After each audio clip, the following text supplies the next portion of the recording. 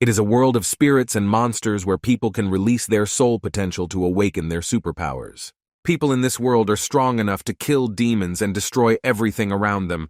They were called awakened heroes. The news reported that a guy driving a car killed a melon seller, after which the authorities intervened in the investigation of the case.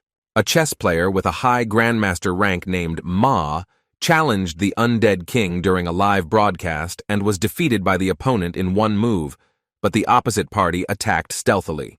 The incident of the attack on the needle store was investigated.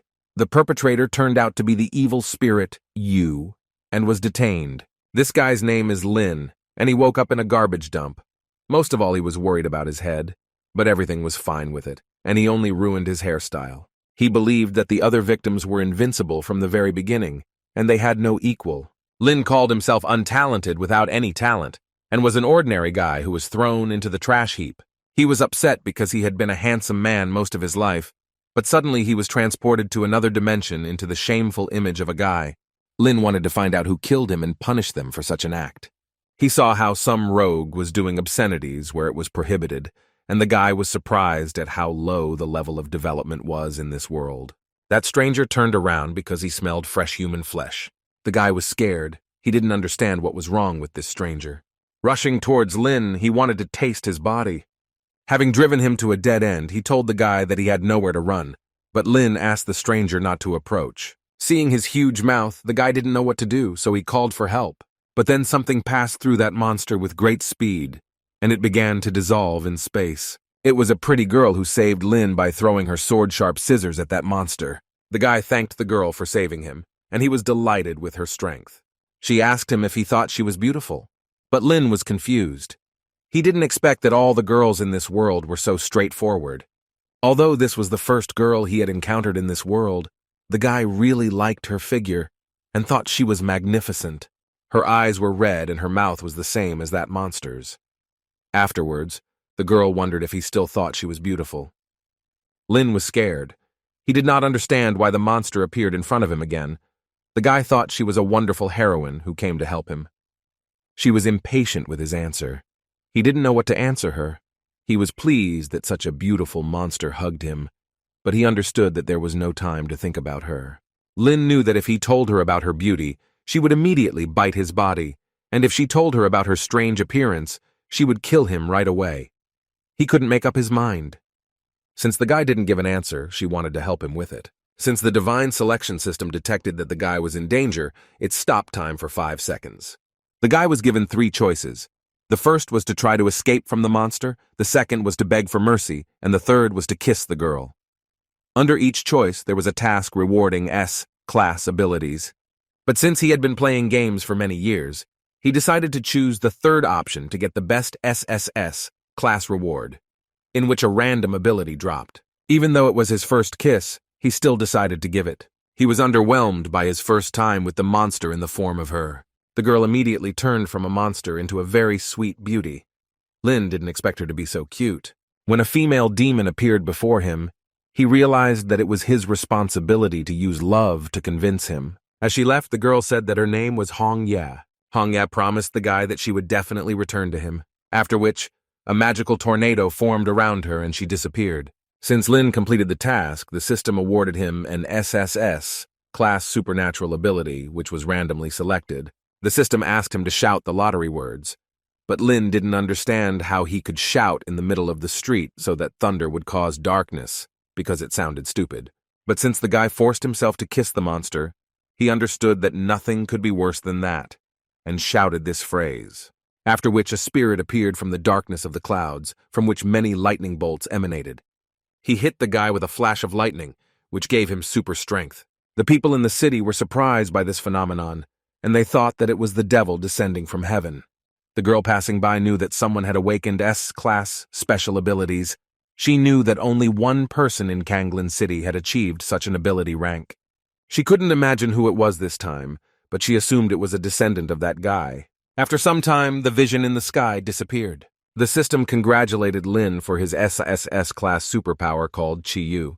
The carrier's strength was weak, but the ability of the SSS-class Chi-Yu could complement the guy's strength, and it could be gradually improved.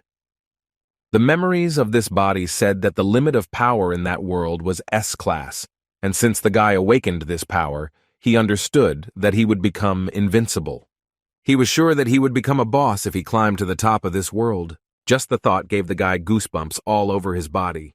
The system warned him that a powerful demon was nearby, and he needed to leave the place as soon as possible. Lin understood that he was still too weak for such creatures, and he believed that escaping was also a kind of victory. After Ling Kui fled from the demonic creature, he finally reached home. Since this was the guy's first time in such a mansion, he was a little nervous. Lin assumed that his loved ones were inside the mansion. Upon entering, he was met inside by his younger sister who was already waiting for her brother. He remembered that he had another younger sister named Ling Shi. Ling Shi was scared that her brother was injured and wondered what happened. But the guy replied that everything was fine and that the scratches were due to the fact that he slipped in rainy weather. Ling Shi made him some ginger root tea and left it on the table. He thanked his sister for such a sweet gesture and was very glad that he had her. The girl told Lin that she was heading to bed. The guy remembered that he was a child who was adopted by the Lin family. After the death of his adoptive parents, he lived with his older sister Ling Hua and his younger sister Ling Shi. Both of his sisters were endowed with incredible intelligence and talent to make it into the world. Only he turned out to be weak, and all his life the guy received ridicule from people in his direction. 3 years ago, his sister Ling Hua, thanks to her skills, was chosen to join the Department of Superpowers. Due to her busy schedule, she was rarely at home, so he had to take care of his little sister. The guy was sorry that in the past he was completely hopeless. He couldn't even take care of himself, let alone his little sister. When she told him that she was scared to be home alone, he simply went about his business. In this life, he really believed that his little sister was very good. Suddenly, his tea drinking was interrupted by a loud scream throughout the house. The guy didn't understand who dared to break in and scare him while he was drinking the broth. Entering the room, the 2-room apartment said that she was not going to look for him anymore. It was Chu Junyao, which the guy knew since childhood. Lin asked her why she came. The girl was at a loss. She didn't understand how he had the audacity to come home after he confessed his love to her in front of the whole class in the morning, and she demanded an explanation. Lin did not understand how his death outside the school and Chu Junyao's declaration of love were connected. He decided to play along and said that it was all pampering, and he would never fall in love with someone like her. The girl decided to take revenge for such words, but Lin was not taken aback and managed to dodge. She was mad at him for looking up her skirt when she jumped. But Lin said that he didn't mean to, and that it was her own fault for not covering up. Chu Junyao accused him of this and called him an impudent person. His younger sister got into this conversation. The girl told Chu Junyao not to raise her voice against his brother and asked her to stay away from him. She was not happy with what the child was ordering her to do. Chu Junyao reminded Ling Kui that they had an aptitude test tomorrow, and only students with C-class abilities and above were eligible to enter Kanglin Academy. She said that she had awakened the A-class ability long ago, having secured a place in the academy in advance. Thus, having opened all the paths for herself, the girl believed that Lin would enter the worst university and would be an ordinary person. Her words hurt the guy, and he believed that with an SSS class ability, he could not be an ordinary person. The system gave the guy a choice: remain silent and receive a reward, plus 2 to dexterity, or apologize, admitting she was right and receive, plus 10 to strength, or apologize and swear that he will awaken his abilities, receiving, plus 5 to strength. Although the second reward was much better, the guy chose the third option. He told her that he would not only gain the ability, but also enter Kanglin Academy. Lin was proud of himself for answering her so pathetically, and for this he received a reward for the task, plus 5 to strength. She did not believe his words, saying that real strength was more important than his empty promises. The guy told her that she would regret it. Lingxi told her brother that she believed in his abilities and wished him success in his endeavors. While he was sleeping, the demoness Hong Ye flew into his room. She believed that since he stole her first kiss, he was obliged to take responsibility for it. He had to eat breakfast on the go since he was late, after which his sister wished him good luck, and the guy promised her that he would pass the aptitude test. The girl said, since he is the coolest, he cannot let her down. He raced with all his might so as not to be late for the exam. Lin dreamed that he slept with a she-devil, and the dream seemed very realistic to him. Chu Junyao was wondering where all the students were, because they were supposed to gather in one place. After all, the aptitude exam participants were asked to go to the test site, where the exam would take place. Among the crowd was Lin, who was wondering where the aptitude exam was held. There were many students in the crowd, and one of them asked Lin not to touch him. He looked carefully at the guy. He thought that he was no longer alive, and this surprised him. He asked him what he forgot there. Yang Xiao also liked the Chu Junyao girl, and Lin remembered that they were rivals, and he thought that it was he who sent those guys to him. But he didn't want to leave it like that, and planned to teach him a lesson. Since the aptitude test was about to begin, the teacher said that only C-class and above students would be able to enter Kanglin Academy. Wang Xiaoming was the first to be called to the exam. The guy really didn't want to disgrace himself in front of everyone. But he made the mistake of taking an F-class frying pan and was unable to pass the exam, which disappointed him greatly. Shu Cheng was next, and he also made the mistake of taking D-grade sharp sticks. Right behind him was Hu Shuai, who failed the exam by taking toilet paper as his subject. When Yang Xiao came out, all the stands were noisy, since he was the favorite of many. The guy awakened the abilities of an A-class hellhound beast. Many were not surprised by this, after all. It was Yang Xiao himself. Chu Junyao was impressed. She didn't think that this guy would be so strong and awaken an A-class ability. Ling Kui was next. She was surprised that he came to the exam. The guy considered himself a boss, and thought that he would show everyone a masterclass when he went on stage. The teenagers laughed and did not believe that the guy had any ability, and they thought that he only came to entertain them. Yang Xiao believed that in this way, Lin decided to say goodbye to the last drops of his dignity. The guy thought that this reaction from the audience was because he was cool. The teacher told Lin that his fly was undone, which he definitely did not expect. He understood that the fly was not the main thing was his ability. Lin told everyone to lose whatever opinion they had about him. He created a cosmic sphere and held it for some time. All the teachers were shocked by this because they did not expect this from Lin. He asked them how they rate his SSS grade. The teacher said that this was just an FFF, class ability, and the application was unknown to him. The guy didn't understand how the FFF class was unknown. All the stands laughed at this ability and thought that he was joking, thus showing this level. Yang Xiao told him that he did not disappoint him by showing such an unknown level. Lin tried his best and did not think that everything would turn out like this. Hong Ye appeared behind him and said she would help him. The students from the stands noticed how the potential of Ling Kui's ability began to rise sharply. The teacher was surprised that the guy continued to grow at such a high speed. He said that this was a completely new record, an S-class ability potential. Holders of such skill with due diligence could reach A-class and higher. Yang Xiao believed that Lin was cheating, and this simply could not happen.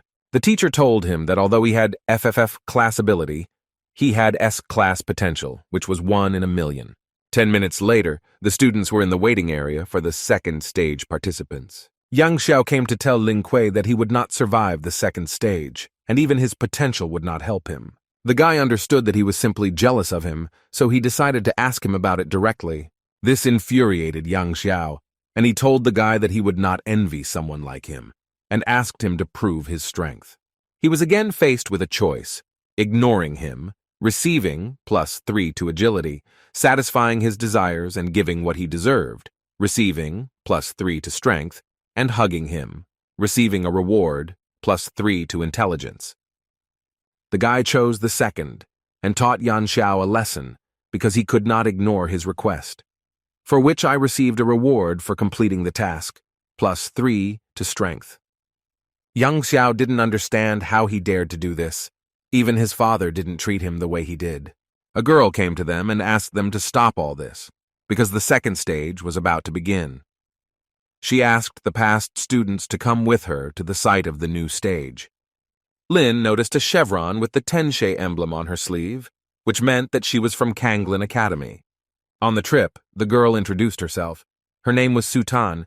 She was a senior student at the Kanglin Academy, and she also conducted the exam. She said that the second stage of the exam was especially important, and those who could pass it would immediately enter Kanglin Academy and become official students. Su Tang noticed how Lin was looking at her figure, and she incinerated him with her gaze. The bus driver saw a flock of bats flying ahead directly towards him, but it was already too late, since they were too close. He was unable to control the controls. Lin didn't understand why the bus overturned. And where were there so many bats in one place? Sutan was shocked by the number of monsters she saw. The girl ordered the students to unite and finish off all the flying monsters. Lin knew that something was wrong, because they couldn't just engage in battle. And Yang Xiao decided that this was the most necessary moment to take revenge on him. Yang Xiao awakened the Hellhound Beast's abilities and sent the monster straight to the guy's head. But Lin managed to send the bat back. Yang Xiao was very angry and told Lin that he would not be able to hide from him. Meanwhile, Sutan dealt with the last monster and declared their victory. But that was not all. An earthquake began under their feet, and many chains flew out from under the ground and tightly grabbed the students. Then a biker appeared and used chains to hold them in the air. He called himself a gym boss, and he appreciated the cute faces of these students. The gym boss approached the girl and apologized for all this, but her boyfriend, who wanted to save his girlfriend, did not like this. The boss told him that he would touch him instead of his girlfriend. Sutan got out of his chains and hurried to help the rest of the students. Running past Lin, the guy asked her to untie him, but she had no time for that. The girl could not resist him. He was too strong for her. Lin did not let her fall. He considered himself a hero who always appears at a critical moment. The guy had a choice: escape with Sutan, for which he would receive 2 points in dexterity, or ask to let everyone go, for which the reward is 2 points in strength, and the latter defeat him and receive a reward of 1 fragment of ability improvement. He chose the third option because he was there to defeat him. The opponent was a B-class demon. The students did not understand how he was going to defeat him, but they thought that he had revealed his potential and would succeed. This was a bad idea, because as soon as he flew up in hopes of attacking him, the exact opposite happened. They were disappointed that it didn't work out for him, because he was their last hope. The demoness Hong Ye appeared behind him again. She explained to him that he needed to concentrate all his spiritual energy into his right hand and attack the monster. He was glad that she appeared and that she told him how to use her ability. Hong Ye was too close to him. He assumed that she wanted to kiss him. But since he is a man, Lin decided to get ahead of her, taking the initiative into his own hands. She suddenly changed her appearance to a demonic one and told him to go into battle. He was scared because he didn't expect her to do this. All this time, it was his vision, and all the students were screaming and trying to wake up Lin so that he could help them. He decided to take the situation more seriously. While behind him, the students asked him not to pretend to be a hero and save them. The gym boss launched his chain straight at Lin. Sutan was worried about the guy and warned him of the danger. But he was not taken aback and grabbed his chain, telling the gym boss that the blow was too weak. He didn't expect this from some boy. Lin spun him around, holding onto the chain, and threw the brute. Sutang and Yang Xiao did not understand how he became so strong, and where did he get such power from. The gym boss appreciated how skillfully the guy threw him. He decided not to play games with him and chain him up. Lin didn't expect the gym boss to drift like that. Stopping, he swung his chain again. But then Sutan intervened and crushed it with one touch. The gym boss appreciated the way she attacked from behind. He thought they stood up to him admirably. But while he was distracted by Sutan, he did not notice how Lin sat down next to him. The guy told the gym boss that he had started all this in vain. Sutan caught him and threw him off the motorcycle, which was definitely not what the gym boss expected. He ran out of energy, and instead of dealing with them, he decided to take them with him. Since he wanted to blow himself up with magical power, they began to run away.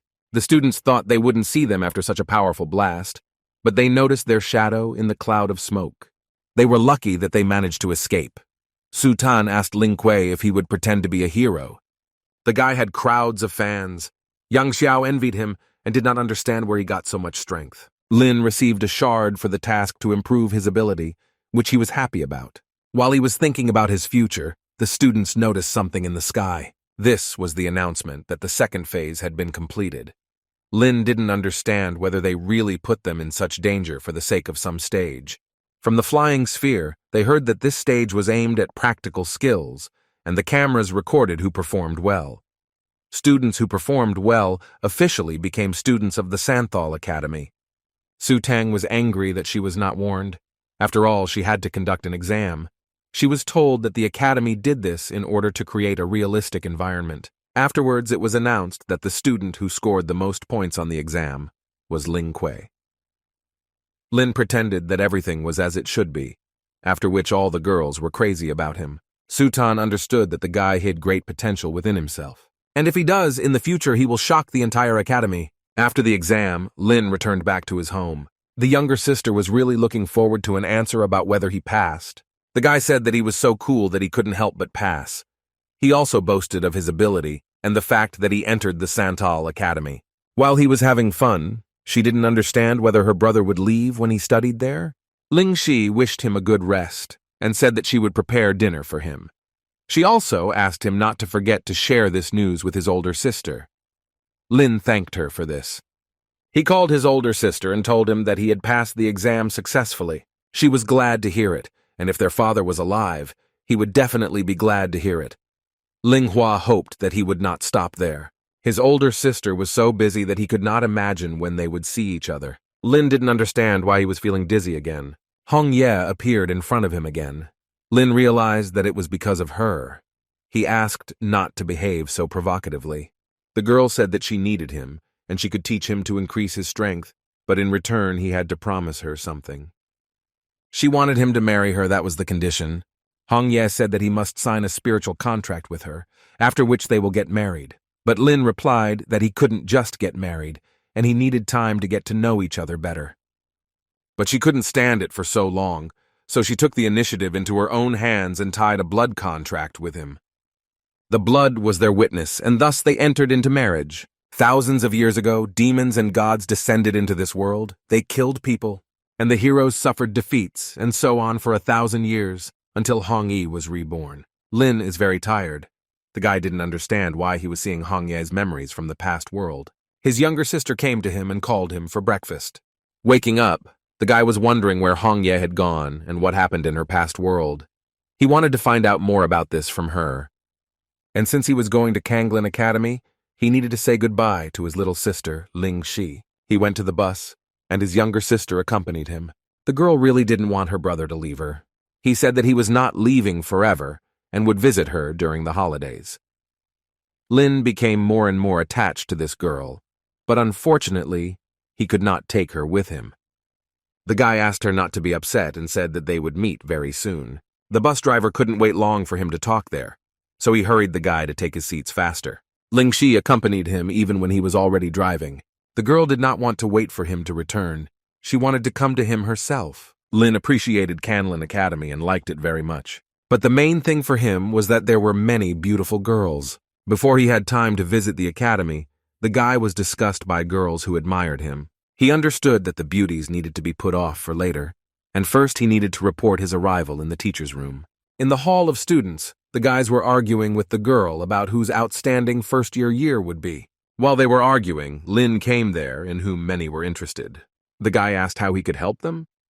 They knew he was the outstanding freshman of the year, and that's why they wanted to grab him. One of them asked him to recognize them as his teacher, for which they offered him a high-quality medicine. Others suggested making him popular throughout the school for this. Lin asked them to calm down and resolve this issue normally. The teacher told Van not to mention his super medicine because he couldn't even prepare a pill, let alone the medicine. They argued about who would train the guy. Lin was not surprised by this, because Kanglin Academy had its own traditions. The girl turned to Ling Kuei, introducing herself as Tang Ling's teacher. She suggested that he go to her, but other teachers heard this and told her not to touch their student. Tan Lin asked not to listen to those uneducated teachers, to which the guy agreed with her because he liked her. She said that she would provide him with a better hostel and a special place in the future if he accepted her as his teacher. The teachers understood that they would not be able to provide equal competition to Tang Ling. After which Lin asked to accept him as a student, which she was happy about. Kissing him on the forehead, she asked him to practice well and not let her down, adding that if he lets her down, he won't feel good. Their conversation was noticed by Yan Xiao, and he was not very happy about this turn of events. Lin liked the fact that there was a separate dormitory there. A neighbor, on the contrary, noticed Lin and wanted to get to know him. The guy asked to call him Xiang Chang.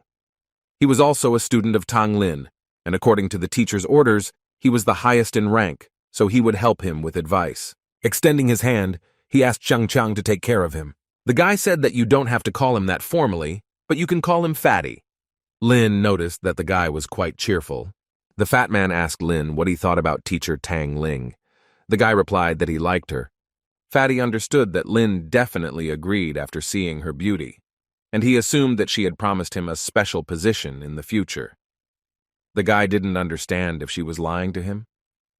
The fat man said that he had once been fooled like that too, and as a person who had endured a lot, he wanted to warn the guy that teacher Tang Lin had fooled him. Lin didn't understand whether teacher Tang Lin was really as insidious as this fat man said she was. The fat man decided not to hide it and tell him that the nickname of the teacher Tin Lin in translation is witch, and what she promised was a complete nightmare. And in the end, Tang Ling's special position was simply a bluff, and the hamster believed that Lin had nothing to do in this place. This scared him, because he thought he was learning something new. Lin told the elder that he was fine and would look forward to the moment when teacher Tang Ling began to act. But everything was fine with the hamster, since he simply warned him about it. Yang Xiao came to complain to his grandfather about Ling Kuei and said that he had become Tang Ling's student. Since he was competing with him, Yang Xiao was afraid that he would lose his authority, and so he asked his grandfather to help with this, to which he was glad to help his grandson. He said he would calm this arrogant guy down for his antics. Lin was having a good time. The guy didn't even think that the hostel had its own spa. He didn't expect to see Hong Ye there. Lin assumed that she lived inside him, which is why she appeared so suddenly. Hong Ye said that she lives in his spirit world. The girl explained that the spiritual world is a space created from the hidden energy that was inside the spirits, and Lin's spiritual world was simply huge, but the power was weak, so it could not be used to its fullest. And so she entered into a marriage contract with him, because it was beneficial for her to live in his spiritual world because of the internal energy, since her world was destroyed. But their conversation was interrupted by a knock on the door. Lin did not understand who decided to come at that very moment. The guy warned that for the fact that they distracted him from such an important matter, he could punish them. But there was no one even in the yard. It was a very strange joke from someone unknown.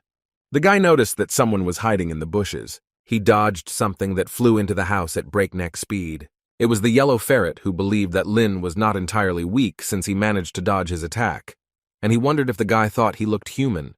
Lin knew about the legend when a talking yellow ferret came to people at midnight and asked them questions. What the person would answer was that he would turn into it. The guy didn't understand why he needed it, because he took on the form. The ferret saw that the guy was confused and decided to attack him. But he immediately received scissors from Hong Yi. The girl did not understand how the rat dared to attack his husband. The guy considered this a very vile act on the part of the ferret. The girl decided to get rid of this pest, but Lin asked his love not to do this. Hong Ye was very pleased that he called her his beloved. Since the ferret came to them on its own, Lin wanted to turn it into something edible, like food. The ferret was sad. He did not consider himself appetizing, but the guy believed that not every day there is an opportunity to try something like this. He was outraged because he considered himself quite cute and did not want to be eaten by two demons. The guy told him that if he didn't want to become food, he had to tell who sent him. But he wasn't going to talk, because ferrets don't give up. After Lin told his beloved that they would have a delicious dinner on the coals, the yellow ferret admitted that Yang Guan had sent him. Lin knew that this was Yang Xiao's grandfather, and he was a high-ranking person in Kanglan Academy. Since they had decided to get rid of him, he knew he had to be careful. He had 3 options: release the ferret and get an S-rank talent pill, kill it and get 6 ability enhancement shards, or become a chef and get a supreme steel frying pan. He understood that the first option had a very good reward, because getting a pill that improves physical abilities is cool. But letting go of the ferret could lead to difficulties. Lin told the ferret that he was letting him go because he felt sorry for living creatures. The ferret couldn't believe it. But the guy added that he really didn't intend to eat it. The ferret was very grateful to him for this. Since the task was completed, the system awarded him a pill and added it to his inventory. Lin didn't expect the task to count, so he decided to stop pretending to be a good guy. The ferret tried to escape from this den of demons as quickly as possible. Lin asked this cutie where was he going. The ferret was confused because the man let him go. Lin replied that he changed his mind because he was hungry. After the ferret heard the word frying pan, he fainted. Hong Ye wondered if he would eat it. But the guy had a much better idea than just a treat. The next day the ferret was in the role of a watchdog, which he was surprised about. He was sad to realize this. because he had lived more than half his life, and did not understand how some guy managed to tame him as a dog. The next morning, Lin woke up in the same bed with Hong Yi. After he took the pill he received as a reward, he had a headache and a fever, but Hong Ye took care of him and protected him all night. He realized that having a wife was not as bad as he thought. Waking up, the girl noticed that Lin had become much stronger and more beautiful. Approaching the mirror, the guy examined his body, and most likely it was the effect of the pill. He felt that his body was filled with strength. Although Hong Ye didn't know where he got the pill from, she warned him not to be so happy. She said that the pill he took could greatly increase his strength, but with his current body, he would not be able to fully absorb such power. At night, Hong Ye helped him so that he would not feel bad, but if Lin fully wanted to accept the power of the pill, then he needed to strengthen his body to S rank, then he could constantly refine his muscles. Hearing this, he caught fire and offered to develop together using this method. But Hong Ye did not want to use pills to increase her strength. Lin hugged his wife and said a lot of pleasant endearments to her. But so that he would not overdo it, she decided to talk about one way to quickly restore muscles. It was to constantly receive physical pain. In simple terms, he needed to spar daily to keep his muscles challenged. At Kanglin Academy, a ceremony was held to honor the freshmen, and all students were asked to come onto the field. Lin doubted the method that Hong Ye advised him. There he met the hamster, who noticed that the guy was in a bad mood, and he told him that he had a ceremony soon, to which Lin replied that his mood was due to a lot of attention. The female students looked at Lin as he passed by and commented on his beauty. In their opinion, he was the cutest freshman. He was offered all sorts of juices, and the guy was pleased to be the center of attention, but he decided to remain cold to everyone. Lin found his teacher among the crowd. She never thought he would come. She introduced him to his senior ranks, a girl named Murong Qingyue and a guy named Hu Teng, and also Su Tan. She was also in his group. He could see the girl earlier. She was conducting an exam for beginners. Su Tan complained about him, saying that the guy was late on the first day. In response, Lin complimented her on her appearance, telling the girl that she had become prettier in a couple of days. Su Tang did not approve of his compliment and wanted to teach him a lesson, but Lin dodged her blow and began to mock. Murong Qingyue approached Su Tang and began to calm the girl down, saying that Lin was his own enemy and there was no need to be so angry. He was fooling around, running away from the girl, and she could not catch up with him. Afterwards, he did not notice how he bumped into his teacher. Tangling told the guy that he didn't move well. Tangling found little information about him. She did not think that he was Ling Yuan's son. The hamster was surprised by this, because the guy was the son of his idol. The other students were also surprised by this because Lin Yuan was the strongest person in Canlin City in the past. Lin himself had vague memories of his adoptive father, and he didn't think that so many people knew him. Chu Junyao noticed that the guy looked much stronger than before. She didn't understand what methods the 7th group witch Tang Ling used to improve him. Yang Xiao did not understand why the yellow ferret sent by his grandfather did not return, and the Ling also looked normal, which indicated that the mission was a failure. All the freshmen lined up on the field for the ceremony. They were greeted by the deputy director of the academy, Kanglin Xuanyang. He was glad to see them. Since they all came with the hope of becoming the strongest, Xuanyang said that he would look forward to good results from them. He called the outstanding freshmen onto the stage to praise them and to present them with their personal tsanal emblems.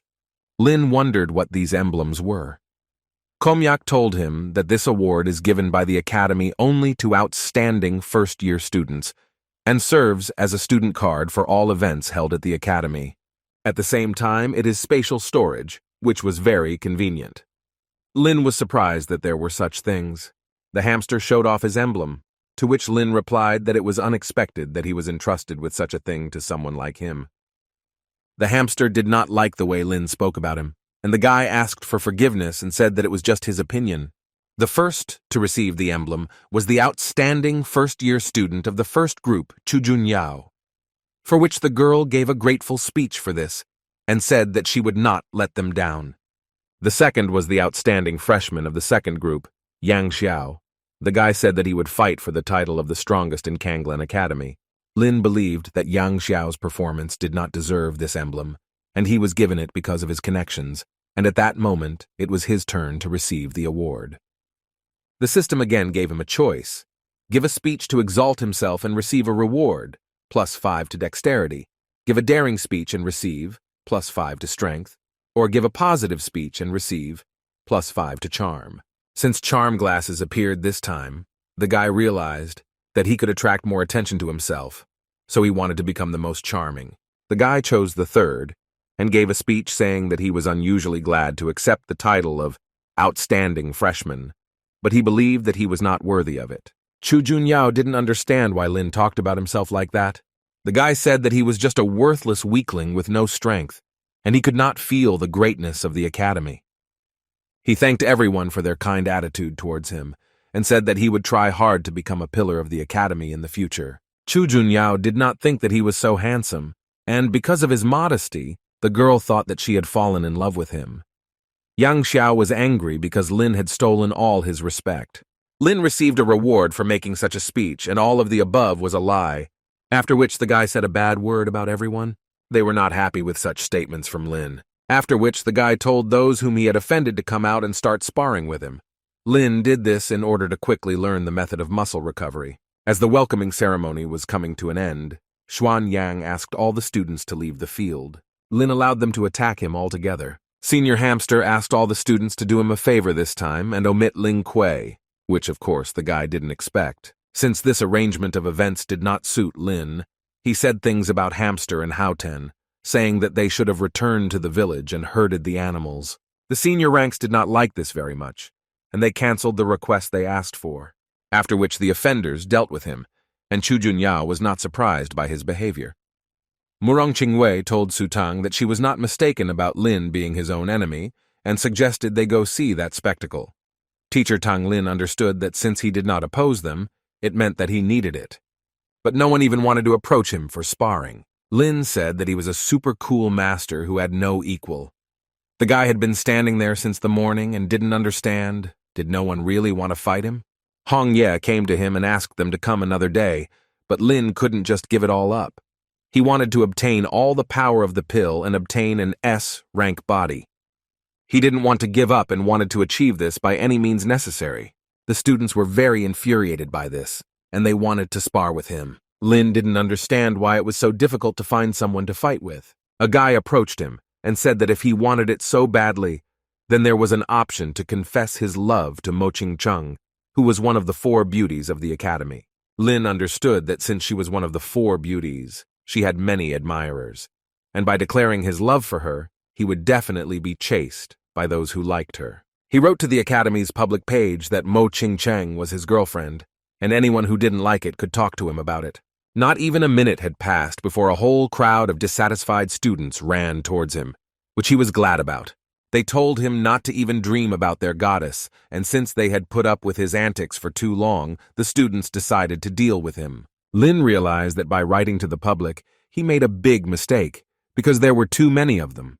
Hong Ye told her lover that she would return to the spiritual world and wished him to train hard.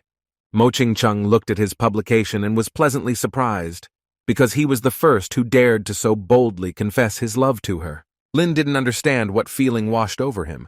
At the same time he liked it, and at the same time not very much. The students called him very persistent and said that they would teach him a good lesson for such antics. His teacher Tan Lin stood up for the guy. She was wondering if they were going too far in bullying her student.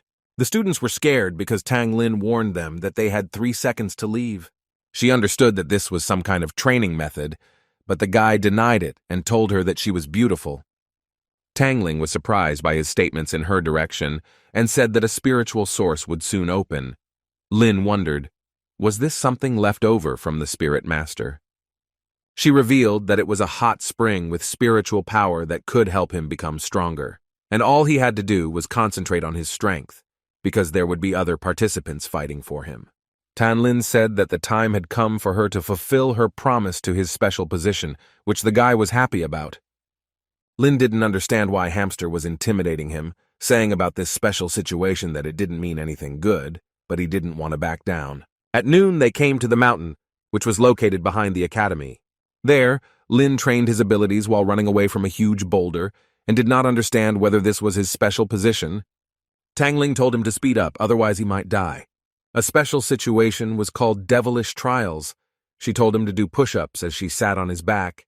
Lin didn't understand whether this was happiness or misfortune. It was funny for the elders to watch this because they warned him about it. Afterwards, he needs to overcome his fear of heights and jump on the trampoline. Lin found it very difficult to go through this special situation and wanted to leave.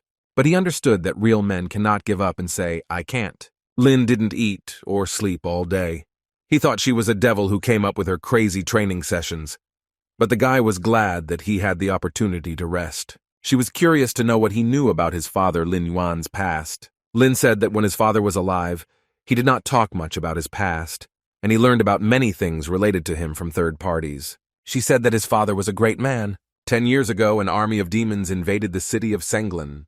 They killed countless citizens, and humanity found itself in unprecedented danger. His father, Lin Yuan, fearlessly fought against them and defended the city with his Basilard unit. She was also in that detachment, and she was lucky to fight shoulder to shoulder with him. They protected people by killing demons and fought for the future of humanity.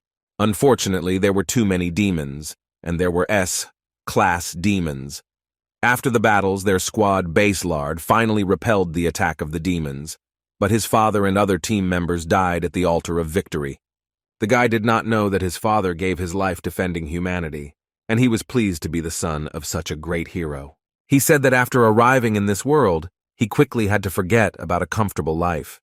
Because people did not live in peacetime, they only lived in a peaceful place. The price for a short time of peace and tranquility was the blood and lives of his father and other members of his team.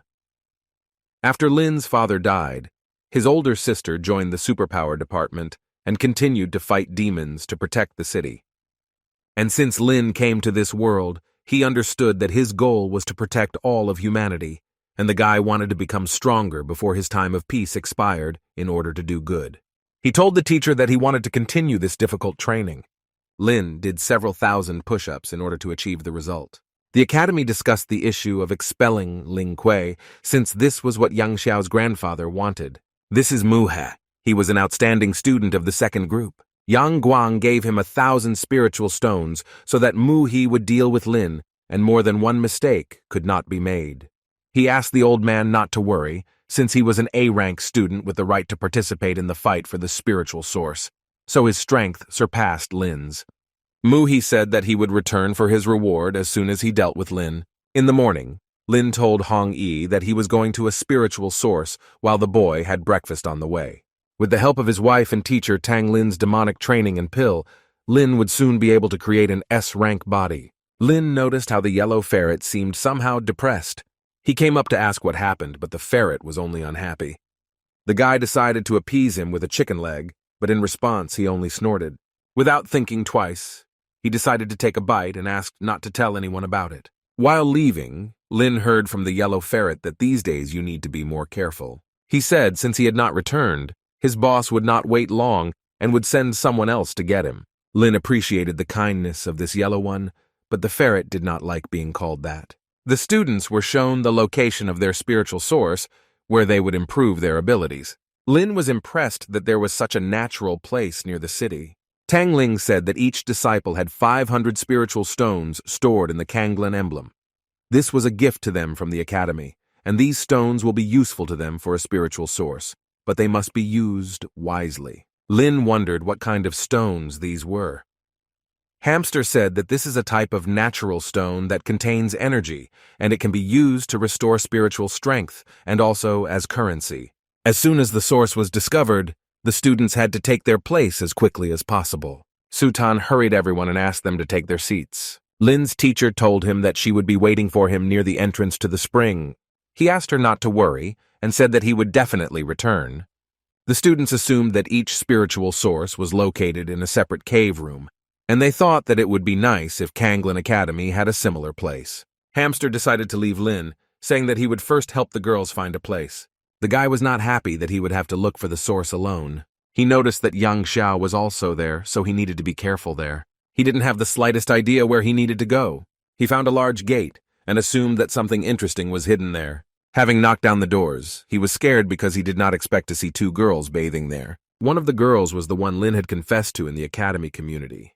He had a choice: look at them and get +5 to agility, Jump to them and throw an aqua disco and get +6 fragments. Ask them for forgiveness and get +5 to strength. Since everything turned out this way, he understood that his apologies would not be needed there, and he decided to swim with them. Lin chose the aqua disco option and plopped down next to them. They kicked him away, but the task succeeded, and Lin received 6 shards of the ability. Mu-hei, seeing that Lin was in Mo Ching-chung's room, was not happy with this. Although it was unpleasant to fly out of the room and he only found a small source, he was glad that he saw Mu-hei and received a reward from the system. Lin decided to bathe in this spring. He really liked its dense spiritual power. Hong Ye appeared in front of him, and she was wondering why he was having fun with other girls. She was angry with him and decided to take revenge for this. Lin didn't think his wife was so jealous. Then someone broke into the walls of the cave room. It was Mu-hei, and he was wondering why he dared to break into his Ching-chung's room. Lin recognized him. He was in the cave and communicated with Yang Xiao. He was very angry with him, and he attacked the guy using his claws, but Lin managed to dodge, after which he struck a strong blow with his paw at the source. They fell under the source. Lin didn't expect that there was something else underneath him. He managed to cling to the edge of the cliff, but Mu-hei managed to grab his leg. Since Lin couldn't hold on for long, the two of them were in free fall into the unknown. Flying into the abyss, mockingly, Mu-hei considered his mission accomplished. Hong Yi reappeared and wanted to help Lin, but the guy saw that there was water at the bottom of the abyss. Both of them and Mu-hei dived into unknown depths. Lin saw that there was land under the water, which he definitely did not expect. Hong Ye managed to catch Lin, which made the guy incredibly happy. Before the fall, Mu-hei asked not to boast about his wife Ling Kuei. Looking at him from above, he realized that he was very lucky to have such a wife. He couldn't imagine that there could be space underneath the spiritual source. Lin assumed that there was something hidden there and asked Hong Ye if they should have gone there. She was all for it. She was pleased that he was interested in her opinion. Having descended to the bottom, they realized that Mu-hei had crashed. She asked Lin what he felt.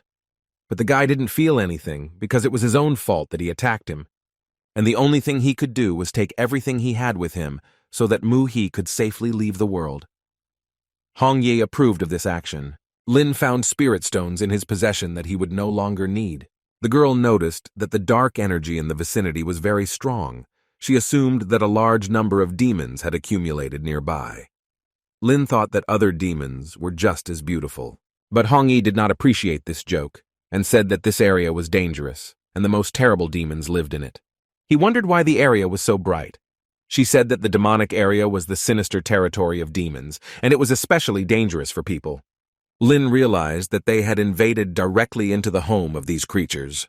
In the distance, they heard someone laughing, which alerted them, and someone threw a small ball at their feet. Taking it in his hands, he became interested in who it could belong to. 2 demonic creatures appeared in front of him, who asked him to play football with them, and if he refused, they said that they would kill him.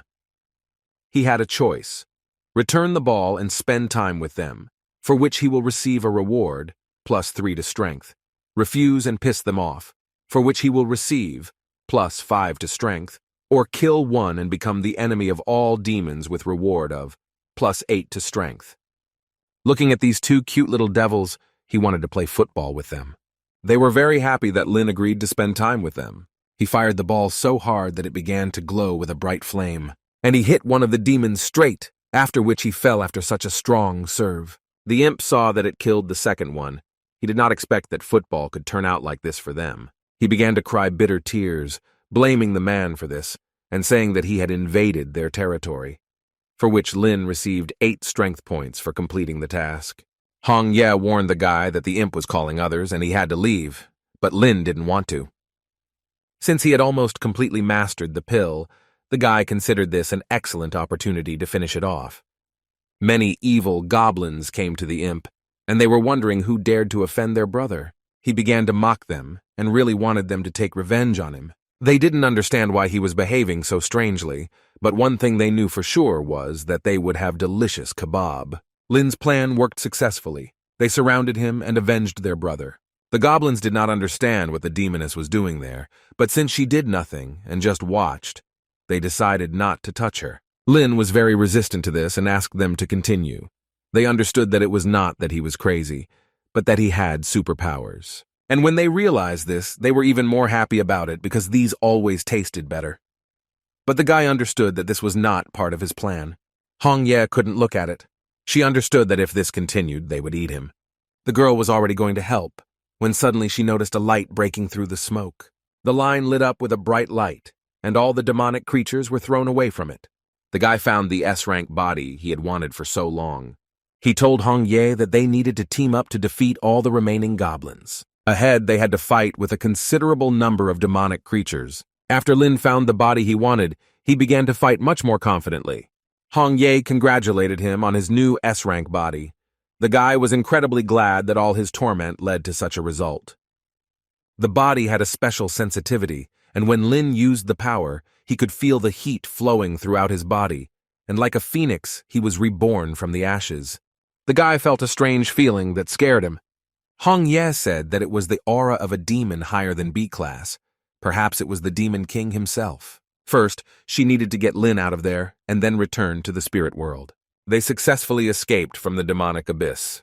There, his elders were waiting for him along with teacher Tan Lin. They said that he was very lucky to get out of that world.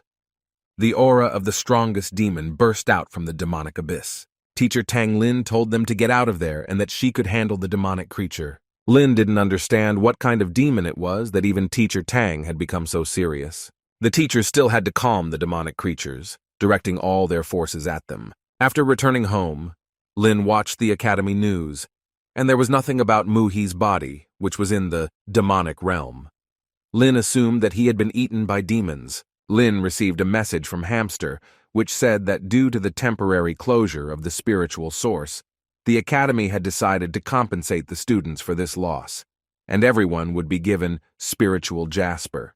Since the guy didn't know what it was, Hong Ye said that it was the energy core of demons in which their spiritual power accumulates. After the death of a demon, spiritual jasper can fall out.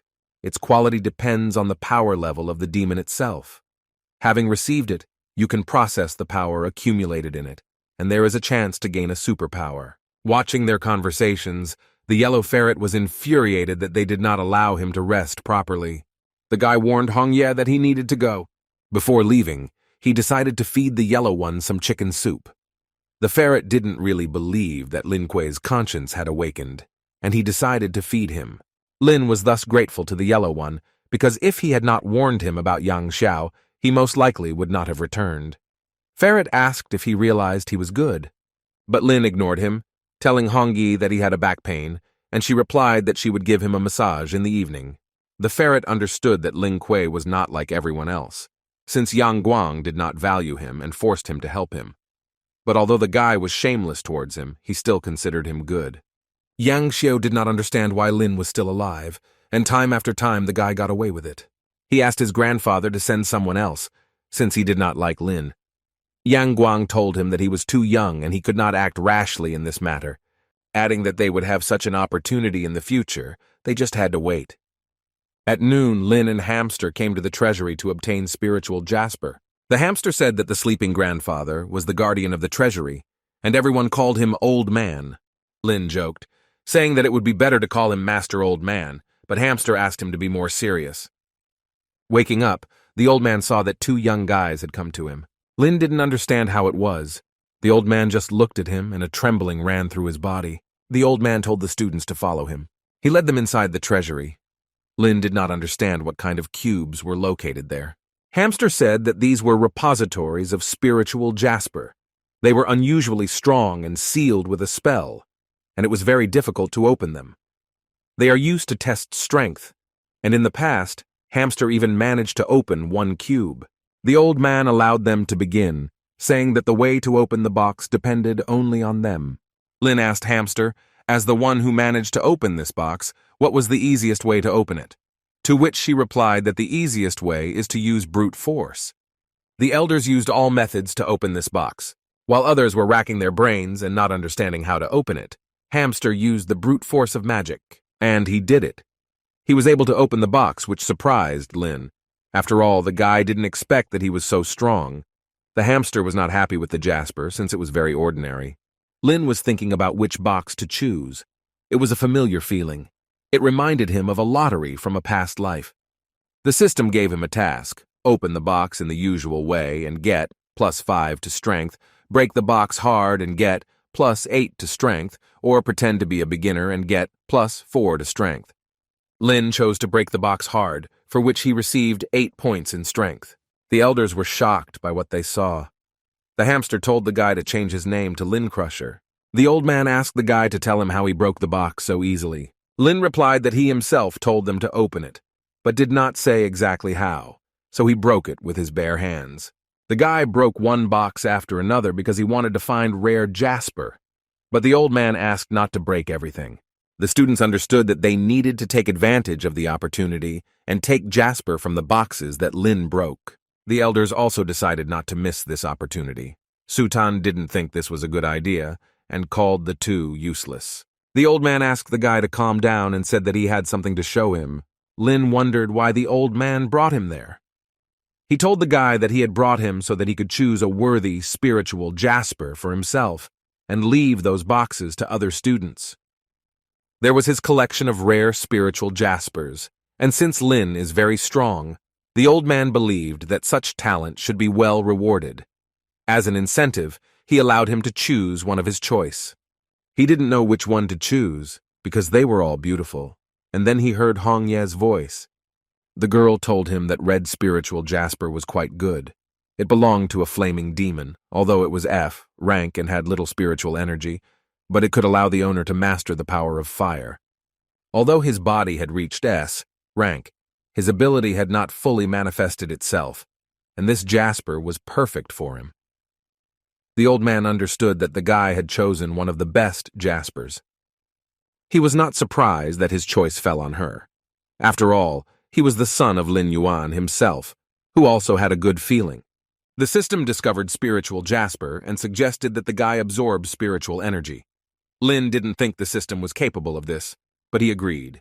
He absorbed the energy of jasper, and his Chi Yu ability developed in the fiery direction.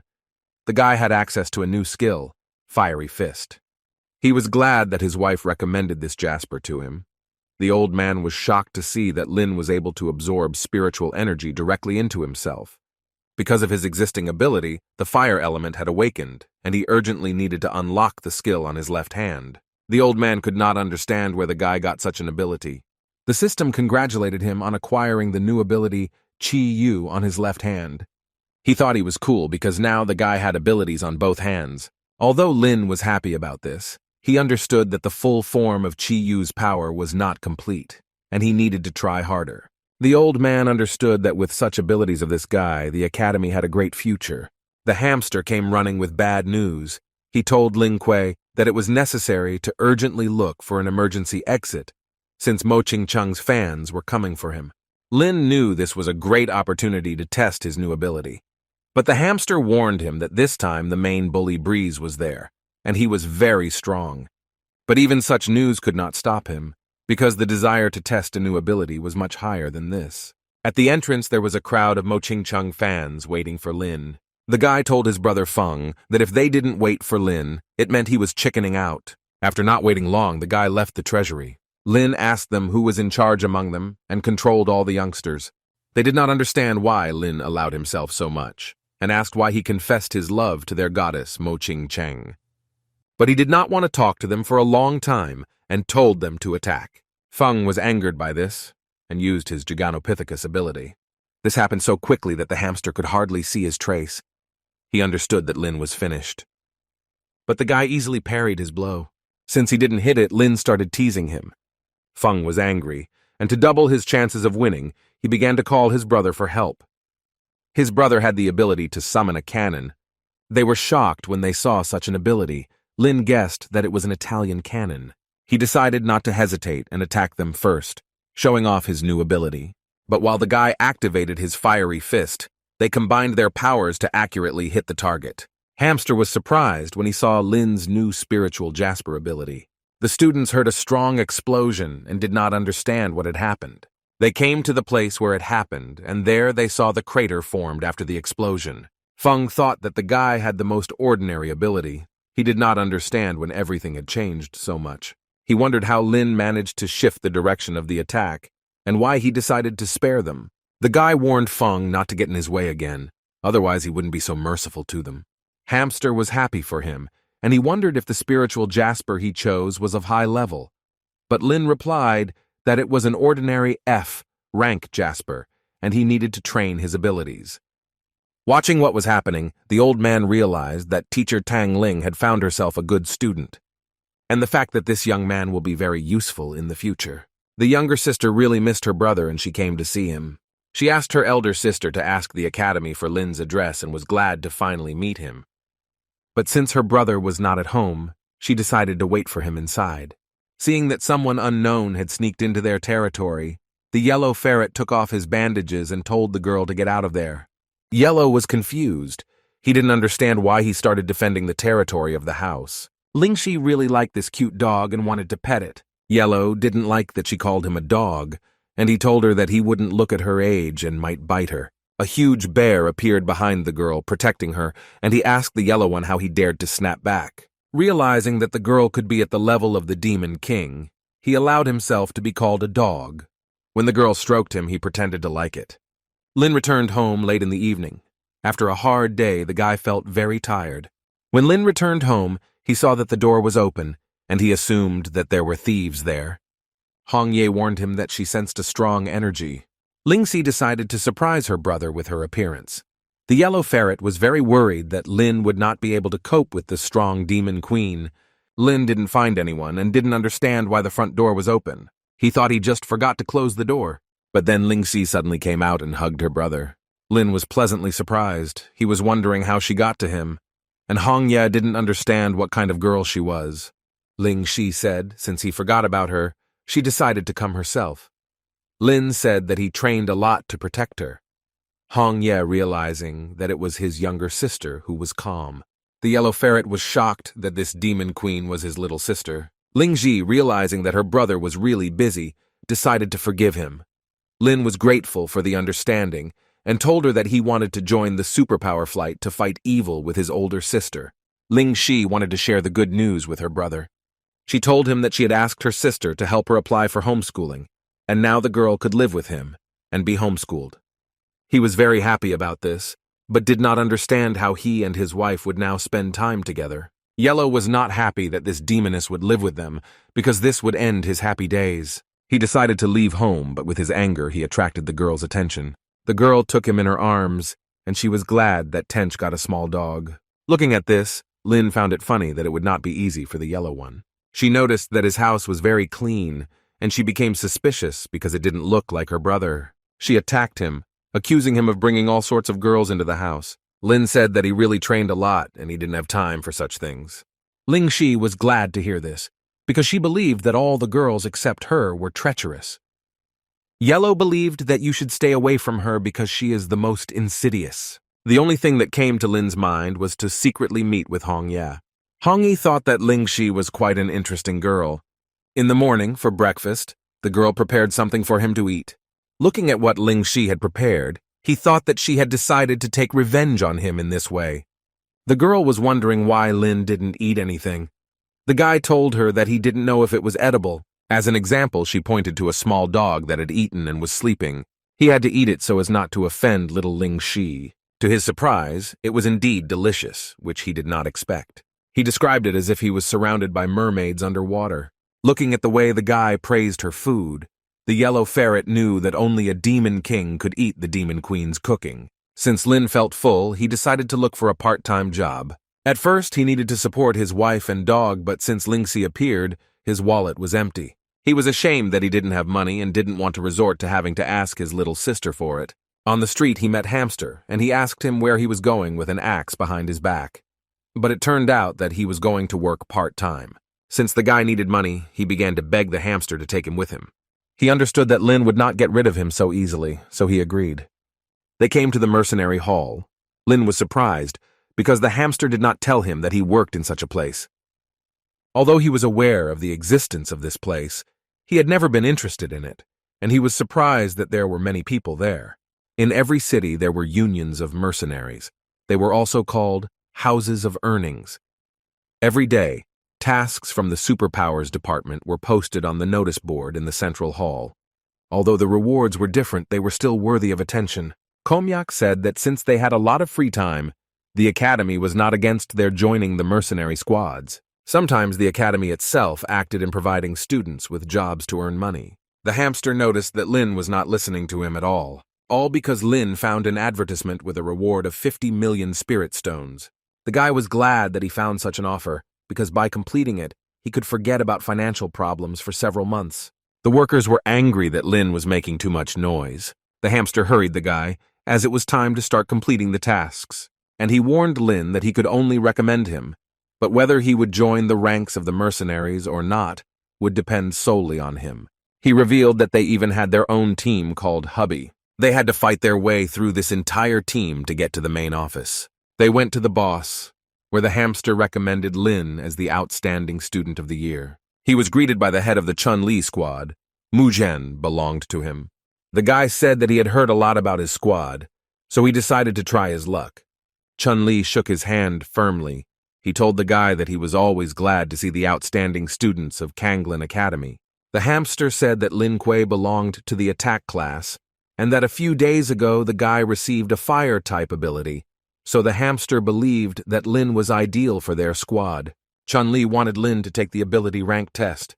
The guy thought this device was quite similar to the one he used at school. Putting his hand on the rank measuring device, he wondered how far he had moved. The device showed a C+ rank. The hamster praised him, reminding him that when he entered he had an FFF rank and was moving well. Chun-Li considered this a good indicator and understood that something could come of the guy. He told Lin that he was accepting him into the Muzhen squad. The guy didn't think that the introduction would be so simple. He thanked Chun-Li and said that with him the squad would only reach unprecedented heights. The guy told him that he was exalting himself too loudly with his words. After these words, his fans were delighted, adding that young people were often unrestrained in words, but in fact many had enough experience, and that not everyone could become a mercenary. This guy seemed quite familiar to Lin, but he didn't remember where he had seen him. Chun-Li asked all the squad members to introduce themselves, since the guy was in their squad. The girl introduced herself as Cake Hiller, and she was glad to meet you, and the guy's name was Yuzhou, and he said that he had long-range attacks. Lin was pleased to meet everyone, but since the blue-haired guy did not introduce himself, he greeted him first, but he did not answer him, and the guy did not understand why he was ignored. To smooth out the awkward moment, Chun-Li introduced him in person. This was Zamo Shu. He was Mo Ching-chung's older brother. Lin did not expect such a meeting. He was sure that Mo Shu knew exactly about that situation at the academy. He was not happy to meet the one who broke into his sister while she was swimming in the spiritual spring. Lin, calling him brother-in-law, asked not to be angry and said that he would be fully responsible for what he had done.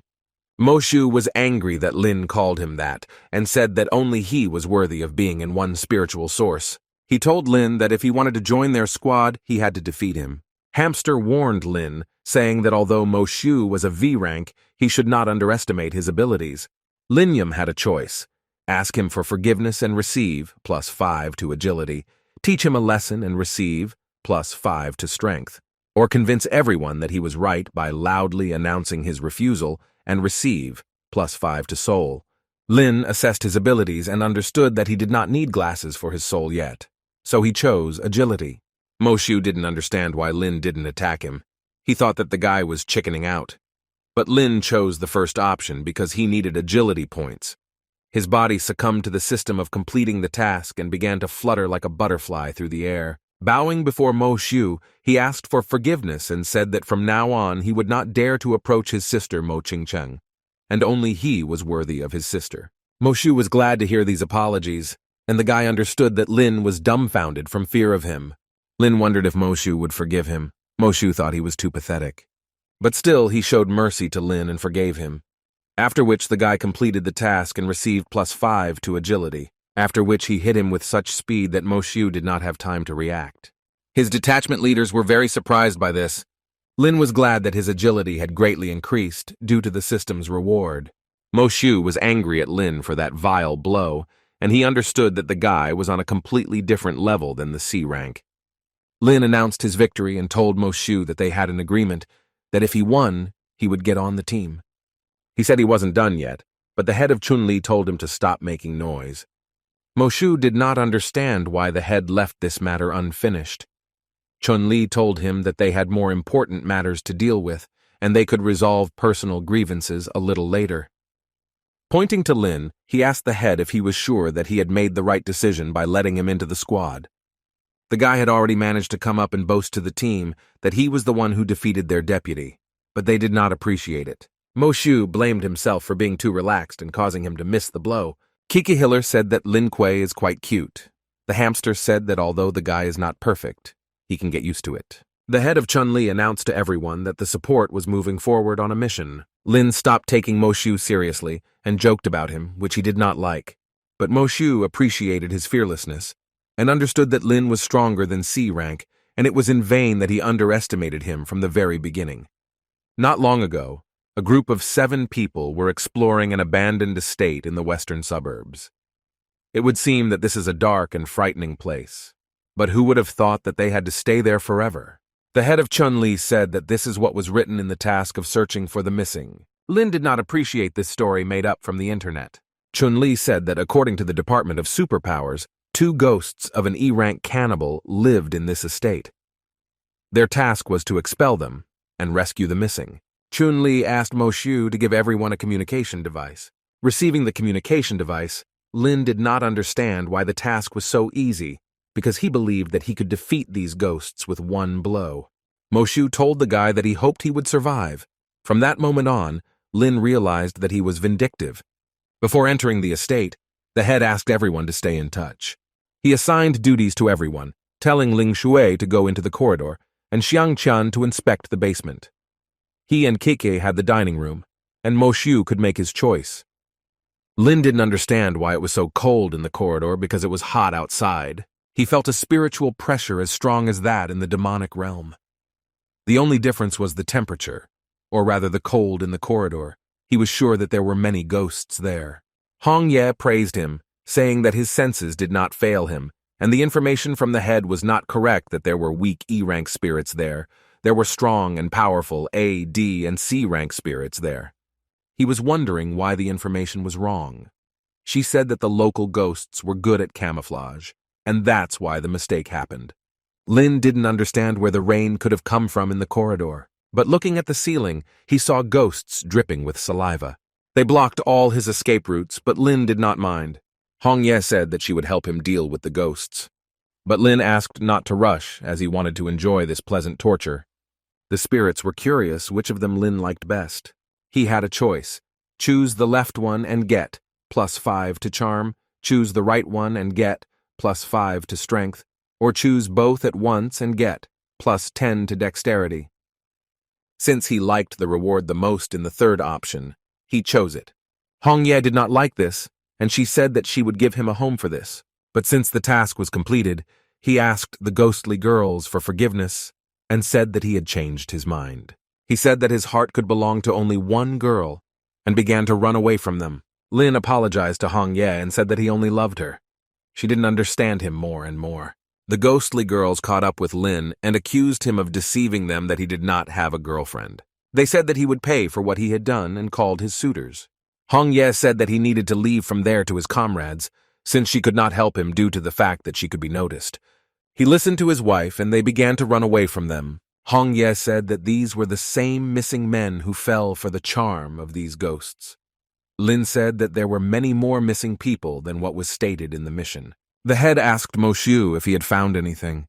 The guy replied that he did not find any ghosts in the building. Yuzhou noticed that the temperature in the building's rooms was much lower than it should be. He was sure that someone was there. And Chun-Li agreed with this, and he asked where Ling Kuei was. Xiang Qian thought that the guy had returned a long time ago and was with them. Cake Hiller heard some kind of incomprehensible scream, and she did not understand where it came from. Lin ran into their dining room shouting that they needed to run. Chun-Li was shocked because he did not understand what kind of ghosts they were. All these ghostly creatures came to their dining room. Seeing the army of demons, Xiang Qian yelled at Lin for bringing them to them. The guy asked for forgiveness for this and said that he did not know that there would be so many of them. The ghost girl was offended by him and said that his friends would not help him. She attacked them with green slime, which gave off an unpleasant odor. The slime began to eat away at their clothes. Lin was not happy about this sight when he looked at the hamster. The head of Chun-Li said that there was no time for embarrassment, and he needed to meet the enemy face to face. They fought bravely with their ghostly suitors. Chun-Li directed his phoenix at one of the ghostly sisters. Her ghostly sister was worried about her, but she also had problems in the form of Xiangqian. Cake Hiller wanted to help her team, but since her clothes were half eaten away by ghostly slime, the girl could not fight the ghosts.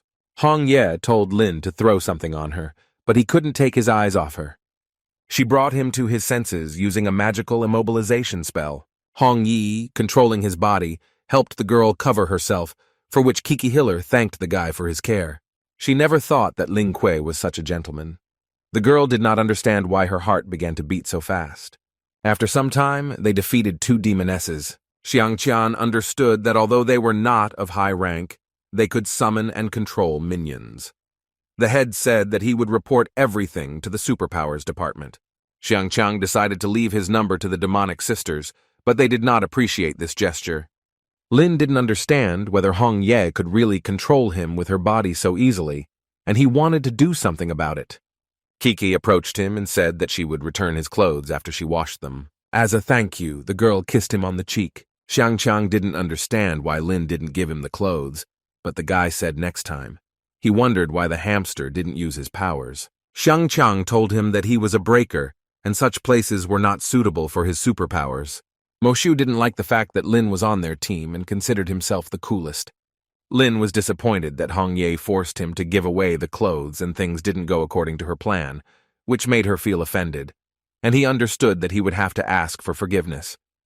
The head of Chun-Li said that due to an error in the information, the difficulty of the task was increased, so in addition to the main reward, everyone would be paid compensation in the amount of 30,000. Sanqiang didn't understand why Lin was so happy about these pennies, but the guy considered himself rich and said that he would have meat for dinner.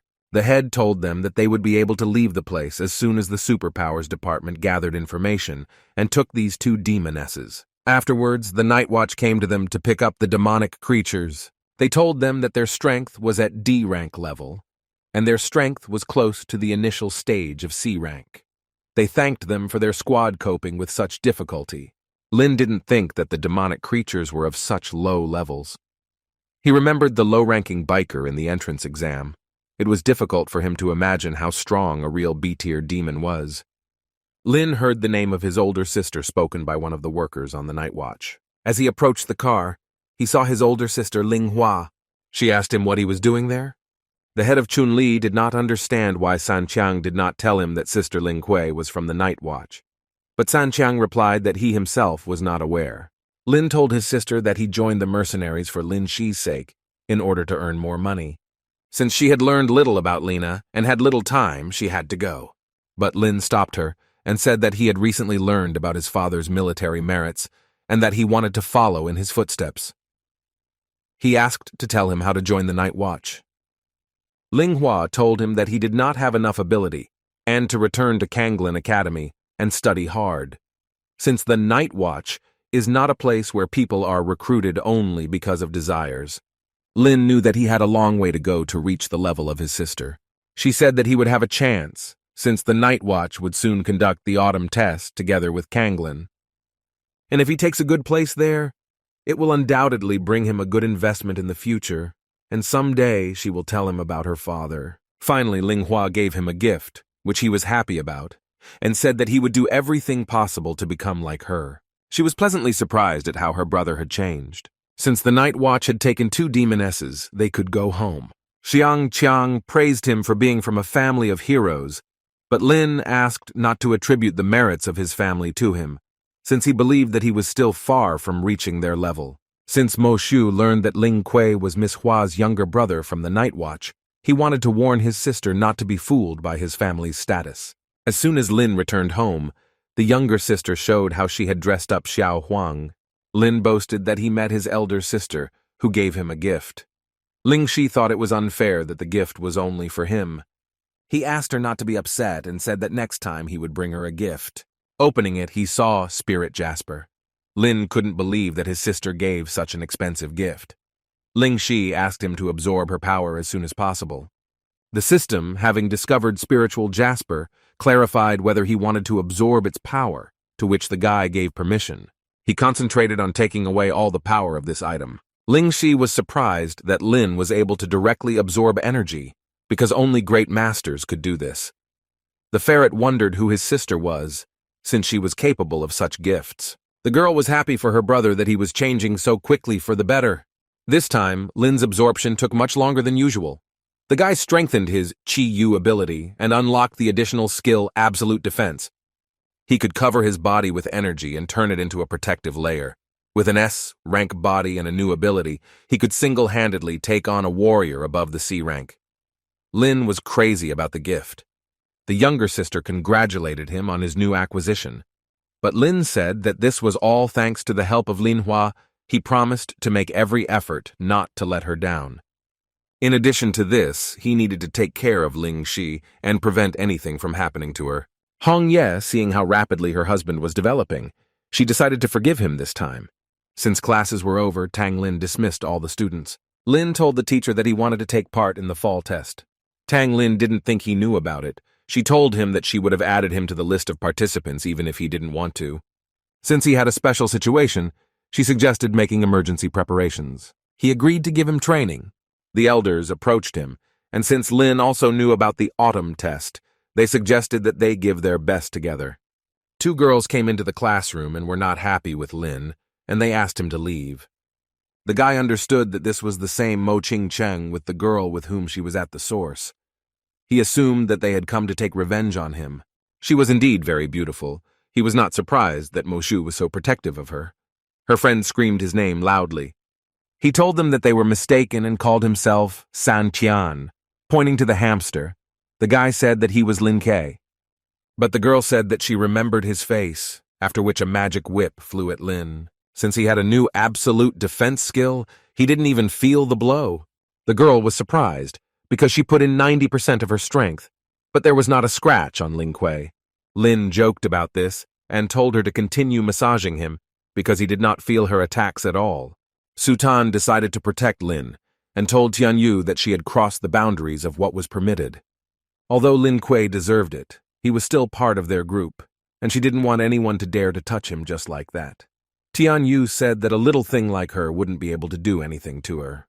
Mo Ching Cheng considered her friend very unrestrained, because they came there for Lin Kuei, and she did not understand why she began to quarrel with Su Tang. Xiang Qiang told Lin that the girls had been fighting since first grade, and they couldn't stand each other. And Su Tang didn't like it when someone barged into her class and caused problems. Lin was on Su Tan's side, and supported the girl in every possible way, coming up with all sorts of jokes in the background. A wanderer in a robe got into their fight and asked to join them, which the girls did not expect. Lin didn't know this person either. Hong Ye warned him that this wanderer had a demonic aura. He told them that he was a ghost in the darkness. All he knew was to bring misfortune. Mo Ching Cheng assumed that he was from the afterlife. Xiang Qiang knew that this was the strongest demonic force. He wanted to find Tang Lin as soon as possible to tell her about the danger. Approaching the girl, the ghost of darkness told her that she was right. He wasn't surprised that she knew this since she was from the Mo family.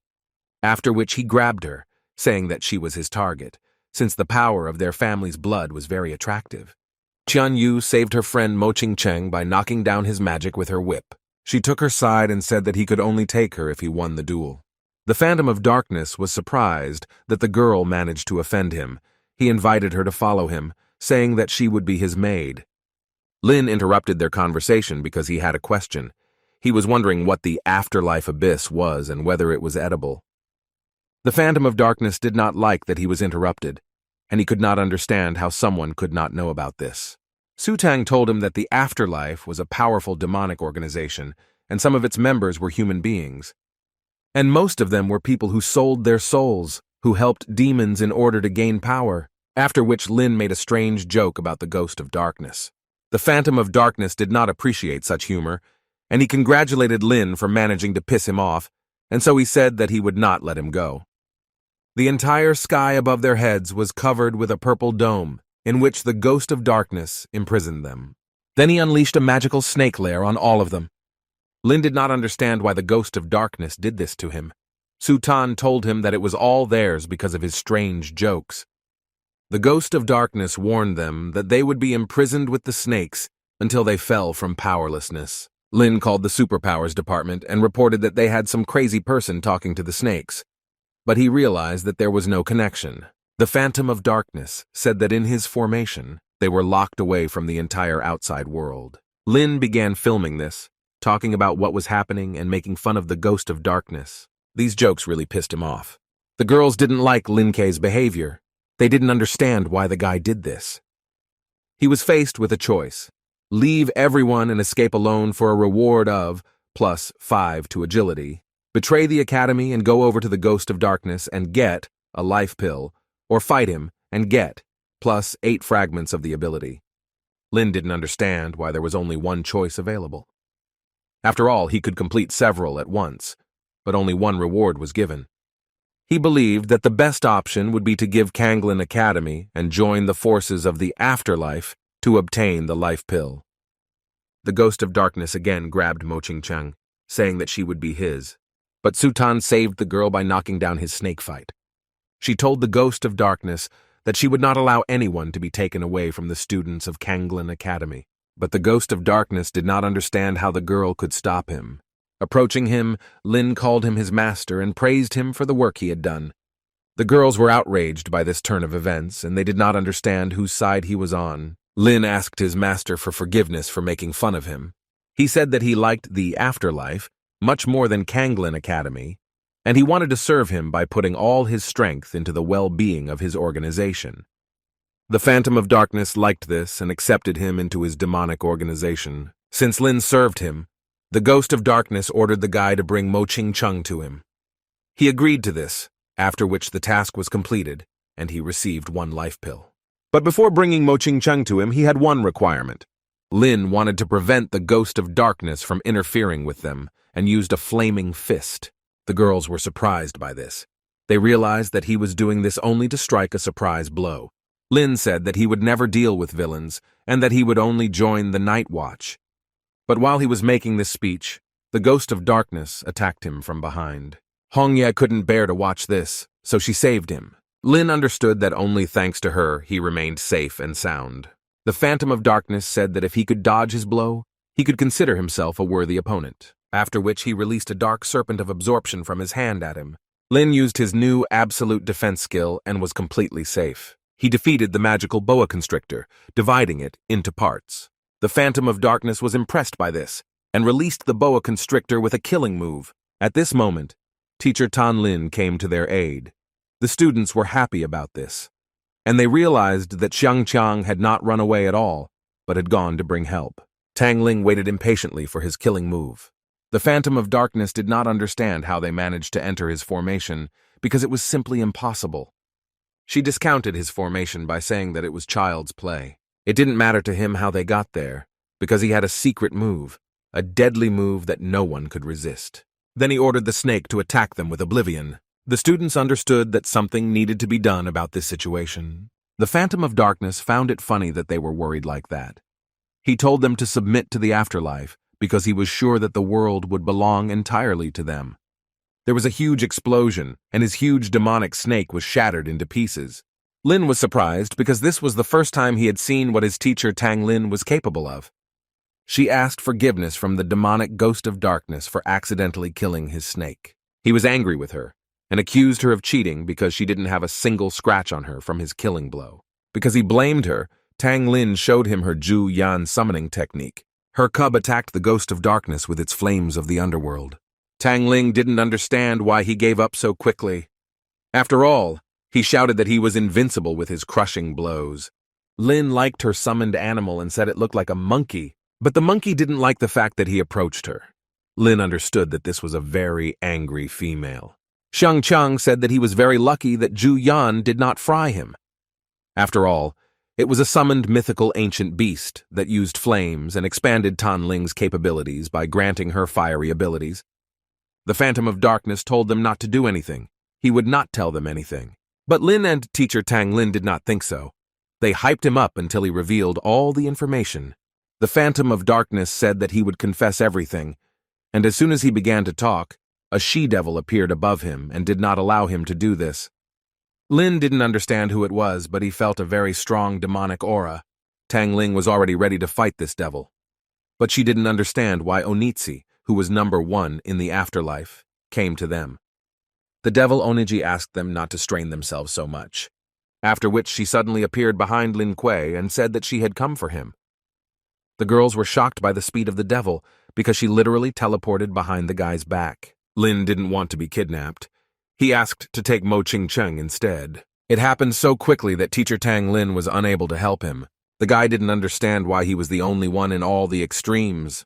Teacher Tang Ling ordered everyone to follow the she-devil Oniji. The she-devil Onitsi dragged the guy to the very top of the mountain. Lin tried to call someone for help, but Onitsi said that absolutely no one would hear him at such a height. Flame Fist superpower against her, but nothing happened, and he did not understand where his strength was. She-devil Oniji said that he would not be able to resist since she had sealed his soul and his spiritual world. He was wondering what she was going to do with him, because initially the goal of the afterlife was Mo Ching Cheng. Oniji admitted that initially everything was exactly like that, but she secretly watched everything that was happening, and he, with his Chi-Yu ability, turned out to be more valuable than that girl.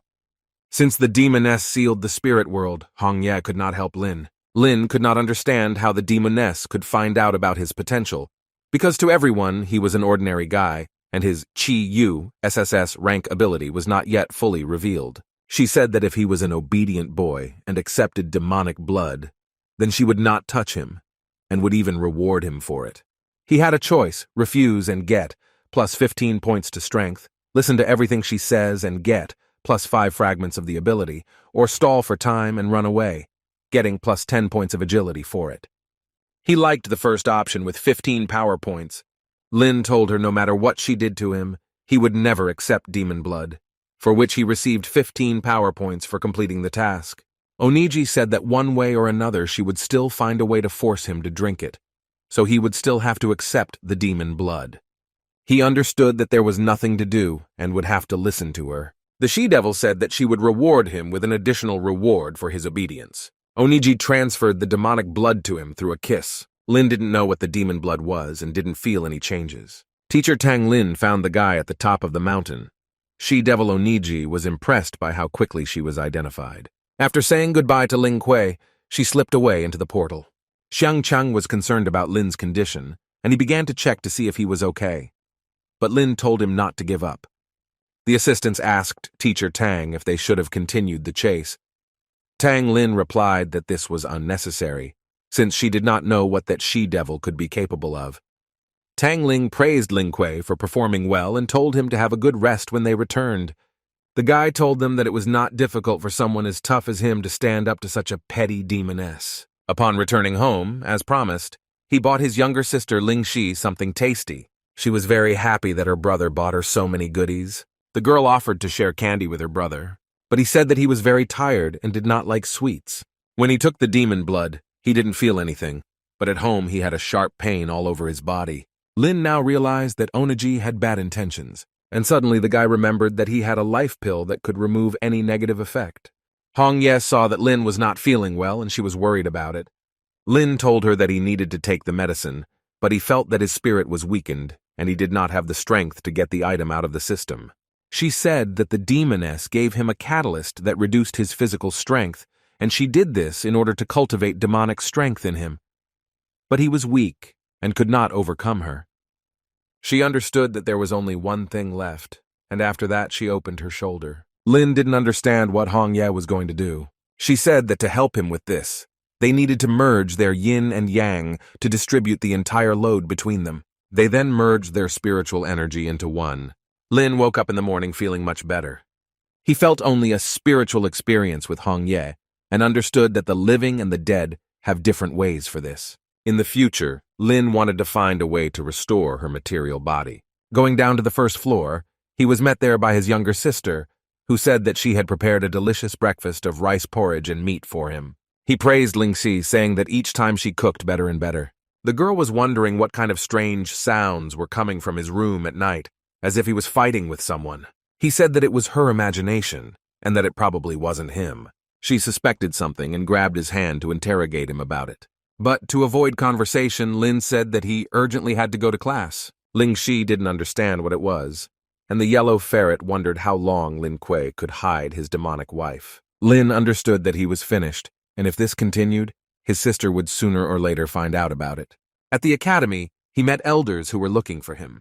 Xiangqiang noticed that demonic energy was seething outside his house in the evening, and in the window of Lin's room, he saw the silhouette of a girl, and he was curious if he had met the demoness.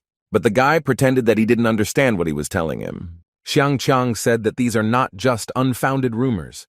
In the academy community, there was a person who walked past his house at night and filmed strange sounds on his phone. Lin was angry with them and asked them not to spread false information. Looking at this, Sutan believed that men were nothing but problems. During the lesson, Tanlin said that there was only half a month left before the autumn test. She gave them forms and said that she had signed the 5 of them into one team. And since there was little time left, they needed to train harder. In the forms, they could familiarize themselves with what would take place during the training. She asked everyone to gather on the mountain so as not to waste a minute. When they looked at the tasks that Tang Lin had come up with, they were shocked. Teacher Tang Ling took teaching students very seriously. Lin told them that compared to the last training session, this one was still an easy task. While dragging a hefty boulder, the girls did not understand why they needed such hard work, because only the boys needed it. They spent hours training according to Tang Lin methods. When the students decided to rest for a while, the teacher urged them to continue until the sun went down. Half a month later, the autumn test began. When they came to the test, they were very tired because they had been studying with teacher Tang Lin for days. Looking at their appearance, other students believed that they were the walking dead. These half a month passed like half a year for them. They trained day and night, spending time on the mountain. Looking at their sad faces, Tang Lin told them to brace themselves as it was the first day of the autumn festival, and she didn't want to see them like this. They did not like the name of their squad, Basilard, which Tang Ling gave them, and also the fact that the commander of their squad was Lin Kuei. She told them that it was too late to regret the name since they were registered under it, and about the fact that Lin Kuei was the commander.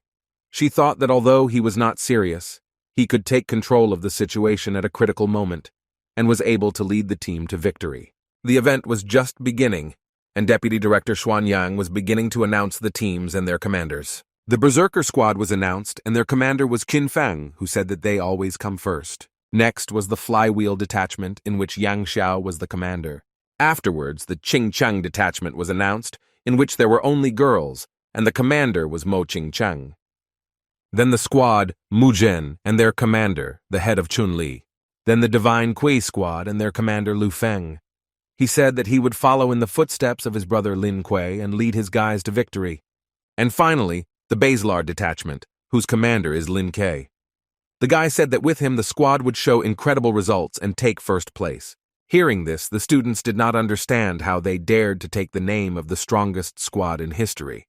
They believed that their unit did not deserve such a name. Chu Junyao didn't think that Lin would become a commander. She didn't recognize the guy she knew before. Yang Xiao did not understand for what kind of merits Lin Kuei was made commander. He wanted to deal with it himself, since his grandfather did not want to help. Yang Xiao spoke out against him, saying that he was unworthy of such a team name. The students supported Yang Xiao's protest and began to rebel against this name. The guy was glad that so many people supported him, and he wanted Lin Kuei to leave the test. Since Yan Xiao repeatedly put a spoke in his wheels and spoke out about the Basilard Detachment, Lin believed that he had crossed all boundaries of what was permitted. And he was faced with a choice, to object and prove his determination, receiving +5 to strength, to ignore and change the subject, receiving +5 to dexterity, or admit he was right and receive +5 to soul. Even without the system, he would have chosen the former because his father, Lin Yuan, was the commander of this unit, and he fought against the demons for a peaceful sky, and therefore Lin wanted them to remember his father's merits. He didn't want to boast about it, but said that it was only thanks to people like his father that they could be there and enjoy it. Therefore, he wanted to continue the work of the Basilard Detachment and go to the end for himself and his loved ones, so that the world would know that he was not one of those who basks in the rays of other people's glory. Lin himself did not think that his speech would be so inspiring. Lu Feng held Lin Kuei along with his entire team, saying that the guy said everything correctly. Lin thought that their support was only because of some self-interest, but Lu Feng continued to defend him, talking about his achievements and how if anyone was worthy of such a team name, it was him. Lin was surprised that he was protected by the main fan club of rich guys. Qianyu understood that although Lin Ke constantly behaved strangely, he was at least open, honest, and noble. Ching Cheng also believed that classmate Lin was a good person. After Lin's speech and a lot of support from others, the students stopped protesting and had a good opinion of him. Yang Xiao was perplexed that so many people supported the guy. Many girls shouted that they loved Ling Kuei. Chu Junyao realized that she was very mistaken about him, since at that time he was completely clumsy. But now she was ready to fall through the ground for him. He was extremely pleased because he had never received so much support, and he was grateful to everyone for it. The guy from the Berserker team, Qin Feng, considered Lin Kuei to be a good person, and if the opportunity presented itself in the future, he would definitely like to fight him. Observing all this, Teacher Tang Ling almost regretted that she had transferred the Basilar detachment to the management of Lin Kuei. Looking up into the sky, she told the commander that his son had become an outstanding man, and suggested that watching him from heaven made him proud. Yang Xiao was angry with him and wanted to take revenge on him. A large number of students approached him and wanted to get his autograph. The elders did not understand why everyone praised him so much, because nothing unusual had happened. Everyone was welcomed into the Red Demon Theory battle arena, and the students were asked to prepare for the opening. They were amazed at how lively it was there. Lin said that from such serious organizations of the Night Watch, and from the Kanglin Academy, nothing less was expected, and everything was at the highest level. Lin wondered what it was. Xiang Cheng said that many students were allowed to earn money before the test began, and if they were lucky, they could find a map of the demonic territory there. Some even sold photos of beauties, Kanglin Academy. It was unclear to Lin who would even buy such a thing. But for now, Xiang Cheng turned away and went up to the cellar to buy photos. Lin said that in order to save the reputation of his classmates, he had to buy all the photos. Xiang Cheng asked to share one collection in a friendly manner, but Lin wanted to resell it and earn even more. Lin saw Chun Li, who was selling a limited edition photograph of Mo Xiu and Mu Zhen. They came closer to greet the former head of the Mu Zhen team. Lin asked Chun Li what he was doing at his age in the student squad. Chun Li told him that although he looked much older than his age, he was a student at Kanglin Academy. Lin wondered what Chun Li was selling, other than exclusive photos. He told the guy that in his hands was a map of the Red Demon's territory. It was not so easy to obtain such a detailed map on which all the dangerous places and warnings were marked. And since Lin was a former member of the Mu Zhen squad, Chun Li offered him a 10% discount. Xiang Cheng began to whisper something in Lin's ear, saying that he had a good idea. While running away from Chun Li, Lin said that he would return her as soon as he studied her. Chun Li was outraged. He did not understand how someone could be so shameless. K.A. tried to reassure the head, saying that he had known the guy for several days and that he would definitely return the card to him. The head was not upset because the guy only stole the wrong copy, but he had the original. Lin was glad that he could run fast and said that it was a joint robbery. They were greeted by the chief examiner of the autumn tests, and he informed them that the rules of the competition would soon be announced. He told the students that their entire testing process would be recorded by cameras, and points will be awarded for spirit hunting, teamwork, emergency response, and other criteria. Lin understood that this was almost the same as when he entered the academy. Since the Red Demon theory would soon be revealed, they were asked to enter the portals with their squads. Lin assumed that all the portals led to different places, but Sutan asked him to quickly make a choice. Since they did not want to wait long, the guy chose a portal for them. They had hit the very spot of the Red Demon theory. The girls were surprised that the stolen card was really useful to them. Looking at the map, Lin said that they were finished as they were near the most dangerous area of the Red Demon's territory. They were disappointed and blamed it on Lin Kuei because his luck had turned against him and he had led them into a dangerous place. But Lin asked them not to worry, as he had a plan. The Detachment Monitoring Commission evaluated one detachment and considered that they did a good job actively exploring the territory. Tang Ling even said that they exceeded her expectations. A man from the Night Watch organization burst into their room with the bad news that a student and his squad had stolen an SUV with cameras.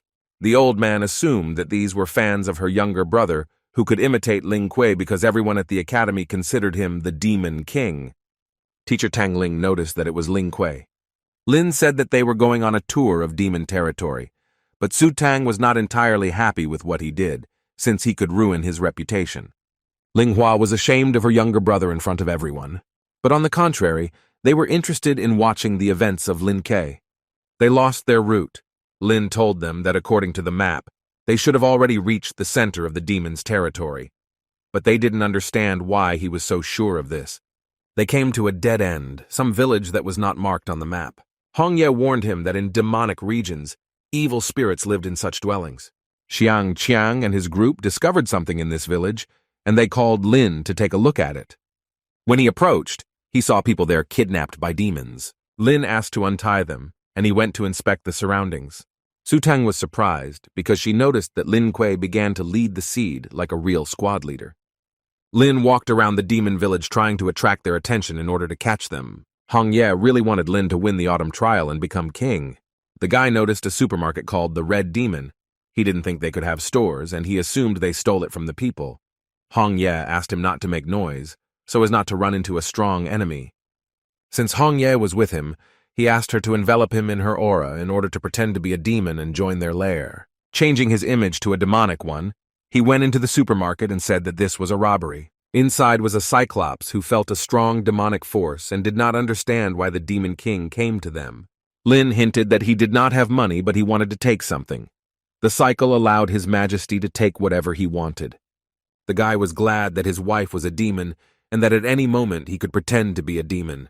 While the boy was filling the bag full, the Cyclops complained about him to his boss. Seeing this giant, Lin was worried that he could be at the peak of the C rank, because a strong aura was emanating from him.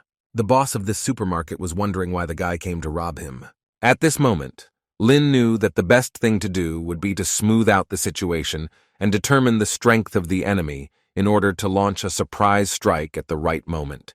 He told them that he came in peace and needed to borrow something. He had a choice: return everything stolen and ask for forgiveness, receiving +8 to dexterity, attack them and receive +8 to strength, or tactfully retreat, receiving +4 to dexterity. Lin understood that it was too dangerous to get involved in a fight or flee. Therefore, he chose the first option by returning the goods and apologized.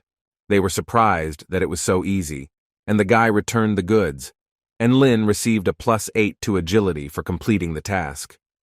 And then he grabbed the bag and began to run away from the Cyclopes. They immediately rushed after him. The Cyclopes were angry at him for fooling them. Hu Teng and Xiang Qiang also did not waste time, and they collected many interesting items from the demons. But then they see Lin Kuei running, and they began to blame him for always being nothing but trouble. But Lin noticed that they were also not empty-handed, and he asked why they left the detachment and ransacked the demons. But while they were chatting, a whole crowd of angry Cyclops came running towards them. They had to escape from there as quickly as possible. Murong and Su Tang freed all the people who were kidnapped by the demons, and they did not understand why the rest of the squad members were gone for so long. And then Su Tang saw that they were running away from someone. Lin shouted at her that there was no time for explanations, and that she should quickly start the engine. The old man watched all this and remembered that before demons robbed people, but now it's the other way around. Tang Ling appreciated how Ling Kuei rallied his entire squad around him, and older sister Linya really hoped that her brother would not do anything like that again. Teacher Tang Lin said that although he is shameless, the most interesting is yet to come. Ling Hua could not believe that this demon was her younger brother. In the Qing Cheng detachment, the girls were robbed by demons and took away everything they had. Tian Yu compared them to Lin Shui because he is as shameless as those demonic creatures. Qing Cheng did not understand why Tian Yu had such a negative attitude towards Lin Kuei. Tian Yu was surprised that she was protecting him, and suspected that she had fallen in love with the guy. Qing Cheng replied that this was not so, and at that moment the Baselard squad appeared behind her. Lin spoke into the bullhorn that their trading store on wheels had everything you could want. Since Yang Xiao considered Ling Kuei to be arrogant, he looked for someone who would help him deal with him. He talked with one of the people of the Berserker squad, and that guy told him that their commander Qin Feng did not like Ling Kuei. Realizing this, Yang Xiao offered him an E-rank spiritual jasper for his help, and said that he wanted to discuss all the details about Ling Kuei with his commander. The guy refused, saying that it was too valuable, he could not accept it, but he asked her to just put it in his pocket. Yan Xiao was infuriated by the fact that there was no need to say anything. He even pointed out to put everything in his pocket. He asked him not to be so polite and told him to take Jasper. The guy told Yang Xiao that the Jasper was too small, and it was too small a price to pay to help the berserkers. Yang Xiao was infuriated by such rudeness, but the only thing that stopped him was the fact that this guy was a member of the berserker squad, but he still paid him an extra 1,000 spiritual stones for his help.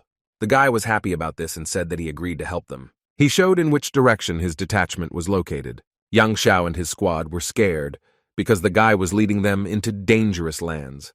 But since Qin Feng was the commander of the berserkers, he understood that he could easily set up camp in such a place. Lin understood that they would not be able to deal with him with the wrong hands. He was glad that his disguise plan worked perfectly and that he received a reward for it for nothing.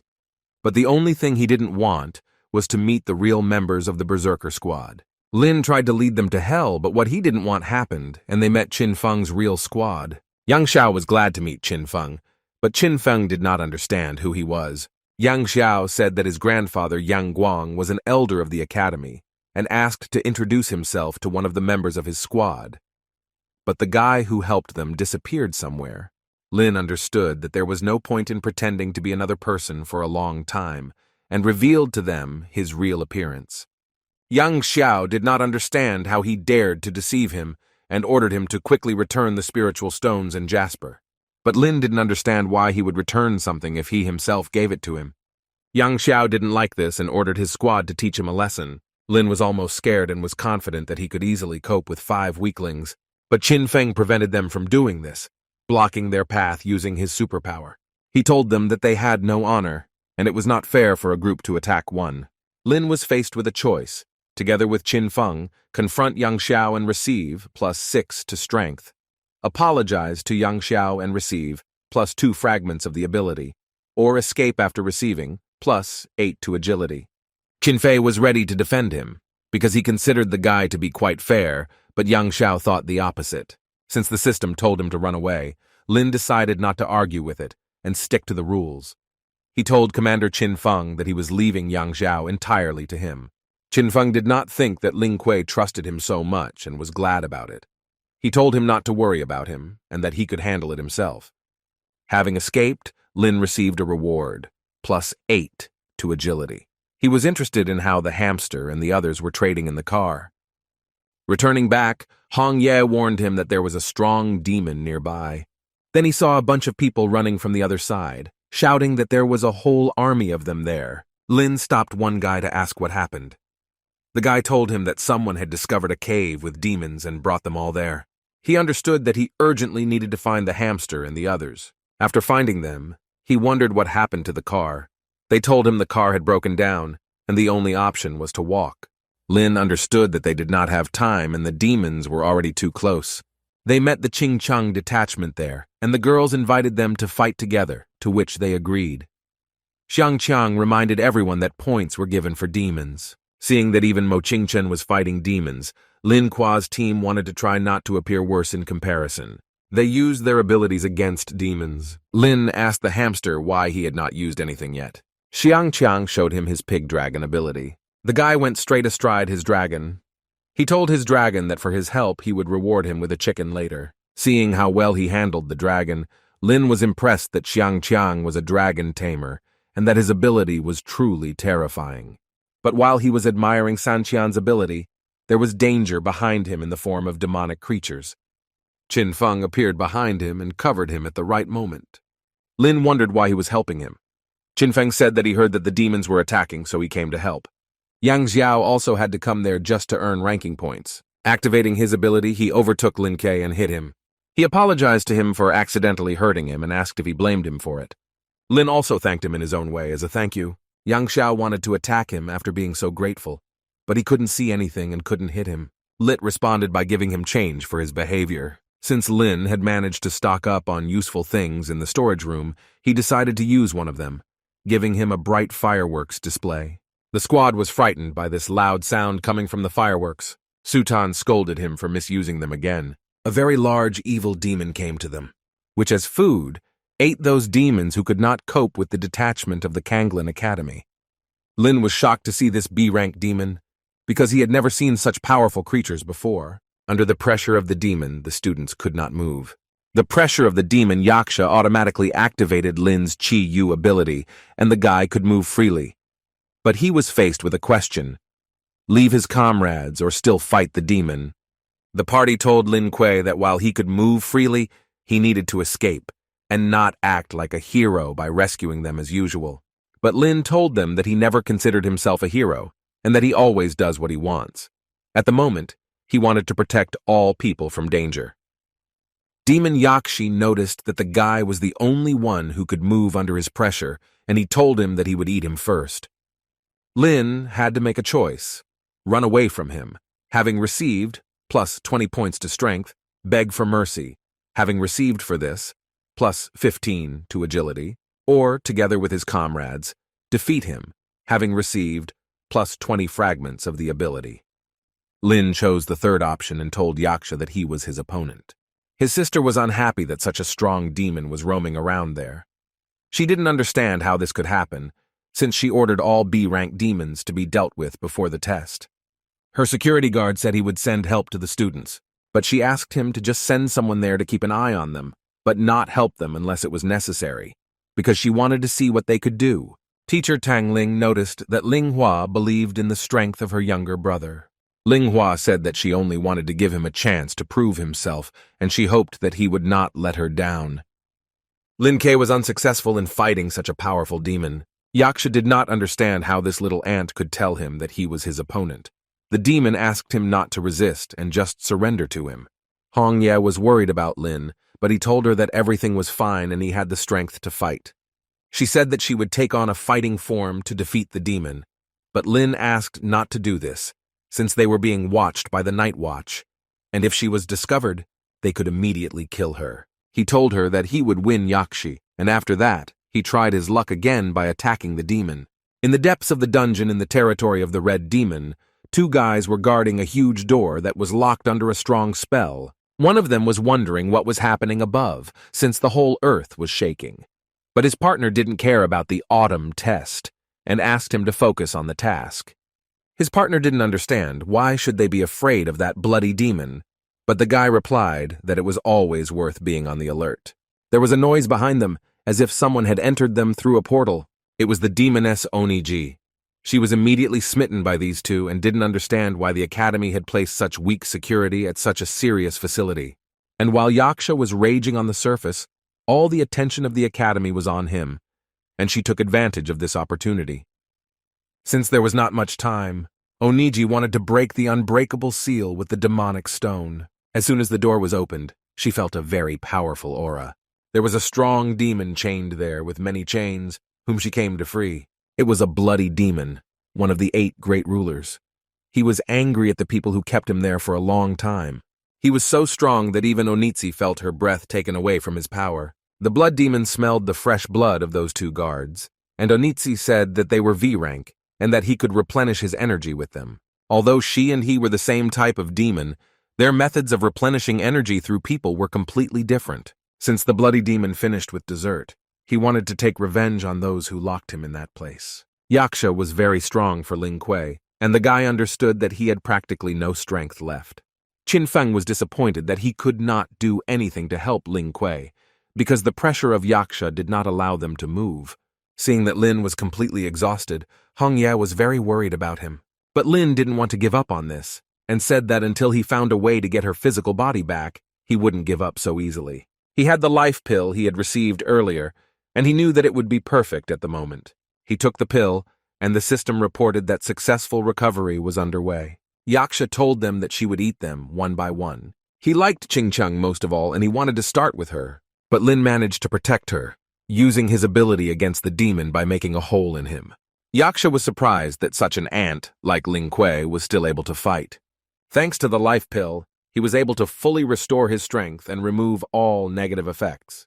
Hong Ye was glad that Lin was not only able to regain his strength, but was also capable of defeating such a powerful demon single-handedly. After Lin's attack, the effect of Yaksha's pressure disappeared, and all students were able to move again. Hong Ye helped him with his ability so that he could fully cope with the demon. Yang Xiao's squad also decided to help them deal with this giant. But Yang Xiao did not like that his squad was helping Lin. Together, the troops defeated the strong demon Yaksha. In the observation room, the commission watched as Lin Kuei saved his friends and successfully defeated the demon. And teacher Tang Lin was glad that she was not mistaken in choosing him. Linghua noticed how her brother had grown a lot and achieved great success. She thought that in the future he might become like his father, an S-rank warrior. At that moment, a guard entered the observation room and informed them that communication with the dungeon guards had been lost, and the indestructible seal had broken. The old man and teacher Tang Lin were surprised that someone had released the strongest demon. Linhua told them to notify all participants in the autumn test that they needed to leave the demon territories. For completing the task, Lin received a random skill book, plus 20 points to strength, as well as 10 ability fragments. Having opened a book with a random skill, he received a new ability, Peerless Egg, which could transform his spiritual energy into a nutritious egg. Lin was shocked that his ability was to create countless eggs. He decided to play around with this ability and asked San Qian to open his mouth. He said it was so delicious it was as if the egg angels themselves were feeding him. Ho Tung said that he also wanted to taste these chicken eggs. Lin was upset by such a strange ability but still fed him too. It was so delicious that Xiang Chang asked for more. Qing Cheng was curious what they ate that they praised it so much. After that, he decided to feed everyone at once and let them try his ability. They said that after these chicken eggs, their bodies were filled with energy. At this moment, Lin realized that this ability was not so bad, as he would not have problems with nutritious foods in the future. Xiang Qiang asked what they would do with the body of the demon Yaksha. Lin said that they would disassemble it into its components, and that he only needed his spiritual jasper. The girls did not object to this, since it was fair because Lin Kuei himself dealt with the demon. They shared the horns of a demonic creature among themselves. Lin was surprised that the jasper was so huge. Qin Feng said that it was quite useful and advised him to use it wisely. But then they were notified that an emergency had arisen, and they needed to leave the test site as soon as possible through the illuminated portals. Lin assumed that a demon stronger than Yaksha had appeared, but since he did not want to find out, he told everyone that they needed to leave there. Xiang Qiang was worried about Yang Xiao, who was not with them, and he thought that he could put a spoke in their wheels. Qian Yu said that this coward was the first to escape. Coming to the surface from the dungeons, the bloody demon could not find more than one person to replenish his energy. Not far from him was a squad of girls who were discussing how their squad was the worst since their commander had escaped, and they understood that they would be at the very bottom of the rankings. The bloody demon smelled their scent and came to them. The girls felt a very strong demonic aura from him and were scared by it. But when they turned to face him, the bloody demon lost his appetite. Most of all, he loved to feed on the blood of human women, and Onitsi felt that they could not escape him. He told these girls that he could make them beautiful. Although they were scared, they still strived to become one of the most beautiful girls in the academy. The bloody demon made beauties out of all the girls, which they were very surprised by. Thus, the bloody demon, changing the appearance of the girls, gained complete control over their hearts, leading them into his trap. The girls agreed to thank him for this and asked what he wanted for it. He replied that he wanted their blood, and then replenished his strength. After the bloody demon profited from them, he realized that this was too little for him, and wanted more. Oniji felt that somewhere nearby was the same guy to whom she transferred the demonic blood. Hearing that the guy was the owner of a demonic deity, the blood demon was glad that he could feast on him. Oniji warned him that the guy should not be touched. After all, he experienced demonic blood on himself, and if he eats it, she will not be able to explain it to the head. But he said that no matter what, he would eat it. And at that moment, teacher Tang Ling and Ling Hua appeared in front of them. They came to stop and imprison him back. He wondered if the leaders of the Night Watch and the Academy really thought they could defeat him. But they didn't want to talk to the bloody demon, so they attacked him. Onitsi decided to sneak up behind Ling Hua, but the girl noticed her and attacked the demoness first. Oniji underestimated the girl's strength and understood that she was stronger than she seemed. The bloody demon told them that he liked cats, but he did not like female monkeys and tigresses, having introduced their animal abilities. He told the demoness Onitsi that they needed to leave urgently, and that he needed the portals that she knew how to use. Since he didn't have time to play with them, he told them that he needed to meet the bearer of Qi Yu. They were delighted that the blood demon had the ability of flight. Ling Hua told Tang Ling that she needed to catch up with them and prevent an attack on the students. Tang Ling understood that there would inevitably be a massacre in the Red Demon's territory, and she was worried that this would not affect Lin Kuei. Lin was upset when he saw how many people were there, and knew that it would take a long time. Xiang Qiang told him that because the academy had little time to prepare more portals, and nothing could be done about it. Yang Xiao noticed Lin Kuei in the crowd, and he wanted to prevent him from leaving the territories of the demonic lands. But Lin also saw him, and told the people that this was the same young Yang Xiao whom they loved so much, but he was a coward because he did not help them cope with the demon. Yang Xiao was very angry about this. Suddenly, out of nowhere, a portal appeared in the sky from which demons emerged. Lin recognized the demoness who shared her blood with him, but he knew nothing about her friend and could only assume that he was from the afterlife. The demon used his blood pressure against all of them. His pressure was so strong that even Lin fell in front of him. The guy understood that in front of him was one of the 8 strongest demon rulers of Shui Ye. He was shocked that such a strong demon king would come to them. Lin understood that he was at least A rank. The demon king told the students that they would all become his food. Hearing this, Qin Feng was scared because he still wanted to become a great warrior. The demon king found Lin Kuei by smell and grabbed him. He knew that it was this guy who possessed the power of Qi Yu. He was surprised that an ordinary guy had such power. Onitsi asked Shui, not to touch him, because if he takes away his Qi Yu power, the head will not forgive him for this. Lin asked why the head of the afterlife abyss might need him. But the demon king said that the food did not need to know this information, after which they went with him to another dimension of the black hole. His squad did not understand what to do because they did not know flight techniques. Meanwhile, teacher Tang Ling and Ling Hua arrived to them, and they were wondering if everything was okay with them. But among all the students, they could not find only Lin Kuei. Ling Hua could feel her little brother's aura emanating from the blood sphere. She understood that this was a personal space created by a demon, and if someone from the outside entered it, it would immediately collapse. And she said that they could only wait for them to take them by surprise. Inside the blood sphere, Lin fell from a height, and if not for his S-rank body, he would have crashed. The Demon King welcomed him to his dimension. Oniji did not understand Shui Ye because he did all this in front of so many people.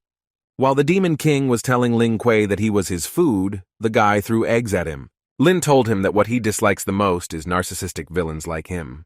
In the entire 1,000-year history, no one had ever thrown eggs at the demonic king, and he did not want to tolerate such an attitude towards himself. He was very angry with the guy and sent a blood seal spell at him. Lin was exhausted, and even his absolute defense was useless, as were his spiritual powers. The Demon King asked him not to try to use his powers, and told him to give up and accept his death. But he was stopped by a huge sword of scissors. Hong Ye appeared, who did not understand how he dared to take Lin Kuei from her without her permission. Oniji didn't understand why the A-rank Demon Queen was helping Lin Kuei, but the Demon King already knew her, and he asked if they had met before. Hong Ye said that 1,000 years ago, when she was a princess of the empire, he killed her and her people. And now she did not want to allow him to harm the people dear to her again. Lin was surprised that Hong Ye was a princess during her lifetime who died defending her people. After all, she had never told him about herself before. The Demon King wanted to end this story of 1,000 years, and said that he would defeat her and then her beloved, after which they fought against each other. Oniji was surprised because it was her first time seeing A-rank demons fight, and since she was a B-rank demon, she decided not to interfere in their duel. The Demon King wondered how long the Demon Queen could resist against him. He injured Hong Ye by scratching her body with his sharp claws. But since there was poison on Shui Ye's claws, the Demon Queen's inner spiritual power gradually dissipated. Lin was upset that, being a man, he could not do anything, because his abilities were suppressed by the Demon King. He couldn't believe that he would have to watch how they fought for him. He didn't understand what kind of man he was if he couldn't even protect Hong Ye. Oniji saw that Lin Kuei suddenly began to exhibit an incredible amount of demonic power, and she did not understand how this could be. Because of his Qi Yu ability, his blood and soul gave him power. This ability made him much stronger. The Demon King, holding Hong Ye, said that 1,000 years ago he defeated her, and after 1,000 years he will do it again. Lin couldn't bear to watch this, so he protected her from the Demon King. He carried her in his arms to a safer place. Hong Ye noticed that although Lin had become much stronger, he had lost his mind and was angrier than usual. While fighting Lin Kuei, the Demon King understood that his Qi Yu power gave him such power. Missing Zhue Ye's blows, the guy wanted victory more and more.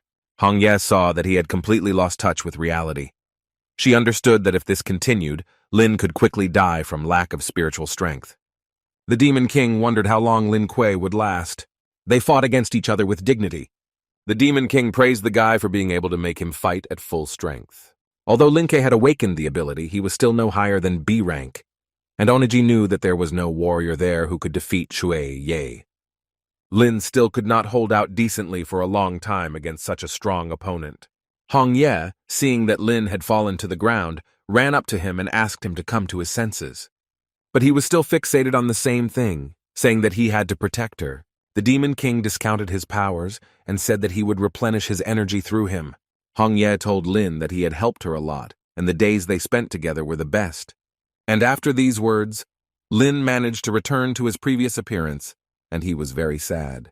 And since he still had a lot to do, Hong Ye said that he shouldn't have died there because she lost too many people close to her 1,000 years ago, and she didn't want to repeat that again. And so this time she asked him to let her fight for him.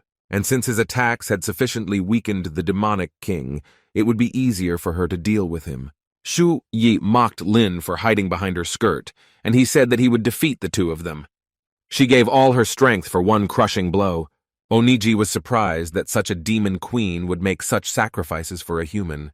The Demon King wanted to stop her, but it was beyond his power. All her strength was concentrated in one powerful blow. The demonic king had nowhere to run, and she defeated him. Approaching Lin Qi, she told him that she really didn't want to part with him, but there was no other way.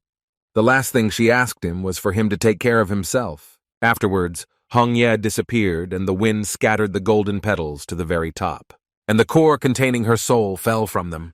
He said that he would try to find a way to revive her. Seeing that the Demon King was in serious condition, Onitsi said that she would take him with her to the afterlife, and there he would be helped. Shui Ye said that she would not have time to do this, and asked her to become his food so that he could restore his strength. He was glad that he had it, otherwise he would not have been able to recover. Although he managed to escape from the situation, his wounds were too serious, and he had no strength left to fight. Lin decided to finish the job he started and kill the Demon King. But he managed to fly away from the guy, saying that sooner or later they would meet again. Since the Demon King pushed away from the sphere to increase its speed, from such a strong push, it began to crack. Teacher Tang Ling saw that the sphere of space was collapsing and told Lin Hua to save Lin Kuei, and she would go after the Demon King. Lin Hua moved forward to help her younger brother. Lin saw that the space had been breached from the inside and understood that he needed to get out as quickly as possible. Looking at the demoness Oniji, he saw that she had taken the form of a young girl after Shui Ye took away her powers.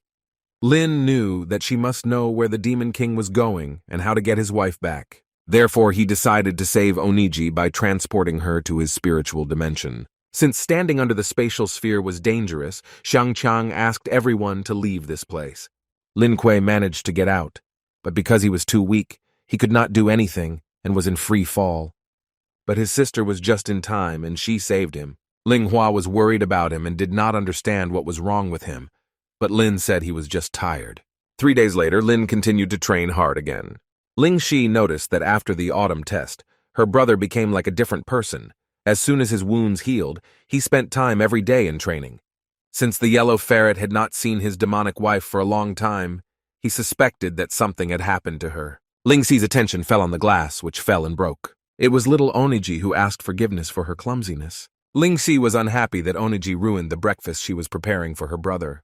She didn't understand why her brother brought this girl here, and the yellow ferret was glad, because compared to him, the girl was not even close to him, because when he was a servant, he did not make such mistakes. Ling Xi said that since she lived with them, she must do the job well.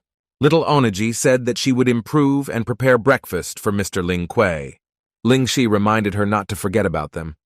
This infuriated Oniji because she agreed to serve only Lin Kuei. as a token of gratitude for saving her, but not to these two. The yellow ferret really liked the new servant, and he had not felt so good for a long time. While training, Lin thought of only one thing: how to get his wife back. His studies were interrupted by his younger sister, who brought him breakfast. Lin thought that perhaps the demoness knew how to restore Hongye's soul. After having breakfast with everyone at the same table, he called Onitsi to follow him. When she entered his room, she wondered why Lin Kuei called her. He said since she was a member of the afterlife, she should have known a way to restore the soul and how to return the body to his wife. Oniji was very grateful that he left her, but there was one but. Lin didn't understand what she was talking about.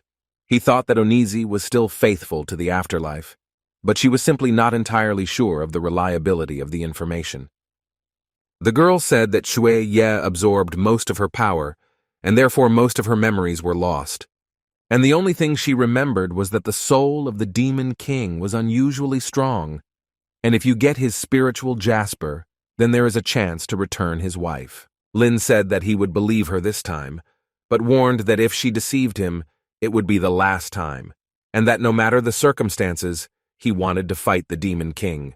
Oniji was surprised that he really loved Hongye so much, because she did not know the feelings of a demon with a person.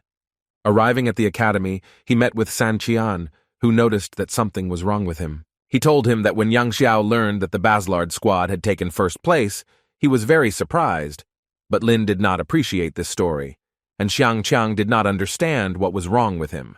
There was a good reward for first place, and he said that teacher Tang Lin asked him to tell him that he needed to come to her. And since she gave Lin a day off, San Qian was wondering what he would do. All Lin wanted was to find one demon and deal with it. The demonic king returned to the castle of the afterlife. He told his master that he had sent his subordinates in the form of people to deal with the traitor Onitsi, and at the same time to catch the younger sister, Lin Kuei. The chief praised him, but said that his target was not the guy with demon blood, but the entire Kanglin city. The demon king was surprised that his master was preparing an invasion. The head said that due to the fact that the academy's forces were growing greatly, they were a threat not only to all demons, but also to the afterlife and the plans of their state. Therefore, the battle is inevitable. 10 years ago, only because of Lin Yuan's perseverance, the city of Kanglin managed to avoid destruction, and since he was no longer alive, the city could not resist them. The demon king, having learned about his plan, wanted to lead the troops. The head did not understand how someone who was almost killed by an ordinary person could become the leader of the army. The demon king said that he had regained all his strength and was at the peak of his power. He announced that he would lead an army into battle and capture Kanglin, making it a new demonic territory. He reminded the head of his ability, which allowed him to control people, and if he leads the troops behind him, then without much effort, they will be able to capture the city, with the power of Qi Yu as a reward. Since the portal to Kanglin would soon open and the squad would begin to attack, he told him not to waste time and take everyone else under his command. The Demon King was glad that he was entrusted with such a serious task. He couldn't wait to meet Lin Kuei again and enjoy his Qi Yu power. Teacher Tang said that they took first place in the autumn test, but it didn't mean anything because the afterlife won't wait, so they need to concentrate on training, and that they would spend the next few weeks doing advanced demonic training. They were shocked that she would chase them again. Mirong couldn't continue like this anymore because she was the team's medic, and the girl didn't understand why she needed to do this too. Xiang Qiang was surprised that Lin Kuei was still meditating, but Teacher Tang asked not to disturb him because he had been training a lot lately to become stronger. Xiang Qiang, seeing a powerful aura around him, assumed that Lin would soon reach new heights. Lin's spiritual powers have increased enough and will soon reach B rank. When last time he took on the guise of a demon, he achieved the same power in one moment, and this time the power will truly be his. The system found that the guy had 10 fragments of unused fragments from completing the task of defeating the demon Yaksha, and offered to combine them. Lin was happy with this news and decided to use them. He told himself that no matter who he would be the best at whatever he did. His powers merged with the Qi Yu ability, and the system congratulated him on his new B rank. His group was surprised by such a powerful blow. Teacher Tang said that his aura was that of a B rank warrior, and he managed to do it. A system panel with all his abilities and data appeared before his eyes, and he did not understand why there was a question mark on the item near his soul. He thought it was because he was from another world. The system gave him a reward for achieving a new rank, and she congratulated him on receiving the new S-rank combat weapon, Qianren Demonic Sword. Xiang Qiang was surprised that he had additionally awakened the ability of a martial weapon. The group and teacher Tang congratulated him on this, but Lin said he had a lot more training to do. They believed that with such talent he would be able to achieve S rank. Teacher Tang noticed a portal in the sky through which enemies were making their way towards them.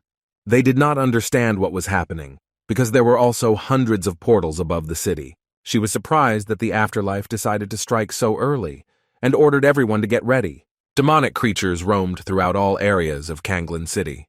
People panicked, but the city police warned that the Night Watch warriors would soon arrive. Teacher Tang Lin asked all the students to work in groups on all the monsters. This time, Lin wanted to pay the afterlife for everything she had done. 2 demonic portals appeared right in front of Lin. 2 B-rank commanders, Jin Lei and Yin Zhen, came out from there. Lin noticed that their demonic power was at the middle stage, and he knew that he needed to be careful.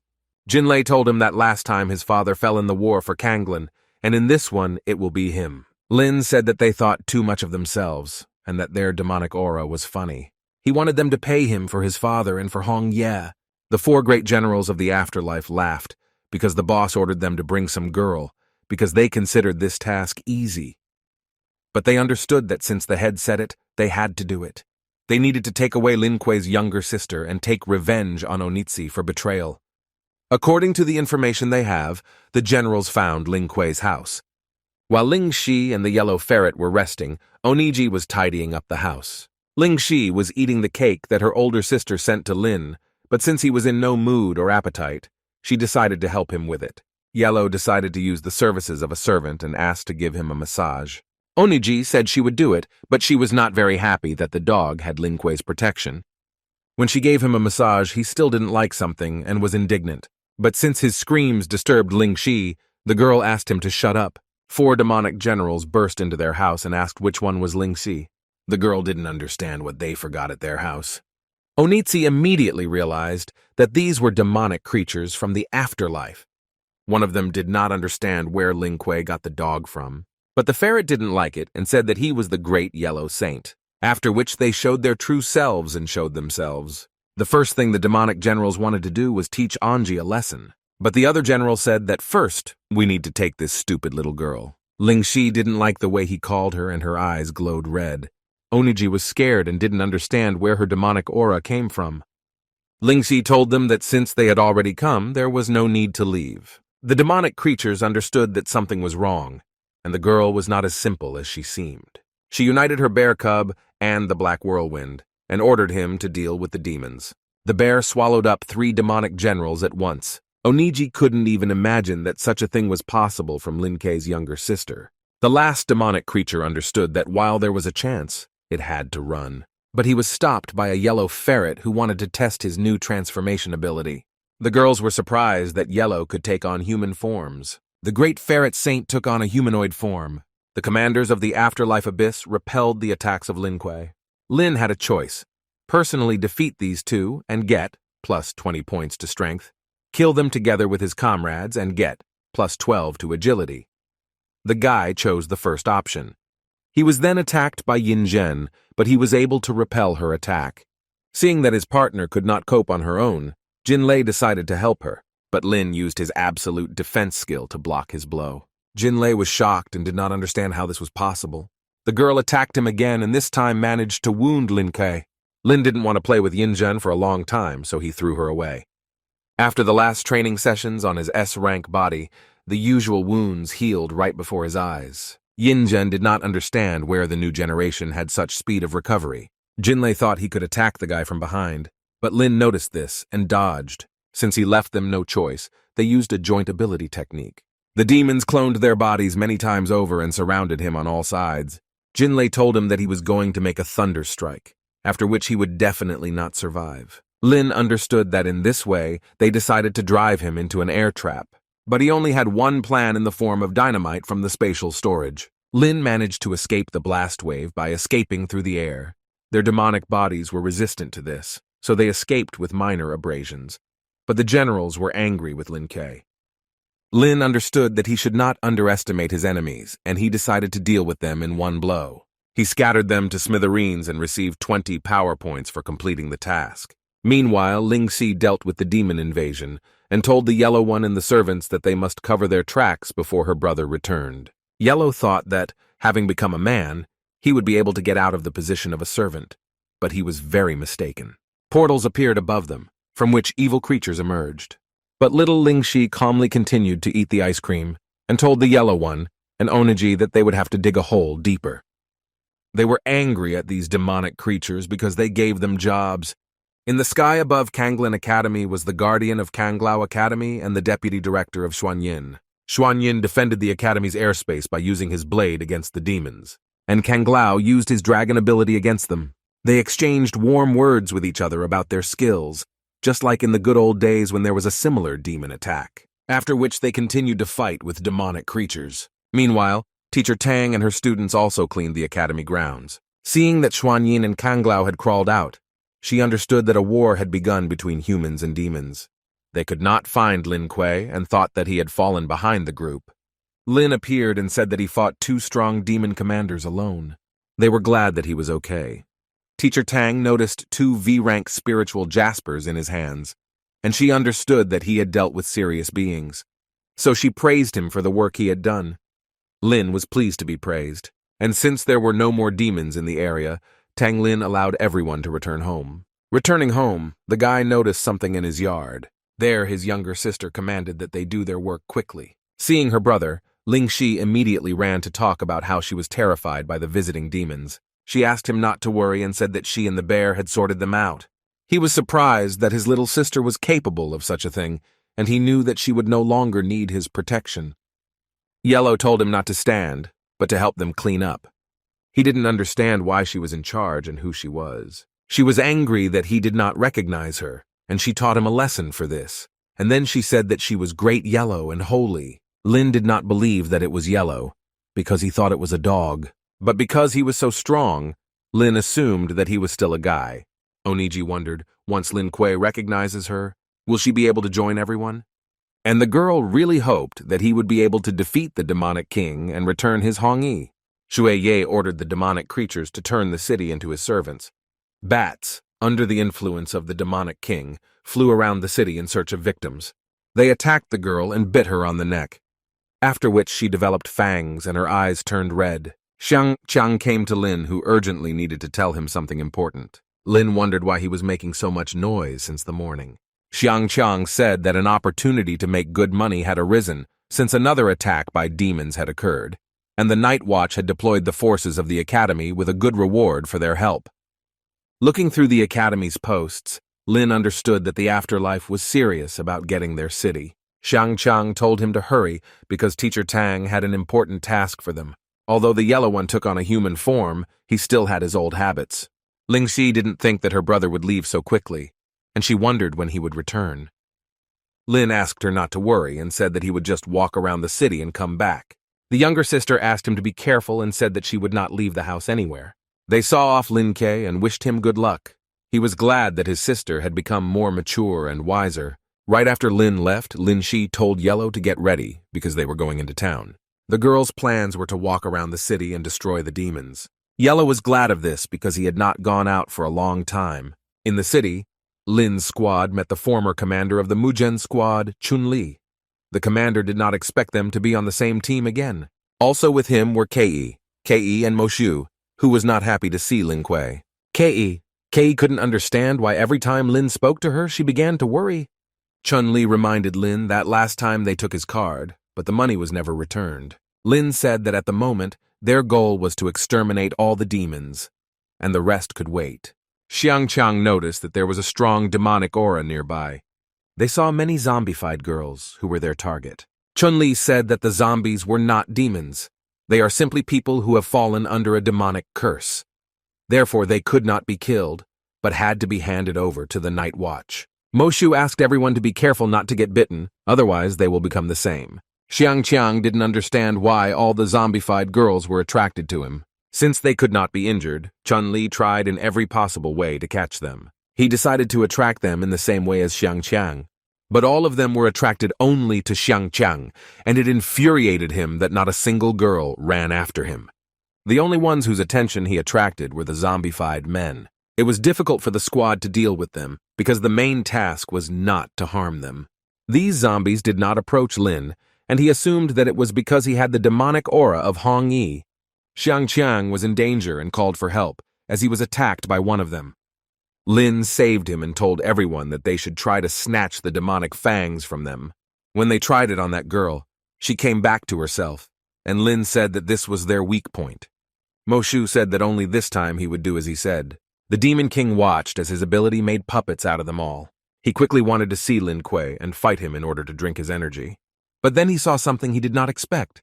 Lin Kuei again ruined his plans. The Demon King was angry with him and already wanted to deal with him. But they stopped him and said that he should not have left his current place. It was Meng Yan, a B-rank deputy. He told Shui Ye that since he led all the demon troops, he simply could not leave them. Meng Yan volunteered to help him and said that he could easily cope with such an ant as Lin Kuei. The Demon King warned him that if he failed, he would be punished. Having set off, Meng Yan told his master not to worry and to wait for him with good news.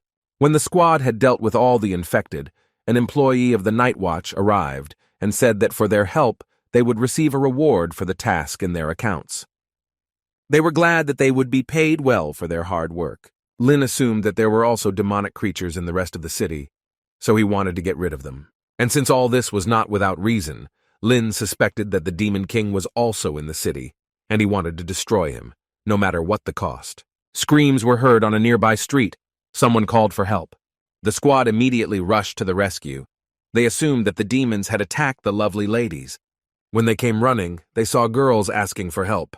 The detachment was told that they would save them and remove them from there. The girls were glad that they came to their aid. Lin noticed a demonic aura about them and told the squad not to help them. There was a magical trap under their feet, and they understood that they urgently needed to get out of there. But it was already too late and their souls were captured. The girls they saw were just scarecrows disguised with magic. It was Meng Yan's trap that activated the dream world. When entering his dream world, a person entered into a deep sleep, first losing his spiritual powers and then his consciousness. Sanqian dreamed that he was surrounded by beautiful girls who looked after him, served him a lot of food, and waited for his instructions. He was surprised that his dragon came out of the spirit world to eat, since this usually did not happen. Everything was so good that the guy thought he was in heaven. He was fed and watered from all sides, and he was very happy about it. He told the girls that he couldn't eat as much anymore. The girls did not understand how he could say such terrible words, so they brought more and more.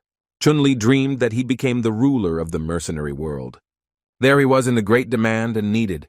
People constantly turned to him for help in accepting their assignments. Kei and Yuzhou asked the ruler if they should take this task. Chun-Li told them to tell them that he didn't take jobs with a reward lower than 5 million because he wanted people to understand that without money, they wouldn't be able to hire the #1 mercenary leader in the world. Moshu dreamed that she and Mo Qingcheng had a happy wedding. The seniors dreamed that they were having a good time together on a roller coaster. Meng Yan was glad that they were all stuck in deep sleep. Only Lin Kuei remained, and he wanted to pick out his biggest wound.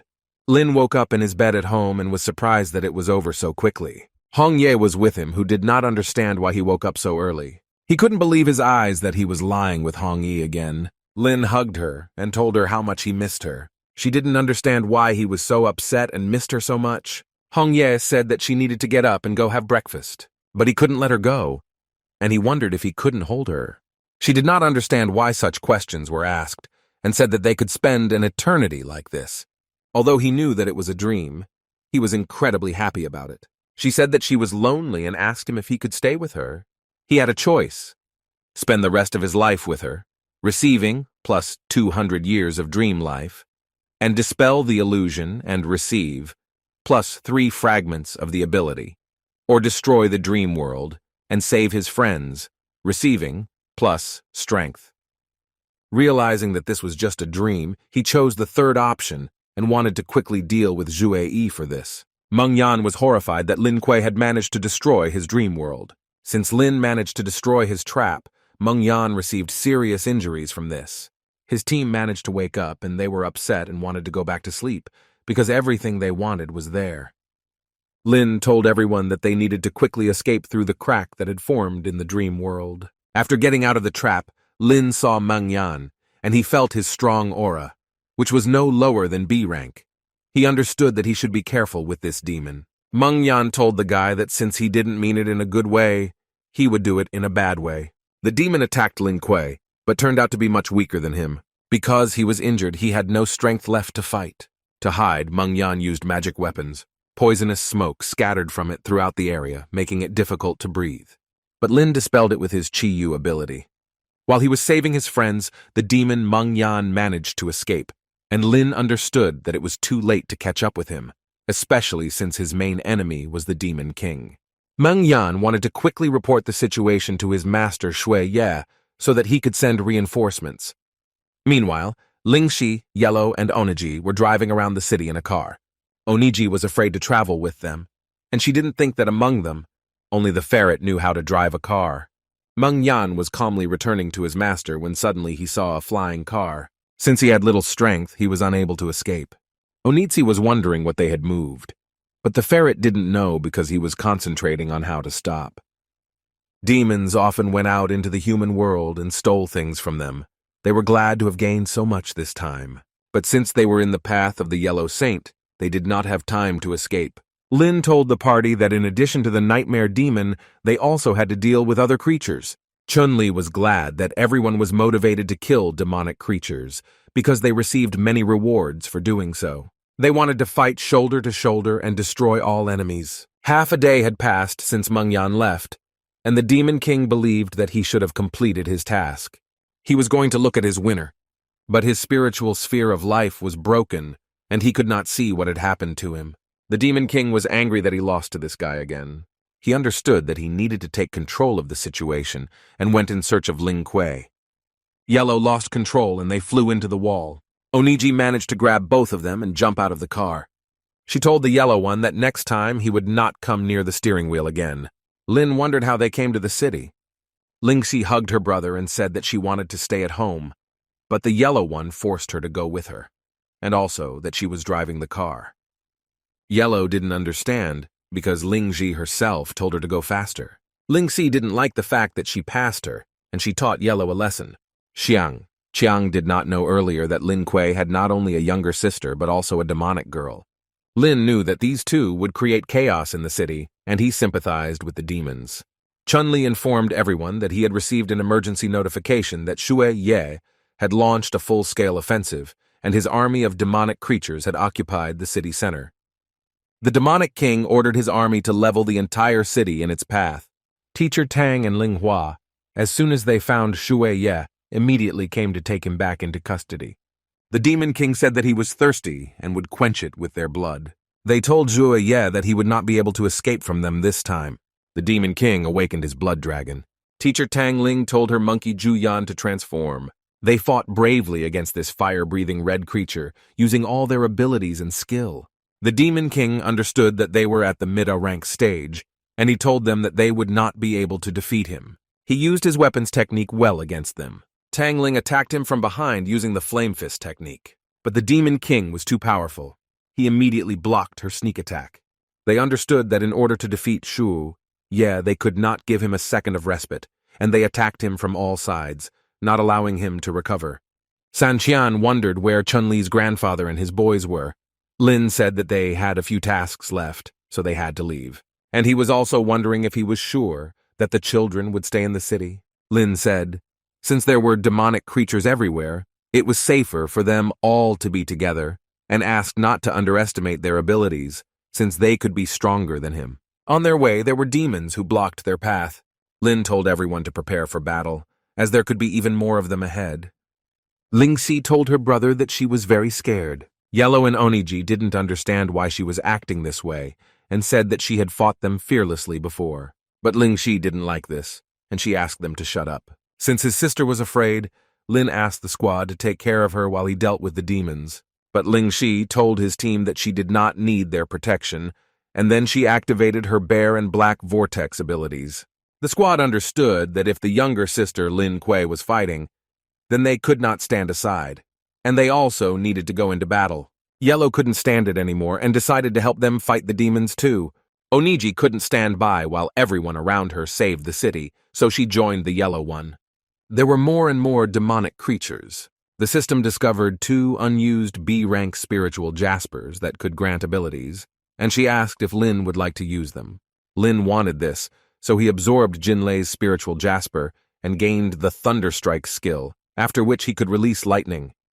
He then absorbed the Yinzhen spiritual jasper and gained an air-type skill called Windwalker, which increased his speed and agility. Lin was glad that he received 2 abilities of different nature at the same time.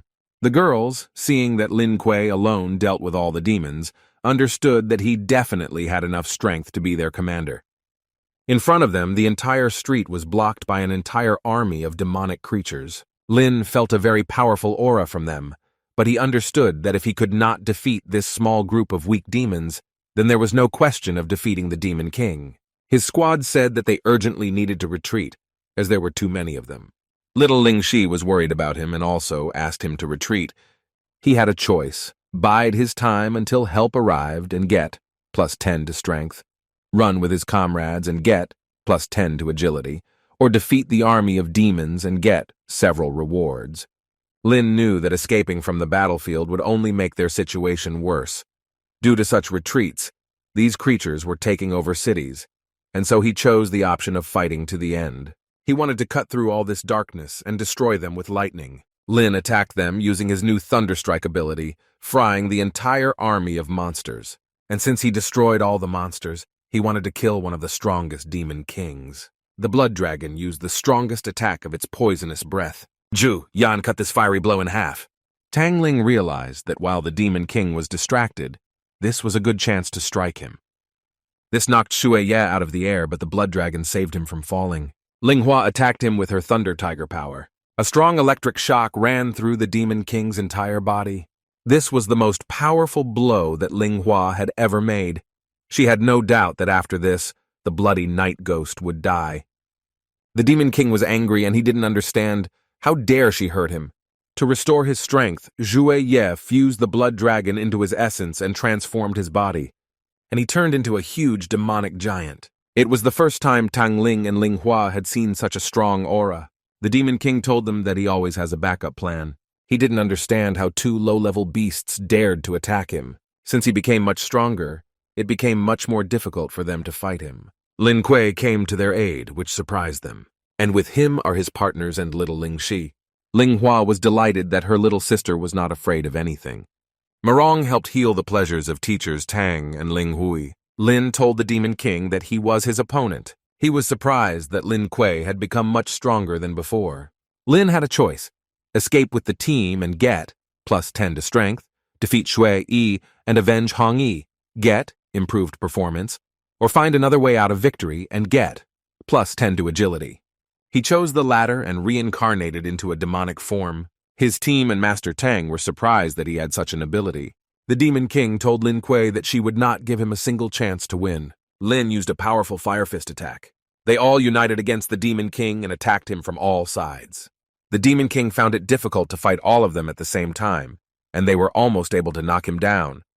Little Ling Si and Oniji also helped Lin Kuei win. Shui Ye sacrificed his blood to open the prison and immobilize everyone. This was also a problem for Lin because he could not move. The circle caused by 2/3 of his blood was truly powerful. He said he would eat them all. Lin managed to get up and told the team that they could rely on brute force to break his pressure. The Demon King didn't understand how Lin Kuei could move. He thought that the power of Qi Yu had broken out of the circle. Lin told the Demon King that he would not give up and would finish what he started. Shui Ye spent too much of his strength, and it was difficult for him to withstand such force of thunder and lightning. Lin was very angry and sought justice for his family and friends, as well as for the return of Hong Yi. He dealt the last powerful blow. And for completing the task, Lin received +20 strength points, +20 agility points, and +15 ability fragments. And he received the jade soul of the ghost of the bloody night, and he understood that he could save his Hong Yi. His sisters were proud of him. They were glad to have such a brother. Since he became much stronger, the team told him that he was worthy to be called their captain. They were glad that there was not a single demonic creature in the sky above their city. Exactly 10 years ago, Lin Yuan saved Kanglan. Tang Lin was proud that the guy inherited the fame of the Basilard team and once again saved the city. 2 days after the purification, the power of the Bloody Night Soul Jade was finally transferred to Hong Ye. He succeeded, and he was glad that he felt the breath of life in her. She appeared before him exactly the same way she left with the Wind of Leaves. Hong Ye was incredibly happy to see him. She said she didn't think she would see him again. He told her how much he missed her and how bad it felt to be alone. Hong Ye was also very bored. Although she was in the spiritual world, she felt all its pain and anxiety. She believed that it was easier for him to refuse than to return her at such a price. Lin said that he was ready to do anything for her, and after that, they kissed.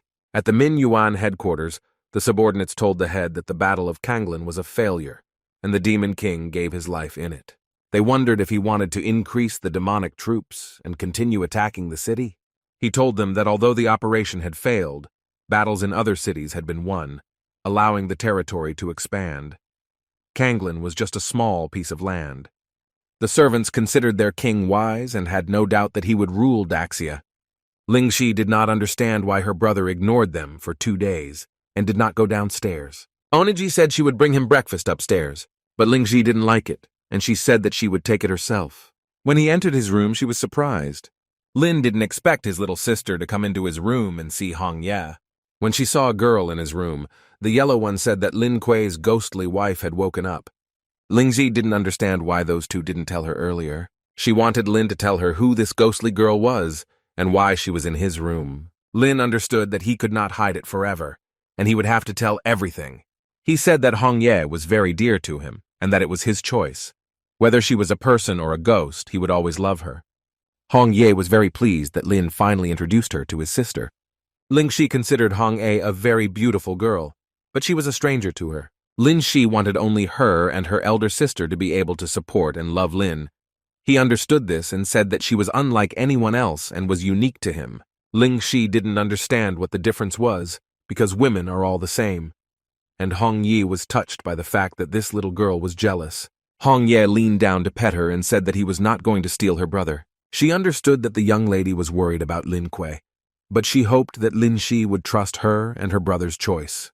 Ling Shi understood that it was just a spirit, and there was no real touch from her.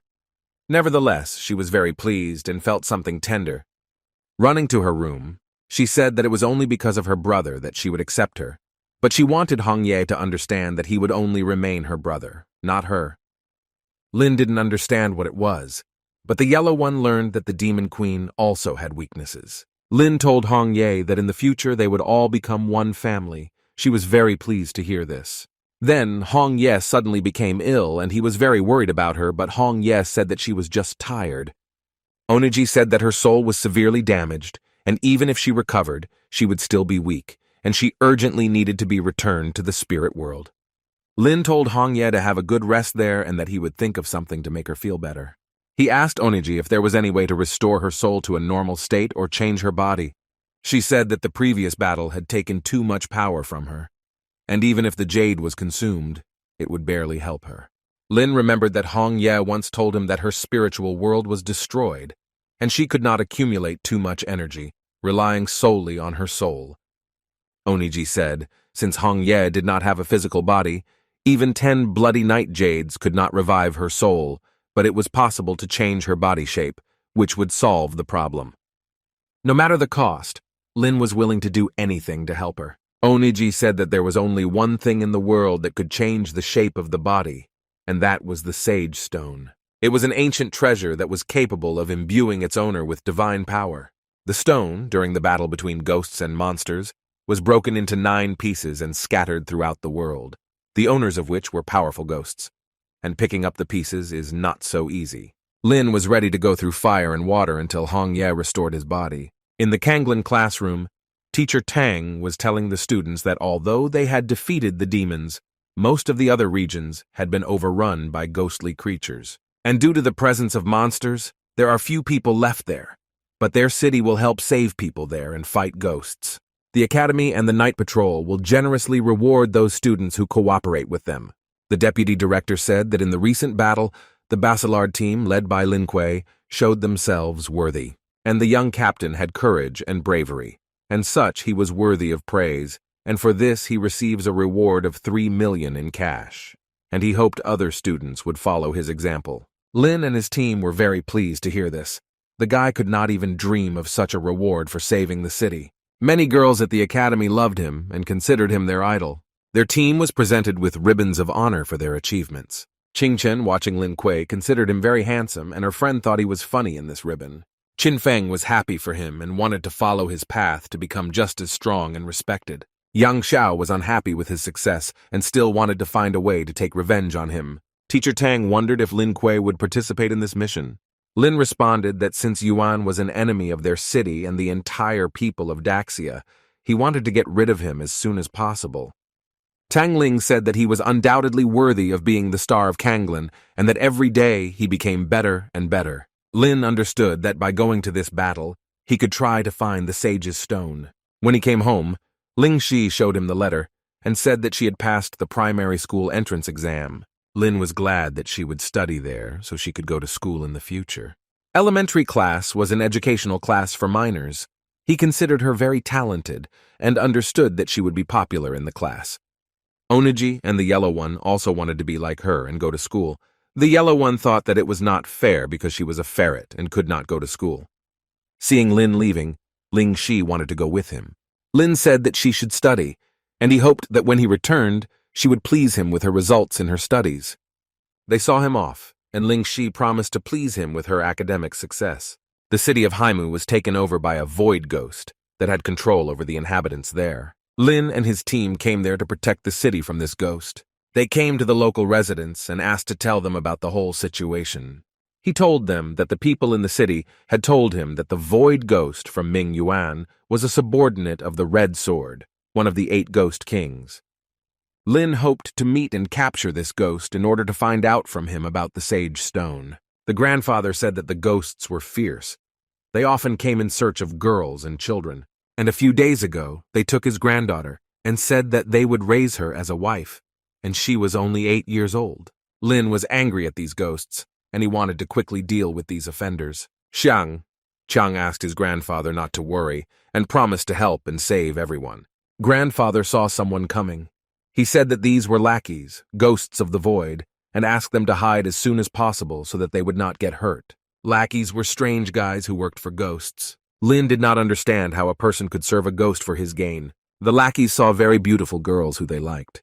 The footman told his comrades to deal with the guys and take away the women, who would then be delivered to the ghost of the void. Su Tang and Morong did not like this attitude towards themselves. Lin bombarded them with his invincible chicken eggs. He wanted to strike a real blow and defeat the criminals, but the girls overtook him. They taught the offenders a lesson and were glad that they would not harm anyone again. The grandfather understood that they had special abilities, but he warned them that the ghost was not an ordinary one, so they needed to be careful. Lin said that they would save all people and defeat the void ghost. Lin had a choice: attack the void ghost headquarters and get plus 10 to strength, dress up as a woman and sneak in unnoticed and get several rewards, or lead the residents out of the city and get plus 8 to agility. He didn't understand where he could get women's clothes and was surprised that they even gave charm points for it. Qian with him so that the 3 of them could be in female form. He told the girls to defend the city while they retreated. The 3 of them disguised themselves as women in order to get into the headquarters and surprise the ghost. Shangqiang was not very happy with this idea.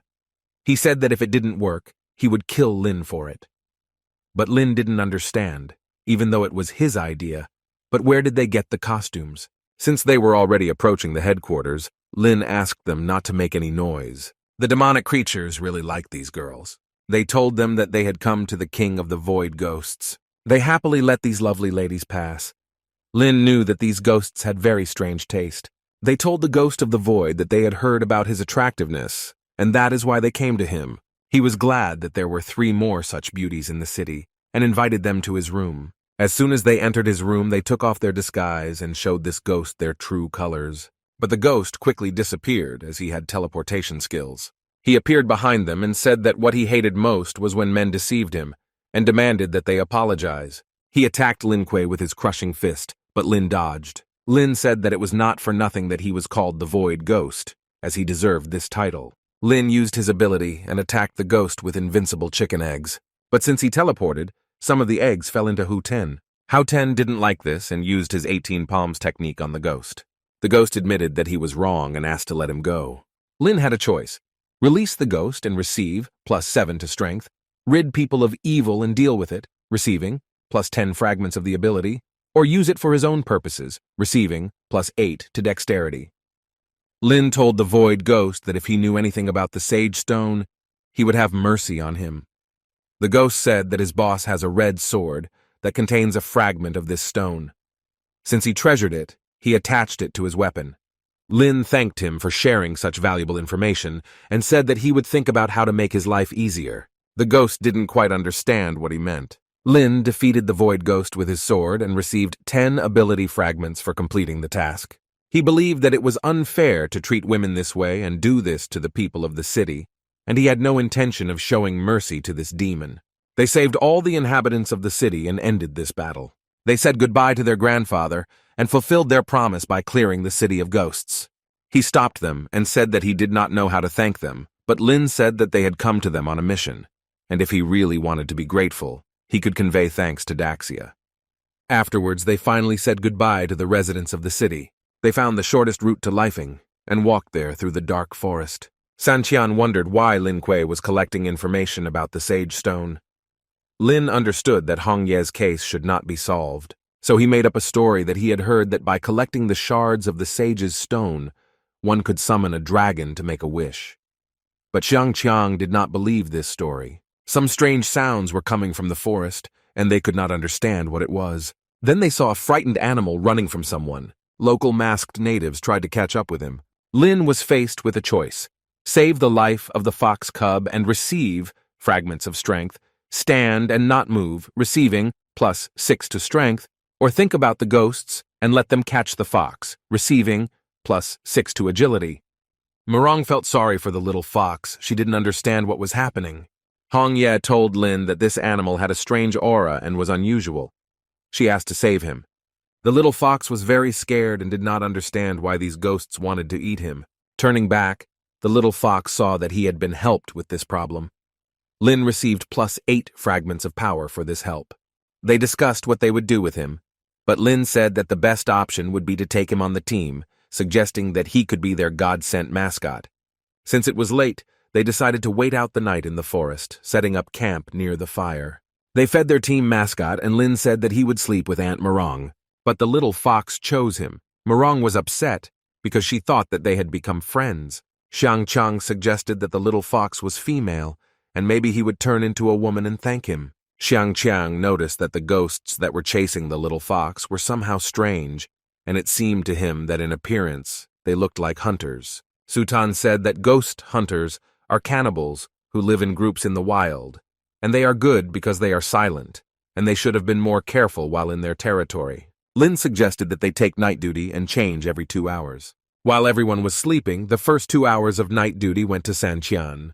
But his duty consisted more of sleep, and while he was sleeping, the enemy was hiding in the bushes. Hearing a rustling in the bushes, Xiang Qiang sounded the alarm that they were being attacked by ghost hunters. Seeing that there were many of them, Lin asked them to prepare for battle. The ghost hunters had a B-rank commander who was very hungry. They did not expect such a meeting with the ghost warlord.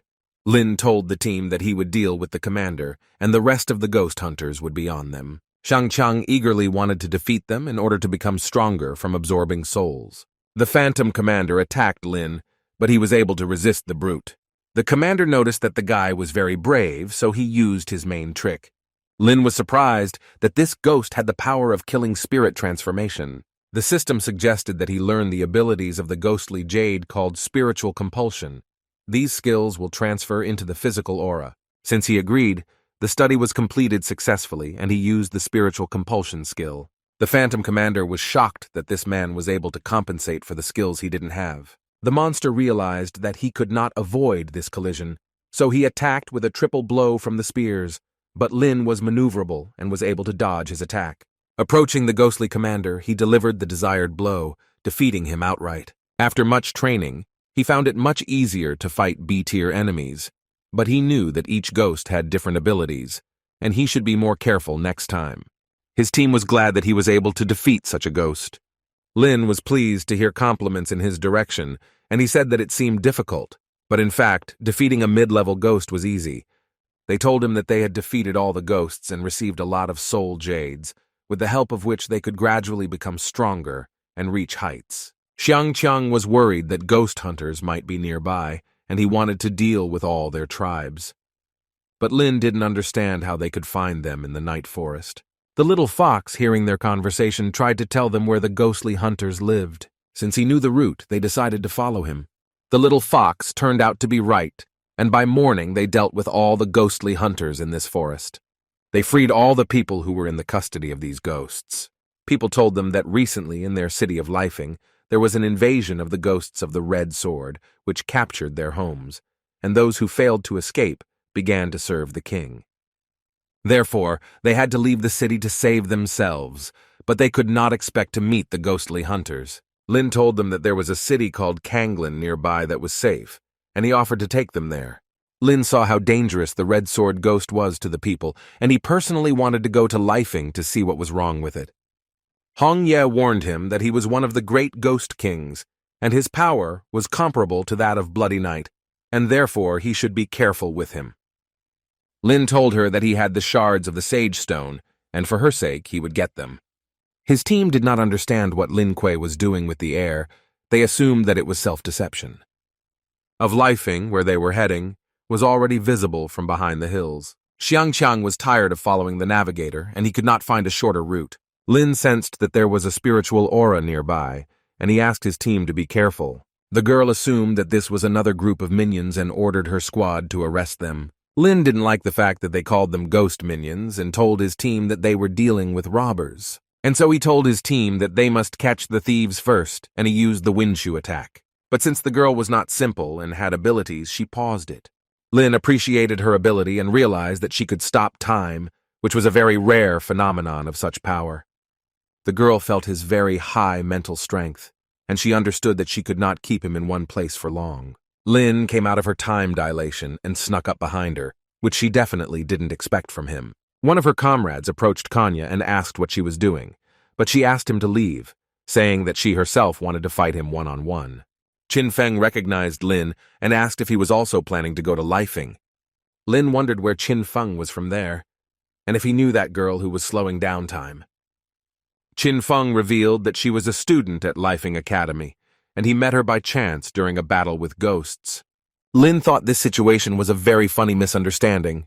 They stopped for the night outside Lifing at Lintu's camp. Kanya told them about the whole situation that was happening in the city. Lin realized that although the Red Sword Ghost ruled the city, it did not destroy the city completely, but he did not understand why the demon allowed the ghosts to subjugate people.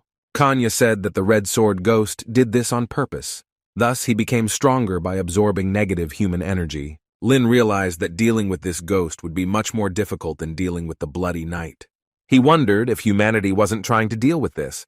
She told him that it would be difficult to do this, even if people knew that the Red Sword was powered by energy. Only by crushing the ghost could the problem be solved. The Red Sword lives on a ghost ship that was above the city. He usually released negative energy through dark towers. And recently the ghost had absorbed too much energy and was temporarily about to retreat. Kanya believed that this was the best chance to attack. Lin understood that in this case it was necessary to destroy the dark towers, and then they would not be able to feed on energy. He told them that they were similar in that they wanted to defeat ghosts and save innocent people. Kanya was glad that together with them, their entire team would increase their strength. On the second day, they went to the northern region of Lifinga. They were secretive because they needed to remain unnoticed. Kanya told Lin Kuei that they needed to destroy the enemy towers as soon as possible. But he didn't like the fact that she was pronouncing his name incorrectly, and he asked her not to do that again. From around the corner, they saw children studying in the middle of the street. The children were commanded by a sign that told them that study was their only way out in life. The children said that their favorite activity was studying, and they believed that this should be done every day. They asked the teacher to give him more homework because they loved to study, and they said that studying made them happy and they loved it. Lin couldn't believe that the children were only obsessed with studying because he saw how miserable they were. He wondered why they were not affected by the negative energy of the Dark Tower. Kanya revealed that this was due to their high level of mental strength. Lin suggested going straight to the control room. Xiangqiang and Haotang fell into the northern region of Lifeng. The people there were unhappy, and negative emotions emanated from them. He was sad because he had fallen in love with the same girl many times, but she still didn't want to date him. This girl believed that if she did not marry a rich man with a beautiful appearance and a wonderful character, then her soul would be broken. Looking at them, Sanqian and Haotang felt sorry for them. The rest of the team went to the southern Lifeng district. They didn't understand if they had come there, because they saw an office in the open air in front of them, where the boss walked over the employees and promised to increase their salaries next month. The employees believed that they could earn a lot by working for the boss. Looking at this, they were glad that they were not office workers. The demon did not understand how a man dared to invade his dark tower. He told Lin Ke that the red sword ghost would deal with him for this. But Lin said not to be afraid of him and then killed the last ghost in this tower. Kanya was shocked when she saw how much power he had. Lin was faced with a choice: destroy the dark tower and get earth energy, refuse capture and get sweet honey, or control the dark tower and get water of life. Kanya offered Ling Kui her help in managing the dark tower. The girl was well versed in technology, and she wanted to change the frequency of negative energy so that ghosts could feel what they do to people. The creatures came to inform the Red Sword that 3 dark towers had been captured. The sword reported that his ghost was practicing alone, and it was impossible to allow people to disconnect him from the energy source. The Red Sword called the dragon and phoenix and ordered them to catch the intruders. They jumped off the ghost ship and were ready to demonstrate their abilities to people. Konye tuned the negative energy to the frequency of the ghosts, and she said the same method was used to remotely control other dark towers. Lin did not expect that she was capable of this, and thanks to her, he completed the task and received the water of life. The towers radiated their energy at full power in all directions. The children began to realize that they were being taught by a ghost, and that they were doing their homework around the clock. Their ghostly teacher began to go crazy from the waves that emanated from the towers. Xiangqiang and Haotang saw that all the people had returned to normal life, and they realized that Lin Kui had found a way out of the situation. And the people who worked in the open office were angry with their ghost boss. All the ghosts who did evil tried to escape from the people. Observing the entire situation from a bird's eye view, the dragon and phoenix were surprised that their ghosts were so weak without the influence of the dark towers. Lin and Kanye noticed that the Red Sword had sent more experienced ghosts to them, and they could no longer wait to gain experience from them. Lin tried to knock them down with the force of a fiery fist, but he failed. Landing on the ground, the ghosts said that they were finished. Kanye and Lin couldn't contain their laughter. They could not even imagine how these 2 midges could harm them. The ghosts did not like these taunts and began to take the form of a merger. The ghosts merged into one large creature and told the people that they were mocking in vain. Lin appreciated their skill. It reminded him of the ghost of the Bloody Night, which also increased in size. Hong Ye warned him that their strength after the merger reached level B and asked him to be careful. The system saw that he was in danger and invited him to use the water of life to cope with the enemy. After taking this, his body will become stronger and his chi energy will increase. Since the system reminded him of living water, he thought it was a great idea. To increase the chances of winning, he also gave this drink to Kanya. Lin was glad that his blood and spiritual power in his body were strengthened.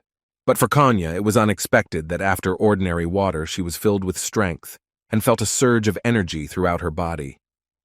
The ghost was angry that they ignored him and drank drinks instead of fighting. Lin met the ghost face to face and parried its powerful blow. The ghost flew several meters away. He didn't expect the guy to be at B level. Lin used his ability to summon magic and wanted to finally finish with this ghost. But the ghost had the speed of a phoenix, and he was so fast that he managed to run around the guy and appear behind him. But since Kanye had a special ability, she helped Lin Kui and pause the ghost. Lin knew that facing him, he would not be able to use the sword technique, so he attacked him from behind. The ghosts were in shock. They did not understand why they could not dodge this attack. Kanya regretted that she could not fully help Lin Ke, since the ghost was stronger than her. She could only hold him for half a second. Lin attacked the ghost, but could not break through his defense because he had dragon defense. Lin stated that he would destroy the ghost's armor, but the ghost claimed that he had no chance to resist him, after which he launched a strong predatory blow. It was not easy for Lin to deal with him, and he knew that he needed to come up with something else. Hong Ye told him that normal attacks were useless, and she decided to help him and share her ghostly aura in hopes that she could break through the ghost's defenses. Unexpectedly, the fox came to Lin's defense and used his charm ability. The ghost's body stopped obeying him, and he did not understand what was happening. Since the little fox had done his job perfectly, Lin could continue calmly, and he was able to break through the dragon's defense with Hong Ye's ghostly aura.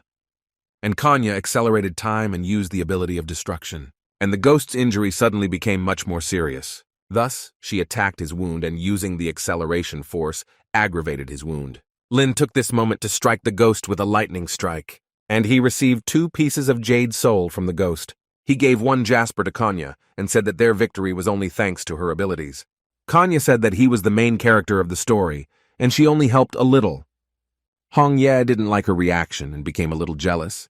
The little fox also wanted to receive a reward, and Lin thanked him with a drink of living water. Meanwhile, his team returned and said that they had destroyed the remaining ghosts of the city, and it was time to attack the main headquarters of the Red Sword. Lin rewarded them for their excellent work with a live drink. They were glad that their strength was increasing and increasing, as if they were receiving energy from a strong source. The ghost informed the Red Sword that all the ghosts in the city had fallen at the hands of the people, who then celebrated their victory by drinking drinks. The Red Sword told the ghosts to send an additional group and bring these people to him. But they informed him that there was no point as the people were heading straight towards them, and this pleased the Red Sword because they were heading towards his trap. Lin's team traveled together to the top of the ship on Sanqian's dragon. The ghosts did not expect to see intruders on their ship, and they intended to kill them. Xiangqiang asked his dragon to activate the bomb mode and roll across the deck of the ship, knocking down all the ghosts in its path. Qin Feng helped them and fought bravely against the ghostly creatures using his 1,000 troops attack. His team was also excellent and did their job well. They dealt with all the creatures, and there were no more ghostly creatures left on this ship that could fight. But a red sword appeared in front of them, eager to take revenge on them for causing a pogrom on his ship. Lin felt a strong breath from the wisdom stone that awakened the consciousness of life. And Hong Ye told him that the sword had vitality and could give strength to everything that exists. So she asked him to be more careful. Lin asked her not to worry and said that he would get her a sage stone fragment. The red sword summoned ghosts to deal with them. Kanya said that the ghosts were people who were consumed by negative energy, and since this was not a problem for them, they wanted to eliminate all the ghosts immediately. But as soon as Lin began to confront the ghosts, a red sword appeared behind him, which told him that he was his opponent. He had to leave the ghosts to his team and fight with the red sword. Since his opponent was strong, he knew he needed to keep a close eye on him. Kanya told Lin Kuei that if he breaks the wisdom stone, the red sword will break into pieces. Red Sword used a shadow combo, cloning himself many times, but Lin was fast and agile, allowing him to dodge the attack. Sneaking up to him, Lin broke the steel of his sword with his strong blow. But this did not stop the sword, since it had the ability to recover, and it could only be won by breaking the stone. Lin used the absolute defense skill. He understood that he could not wait another second, because if an additional batch of ghosts appeared, the situation would become much more complicated. The system discovered the ghostly jade of the Void Hunter and invited him to absorb it, which was very helpful, and he was glad about it. He successfully absorbed the hunter's ghost jade and acquired the skill of hunter's intuition. Additionally, he absorbed the ghostly void jade and acquired the teleportation skill, which consumed too much spiritual power, but was very useful. Now, with each new attack from the red sword, Lin used his teleportation skill to dodge all of its attacks. Sneaking up to him, he delivered the final killing blow to the red sword and broke it in half. And he finally took the sage stone fragment, which he immediately wanted to give to Hong Yi. Since the sword that summoned the ghosts was destroyed, the ghosts began to die along with it. Lin asked Hong Ye to absorb the shard's power, which she was grateful for. She told him that her soul had finally returned to its previous state. Lin was happy about this, and said that as long as they collected the remaining shards of the sage stone, she could regain her human form. San Kan became alarmed because he noticed that the ghost had returned. It was the ghost of the red sword who returned to take revenge on them. He was angry at them for attacking his base. In an attempt to summon his red sword, he failed. When the Ghost King saw that the sword was broken, he was furious. They agreed to fight against him side by side. Lin thought that without the sword, the ghost's strength should be much lower, and its abilities were somewhat similar to those of the Bloody Knight. The Ghost King opened the entrance to his kingdom of 10,000 swords. He dragged them into his world without even touching them, using only the power of magic. Lin didn't understand why these portals were always located in the sky, but he was glad that his body was S level, otherwise he would have crashed long ago. Sankan really liked Kanya and wanted to help her get up, but the girl was independent, so she refused. High-level ghosts had other worlds, and Sutang assumed that this ghost's ability was spiritual power suppression. It was a world created from negative energy, a place where pain and anger were concentrated. The Phantom King created a new weapon into which he placed thousands of grievances of fallen souls. Lin had a choice: surrender to the Red Sword Ghost after receiving 1 skill, kill the ghost after receiving summoning ghosts to help in battle, or flee his kingdom after receiving weapons. Lin did not want to retreat, and so he chose the second option, to arm himself to the end. His team wanted to help him, and they tried with all their might to defeat the Ghost King. Kanya used a temporary pause, but the Ghost King was too powerful for such childish tricks, and he blocked her pause with his charm. In his world, he was so strong that they could not get close to him because he blocked all their blows. Lin understood that they needed to look for another way that would help them weaken the suppression of spiritual power in his world, as a result of which it would be easier for them to defeat the King of Ghosts. He remembered that Sanqian's dragon could absorb anything, therefore he told him to let his dragon absorb all the negative energy of this world. It worked, and the suppression was lifted. Now they could use their spiritual power as before. Since they became stronger, the Ghost King used his sword key, which could create indestructible armor around him. The system discovered Soul Jade and invited Lin to absorb his dragon power. He was glad that the system's proposals always came up on time. Lin successfully absorbed the Dragon Jade and gained the skill of Dragon Strength, which could ignore the enemy's attack by 15%. The Ghost King knew that this could destroy both him and his sword. They did not give a second of rest for the Ghostly King to recover. Lin understood that since the ghost was weakened, it was time to strike a crushing blow, and Hong Ye volunteered to help him with her demonic power. This surprised the Demon King, because he understood that the power of this attack was at A level, just like his. In addition, Lin used a powerful lightning strike. The Phantom King tried to resist his strong attack. And when he saw a spiritual body next to the guy, he realized that his chances of winning had become much less. The Phantom King was unable to resist for long as his attack was absorbed by the killing blow. Lin received a Jade Soul, and for completing the task he received a technique for summoning ghosts, as well as plus 20 fragments of abilities. They were happy with this victory. Lin thanked Hong Ye for such help. His team thought he did a great job, but Lin told them it was a team effort. Looking into the sky, they noticed strange cracks that were forming at breakneck speed, and they understood that they needed to escape from this world. They successfully escaped from the ghostly world on Sanqian's dragon. Peace reigned in Lifing. People began to gradually restore their homes and improve the city. Since the mission was over, Lin told Kanya that they needed to return back to the city to report the results of the battle. But Kanya didn't want him to leave. Kanya was grateful to him for saving her city, and she considered him a hero. She thanked him for everything and said that the days spent together were dear to her. In addition, she promised to come to him as soon as Lifing stabilized. Hong Ye was glad that he had even more fans. Sanqian was offended that his goddess was grateful not to him, but to Lin Kuei. When Hong Yi appeared in front of Lin, he asked to understand him correctly and said that he was forced.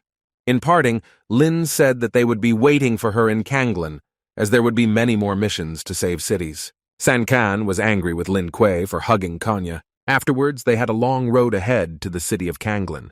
While studying, Ling Shi could not think about anything except her brother. Yellow was wondering what happened to her, as she noticed that Ling Shi wasn't herself lately. She told the Yellow One that she missed Lin very much, since he had been away from home for almost a month, and she didn't even know if he was okay. One of her classmates noticed that she was sad, and he decided to please her with a piece of cake, but the girl did not appreciate such care. Her classmates were afraid of her and considered her a hooligan. Students burst into the classroom wanting to talk to Ling Shi and teach her some manners. Her classmates heard that some bully had a fight with the punks from the graduating class, and they came to deal with him. Monster could do to them. She didn't like the way he called her, and she taught him a lesson for it. The high school students apologized for starting the conversation in the wrong way and promised not to do it again. As soon as a boy came into the class and announced that Lin Kuei had arrived at school, Jier was immediately happy that she would see her brother. A crowd of fans were waiting for him near the school and were happy to see him. Lin didn't understand why there were so many of them there. Ling Shi was glad to have such a meeting with her brother. She told him that she studied hard every day and became friends with her classmates. Lin wondered who the children were talking about when they whispered about bullies. He was worried that she might have been hurt while he was away. Ling Shi said that she was fine because she is an ordinary student who likes to study hard. Yellow confirmed her words and said that everything was fine with them. Ling Shi noticed that he had a little animal, and she was wondering where he got this little fox from. Lin decided to introduce them closer, but the little fox sensed her strong demonic aura and was afraid of her. Ling Shi gave the new family member the name Snowball. Yellow also really liked the new family member. Arriving home, Lin decided to cook a delicious dinner for everyone, and they were surprised that this was the first time he had prepared something for them. Lin allowed Oniji to have dinner with them since she did a great job and was able to take care of his sister while he was away. In fact, Oniji herself didn't understand how she managed to withstand these two monsters. They were delighted with his masterpiece in cooking, as it was very tasty. Lin wanted so badly to feed Hong Ye, but unfortunately he couldn't do it because she was still a ghost. Ling Shi couldn't look at them because she was still jealous of her brother for Hong Ye. She asked that it be better to give that piece of meat to her rather than to some ghost. When Lin fed her, the girl was happy. Yellow also wanted such care and asked to feed her. Lin fed her too, but he didn't understand why he had to feed them. Yellow was delighted. She couldn't understand why the food tasted so much better in his hands. Oniji and the little ladder could not be ignored, so he fed them too. They were glad that he showed such concern towards them. Unexpectedly, Teacher Tang called him to her office. Lin assumed that this was another task with ghosts.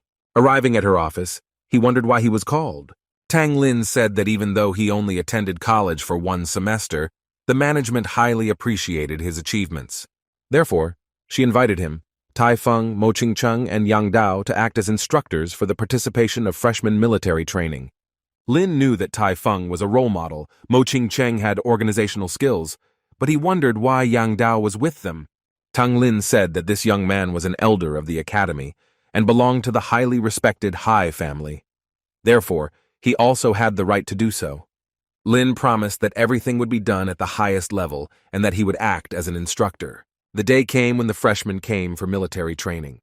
All the instructors were happy to welcome the new recruits. The guy introduced himself to his students and said that he would be their instructor. The students did not understand why someone who was recently a freshman was teaching them. One of the students volunteered to ask how someone who was about the same age had the right to command them, since they did not believe all the rumors about his achievements.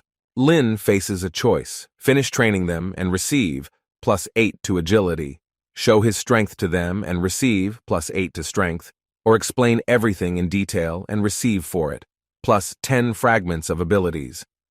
Lin told them that with such arrogance and ignorance, they would not become excellent fighters, because a truly capable person must clearly assess his capabilities and constantly train.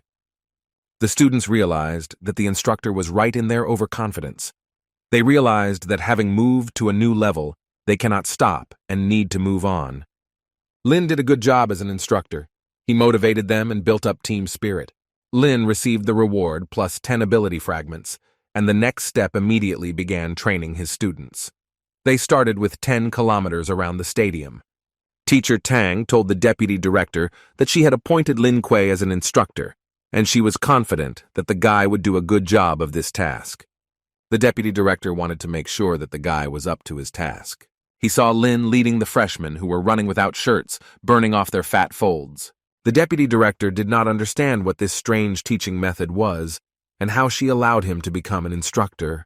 Ching Chung asked her students if they wanted to take a break after practice, but the students were insistent on continuing. Qin Feng trained his students as true warriors, teaching them courage and greatness. Yang Xiao told his students that it was important to pay attention to speed and accuracy, and also emphasized that in order to win, it does not matter how you achieve it. The two students made sure that teacher Ling Kuei was comfortable teaching them. His students were very resistant to such strength training, and they really liked such a teacher. Yang Xiao didn't like the fact that Lin Kuei's team was so motivated, and he didn't want to lag behind him in this regard. They trained for hours on the sports field, running hundreds of laps. They also had more serious tasks, such as walking along a tightrope to test their balance. Other instructors were impressed with these teaching methods. The instructors led their students to the next stage of testing on Mount Kanglin, where teacher Tang Lin told them about the rules of the test. According to the rules, the instructor will send the team into the forest, where the participants must catch ghosts, each of which has a collar. The team that collects the most will win. Qin Feng told his disciples that each of them had the blood of a king in them, and they should not bow their heads. He asked them to try to win. Qing Cheng told her students that they should pay attention to safety first and be united.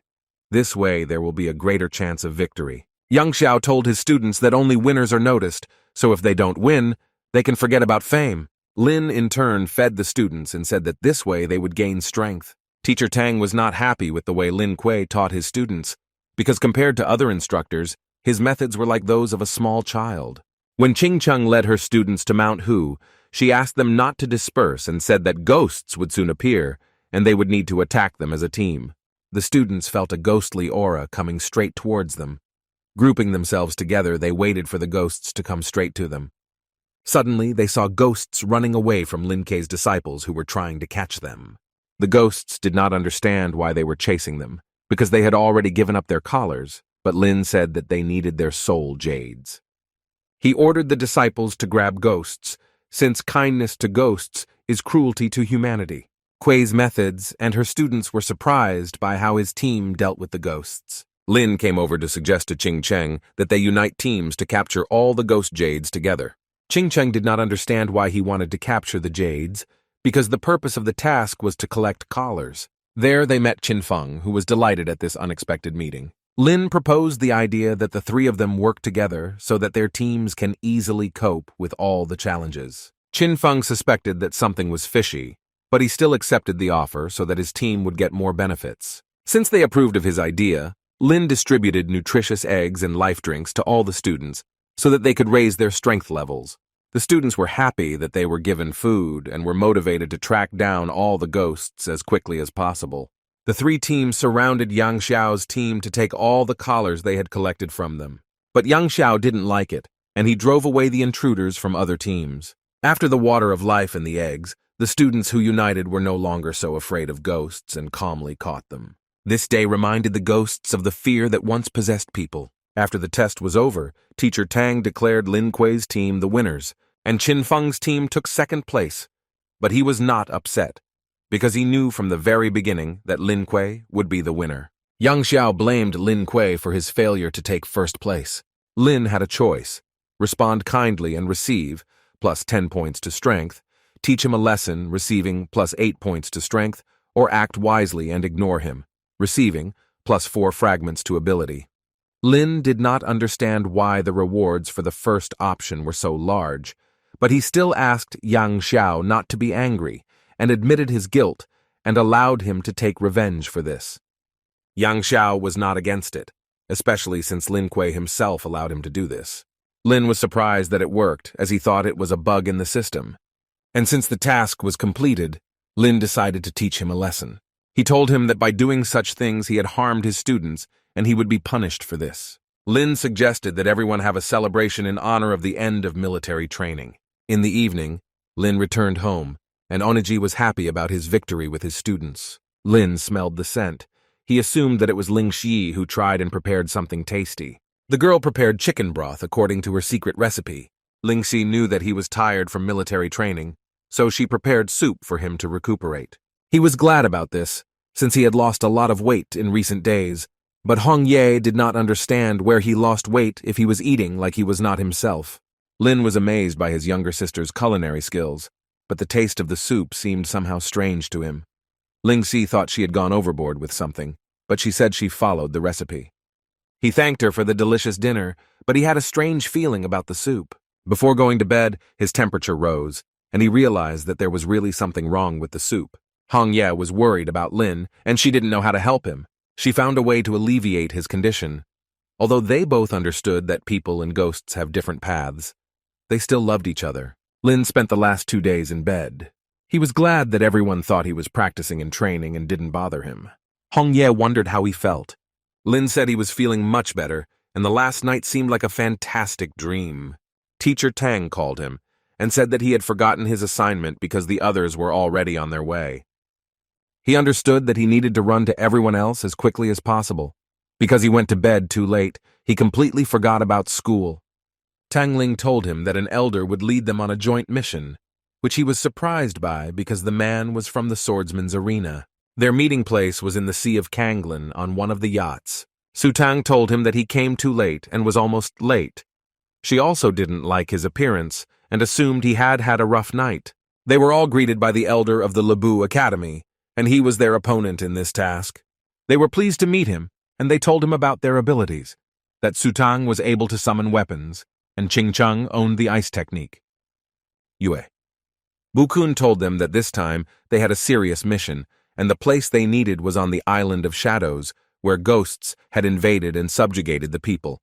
Lin understood that all that was required of them was to defeat the demons and save the people on the island. Bukun said that first you need to explore the area of the island and collect the necessary information. Suddenly, their yacht began to sway violently from side to side, and sea ghost creatures crawled out of the water. These were the ghostly pirates of these depths, who needed spiritual stones, treasures, and other precious things. The elder hid behind Lin Ke and told the three of them to deal with the enemies. They understood that a group of level B ghosts was a piece of cake for them. But more and more ghostly creatures began to appear. Lin understood that it was time to use the technique of summoning ghosts and defeat them with the help of their kind. He had a choice in ghosts, but since he didn't figure out how to choose correctly, he called these skeletons. The ghostly sea captain told his army not to fall for human tricks and attack the ghostly skeletons. But the skeletons turned out to be stronger than they seemed, and they coped well with the naval army. Hong Ye was surprised that Lin was able to summon ghosts. His team didn't understand how he did it, and they were surprised that he had so many abilities. Wei Bukun, watching from around the corner, realized that he had greatly underestimated this guy and wanted to reconsider his plans for him. Lin was glad that he could send someone to fight in his place and win, gaining a lot of ghost jades. Yue Bukun ordered them to remove the ghostly bodies, and so that they do not forget that their main goal is the Island of Shadows.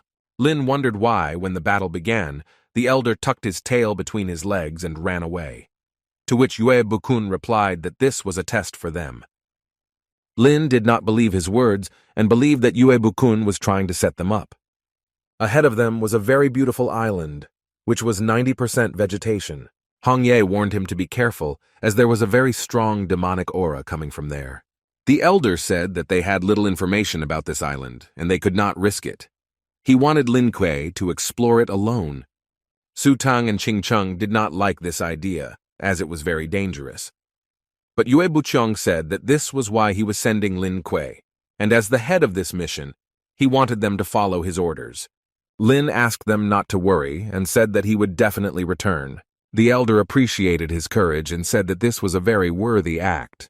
Having set foot on the island, Lin used the demonic aura of Hong Yi so that the ghosts would not see in him the difference between their comrades. There he saw how the sea ghosts subjugated people and used their power to build their palace. Lin thought it was terrible that people were deformed and became ghosts. He wondered why the monster that turned into an octopus was the commander. The ghost octopus noticed them and thought they were new, ordering them to go to the others to do the work. He told them that all their work was aimed at building a new island of shadows, and that for every effort God would personally reward them, and in the future, they would not need anything. Lin was faced with a choice: join the creation of the island and receive SSS rank card, fight against the monsters after receiving 4 fragments of energy, or escape from there after receiving grade C soul jade. He told the ghost that he completely agreed with him, but the ghost wanted the guy to prove it. Lin said that he was ready to go through fire and water for the sake of the Island of Shadows. SS rank card. The guy was glad that once again he was able to deceive the award system. Lin decided to treat the ghosts to food from his hometown, to which they responded with joy. However, they warned him that if he poisoned them, they would eat him. After the ghosts had eaten, they began to have fun, running around in the sunset. The monsters felt a sudden flow of power throughout their body. They felt as if the body was trying to tear apart from the inside. They were scared and asked the guy what he put in their food. Lin told them that he added a few secret ingredients. He understood that all the ghosts were at B level, and given that they were weakened, he still had to fight them with care. People could not believe their eyes that a real person had come to them who could save them. When the ghosts found out that he was a man, they all prepared to fight him. Lin thought that now was the best time to use the new SSS rank sword. The enhancement was successful and his magic sword reached the SS level. As soon as he took the sword in his hands, he spoke to him. Lin didn't understand what was happening and why the sword could talk to him. While he was confused by what was happening, the sword asked him to react to the enemy that was approaching and use its power against them. Lin listened to him and attacked the ghosts. With one swing, he cut their steel tridents in half. The sword told him to deal with all the ghosts with one blow without giving them the slightest chance to counterattack. Lin saved the people, and the tyranny of demons and ghosts was destroyed. The world belonged to humanity again. He suggested that they create an island of shadows together. The elder and the girls decided to go up to the island and wait for Lin Kuei there. They were worried about the guy since he had been gone for a long time. Yuebukun said that since he had been gone for so long, he would never return. The girls suspected something was wrong when the school elder began to respond like that. Since one of them had the blood of the Mo family, and the other was a descendant of the moon god, Yuebukun wanted to take them with him and study their abilities. They understood that he was a real traitor who had deceived Lin Kuei in order to take advantage of his absence and catch them. Since there was no longer a need to hide the whole secret, he admitted to them that he was an agent. Yuebukun told them that the two of them would never be able to defeat him and asked them to surrender immediately. But the girls understood that their abilities were also at level B, and there was no way they were going to lose to him. And in the far part of the island of shadows, people fought with the remaining ghostly creatures. While exploring the area, Lin found a passage into an underground cave. Hong Ye warned him in advance that it might be unsafe there because there was a strong demonic aura coming from there, and a ghostly god could be there. Lin warned his wife in advance to prepare for the worst. In the cave, Lin became convinced that there really was another universe there. Hong Ye showed him that there was an octopus sitting on a hill of skulls. Lin could not believe that it was a fish god, because to him it seemed like an ordinary sleeping octopus. And Hong Ye noticed that he smelled of fragments of the sage's stone.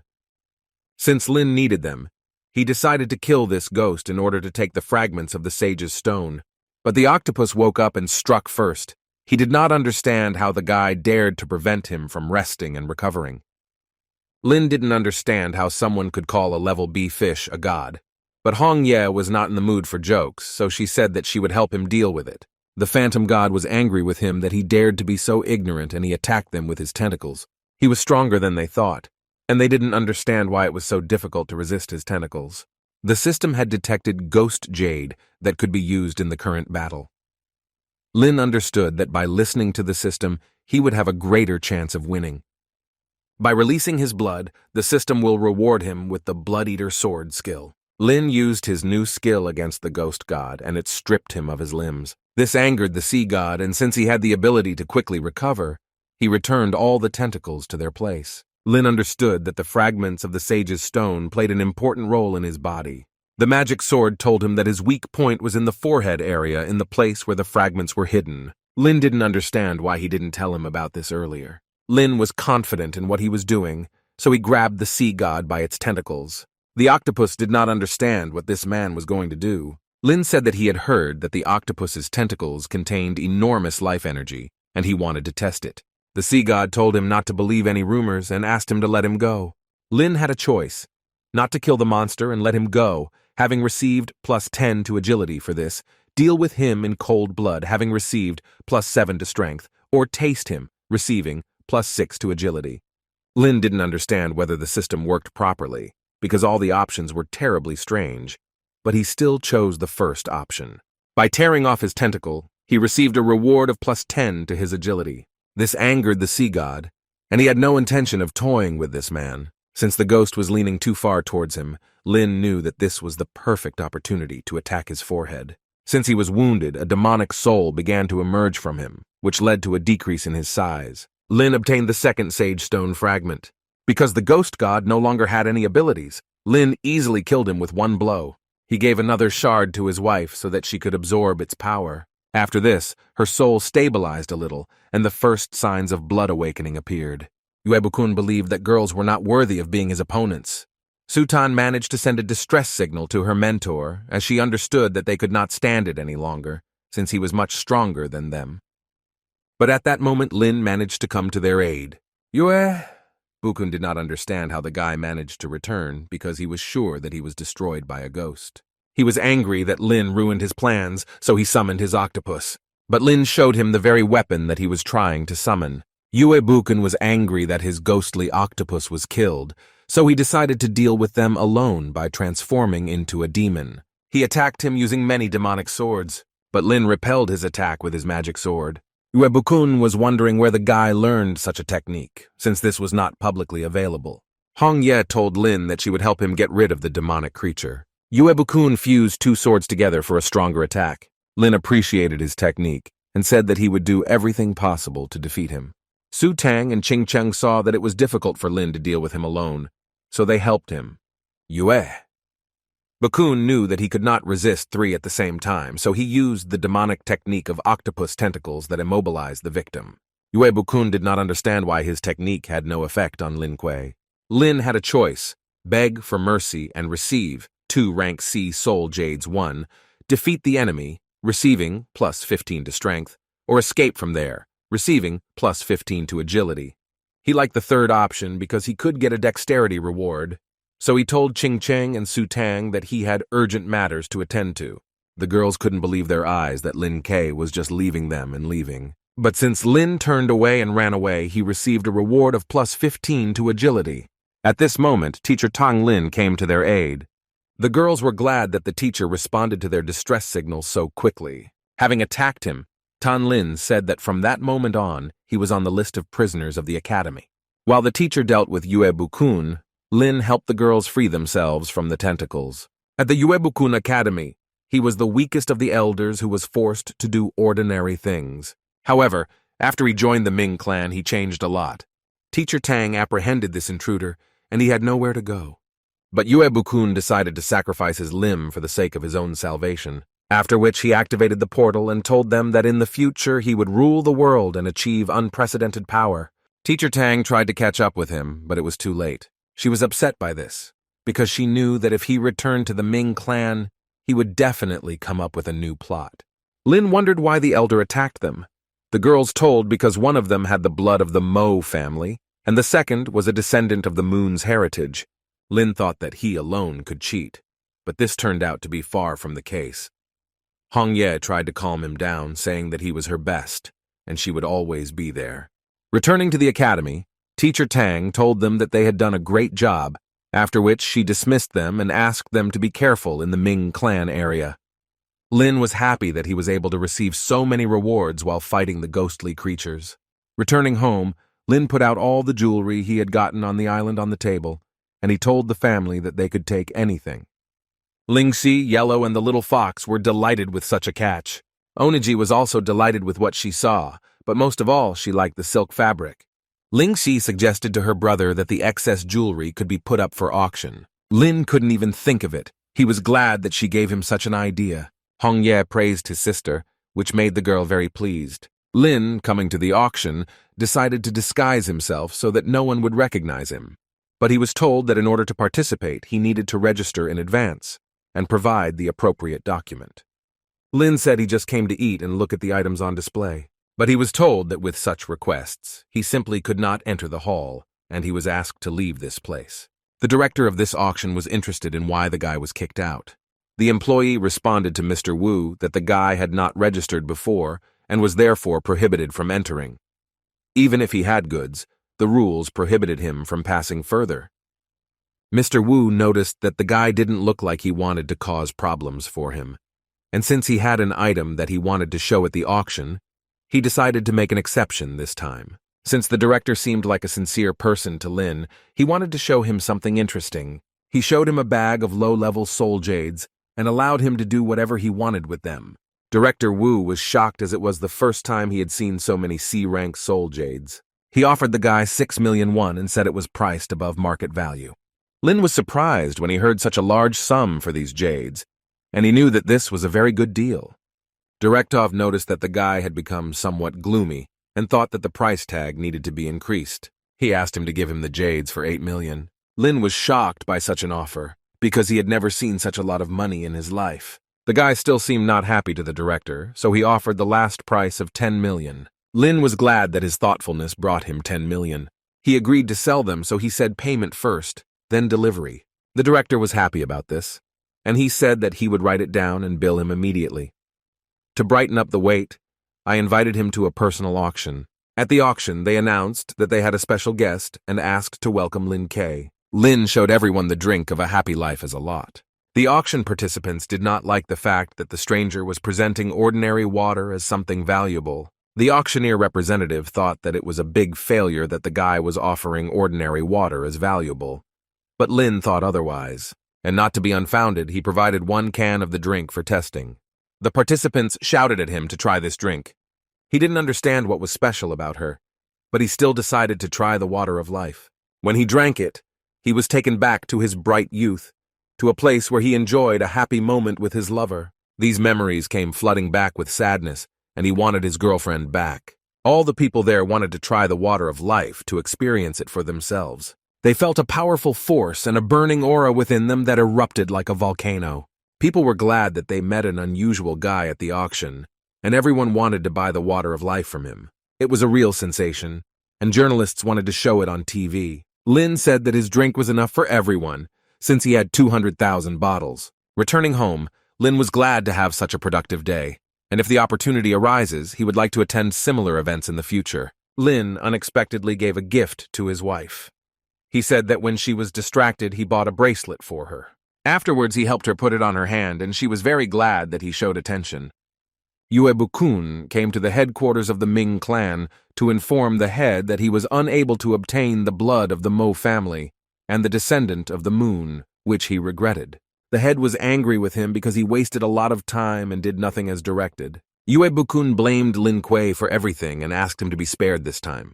And since he had been working undercover for him for a long time, the head gave him one last chance, and he was wondering what he was going to do this time. Yue Bukun said that he wanted to use the person from Kanglin to prepare for the next espionage. The head approved of this and looked forward to his success. Yang Xiao trained hard under the night sky to achieve the result of a beautiful body shape. He knew that he was still too weak and that he needed to train more to surpass Lin Kuei. But he did not like such thoughts, and he knew that all the power was in his hands. The guy believed that Lin Kuei was simply lucky to achieve such results. While he was training, his old acquaintance Yue Bukun appeared behind him. The guy was not happy with his appearance, since he knew that the entire academy was looking for this man. Yue Bukun said that the head of his Ming clan appreciated his abilities and wanted to reward him with the power of darkness. Yang Xiao didn't believe it and wanted him to prove that they had good intentions. Yue Bukun showed him the jade of the soul of the night devil of one of the 8 great ghost kings. With his help, Yang Xiao can become as strong as he wants. The guy was ready to do anything for this thing and join their circles. But first he had one task: he had to deal with the old man. He was ready to do anything just to become stronger than Lin Kuei. It was the deputy director of Kanglin, and Yang Xiao completed this task. Yue Bukun was convinced that the guy was a man of his word, and he handed him the jade of the soul of the night devil. The guy felt like he was filled with incredible power. It was very difficult to endure, and many did not succeed the first time. Yue Bukun wondered how the guy would bear it. Yang Xiao managed to combine his abilities with the power of jade, what Yue Bukun was surprised by, and he realized that he had greatly underestimated the guy. Yang Xiao managed to accept this, and his body was filled with power that had reached its limit. Yue Bukun understood that the guy who received such power immediately wanted to go fight. However, he warned that his condition was unstable and instead offered to go with him to the boss.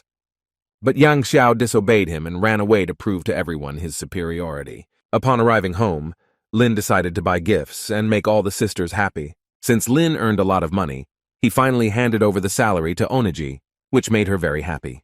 I also didn't forget about the little fox and treated him to tasty and juicy meat. Hong Ye suddenly sensed a strong demonic aura behind the door and warned Lin about it. Then the door suddenly opened and streams of dark smoke began to fill the room. and Yang Xiao flew into them, eager to take revenge on Lin Kuei. But Lin was not at a loss and attacked him first.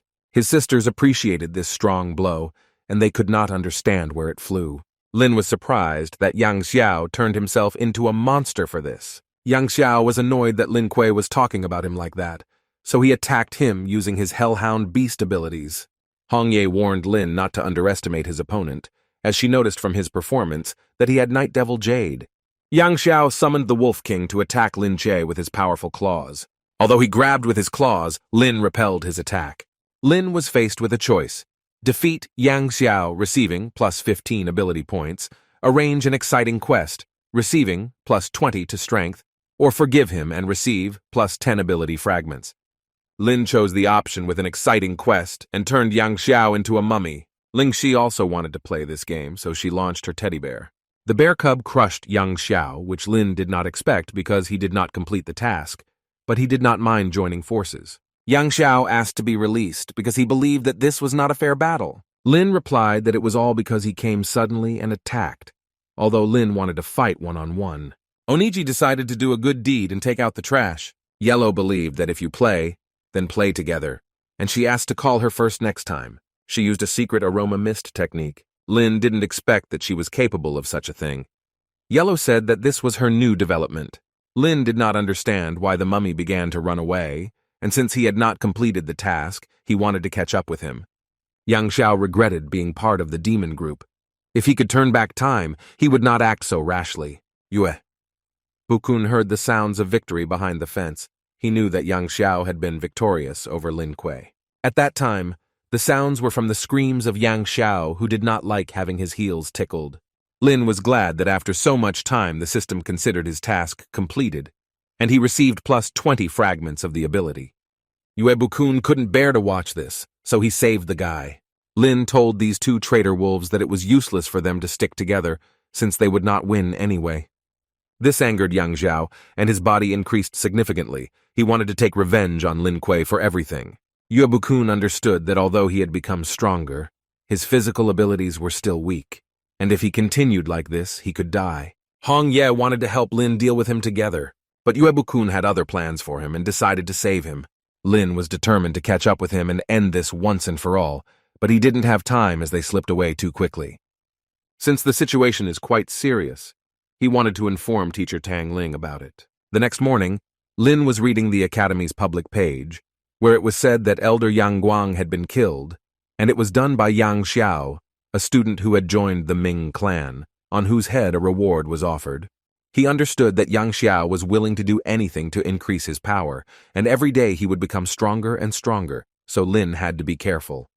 His talking sword had absorbed enough soul jade power. Lin saw that a very bright light was emanating from his sword. His magic sword evolved and took on a human spirit form.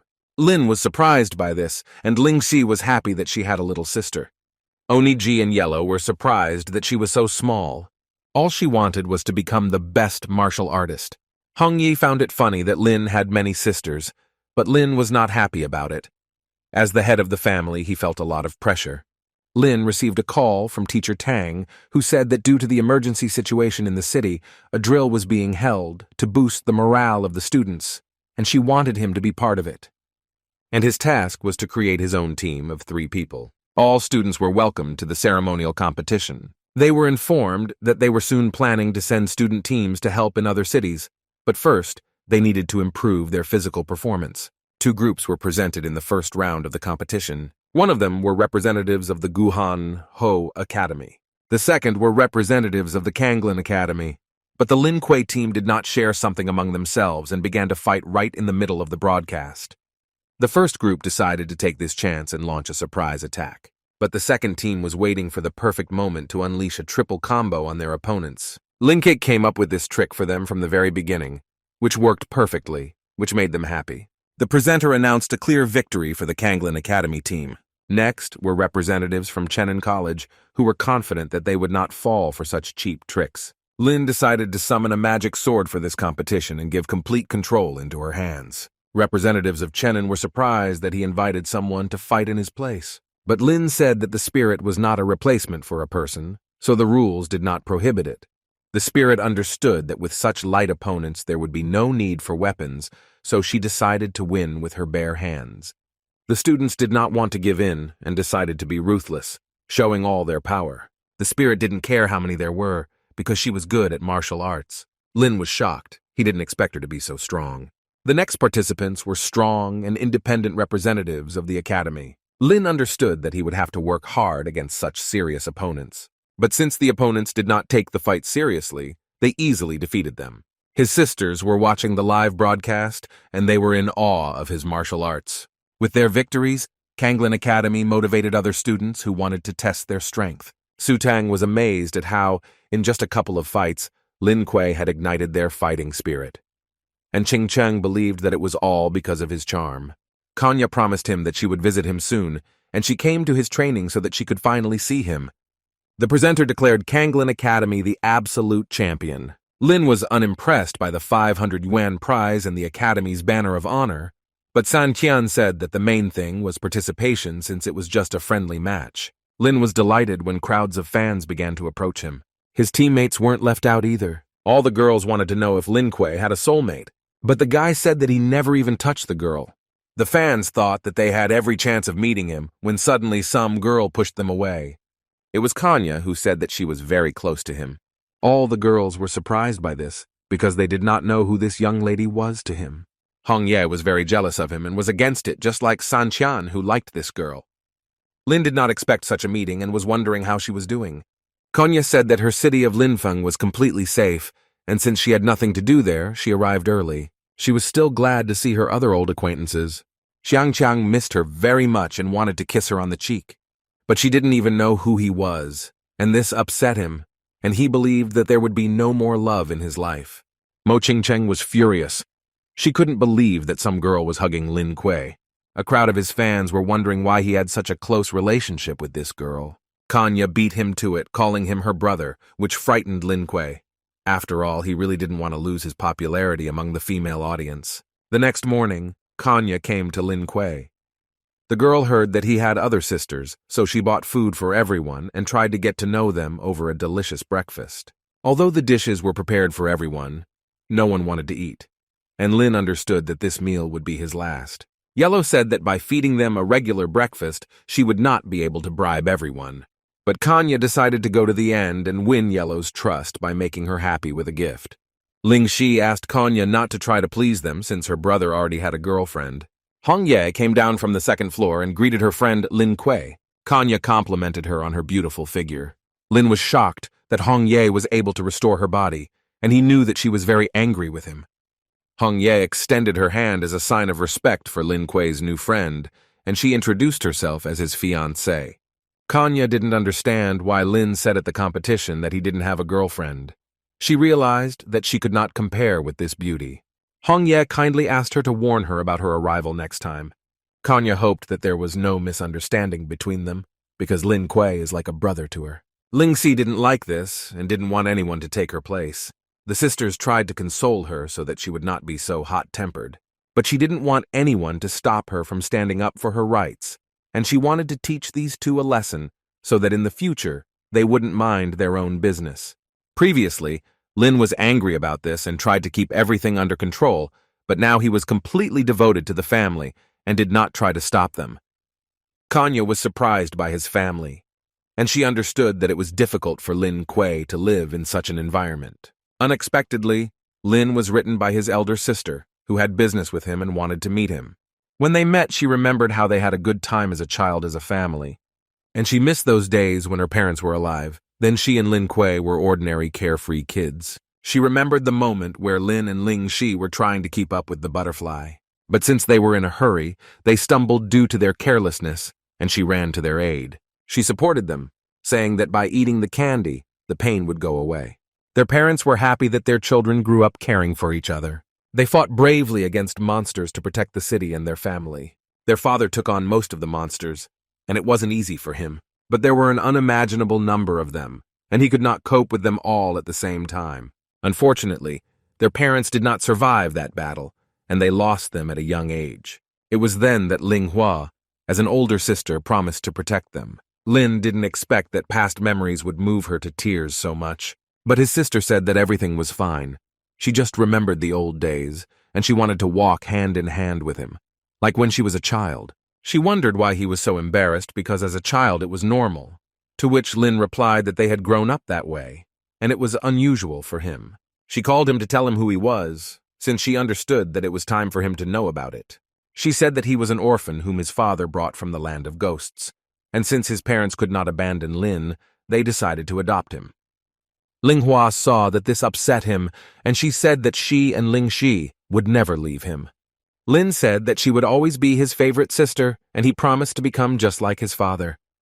Linghua was always ready to support him, and she was glad that she had such a good brother. Lin and his team flew to the city of Qingyun on a mission. The pilot noticed that there were many ghosts on the ground, which were divided into groups. He asked them to put on parachutes and jump to a safer place. They were surprised that the place was completely destroyed and that only ruins remained of the buildings. Lin told them that it was time to jump, as he had found a place where there were the least ghosts. Xiangchang decided to jump out first and show everyone how to do it correctly. He hoped to perform well in this mission so that Kanya would notice him.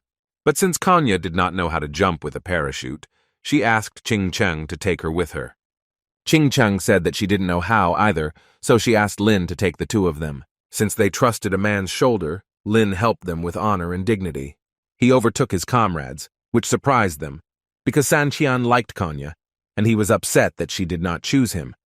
On the ground, Lin discovered ghost slime that was everywhere, and at that moment they noticed many ghosts flying straight towards them. These were ghostly insects, and they understood that if one of them bit, they could not avoid dangerous swelling. They defended themselves with all their might from this swarm of insects. The ghosts attacked Mo Qingcheng with their sticky mucus. As they fought side by side with the ghosts, Lin wondered why there were so many insects there. Xiangchang told him that initially this city was captured by many different ghosts. Xiangchang was glad that they didn't have to fight someone really big. But after these words, a huge spider came to them. Lin was angry with Sanqian for bringing them trouble. They tried to dodge the attacks of this giant spider. Kanya told the team to go first, and that she would take on the spider. As soon as they managed to escape from his clutches, they began to attack him from all sides. With teamwork, they defeated this spider, and it wasn't as difficult as they thought. But Hong Yen noticed that something was wrong with the spider, and she asked Lin Kuei to leave from there as soon as possible. The spider was torn into pieces, and some strange insect crawled out of its belly. They realized that a fly-like creature could parasitize living organisms and control them by controlling them from the inside. They noticed that the fly began to call upon its own kind, and they wanted to destroy it as soon as possible.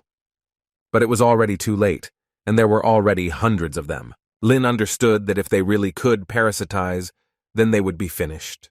Hong Ye told him that their boss was one of the 8 ghost kings called the Demon Fly Ghost. His team did not understand what to do, but Lin said that all they had to do was exterminate all the ghost insects. But suddenly a stranger came to them and was shooting these creatures. Lin did not understand where the person came from there because they were told that there was no one there. Since it was too late and there were more and more insects, they had no other option but to go with him. In the evening they came to his temporary shelter, which was lined with weapons all over. The stranger was glad to see them since he had not met people for a long time. They were grateful to him for his help, and as it turned out, he was completely alone there. The stranger told them that 6 months ago, Qingyun was attacked by insects, many people died, and the rest were mutated by the clutches of these monsters. He lost his family and was depressed for a long time, but then he discovered that he had an unusual ability. He could bless bullets with spiritual power. All he wanted was to exterminate all insects and restore his city. Lin asked him not to worry about it and said that he and his team would help him with this. The girls found large cockroaches there, crawling right on them. The stranger asked them not to worry and to just deal with these cockroaches. He said that these were armored cicadas that were pawns of the ghost cockroach. They couldn't believe that cockroaches could be ghosts. Hong Ye revealed that the ghost cockroach was one of the 8 ghost kings, and there were 2 ghost kings in this city. Mo Qingcheng really did not like insects, and she asked her team for help. Lin was faced with a choice: ignore Qingcheng, having received washing liquid, help and go to the king of insects, having received plus 8 fragments of abilities, or eat a cockroach, having received S-level skill. Lin knew that this was too much, but for the sake of the reward, he wanted to do it. His team was shocked by what they saw. They would never have thought that he was capable of such a thing. The stranger did not know that the guy was hungry, and he asked to tell him about it next time, since he had food supplies. Since the task was completed, Lin received an S-rank skill. He was surprised when the system told him that his skill was communicating with cockroaches. In the nightstand, the cockroaches were discussing their older brother, who was eaten by this guy.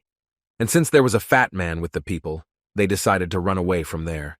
Lin was surprised that his skill actually worked, and he heard cockroaches. The cockroaches were scared when they saw the man, and they asked to be released. Hong Ye said that the king of the cockroaches was on bad terms with the leader of the flies, and this could be taken advantage of. Lin offered the cockroaches two options: repeat the fate of his older brother, or take him to their boss. The cockroaches wanted to cooperate with him, and they chose the latter. When his team noticed that Lin was communicating with cockroaches, they were surprised. After taking the cockroaches, Lin told his team that he needed to move away. Shang Qiang understood that he may not have eaten the cockroach, but he also became a monster.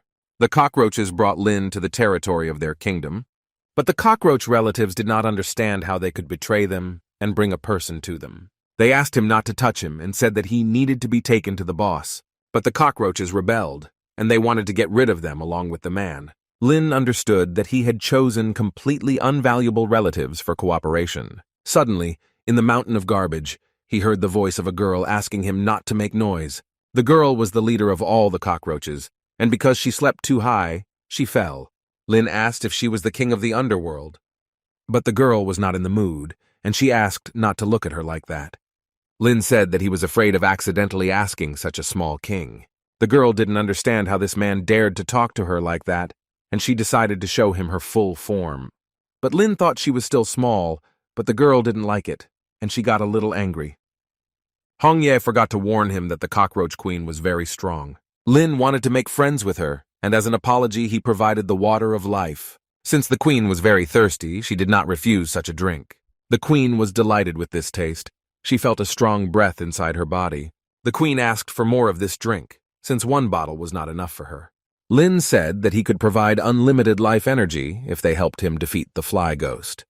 Since the queen had a long-time rival with the ghost fly and had been fighting for territory for a long time, she had long wanted to fight him, so she agreed. Lin was glad that she agreed, and he looked forward to a fruitful collaboration. Meanwhile, the stranger's base was attacked by bedbugs and they were in trouble. Lin Kuei's team also helped control pests. Meanwhile, Lin was already running up to his team with the help of cockroaches. He told them that he had made an alliance with the cockroach ghost, and from that moment on they became their allies. The team appreciated his idea, because defeating the enemy with the help of the enemy was a brilliant solution. They all fought together against the bugs that attacked them. After they defeated all the enemy troops, Lin wanted to go to the leader of the flies to settle scores. The fly came to tell his queen that people had teamed up with cockroaches.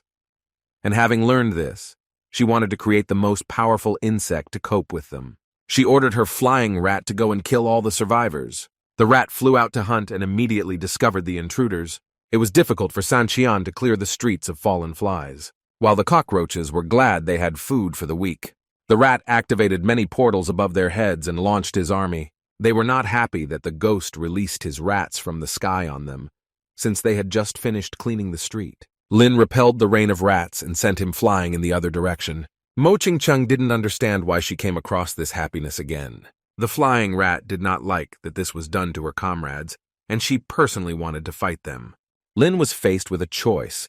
Let her go after receiving, plus 9 points to agility, fight the enemy alone, plus 10 fragments of the ability, or attack with a team, plus 10 to strength. The second option seemed tempting to Lin, but since he could not fly, he had a magic blade for this. She sent Lin flying into the air, but Lin asked to fly with him and not just kick him. He single-handedly attacked the flying rat, but it parried his blow. The mission was completed, and Lin received plus 10 ability fragments, but there was one problem. He could not fly. The flying angel of the magic sword arrived in time to save him. But for greater safety, Hong Ye secured Lin. Hong Ye told him that she sensed the aura of the sage stone in the flying rat. She helped him fly to the rat, and Lin attacked it with his magic sword. But she sent a powerful rat wave attack straight from the sage stone. Since Lin had the teleportation skill, he escaped the attack in time. He suddenly attacked the flying rat using a teleport and sent it down. Lin thought he had defeated her, but Hong Ye felt that the aura was very strange. The demon rat was very angry, and she used full transformation. She attacked his comrades with her powerful jump. Kanya decided to help Lin Kuei and set a time pause, but for the rat it was a cheap trick, and she easily broke through her time barrier. Ching Chung caught Kanya and suggested they fight together later. Kanya was very pleased that she showed attention to her. San Qian did not like that the rat offended his wife, but Qin Feng asked him not to get into the thick of it. The flying rat spread a poisonous mist from its paws throughout the area. The angel of the magic sword dispelled its poisonous fog with her invincible wind. Xiang Qiang was not happy that Lin directed all the fog in their direction, but Qin Feng saw this as a test from Lin, who wanted to see how they dealt with unforeseen situations. Xiang Qiang asked his dragon to absorb the news of the fog into himself. For his help, Xiang Qiang promised to reward him with fried chicken in the evening. The angel wanted to defeat the enemy, so she reunited her power with the power of the sword. Lin felt the sword's power increase, and the sword told him to go and destroy the rat. But the rat also had something for him. Sharp and long claws came out of his paws.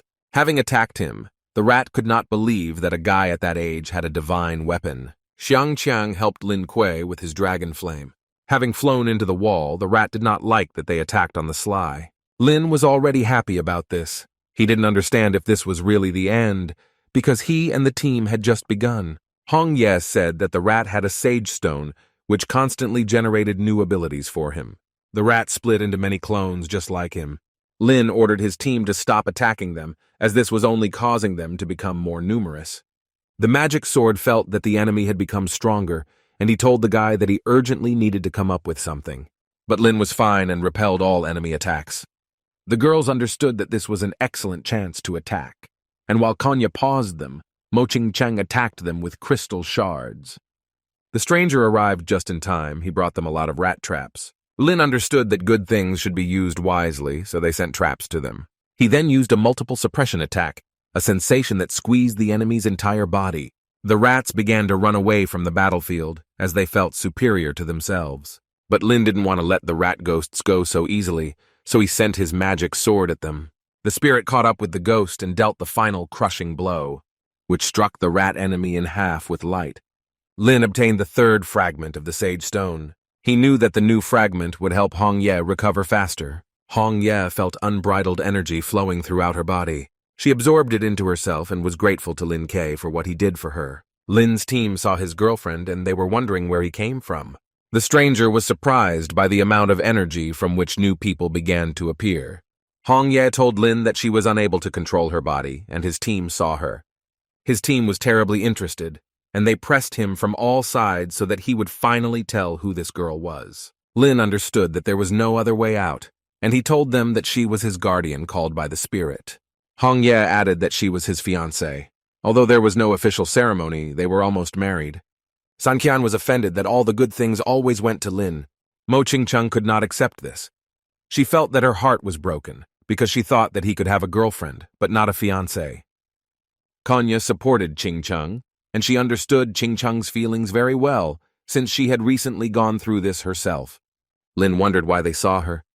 Hong Ye said that the energy of the sage stone was so strong that it was closer to the human body, so it could not remain invisible. Lin was happy to hear this, as soon her body would be completely restored, and she would be like an ordinary person. The fly flew to his queen and reported that her rat had died in battle along with the rest of her comrades. She was upset because she did not understand who would be her guide that night. She decided that she would enjoy the last moments, because she had created the most powerful beetle, which would soon be born and defeat everyone in this city. The next day, Lin and his team went in search of the demonic fly. The army of cockroaches and the grandfather were also with them, for the sake of their city of Qinyuan. They moved along the map, and according to it, they were approaching the location of the Queen of Flies. But during the operation, they found a moment for privacy. San Qian did not like this because he was jealous of Lin Kuei. San Qian wondered where the stranger and the army of cockroaches were, because they were supposed to go with them to find food. Qin Feng didn't like the fact that he was always hungry and didn't try to lose weight. Meanwhile, they were being watched by a high-level third-grade mantis ghost. He jumped out in front of them and blocked their way. It seemed harmless enough to the team, but Lin warned them that it was no ordinary mantis. Mantis endured for a long time and watched as his comrades, one after another, left this world at the hands of people, and he did not intend to remain on the sidelines. Lin told the team to leave, but it was too late and the mantis charmed them with its magic. Hongye didn't understand where everyone was, because they simply disappeared after the attack of the mantis. The magic of the mantis reduced them significantly and they became very small. Lin tried to call his wife for help, but since he was too small, his voice could not reach her. Hongye was scared and didn't understand where they had gone. The mantis switched places with them, making them look tiny in comparison. Lin knew that if it got bigger, it would only take one movement to return to its original shape. But nothing worked out for him, and he was unable to attack him. Xiangqiang realized that things were bad, and he asked Lin to summon his magic blade as soon as possible. But the spirit of the sword also became several times smaller, and they understood that this was the end. All they could do was run, as their spiritual strength was too low to fight. While they were running away, they did not even notice how they crashed into cockroaches.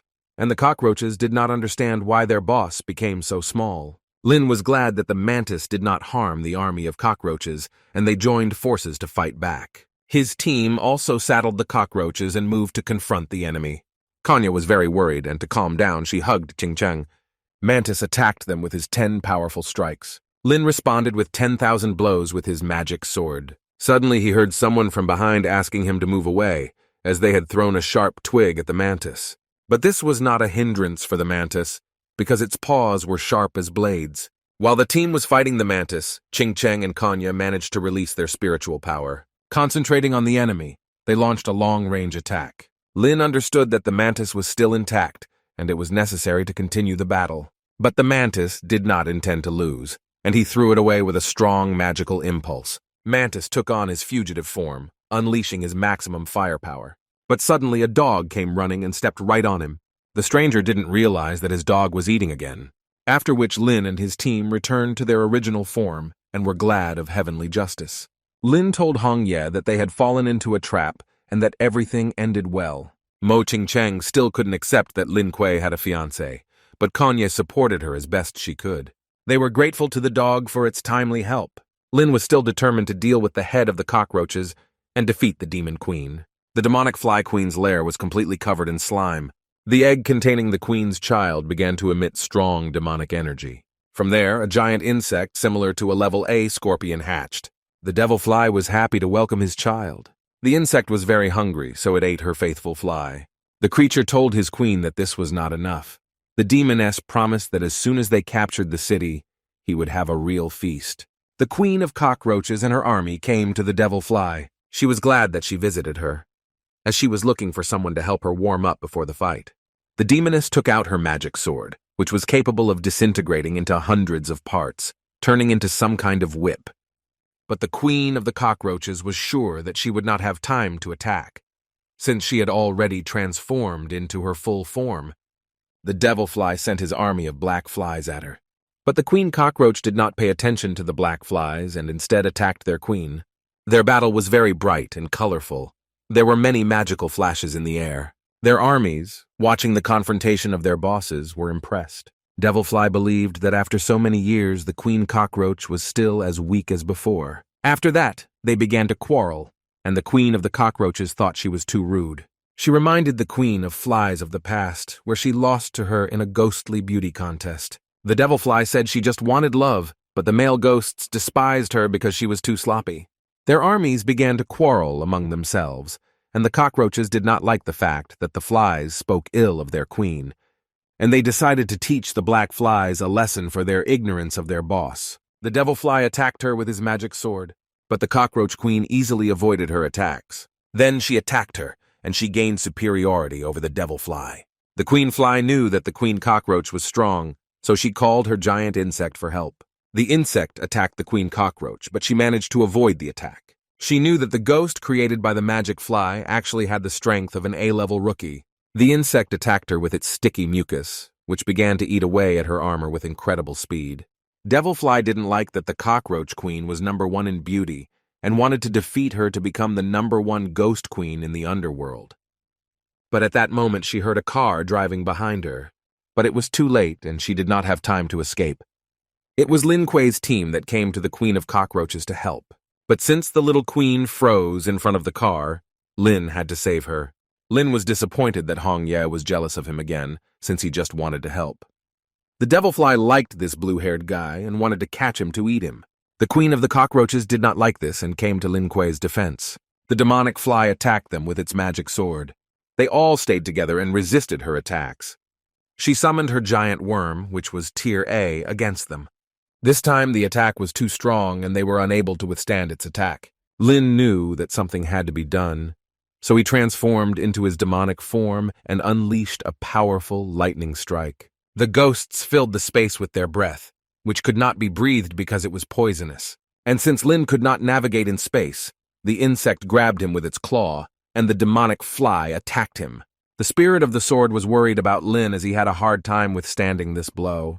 But with the protection of his S-level physical body, it was safe to live. At this critical moment, his body strengthened its capabilities, and the supernatural fragments accumulated in the body made themselves felt. The body of his demonic image began to transmit strong bolts of lightning, and he realized that he could awaken a new ability. A very powerful aura emanated from him, and they understood that he had awakened. Lin received new SSS-level abilities. Fight against Sun Wukong. They were delighted by his awakening. As his strength reached a level, the demon fly was not happy that the guy's abilities had awakened, and she attacked him, but Lin easily blocked her attack. Since she couldn't cope, she asked her insect to deal with the guy once and for all. But the new ability gave Lin a lot of strength, so he easily won her insect. Since her monster had fallen, she wanted to fight Lin one-on-one, but the Cockroach Queen's boomerang stopped her attack. Hong Ye and the Cockroach Queen told her that they were her main opponents. Since the black flies began to attack, Ching Chung asked the team to help. They were bloodthirsty and very hungry, and Xiang Qiang could not resist them. But the spirit of the sword came to his aid and saved him from these insects. But she accidentally touched Sang Qian's clothes, and he was not very happy about it, as he thought it was on purpose. The spirit was confident that she could kill all the monsters and become the best of the best. But she could not withstand the attack of a huge ghostly insect. Lin did not like that his spirit was attacked, and he took revenge on the insect. The monster fought him mercilessly, attacking him with its scorpion sting. But Lin decided to end him once and for all, after which he dealt a crushing blow.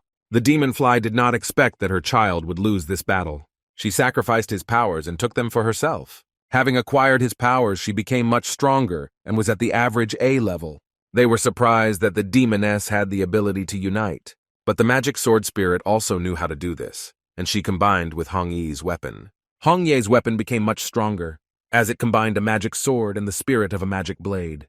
Hong Ye, the Cockroach Queen, and Lin confronted the Demon Queen, but since she had a powerful shield, Lin understood that his strength was not enough to break through.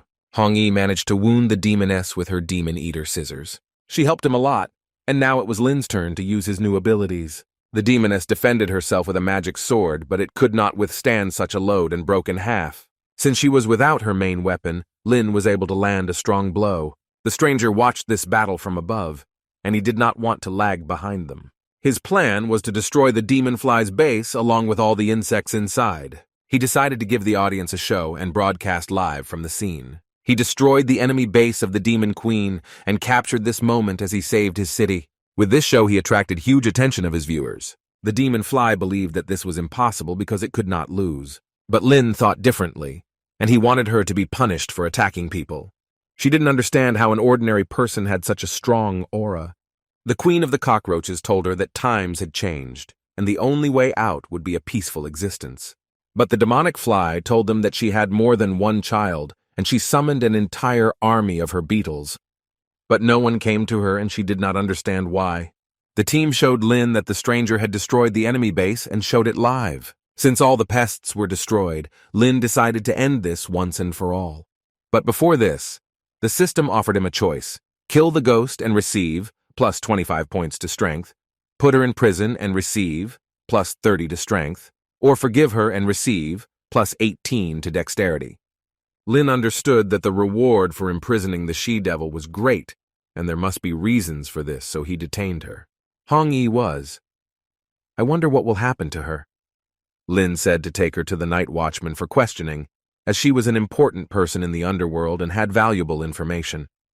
But since she didn't want to say anything, Lin didn't like it, and he relieved the demoness of her ghostly aura. Shang Chang was glad that now he could take her to the night watchman without fear, and for their excellent efforts, Lin invited them to dinner in the evening. They sat around the fire and celebrated their victory over the ghosts. During this period, they became friends with the stranger, and he was wondering what they would do next. Lin said that some cities were still under the influence of ghosts, and they needed to continue clearing them of them.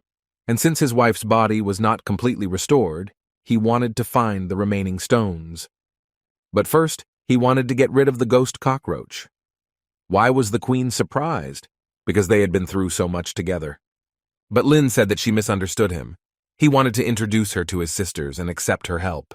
He wanted to accept her into his home, just like other ghosts who once defended their rights to this. The queen of the cockroaches liked this idea, because she would no longer have to worry about food and clothing. Lin promised that if she joined them, he would often bring her food and clothes, which she was happy about.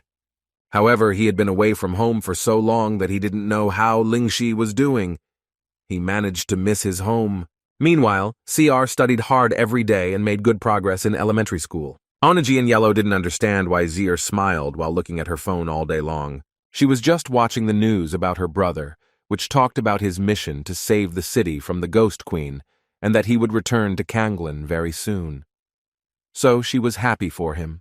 Ling Shi believed that he should have been with her most of his time rather than with Hong Ye, while Onaji and Yellow joked about it behind her back. But Lingzi heard these conversations, and she decided to teach these two a lesson. Suddenly, she heard students from parallel classes talking about her. They said that she was a little schoolgirl who was always hiding behind her brother. Lingxi decided not to be provoked and not to interfere with them. They didn't like that she didn't respond to them. They called her a weakling with no abilities, and suggested that the rumors about her brother were not true, and that he was just as weak. This hurt her, because she didn't like it when someone dared to touch her brother. She ordered her bear to teach these two a lesson. She told them not to dare touch her brother again. But her teacher noticed this, and she was very interested in what happened. The students realized that this was a good chance for them to take revenge on the girl by telling the teacher. But Ling Shi got ahead of them and told how they made fun of her and hurt the honor of her brother. She calmed the girl down and promised to deal with the offenders. But the disciples said that they were innocent of anything and tried to prove it. The teacher was outraged that they were in a parallel class and allowed themselves to treat others like that.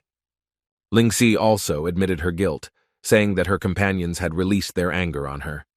But since she was in charge there, she didn't want to set a bad example for them. Therefore, she asked that the offenders be punished. The teacher asked not to worry about this and said that she would definitely punish the culprits. Lingxi was glad that the offenders got what they deserved. Her classmate came up to her and reminded her of the corporate party that was on the playground. The corporate event took place among the elementary classes at Elliston College. The teacher gave a speech in which he expressed hope that the junior high students of the two schools would become stronger and stronger together. Lingxi, Yellow, and Onaji came there to eat because they were hungry. Their classmates were surprised because this was not a cafeteria to behave like that. Lingxi was recognized by students from a nearby college and decided to approach her. They heard that the girl was a hooligan. One of them asked to call him Master Tiger. He came to fight her and become the main bully among the two schools. But Lingxi was all right with him, and she asked not to distract her from such an exquisite dinner. He didn't like that she was ignoring him, and he decided to knock the sandwich out of her hands.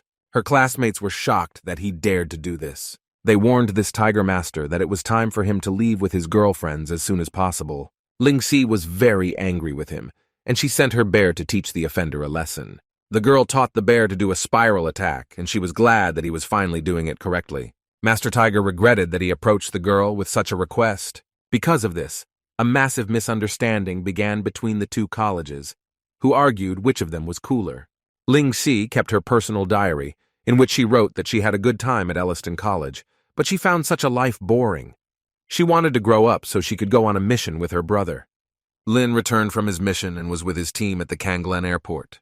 They were very glad that after so much time they finally returned to their city. There they were met by fans who were looking forward to this meeting. Lin was happy about this. He didn't think the day would come when they would become stars. Shang Chang was upset that even the bald man had fans, but he did not. Ching Cheng had important things to do, and she didn't understand how she could get through this crowd of fans. But Kanya had a solution to this problem. Kanya gathered a team to tell them her plan to get through this crowd of people. Their plan was to throw the main fan favorite to them in order to bypass them. They succeeded, and while the fans switched to Lin Kuei, they ran past. After 3 hours, Lin managed to escape, but hungry fans stole all of his clothes, causing him dissatisfaction. He knew that he couldn't go home with that appearance, so he wanted to ask his little sister to bring him some clothes. But his attention was interrupted by news from Kanglan, where his personal belongings were put up for auction for a high price. While he was upset about what happened to his things, Hong Ye noticed another problem. Local street vendors sold limited edition photographs of him with celebrities. He became so popular in his city that even in the bushes people followed him. Lin stopped liking it and had to run away from his fans who wouldn't give him peace. After some time, he managed to escape from them all the way home, and after that, he no longer wanted to be popular. At home, he saw Ling Shi and Oniji packing things, and he thought that she was getting ready to move. Ling Shi felt awkward, as she did not expect her brother to return so early. After looking at what she was carrying, Lin realized that these were his old things that he had seen at the auction sale. Ling Shi admitted that she just wanted to help him make money. Yellow said that Ling Shi was too obsessed with money, but Ling Shi was unhappy that they were shifting all the blame onto her. Although Ling Shi had good intentions, Lin did not agree with her. The girl was scared by this and said that she would return everything. But Lin meant that after everything he had done, the price of things should be higher, and he wanted her to sell everything for a more decent amount. Suddenly, a girl started knocking on the door and wanted to tell Lin something urgent. It was Mo Qingcheng who wanted him to help her. She wanted Lin to be her temporary boyfriend. Ling Shi was against this. She said that her brother already had a girlfriend. Qingcheng said that it was her grandfather's birthday, and when she returned home, she heard that they were planning to marry her off to a guy from the Luo family. And she didn't want to become part of their family and get married so early, and therefore believed that only Lin could help her. Qingcheng hoped that they would allow them to enter into a fake marriage contract so that her family would dissolve the previous one. Hong Ye took pity on her and allowed Lin to go along with it. Lin asked her to stay in his body, but Hong Ye said that she would not be jealous, so he was glad that he would not give her any trouble. Lin picked out a beautiful wedding suit and came to the Mo family's house. Qingcheng also put on her wedding dress, and she was delighted with how well Lin Kuei had prepared. Kanya was grateful to Qingcheng for the invitation and for the dress she gave. Lin liked how the girls dressed up beautifully. He thought that they became even more beautiful in these dresses. But Hong Ye did not appreciate this, since he promised to pretend. Qingcheng asked Lin to go to the meeting place and get into character so that her family would believe it. They came to the banquet hall where all the invited guests had gathered. There were many girls there who were fans of Lin Kuei, and he was not happy to meet them again. At this moment, grandfather Mo Qingcheng arrived, and he was happy to welcome everyone into his home. The girls were happy that grandfather came on time, otherwise Lin would have been torn to pieces. Lin didn't expect that Mr. Mo was Qingcheng's grandfather. He assumed that he was a great warrior in his youth. Since it was Mr. Mo's birthday, the guests gave him gifts and wished him the best. Lin didn't know that it was Mr. Mo's birthday, and he thought it strange that they combined 2 holidays into one day. This was Luo Tenyi, the eldest son of the Luo family, and he was from one of the 3 richest families in Kanglan. He congratulated Grandpa Mo and gave him the A-grade Binglian Ice Lotus elixir. When Grandpa Mo opened the box, he saw the glow of the ice lotus, which meant that it was real. Mr. Mo was pleasantly surprised by such a valuable gift. Luo Tingyi asked not to worry about this, since he became part of their family and Qingcheng was his wife, so he respected her relatives. But at that moment, Brother Qingcheng spoke out and was against this wedding.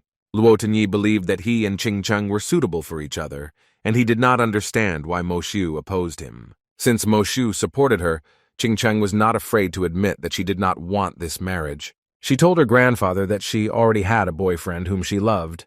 Mr. Mo and Luo Tingyi were surprised that she had a boyfriend. But the guests recognized him. They heard that his father was from the hunting sword team, and they were not surprised that Lin Kuei managed to become famous and win the hand of a girl like Qingcheng. Luo Tingyi considered Lin Kuei an ordinary poor man who could not be with Qingcheng. Lin understood that Luo Tingyi was simply jealous of him and that he could not do anything without his rich family. The girls stood up for Lin Kuei. They believed that money does not solve anything in a relationship, and something completely different was important. The system gave Lin a choice: leave Mo's house and get, plus 10 to strength. Congratulate Grandfather Mo and get plus 10 to agility. Or teach the villain a lesson after receiving, plus 15 to strength and plus 10 to charm. Since the system itself pushed him to do this, he told Luo Tianyin that his gifts meant nothing and did not show his strength. But Luo Tianyin was wondering what he could give as a gift. Lin provided the drink of life as he considered it the best gift. But Luo Tianyin found it funny that the guy considered this a worthy gift. Grandpa Mo heard that once at one of the auctions a person sold lucky water, which increases spiritual power, and he was wondering where he got it from. Lin admitted that this water was his own, which surprised Grandpa Mo. Although Grandfather Mo considered it impossible, he decided to take the opportunity and, in honor of the banquet, fulfill his request and try the drink. He felt a surge of masculine strength and felt that he was 20 years younger from this drink. Therefore, I was happy that I agreed to this. His bodyguards were afraid that their master would become completely invincible. Grandpa Mo liked the drink so much that he decided to change his mind about his previous marriage and allowed his granddaughter to be with this guy. Lin was pleased that the people in the large family were so friendly, and he received a reward of plus 15 to strength and plus 10 to charm for completing the task. But Luo Tianyin did not believe that the guy could create such water, and he accused him of simply buying it. Lin agreed that one bottle was not enough to prove it. Therefore, he distributed this water to all the people and was able to win the hearts of many at this holiday. Brother Ching Cheng did not like Lin Kuei, so he was angry that he managed to get his sister's heart. Grandfather Mo told Luo Tianyin that his granddaughter's husband would be Lin Kuei, and he wanted to settle on this decision. Luo Tianyin was angry that Lin Kuei ruined his wedding, and he told him that he would not stop and would pursue Ching Cheng. Lin asked him not to be so arrogant and said that he would not succeed. Ching Cheng was worried that she could cause trouble for Lin Kuei, but the guy said that since they were friends, it was not difficult for him to help. In fact, Lin did not like such families because they oppressed the people by simply wasting their money, and he wanted to change that. The next morning, Lin received a call from Teacher Tang, who told him that ghosts were rampant in the Kanglin Mountains area, and she wanted Lin to lead a team to fight them. After hearing that it was for a reward, Lin was happy to help with it. Therefore, Lin informed Hong Ye that he had been called to an urgent mission to fight ghosts, and that he needed to move out urgently. The guy was upset that the mercenaries did not have days off, and he did not understand why they were deprived of this. Lin, Ching Cheng, and Kong Ye arrived in the area of the city of Kanglin, where there was a large crowd of people. Lin didn't understand why it was so busy there. He thought that everyone there was also on a mission. Ching Cheng knew that the Night Watch department sent its specialists who usually carried out tasks in another area, and that they were only there for the money. But the Night Watch people were unhappy that these teenagers also took part in this task. They said they were doing their job not to make money, but to protect people. Bakanya didn't like it that they objected to their presence, and she wanted to speak out about it, but Lin stopped her. The people from the Night Watch sensed the terrible aura of a level B ghost on the mountain, but this did not stop them, and they decided to deal with the ghosts first of Lin Kuei. The ghosts fooled people, and there was not a living place left of them after the battle with the monsters. Lin was not surprised, because this was a real battlefield, and since the people of the Night Watch were stubborn and did not listen to the advice of others, he did not want to interfere in it. The Night's Watch believed that the first wave was always the most ineffective and risky, so they decided to team up to defeat the monsters. On the mountain, they saw beautiful girls who were happy to greet them. They did not understand where the ghosts were, but since the girls fooled their heads, they completely forgot about them. Looking at this from the outside, Lin understood that they had been misled. Beautiful girls began to turn into ghosts, which was definitely not what the organization of the Night Watch expected. They were ruthless and bloodthirsty towards them. Lin decided to fight the ghosts by summoning his personal army of ghosts. He told Konya and Ching Cheng that this was the best time to attack them with all his might. In the same area in the Kanglin Mountains, his team was fighting monsters. They understood that if this continued, they would completely exhaust their spiritual power, and they hoped that Lin Kuei would come to their aid. Xiang Qiang realized that Lin had previously helped them in every battle and led the team. But he didn't like that they were always secondary participants in the battle, and he wanted to become stronger. He supported the team even though their captain was not with them, and asked everyone to join forces to defeat the enemy. The team knew he was right, and they were determined to show off their powers to the monsters. A Tier B ghost dragon was coming towards them, which was too aggressive. Xiang Qiang and his dragon did not have time to dodge and fell under his attack. The team was concerned about his condition, and since Morong was the team's medic, she healed Xiang Qiang. Having risen, Xiang Qiang understood that it was just a level B ghost, and that he could not defeat them. He attacked the dragon alone, because he believed that he could defeat it, and everything depended only on him. Yang Xiao was on the same mountain, and he was feeding on spiritual energy from magical sources. With such strength, he became one of the 8 A-tier ghost kings, and the guy was determined to fight Lin Kuei. Yue Bukun watched as Yang Xiao absorbed the spirits, and he saw that by doing so, he unlocked the seals of many ghosts, causing a huge flow of energy. And ever since Yang Xiao absorbed the soul jade and turned into the ghost king, he turned his back on them. And if Yue Bukun had known this, he would not have dared to give him the soul jade. But suddenly he saw Lin Kuei and wanted to take revenge on him for preventing him from realizing his plans. But as soon as Yue Bukun saw that the guy had personal bodyguards, his ardor subsided and he did not dare to approach him. Lin didn't want to take the bodyguards with him, but since they were afraid to stay in the forest with strong monsters, they gave him a gift so that he would take them. Lin could not refuse such a strong urge to go with him, and he said that he would show them something interesting. The guy decided to cook delicious A-grade beef, and since Lin loved his teammates, he treated them to kebab. It had a deliciously browned texture on the outside and a tender inside that gave a great boost to the whole body, and the girls couldn't help but express how amazing it was. Lin's bodyguards couldn't bear to watch them eat, so they offered to exchange spirit stones for A-grade beef. This was a lucrative offer for Lin, so he said to put all the treasures in his box. Since there was a lot of shish kebab left, he decided to sell it, with an 8% discount on the entire assortment. The aroma of the kebab spread throughout the forest, and even Yue Bukun wanted to try it, but since they were enemies, he did not dare to approach. Yue Bukun did not understand why people were still following Lin Kuei, and since the guy was not alone, he could not attack him. He noticed some guys watching Lin Kuei. It was Luo Tianyin, who was angry with Lin Kuei for stealing his bride, and he came to take revenge on him. Yue Bukun recognized this guy, and he was glad that they had a common enemy. He decided to take advantage of this moment, and with the help of his threads, he strengthened his hostile intentions. Yue Bukun hoped that this would help him achieve the desired result. Luo Tianyin was very angry, and he wanted to deal with Lin Kuei even more. Qing Cheng was surprised when she saw that he was following her, and she did not understand what he was doing there. Luo Tianyin ordered his bodyguards to attack Lin Kuei. Lin Kuei's people wanted to protect him, but something got ahead of them. It was the spirit of the magic sword Lin Kuei, who wanted to defeat all enemies. Luo Tianyin was left without his guards, and he was confident that he could do without them and cope with Lin Kuei alone. But monsters appeared behind him, which were caused by the earthquake. But Lin Kuei came to the rescue in time, and he saved him by using his teleportation skill. And then Lin used it to protect himself from monsters, hiding behind it as a human shield.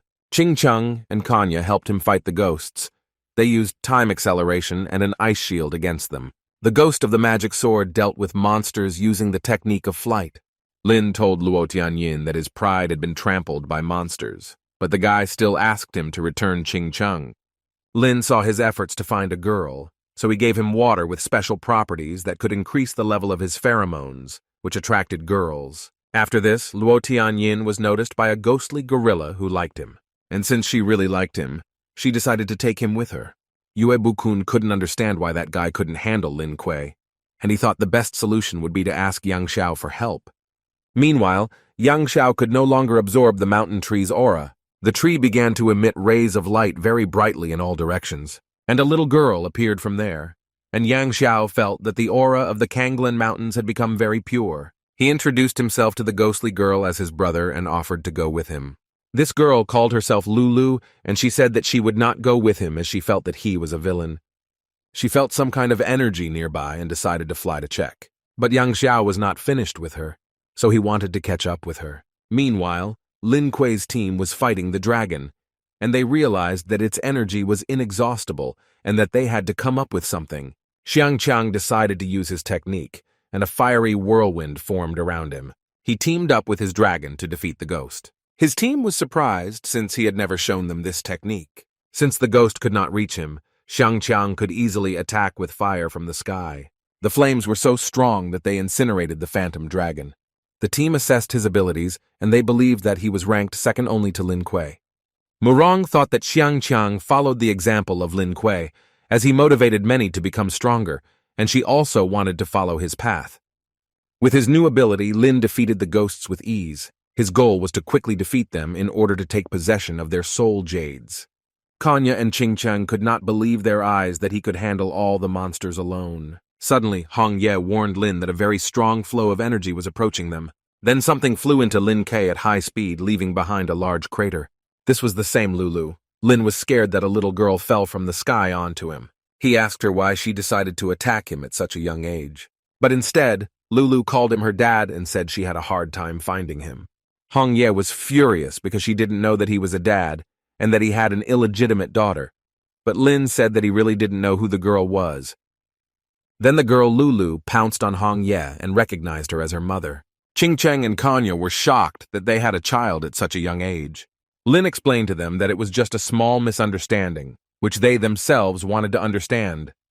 When everything became clear and they realized that the child was not theirs, they asked Lulu where she was from.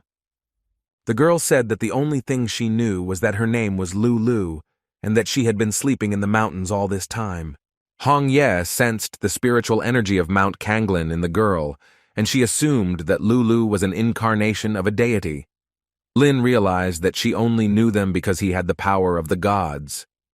Lulu felt that danger was approaching, and she warned her dad that he needed to run away quickly. Yang Xiao and his comrade Yue Bukun appeared to them from the sky through a portal. Lin suggested that he not hide behind others and talk one-on-one. Lulu told her dad that Yang Xiao tried to absorb her power.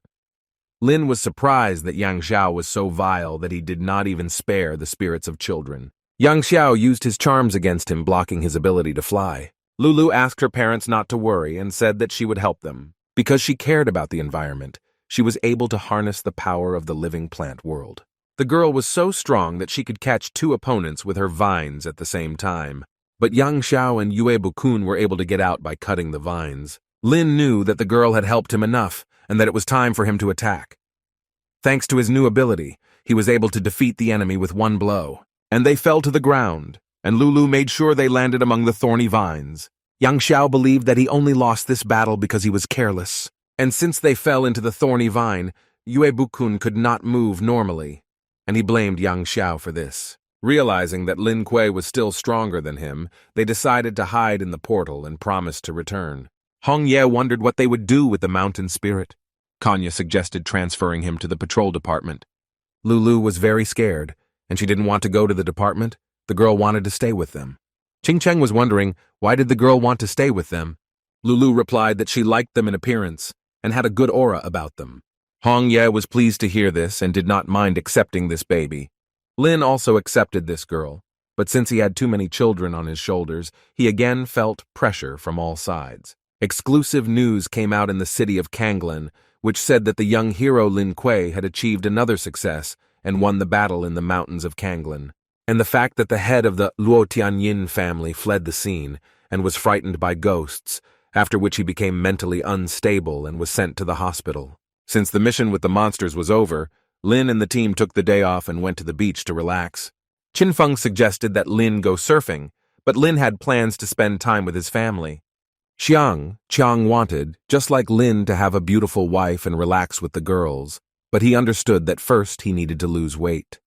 Afterwards, Sutan approached them and suggested they go surfing together. Qiang didn't even know that he suddenly liked surfing so much, and he was glad that his teammates invited him. Meanwhile, Lin and Hong Ye accustomed Lulu to water and taught her to swim. Hong Ye wanted to spend as much time with Lin Kuei as possible, but due to the fact that her body was not fully restored, she could not stay in the sun for too long. Lingxi was jealous that her brother spent most of his time with the new child and did not spend any time with them. But then Lulu approached Lingxi and she brought the most beautiful shell that she found on the seashore and wanted to give it to her. Lingxi was surprised that she became an older sister so quickly, and she was happy. Afterwards, Lin suggested we have fun and take cool live family photos. Lingxi quickly hit it off with her new little sister, and they had a good time together. After so much time, Ling Xi managed to get used to Hong Yi and showed care for her by sharing kebab with her. They all spent the evening together on the beach near the fire, cooking a wild boar carcass there. Before starting to eat, Lin suggested that everyone make a wish and write it on paper, and then fly it into the wind in the form of an airplane. Thus the wish will come true. Ling Xi did not believe in these fairy tales, and she wanted to try it first to be convinced of this by her own experience. But since the children did not decide among themselves who would be the first to write their wish on a piece of paper, they began to quarrel, and Lin understood that they were far from complete idle. When everyone wrote down their wishes, Lin was interested to look at them and was delighted that everyone had such wonderful wishes. But what interested him most was the desire of the fox cub Xiao Bai. He was wondering why he wanted to become a mount. The little fox said that all this time he was learning to grow and become stronger. Lin did not expect to hear this from Xiao Bai because he thought that all this time he was just playing and having fun. But suddenly he began to take shape and glow very brightly. The fox showed them his enlarged form, which is what he had been training for a long time. They were surprised because they did not expect this from Xiao Bai, that he would learn to speak and progress in development. Xiao Bai said that he decided to follow his master, and after that, his strength increased. And if he continues to train, he can become an adult fox. Lin understood that such a large fox was very useful when traveling on horseback, but a small one was much easier to carry with him, and he wondered if he could return to his original size. Xiao Bai said that he could easily change into his original form, and Lin was happy about this. The children saw Lin cuddling the little fox cutely, and they also wanted it, but Xiao Bai didn't want to play with them.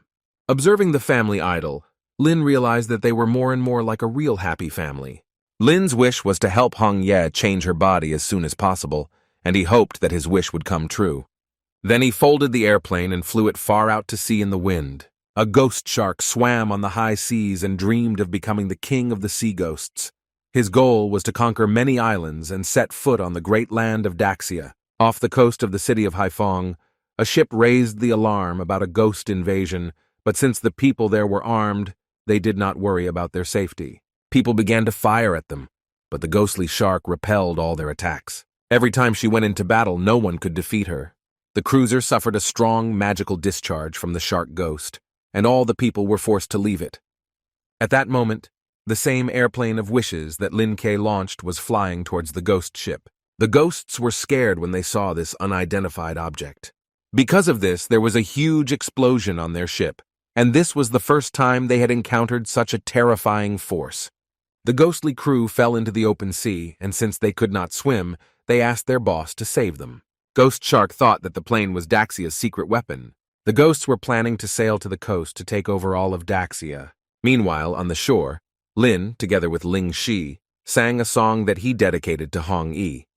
But Yellow and Oniji didn't like his singing because it was creepy. During this time, sea ghosts reached the shore, and they wanted to become the rulers of this island. Seeing Lin on the shore, he said that if they defeated him, they could follow him. Yellow just wanted to test her new weapon called the Evil King's Tooth. She said that it was her child, which she gave birth to thanks to Carries. The ability of this sword was a fiery flame that hit the victim in a chaotic manner.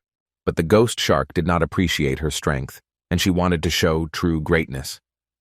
Lin came to the rescue and defeated the majestic ruler of the seas with one blow. The ghost shark couldn't believe that it lost to a common man. The next attack was made by Ling Xi, who summoned her bear, which sent this ghost far away. Yellow then struck with her fiery sword flames. Lin delivered the final finishing blow with his fiery fist and defeated the Lord of the Seas. After defeating the shark ghost, Lin obtained his spiritual jasper. He could not help but do this, but these seafood themselves came ashore to him.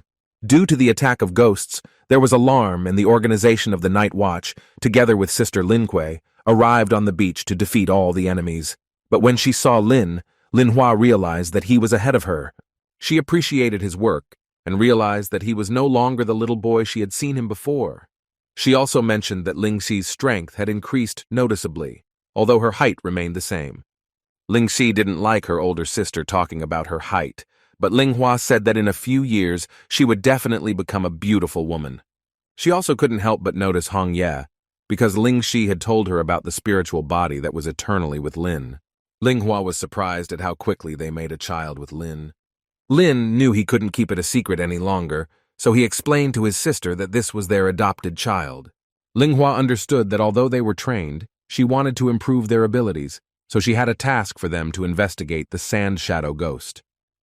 Lin was surprised because the Sand Shadow Ghost was one of the 8 Ghost Kings.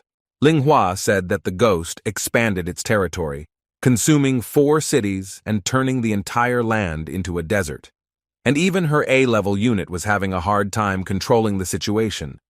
Lin knew that the task was difficult, and that he should not underestimate a ghost that could be temporarily suppressed with the help of a few A-level people. Most of all, he was interested in whether the aura would be increased from this task. Linghua revealed that she had been promoted to Advanced Level A. This surprised Lin, and he thought his sister was very cool because she had surpassed many. She believed in her brother, and said that he would achieve the same sooner or later, but it would take a lot of work. As she said goodbye, she hoped that when they next met, Hong Ye would have fully recovered his body. Lin saw how lonely his older sister was, because she had no support and always managed alone. He wanted to become as strong so that she could rely on him. In recent days, everyone had awakened their fighting spirit and worked hard to continue living their lives. Qin Feng continued to train to reach such heights as Lin Kuei. Xiangqiang awakened new abilities and attended dangerous training. His whereabouts were unknown as there were rumors that he had returned to his family and was trying to lose weight. And Lin was assigned to work as another member of the Cocoa Division, and together they went to investigate the ghost of the Sand Shadow on the western edge of the desert. Kei didn't expect to be appointed as his partner, but Lin knew that it was all because she was a water mage. This opportunity to meet Lin Kuei and go on a mission with him was a blessing for Kei. Since they had not seen each other for a long time, she did not expect Lin Kuei to adopt someone. Kei had once formed a team to exterminate evil spirits. Hong Ye wanted to maintain her invisibility and secretly observe them to make sure of Lin Kuei's loyalty. Meanwhile, Lin did not understand why Hong Ye had not appeared for so long. He thought it was all because she was jealous. Kei was surprised by what she saw, since this place used to be a city, but it turned into a desert. She said that the Sand Shadow Ghost was seriously injured, and he was hiding somewhere to recover. But Lin asked her not to think about it too much, and continue to move gradually. He then asked Lulu to prepare to green the desert, as he wanted to make it more lively. Together they began to sow plant seeds throughout the desert. Kei could not understand why they sowed grass seeds. After all, the task was completely different. Since Lulu controlled the power of the living world of plants, with her help, the sprouts quickly began to sprout. But this was not enough, so Kei made it rain to fertilize the earth. Due to favorable conditions, the desert was transformed and looked more lively. Lin praised everyone for their work, and he was glad that everything turned out the way he wanted. Cars appeared on the horizon, saw the oasis appearing, and drove straight towards them. Kei warned Lin that they were thieves from the desert. These were muscular guys with weapons who immediately demanded that we give them valuables and surrender without a fight. They were also very clumsy. As soon as they got out of the car, they immediately slipped. They then showed off their good physical condition, hoping that Lin and Kei would be afraid of them. Lin had a choice: punish the thieves and receive plus 15 to strength, re-educate them by allowing them to give away their property after receiving plus 20 to strength, or submit to them and receive plus 10 to dexterity. Lin understood that as a teacher he had to convince them not to engage in looting, and since they were very rich, he demanded that they give up their jewelry. Since the thieves understood everything perfectly, they ordered their men to carry the treasure. But it was a deceptive trick, and they simply brought weapons, and they again demanded that valuables be given to them. Since Xiaobai became bigger and stronger, he wanted to deal with them instead of Lin, crushing them with his weight. Since they captured the thieves, they got their valuables, and Lin was happy to make money for nothing. The thieves were upset because they were not used to being robbed. Lin showed them by example that having robbed them, he did the same thing they did, and explained that this was not good. And since he completed the task, he received plus 20 points in strength, and was glad that his efforts had paid off. Lin said that he would let them go if they told them about the ghost of the Sand Shadow. But they did not understand what he was talking about, since they did not know any ghosts. Since they didn't want to talk, Lin asked Lulu to show them something interesting. They said that the ghost of the Sand Shadow was being restored in the capital of sins. However, The road to the city was very dangerous because there were quicksand and ghosts. But this did not stop Lin, because they were entrusted with a responsible task, and be that as it may, it will remain on their conscience, so they wanted to complete it efficiently. Kay asked if it seemed to Lin that it was all an illusion. Lin understood that she was hinting that she liked him, and he said that he was used to girls declaring their love for him. Kei appreciated his humor, and she didn't understand whether he could like her. Lin told her that he had a fiancée, and he asked Hong Ye to appear and introduce himself to his old friend. Hong Ye removed her invisibility and greeted the girl, telling her that she was Lin's guardian spirit. Kei did not expect the girl to be so beautiful, and she was delighted with her beauty. Lulu was very happy to see her mother, and Hong Ye told the girl that she had been observing her behavior and was glad that she was obedient even despite her absence. Looking at this happy family, Kei understood that only Hong Yi was worthy of being Lin Kei's bride. Hong Ye said that she watched her work all the way on this trip and called her a good girl. Afterwards, I wished her good luck to continue in the same spirit. Kei was embarrassed, and she was pleased that Hong Yi turned out to be so caring. Lin didn't understand what it was and why Kei blushed. He felt superfluous at that moment. Suddenly the weather changed, and a sandstorm began to cover them. These turned out to be ghost soldiers who created the effect of a sandstorm. Due to the strong wind created by the ghostly soldiers, they began to spin in different directions, and then were completely pulled underground. The danger passed, and they found themselves deep underground in the treasury of former soldiers. The first thing Lin wanted to do was open the treasure chests, but Hong Ye sensed trouble and told him not to touch them. But it was too late, and eyes began to appear inside the chests, and hands appeared outside. The same ghost soldiers who had chased them at the top fell on them from above. Taking advantage of the opportunity, Lin decided to throw chests at the ghosts, and since he noticed another path ahead, Lin decided to escape from the ghostly creatures. Since Kei was running slowly, the fox decided to help her with this and save her from danger. The monsters in the chests absorbed the soldiers and became one. Hong Ye said that she had been there before and knew the way out. She asked him to pull the string as there was a mechanism there. Afterwards, the floor began to collapse under the soldiers' feet, and they could not go any further. But this was not the end, and Hong Ye warned that there were other traps there. By clicking on the wall, rockets appeared from underground, which were aimed directly at the ghostly army. This helped, and most of the ghosts were defeated. Since Lin accidentally stepped on the trap, a wall of thorny objects was activated, which hit the ghost soldiers straight and struck them down. Afterwards, the doors began to close automatically and oppress the ghosts who tried to squeeze through them. After a while, they dealt with all the remaining ghosts and were glad that it was over. Hong Ye said that too many traps were working at the same time, and the place was preparing to self-destruct. Since there was no way out, Lin could not believe that their story would end there. Luluo didn't want Dad to be disappointed, so she summoned a beanstalk that took them to the top of the desert. When they went upstairs, it was already deep night, and they decided to wait it out and celebrate their victory over the ghosts. Kei did not expect that Lin had the ability of the spatial dimension and that he could defeat the ghosts alone. Lin was pleased to hear this, and he said that she could learn such a trick when she became stronger. They were also glad that Lu Luo appeared in their lives, because the girl was very talented, and she helped them get out of the trap. The little fox was upset that everyone around him was praising him, but they forgot about him. But they could not leave Xiao Bai without affection, and were grateful to him for his skills in high-speed movement. Lin noticed that Hong Ye was sitting on the sidelines, and he invited her to join them for barbecue. Hong Ye said that she had not seen the desert for a long time, and that she missed this night atmosphere there.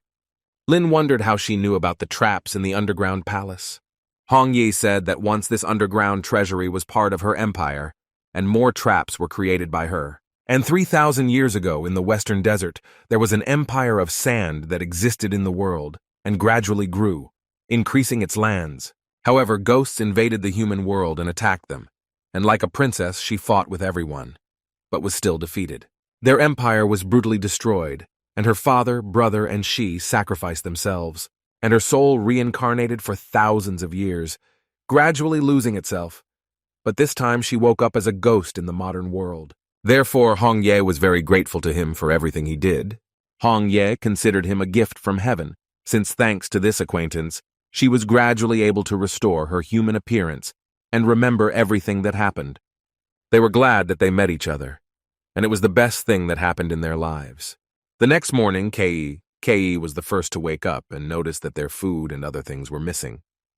Lin found this strange since they had not met anyone in this desert. The little fox realized that this couldn't just happen and that the thieves had to be nearby. He sensed that there was someone underground, so he decided to find them. There he found a sand dog. It was a creature that was hiding under the sand. After examining it, Lin noticed that the dog looked like it had sunstroke, and he wanted to put it on the sand.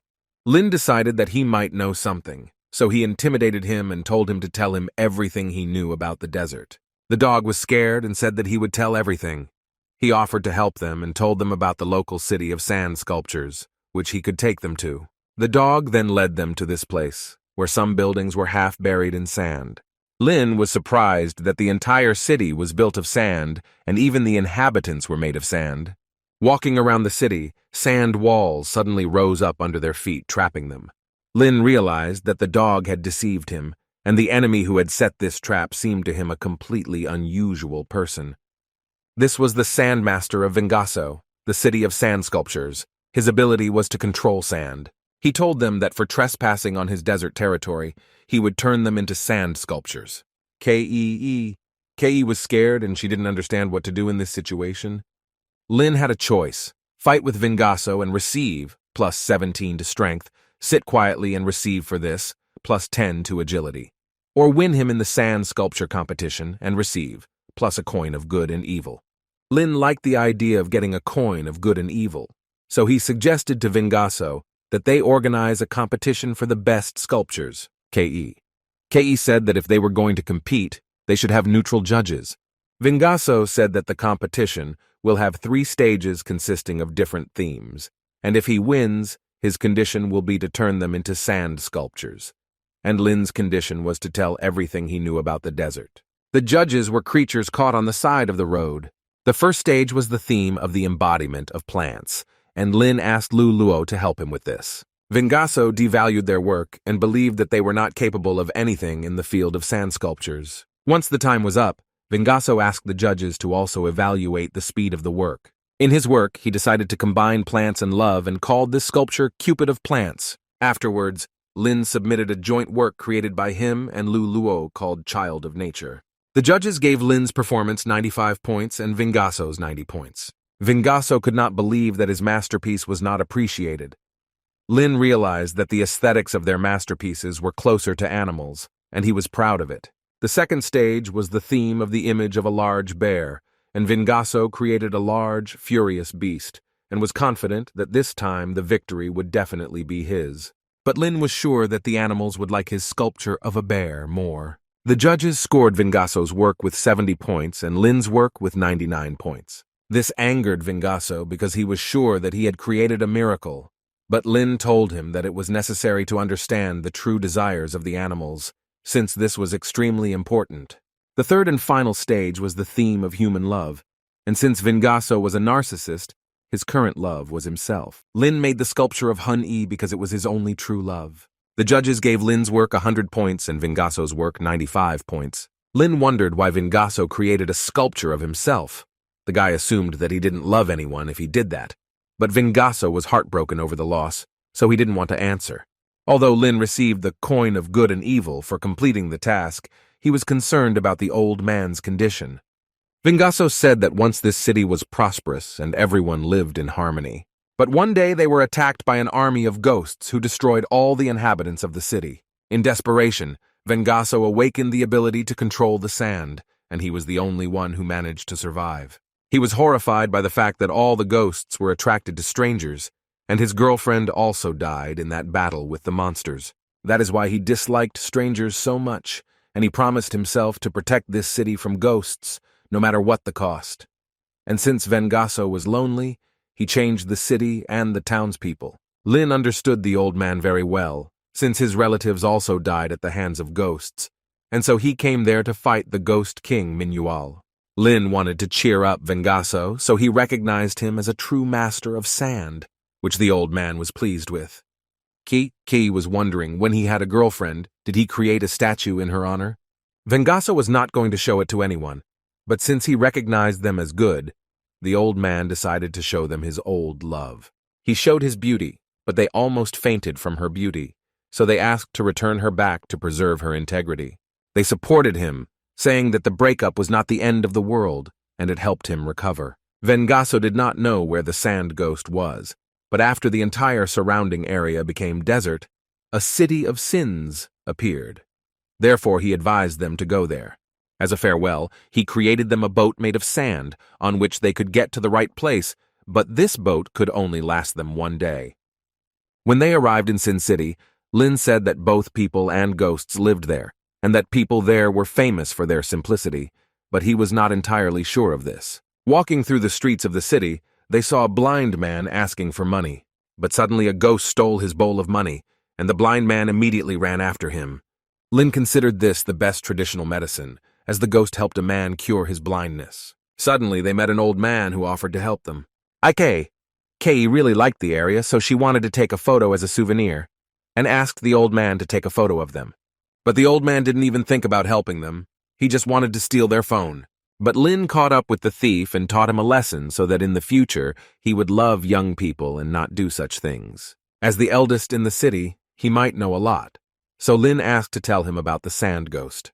The old man said that the ghost came and went without a trace, and he knew nothing about it. But there was a man named Bard from a nearby tavern who was in touch with the sand ghost and could help. Lin decided not to bother his wife and give her the opportunity to rest, so he asked to find a hotel and rest there. He found the Moonlight Tavern in this city and visited there. There the guy found that same Bard. Since he did not know how things were in the city, he decided to be restrained and not use force to find out information. Lin approached him and said that he knew about his communication skills, so he had a question that he did not know the answer to. But the Bard claimed that there was nothing to which he did not know the answer. Lin inquired about the sand ghost, to which he received the answer that the ghost was a terrible person. From his reaction, the guy realized that Bard had met him live and that he had hopes of finding out everything in more detail. The Bard invited the guy to play a game, and if he won it, he would get the answer to his question.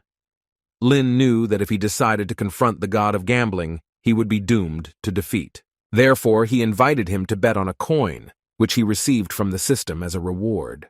It was a special coin with angel wings on the front side, and by knocking out this side one could get enough power. But on the back of the coin was a demon's head, and knocking out that side would result in a lightning bolt.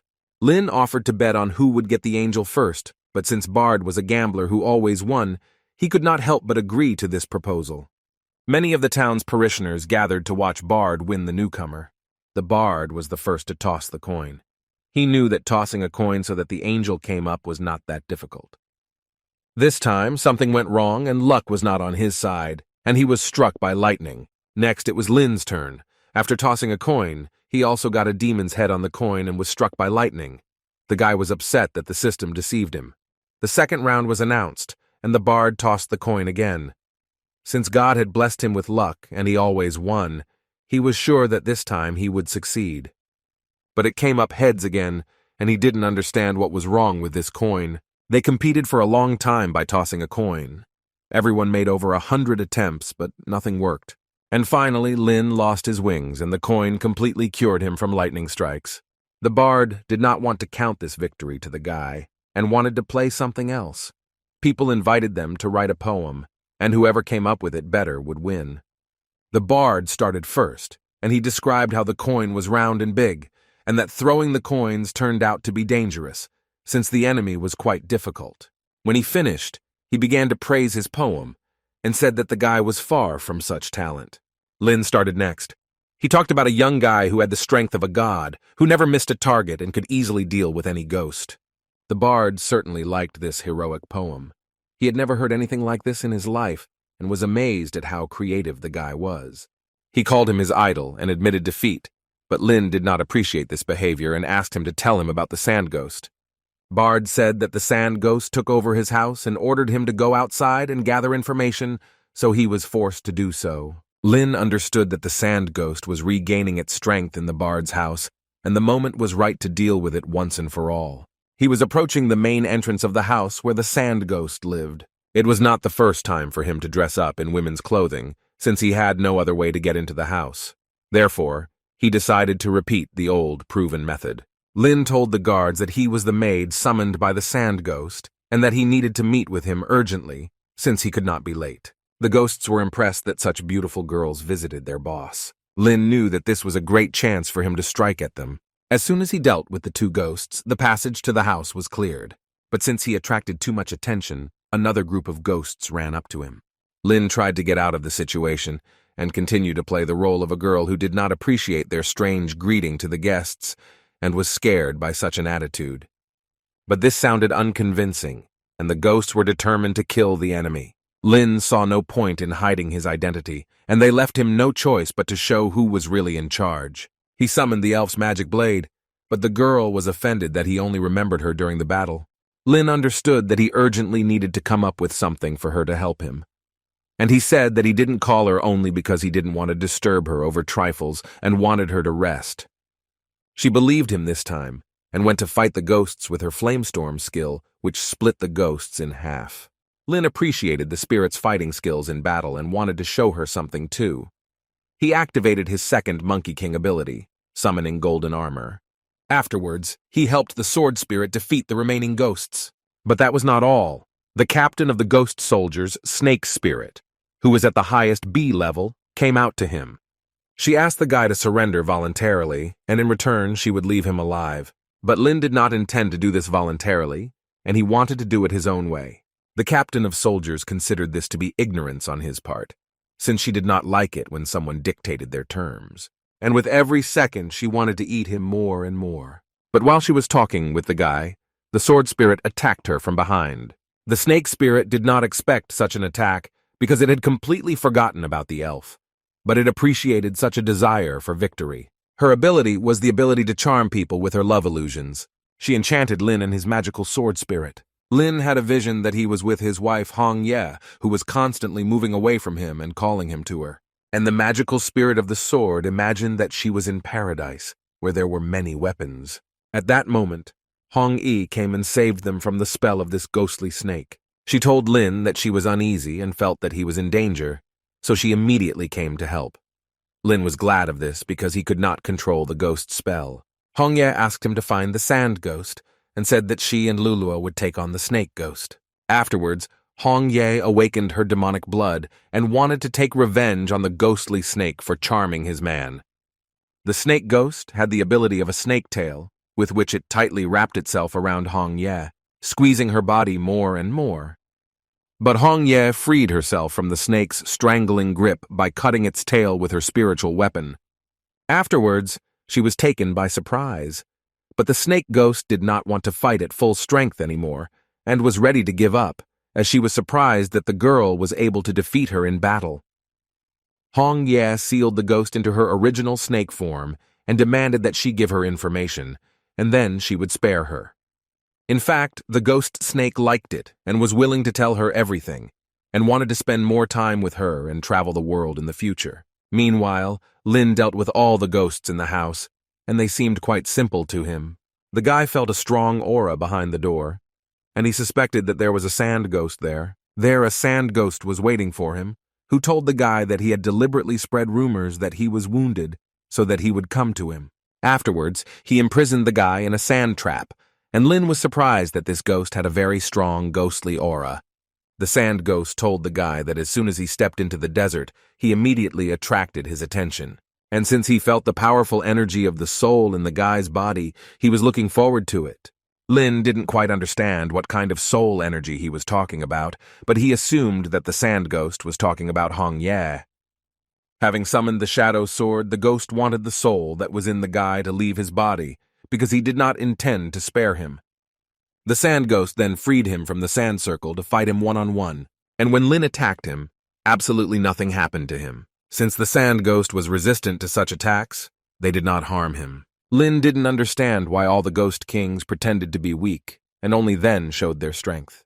The sand ghost was determined to show the guy his absolute strength, and he stopped his attack with a sand hand. It was difficult for Lin to fight such a strong ghost king, since he blocked all his attacks and gained complete dominance. The Phantom King still wanted to know what kind of spirit was in his body, but the guy didn't want to tell him even if he killed him. But then Hong Ye comes to his aid, but the sand ghost blocked her attack with his sand shield.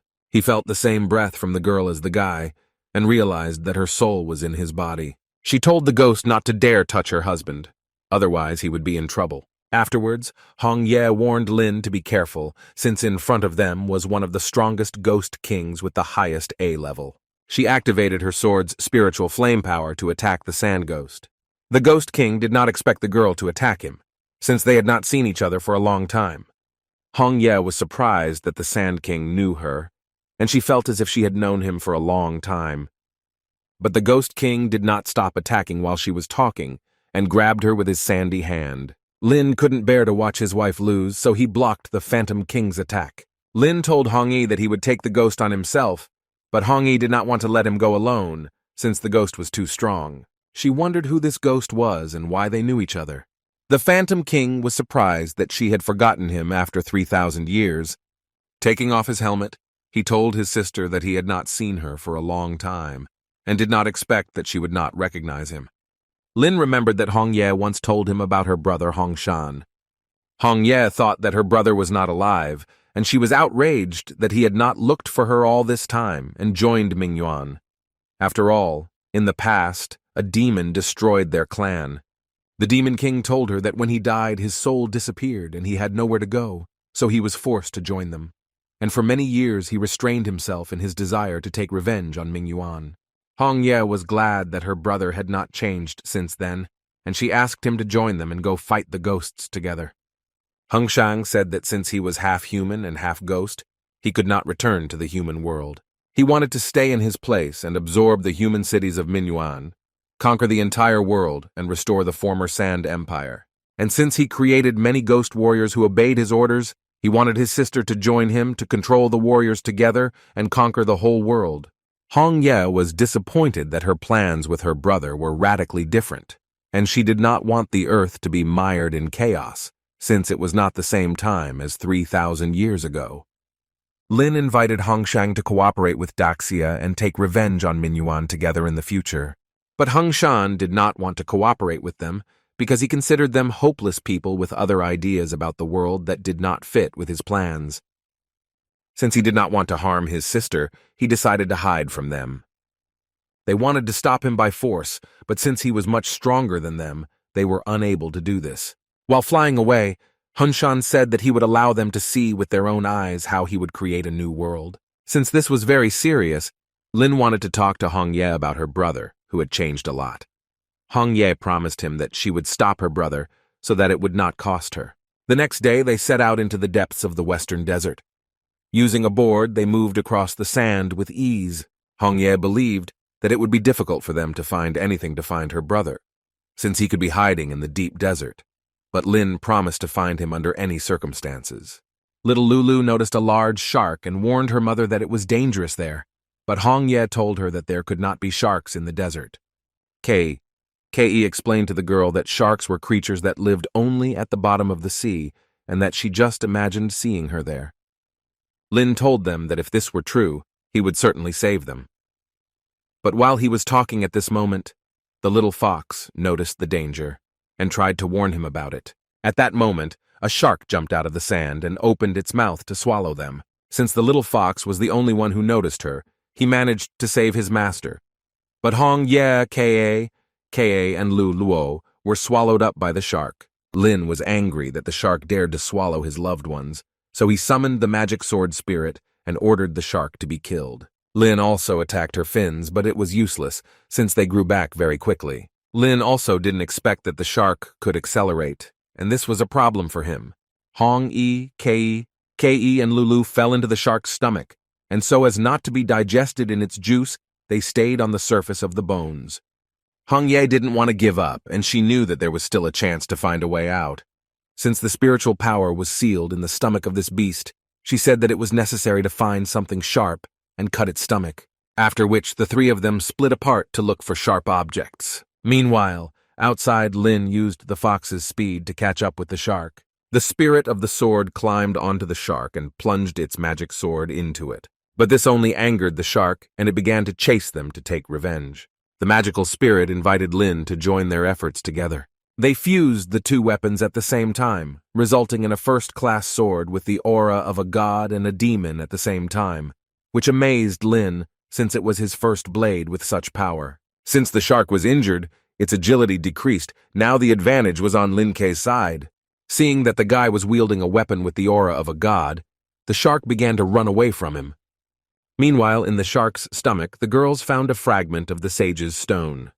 Hongye was happy because she knew that if the stone was removed, the shark would lose its life force, and they would be saved. On the surface, Lin saw that there was something wrong with the shark, and the guy assumed that it was Hongye who was helping him from the inside, and he realized that this was a great chance to defeat the creature.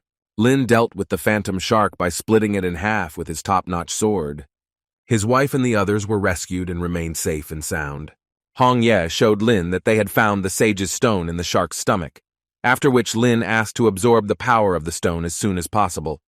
After she absorbed the stone's power, she felt that she only had one stone left to absorb to completely restore her body. Lin was glad to hear this, and he promised that after her final recovery, he would make her his wife. But first they had to defeat the sand ghost in order to find happiness. The next day they wandered into a small village. At the beginning of the village they saw a magic rod that was stuck into a stone slab. This was the rod that Hongye lost when she was a princess. She could not even think that he could be in this village. She remembered the past when this rod had great power and shone, but at the moment it was just an ordinary piece of wood, and this upset Hong Yi. Seeing that strangers had come to their village, dissatisfied residents came out to them who did not like it when someone was hanging around on their territory. But after looking carefully at the girl, they recognized her as their princess of the sandy desert, and were surprised that she managed to resurrect. Hongye did not even think that anyone could remain from her empire, since more than 3,000 years had passed. The residents were happy to welcome their princess, and as a sign of respect, they began to bow to her, which Hongye did not really like, because she did not want this, and asked them to stop. The first thing she wondered was why only the old people remained. A resident told her that all the young people were grabbed by the ghost of a sand shadow and sent them to build a pyramid. Upon learning this, Hongye realized that his plan was to summon even more ghosts, and he urgently needed to be stopped. The old man said that in the nearby areas where the pyramids were built, night ghosts ruled there, who captured people into slavery and controlled the source of water. And the villagers were unhappy that the ghosts used clean water, but they were given dirty water. Lin asked not to worry about it and promised to help the villagers. The guy suggested splitting up. He and Hong Yi would storm the enemy camp, and Ke, Luo, and Fox would capture the water source.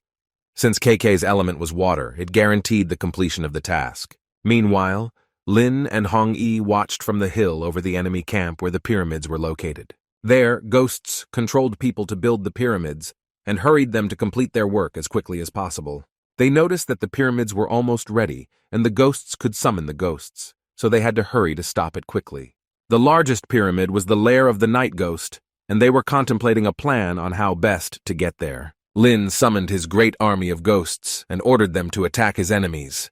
The commander of the ghostly army was dissatisfied with the preparation of his troops, but the leader guaranteed that everything was safe and no one could get to them. After these words, they were attacked by an enemy which they could not foresee. The ghosts did not like that their camp was attacked, so they gathered their enemy army and began to confront the army of angry skeletons.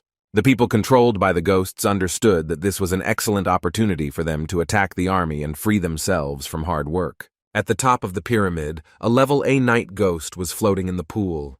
His subordinates informed him that an attack had been made on their camp below, but the night ghost was not worried, since he was confident that if they reached him, he could handle them alone.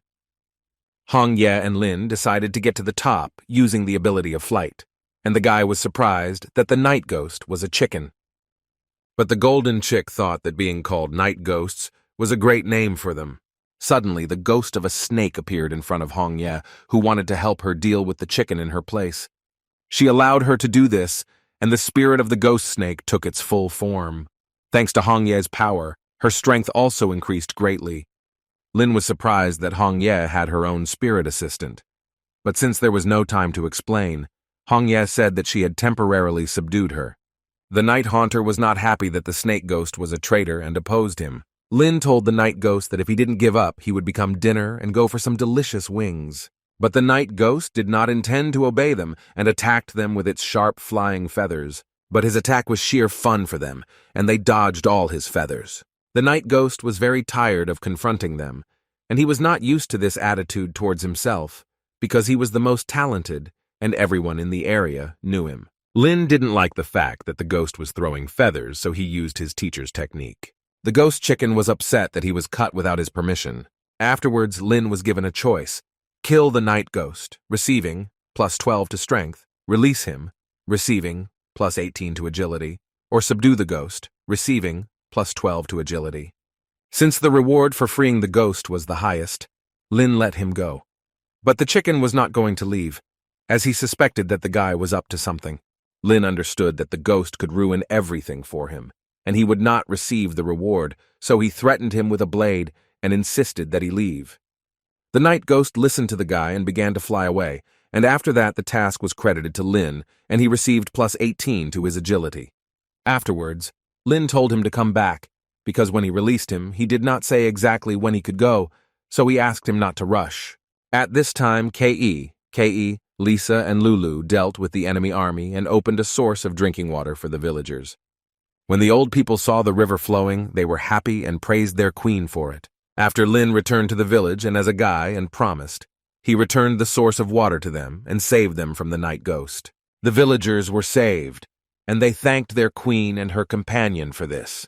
When the old people saw the night ghost, they decided to teach him a lesson for everything he had done to them.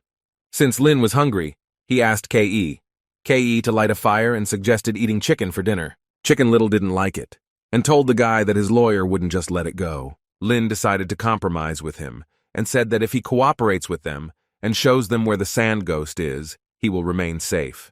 Chicken Little said that the sand ghost was in a village 100 miles away, and was stationing his troops there to attack Daxia, and he could find them transport to get there. But Lin had other plans for him and wanted the chicken to be their means of transportation. The chicken was categorically against it, as he considered it a disgrace, and he refused the guy this. After learning from Linke, he was happy to help him, and enjoyed being a vehicle. After a short flight, they arrived in the Iron City, the habitat of the sand ghost. They decided not to go straight to the city, but to sit in an ambush to reconnoiter the situation, and Lin could not find anything unusual. Ke realized that the city might be well guarded, so she insisted on finding a way to get in and check. Hongye wanted to use her invisibility and go on reconnaissance, but Lin told them not to worry about it and entrusted this matter to the chicken. Night Haunter agreed, as he understood that he could take the chance and switch sides to his boss. Before the task, Lin warned him that he had secretly placed a contact curse on him, which, if betrayed, could detonate his body. Chicken Little knew that his plan to cross to the other side would not work, so he promised to wait for good news. Hongye was surprised that there was such a method in magic, but Linny said that he lied to the ghost so that he would not fool him. From the sky, the chickens saw that the army was large, but the ghosts also noticed it, and they did not understand how the night ghost that guarded the pyramids could end up on their territory. Chicken Little watched as they greeted him friendly, and since he was popular in these parts, he thought they wanted his autograph. But the army had no time for this at all, and they wanted to defeat him in order to have a hearty meal. Meanwhile, Lin and his friends decided to set up camp and have a good time playing board games. When the chicken returned, he didn't like that they were playing games while he was on a dangerous mission. Because the chicken proved that the city had a strong army, Lin rewarded him with the drink of life. The little fox gave birth to a brilliant idea to dig a tunnel under the city and get out without being noticed, which Lin liked. Thanks to their supernatural powers, they quickly broke through the tunnel. The chicken felt the strong humidity and showed in which direction to go. Coming out of the tunnel, they found an underground reservoir of water, which was guarded by ghostly soldiers. The army wanted to attack them and defend their territory, but the chicken defeated them with one flap of its wing. Ke had to control the water source to prevent a flood, so she called upon the water spirit. The body of water began to surround her and interact with her magical staff. When she began to summon underground water, Lin was worried that the Iron City would be flooded. On the surface of the Iron City, the army did not expect that the desert would be flooded, and they planned to evacuate from there. But since the ghosts did not know how to swim, they called their captain for help. Having reached the surface, Lin saw no one except land ghosts. After Ke controlled the water source, she spent too much energy and felt tired. Lin didn't like her condition, so he gave her living water to replenish her strength. The girl felt very weak, but she still wanted to continue helping Lin Kuei. Hongye told little Lulu that she had to return home rather than risk her life. Lin asked the chicken to take Ke and Lulu back to safety and rewarded him with 3 jars of living water for this. After drinking this water, the night ghost regained his strength and he was very happy with such a reward, so he promised to complete his task perfectly. Lin then decided to deal with the remaining army that was floating on the surface of the water. Next came the second captain, the lizard ghost, who was not happy that the guy was trying to take over his iron city, and he said that he would protect it instead of the snake spirit. Lin did not fully understand why the lizard ghost mentioned the snake spirit, because he served them. The snake spirit, although she was the first captain of the ghosts, did not want to help Iron City since she liked serving her new owner more. But since Lin wanted to deal with all the ghosts so that they would not bother people, this one was no exception.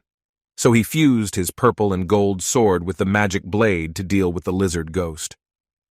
Although the first captain surrendered to them as a servant, the lizard ghost did not intend to follow in his footsteps, so he was determined to win. As a sign of respect for his enemy, Lin gave him a chance and threw coins of good and evil at him. And since the skull fell out on the coin, the ghost lizard was struck by lightning. Lin didn't expect to see such a punishment effect from the coins, so he wanted to use it as a secondary weapon in battle in the future. Because the ghost's defense was destroyed by lightning, this was an excellent opportunity for Lin to deal with it, so he separated it with his golden sword. Hongye was surprised that Lin could easily kill a Tier B ghost. Lin received the Ghost Soul Jade, which could increase his strength by 20 points. The guy was happy about this, since it was comparable to the rewards for the tasks, and he decided not to delay the moment and immediately absorb the power of Jade, and when the guy absorbed it, he felt how this power flowed throughout his entire body. Hongye told him that it was time to check out Santo's mansion and fight the rest of the ghosts in this city. But the spirit of the snake and the fox decided to help them, and took on the remaining ghosts so that their owners could fight a more serious ghost. Having said goodbye to their pets, they went in search of the sand ghost. Waiting for them at the top of the mansion was the Ghost King, who was impressed by the flood trick.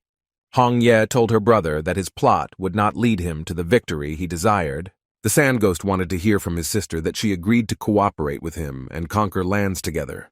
But Hongye did not want to unite and asked him to abandon all these plans, since it was not too late to change everything. But that didn't suit him, so he summoned his sword to fight them. Lin and Hongye attacked him with lightning and spiritual energy, but the sand ghost dodged the attacks. He flew high into the sky and called all the sand in the area to his sword. In the strong winds of the sandstorm, Lin and Hongye were increasingly covered in sand, making it difficult for them to breathe. After which, the ghostly king brought down on them all the sand that he had collected in the sky. They could not hold such strong magic, and the pressure pressed them more and more into the ground. It was useless to resist, as the ghostly king poured more and more of his power into it. Lin could not let go of Hongye, but the demonic power was beyond his capabilities, and although they tried to stay together, they were thrown in different directions. Afterwards, there was a strong explosion, and the Sand King was glad that it all ended with his victory. Watching this from the side, their pets did not know what to think, since they were not sure that their owners were safe. Lin found himself in his subconscious, where he could reflect on his life, and the guy wasn't sure that he was still alive. He was afraid that this time he wouldn't be able to bring gifts to his little sister, and didn't want her to blame him since he knew he wasn't the best brother. He was sad that he had failed his elder sister Hua, because he had promised to walk hand in hand with her. He also felt ashamed for letting down the academy and his team, who needed his leadership skills. But what worried him the most was Hongye, as he was unable to protect her properly. And all this motivated him to continue further. He was able to wake up because of the promise he made to Hongye to help restore her body, and he understood that he couldn't give up so easily. The ghostly king felt the breath of the gods, and a powerful stream of magical power burst from the ground. This made Lin much stronger, and he transformed his body into his original martial form. Lin told the Ghost King that this was not the end, and he wanted to finish what he started. But Hongye warned Lin that the sand ghost was full of energy, and that he should not be underestimated. Afterwards, Lin attacked the sandstorm ghost and he was glad that he could feel all his power in a real battle. Lin protected Hong Ye from all the attacks of the ghostly king, but she told him that she still had the strength to fight, and after that she combined her powers with his sword spirit and her sword became a demon eater. Their pets came to their aid and wanted to fight together against the sand ghost. The snake spirit asked the ghost king to accept that only when they start getting along with people will they have a future. But this only angered the Ghost King, and he activated his Sand Shadow Field technique. This was the Ghost King's unique technique, which sucked all living things into a completely different dimension through a fiery vortex. Lin and his team found themselves in a field of another dimension where there was not a soul. It was a remote world, isolated from all living things, where there was only a desert of limited space. In his world, the Ghost King was much stronger than he was on Earth. He called his subjects, the sand soldiers, and sent them to fight them. But the fox asked to leave these sand ghosts on them so that Lin could fight the Ghost King without interference. As the ghost soldiers were dealt with by his assistants, Lin used his new flight ability to attack the Ghost King. But the sand ghost very quickly dodged his attack using its movement ability. Then he attacked the guy but could not break through his absolute defense. Since the Ghost King loved to cheat, Lin decided to surprise him too and send a fiery ball at him. While the ghostly king was fascinated by Lin's attention, Hong Ye sneaked up on him, and together they were able to split his helmet from his head. But unfortunately, this was not enough to defeat him, and the Ghost King attacked them with his sandstorm. When the ghost snake and the fox dealt with all the ghost soldiers, they came to the rescue and surrounded the Ghost King from all sides. Lin and Hong Ye had a great opportunity to strike hard. Crossing their swords, they combined their powers and aimed them at the ghostly king. But even this did not stop the sand ghost, because he was much stronger than they could imagine. This angered the Ghost King, and he summoned the forces of a sandstorm, which began to destroy his portal to another world. They were unable to escape from its sand shadow field dimension, and it self-destructed along with them, appearing in the ordinary world.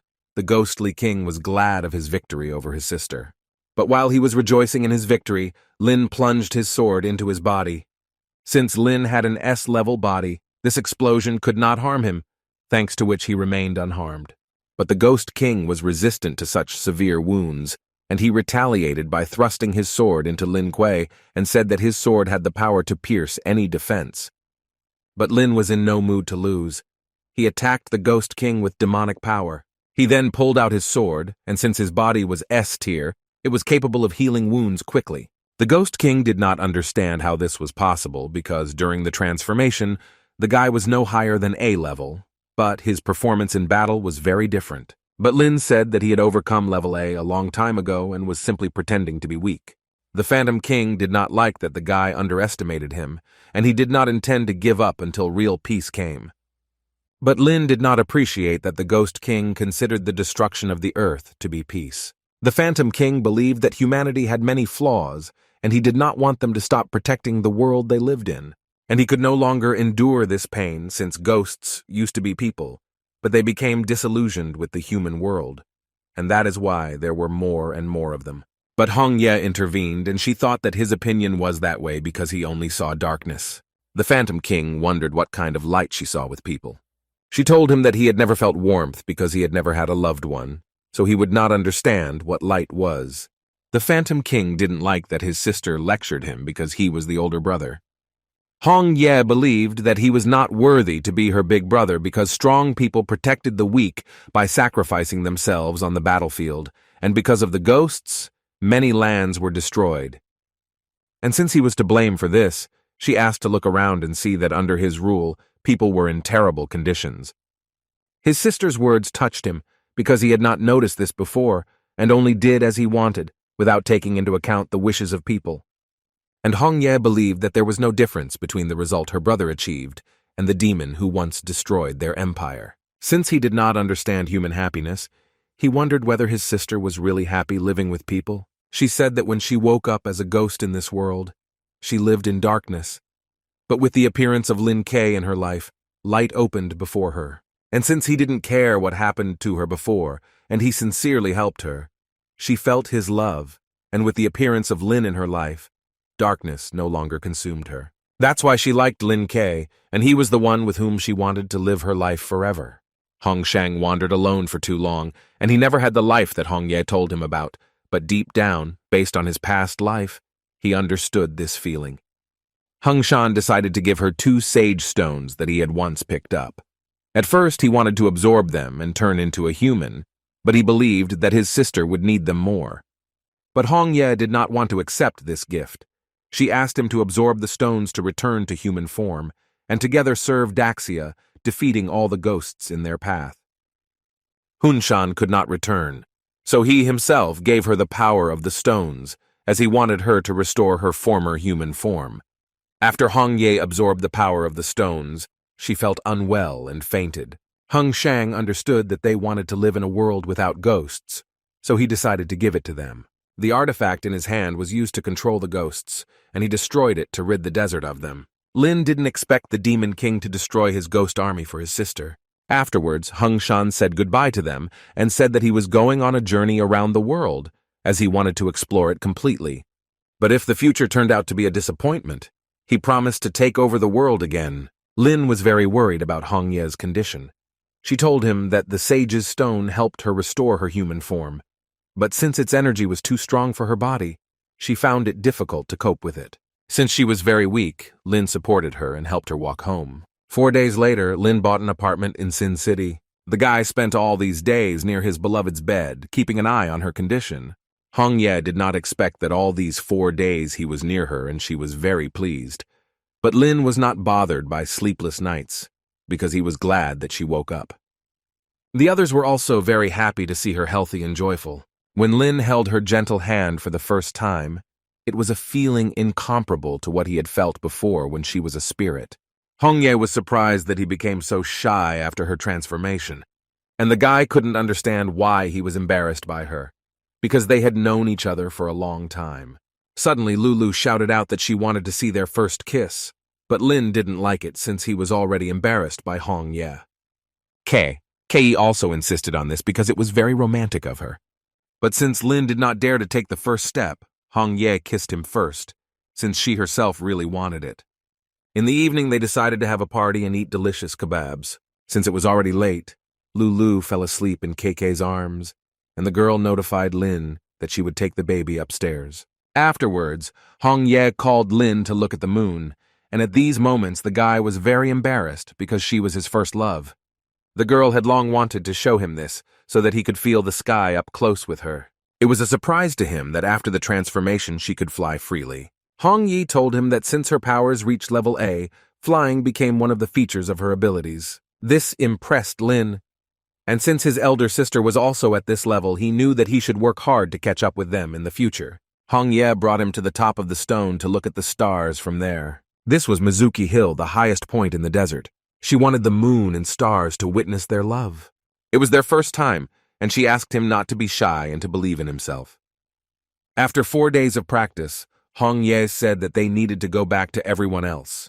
Returning back to the city, Kei told Lin that they had guests. It was his older sister, who during this time managed to find a common language with Lulu. Lulu was glad that her parents were home again, and she showed them the rabbit that Lin Hua had given her. Ling Hua told her brother that she did not expect that they would be able to collect all the ghosts together, since she sent them out for regular research. She revealed that the sand ghost had become a member of Daxia, and that the inspector had agreed to accept Lin into the night patrol division. But Lin was not entirely sure of his desire to join the ranks of the Night Watch, since he wanted to be a free man and spend more time with Hong Yi. Ling Hua reassured him by saying that night patrol was just a rank in which the only difference from his everyday life was performing other tasks.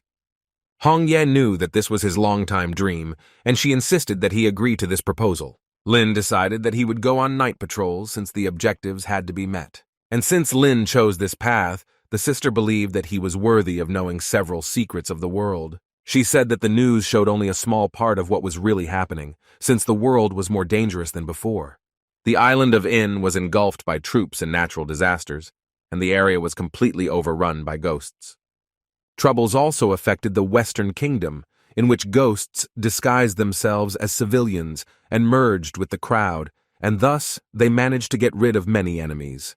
There was also a desperate battle in the Snow Kingdom, where everyone, despite the lack of people, sacrificed themselves for the common good. Even the sea areas were unsettled because there were giant ghosts that came out of the water and destroyed the islands. But since they had many strong people on their borders, they could resist the invasion of ghosts. However, enemy forces did not give the Manhwa a break from constant attacks. Therefore, they needed talents like Lin, but she warned her brother in advance that the path was not easy and that he had to be mentally prepared. Lin wanted Hongye to return with him to Kanglin and join the ranks of the Night Watch. But Hongye told him that she wanted to stay in the desert because she believed that they could not live like that. And since she respected his goals, the girl decided to stay there and give him the opportunity to succeed. Lin understood that they were happy to be together, but each had their own priorities in life. Linghua encouraged a person to have their own goals, and she told Hongye that she could join the Night Watch as a special agent and remain living in the desert. But first, it was necessary to rename the City of Sins to the City of Sand so that people would feel safe, and so that this would serve as an example for Hong-yi for her future mission. Lin didn't expect Hongye to take their separation so seriously. On the one hand, he was happy for her, but at the same time, he was sad to think about the upcoming separation. Hongye wondered how Lin would feel about this decision, but since this was what she wanted, he fully supported her in this. The elder sister was glad that her brother had found a worthy wife, and she saw them as a real family. The next morning, a helicopter arrived to pick them up and take them back to Kanglin. As he left, Lin handed the phone to Hongye so that she could call him at any time, but she asked him not to worry about it since they were spiritually connected and could exchange souls. Ke also wanted to stay in the desert, since her abilities associated with the water element could be useful there. Also, little Lulu stayed to help her mother with work, and she asked her father not to be bored. And as a farewell, the inhabitants of the desert wanted to give him gifts from the bottom of their hearts. The guy did not expect that so many people would see him off, and he happily accepted their gifts. Hongye told him to take care of himself and asked him not to worry about her, but Lin was no longer the little boy he used to be, so the guy promised that everything would be okay. In parting, she said that he was the only one she loved so much, and that she would wait for him with all her heart. They then went back to Kanglin to defeat all the remaining creatures. Hongye was sure that their feelings were eternal, and that nothing could separate them. And she thought that Lin would be a completely different person the next time they met. In Minyuan, the head of Daxia headquarters was angry at the sand ghost for pretending to be missing. But Yang Xiao served him obediently, and he asked the head not to worry since he had a plan. The guy said that his people were hiding in all cities, and they began a large-scale undercover operation. The Nightmare King was happy to hear this, and Yang Xiao showed great promise. Yang Xiao wanted to become stronger, and thought that he would soon surpass the King of Nightmares and take his throne. The King of Nightmares said that his clones were abroad, and their task was to capture all territories, and the ultimate goal was world domination. Yang Xiao didn't expect that the Nightmare King had clones, and it was hard for him to imagine how powerful he was. While wandering, Hongye's brother accidentally ended up in the city where his sister lived, and to his surprise, the infrastructure and technology there were much better developed than in the desert. Since there were many people there, he could easily hide his ghostly aura and disguise himself as an ordinary person. Walking around the city, he heard all the people passing by discussing him, because his image attracted too much attention. And since he didn't like their ignorance, he decided to fly away from them. Hung Shang was surprised that there were many moving iron boxes, because in the desert he had rarely seen them. He was also shocked by the height of the buildings, but still in the desert they sympathized with him most of all. The local police didn't like the guy standing at the traffic lights, and asked him to get down immediately. When Hongshan began to fly away, people were surprised and began to film this moment on their phones, because they did not often see people with superpowers. A girl was running between the alleys, pursued by ghostly creatures, and she was calling for help in every possible way. Hongshan passing by and asked him for help. The ghosts told the guy to mind his own business if he didn't want to be eaten. He did not like this attitude towards himself, and he finished them off with a sand blow. The girl was surprised that the guy dealt with these monsters with one blow, and she was grateful for such help. Hung Shang let her go because he didn't like human hugs. Since he helped her, Hung Shang told the girl that he had to go on errands, but the girl asked him not to leave because she wanted to invite him to dinner. but suddenly she stopped and cried from the pain in her ankle. When she was running from the ghosts, she twisted her ankle, and now the girl did not know how to get home. And since there was no other option, Hunshan decided to help her again and take her home. At that moment, the girl felt her heart begin to beat faster, and she did not understand why this was happening. She thanked him for this help, since she did not know what the consequences could have been if he had not saved her. But Hunshan did not answer her anything in return. She asked him if he was from the Night Watch, as she was admired by his strength. But Hunshan asked her to stop asking questions because he didn't like it. Although he was not talkative, she did not miss the opportunity to find out something from him. But again, she heard nothing. His unusual style and long hair reminded her of a character from an anime, but Hunshan said that he was an ordinary wanderer from Sin City. Since she completely forgot to introduce herself, the girl said that her name was Xia Shui and she was a student at Baicheng High School. The guy also introduced himself in response, but he didn't really like that she asked so many questions. He would be pleased to answer something more reasonable than stupid questions. When he brought her home, Xia Shui asked him to put her on the sofa, and this was the first time that a guy was in her house, which she was happy about. Hunshan then decided to examine her bruise on her leg, and he saw that it was quite serious. Xia Shui did not see any particular problem in this, and believed that one tablet would be enough to make the leg go away. But Hunshan said that she did not need medicine since he could heal her leg with his magic. The girl was surprised that the pain in her leg suddenly disappeared, and she did not think that this seemingly stern guy would be so caring. Now Xia Shui felt completely fine, and in order to thank the guy for his help, she invited him to dinner, but Hunshan refused. The girl insisted that he stay, as she was sure that he was hungry, and Hunshan decided to agree only so as not to upset the girl. Xia Shui prepared 2 dishes for him at once, and although it did not look delicious, she said that it would be very tasty. She watched closely as the guy ate, and she was interested in how he assessed her culinary abilities. Hunshan said that for him, food was a source of energy, and the taste was not important to him. Xia Shui knew that he liked the food, he just didn't say it because of his modesty. She said that her classmates, having tried the bento, said that it was the worst dish they had ever tried, and since he continued to eat it, the girl was happy.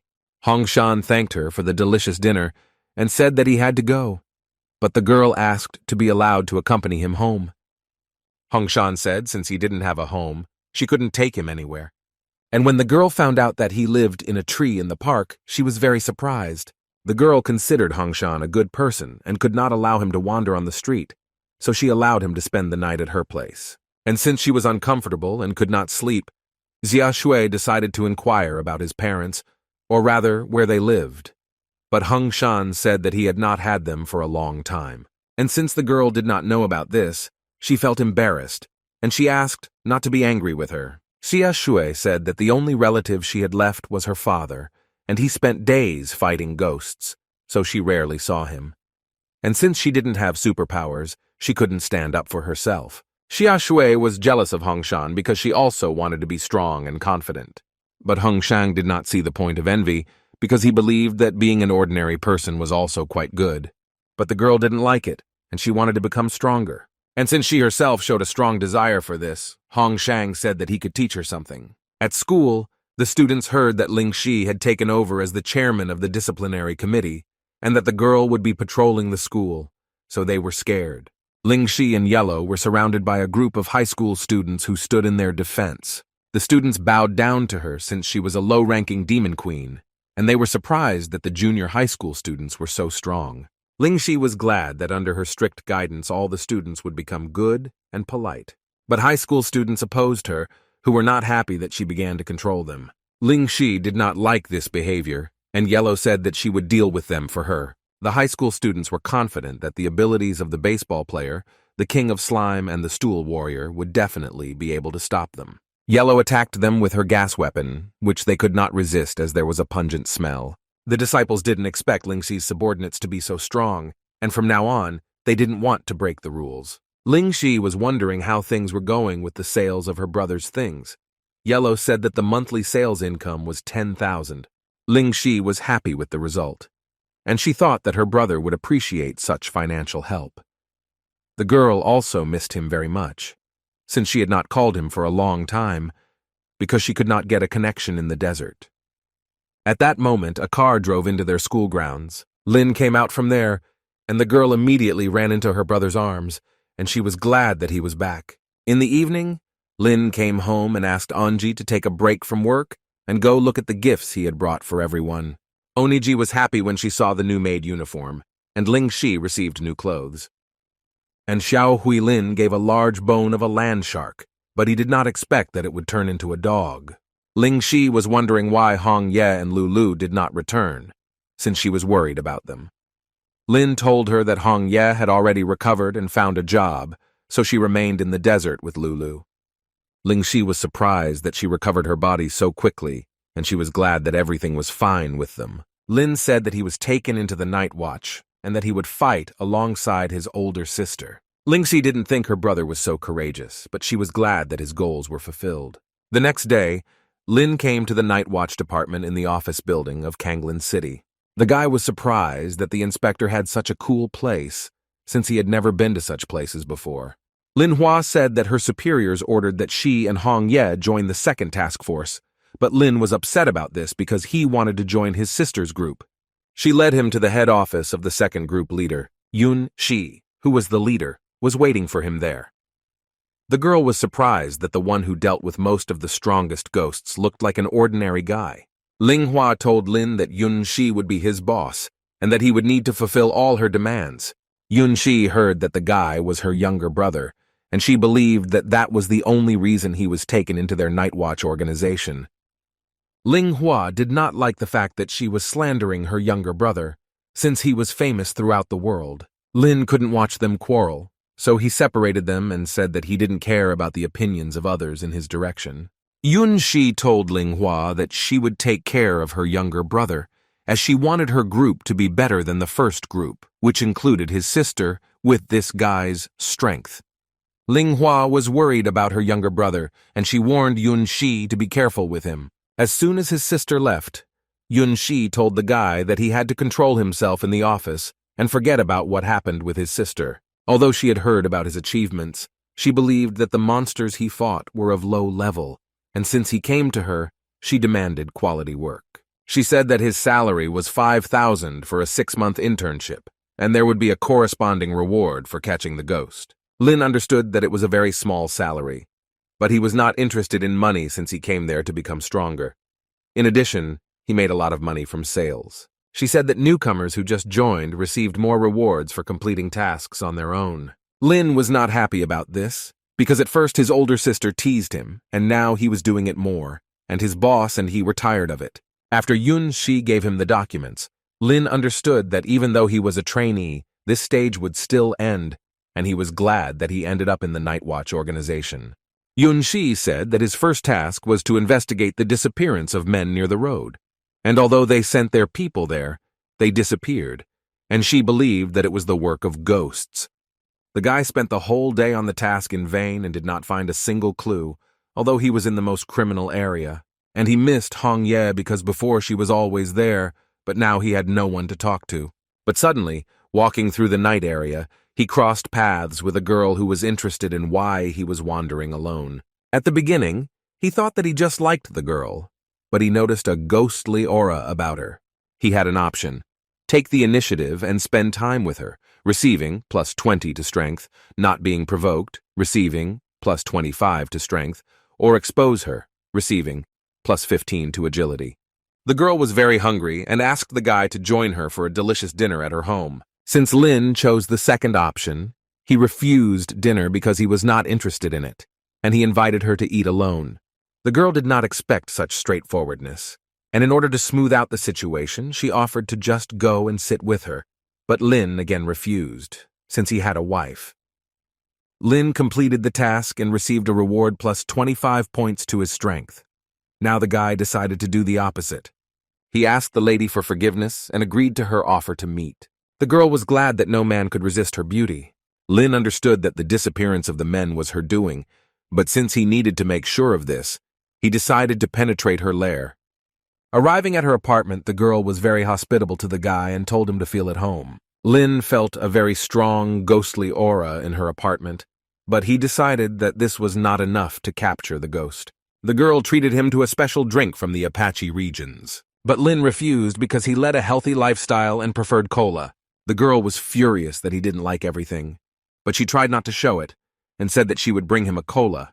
But Lin said that there was no need to go since he had several jars with him. Afterwards, they decided to drink to meet him, and the girl wanted to find a way to deal with him.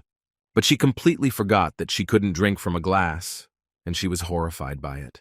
This was the last straw, and the girl showed her true appearance as a ghostly creature. Lin was glad that he was able to reveal the true nature of the ghost. He was confident that he could handle her with ease since she was at level B. The ghost attacked the guy, but he easily defended himself without much effort. The ghost realized that the guy was not so simple, but she still attacked him again. After 100 blows, Lin Kuei defeated the ghost and celebrated his victory. Afterwards, he interrogated the girl about why people were disappearing in the city of Canlan. The ghost repented of what he had done and said that she had deceived people into being sent to slaughter. Lin was surprised that they were being sent to the slaughterhouse, and he understood that the matter was not yet finished, and that further investigation needed to be carried out. The ghost had no choice but to cooperate with the guy, and she took him to a meat processing plant called the Juicy Slaughterhouse. Since this was her lair, she offered to open the gate with her key, but the guy had his old ways and just climbed over the fence. He felt that the missing men were somewhere very close, as he could smell blood, and he was afraid that they had all been overcome by ghosts long ago and turned into food. The guy assumed that all the ghosts were afraid of him and were hiding in the hangar. When they entered there, they saw many ghosts who welcomed them to their meat processing plant. Lin was not afraid that the ghosts ambushed them, and he allowed them to surrender voluntarily. The girl found it funny that she could fool the guy so easily, because while they were going to this place, she sent a signal to her brothers and just waited for him to come to their trap. The ghosts were glad that they had so easily tricked a man around his finger, but Lin laughed back at them because he knew it wouldn't be easy. Therefore, he came to them to personally verify this. Since the ghosts were hungry and bloodthirsty, they attacked the guy in a crowd. This did not scare Lin, and he made an explosive thrust and used the aura of his bloodthirsty sword. The guy killed some of the ghosts with one blow, but their brothers united into one large ghostly aura. Lin realized that in order to defeat everyone together, he needed to use a weapon of mass destruction, and he attacked them with a lightning strike. The ghostly girl asked not to approach her and said that she would call her older brother, but Lin did not mind fighting a stronger opponent. The ghost of a level A butcher came to him, who was unhappy that his sister was being bullied. The Ghost King called his allies to deal with the guy together, but Lin was not afraid, and transformed his body into the original form of a military appearance in order to equalize the forces. The guy single-handedly confronted all the ghosts at once, and since this was not the first Ghost King on his way, he was confident that he would defeat him. The Ghost King didn't like that the guy was so skilled and attacked him with his wind kick, but Lin was so fast that he was able to dodge all the attacks. The Phantom King was very tired of confronting Lin and was angry at him for injuring him. He decided to renew his powers and absorb all the ghosts to become more powerful. His comrades became a part of him. His level was above average A, and the Ghost King attacked Lin with his light wave attack. Yunshi saw that a strong ghost attack had broken through from the roof of the hangar, and she understood that Lin could barely cope with this ghost, so she decided to help him. She activated her artifact ability and summoned a ghostly mist. Lin realized that it was his leader's ability that was monitoring him and came to his aid. Yunshi controlled the fog from afar, and she ordered it to absorb the Ghost King.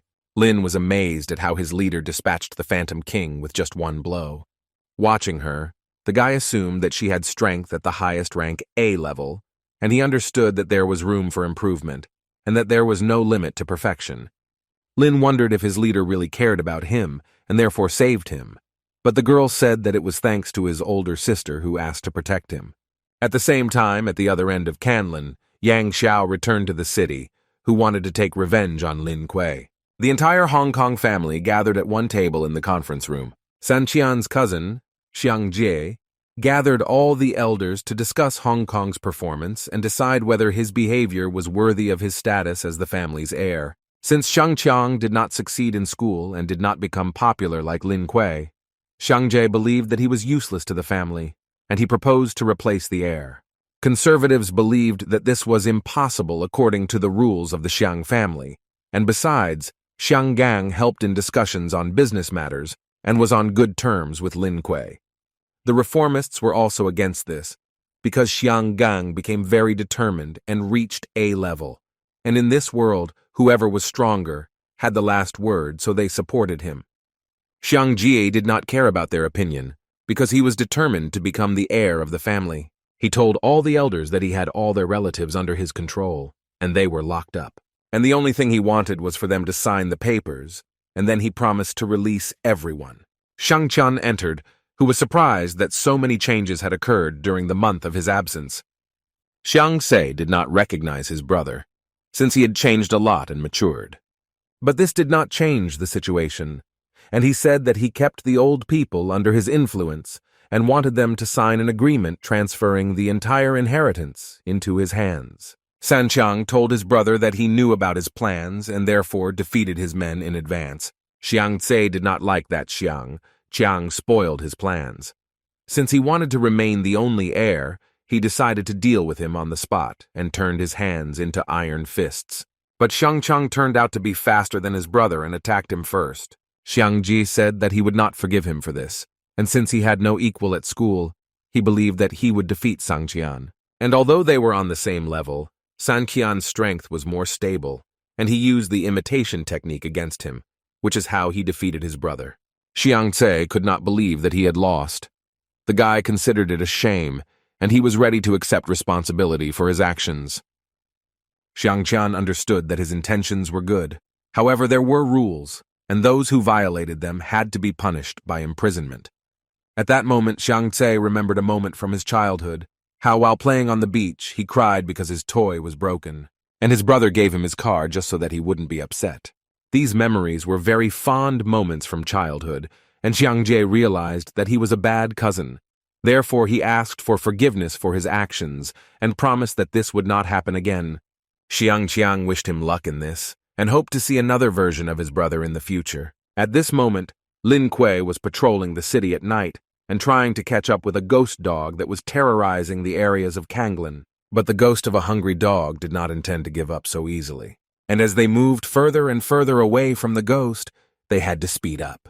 At this moment, Xiangqiang was walking through the night streets of the city and enjoying the wonderful moments of silence and solitude. He stopped the ghost of the dog from running away from the night watch, and he knocked him down. This was the first time that Xiangqiang, after a long diet, allowed himself to buy ice cream.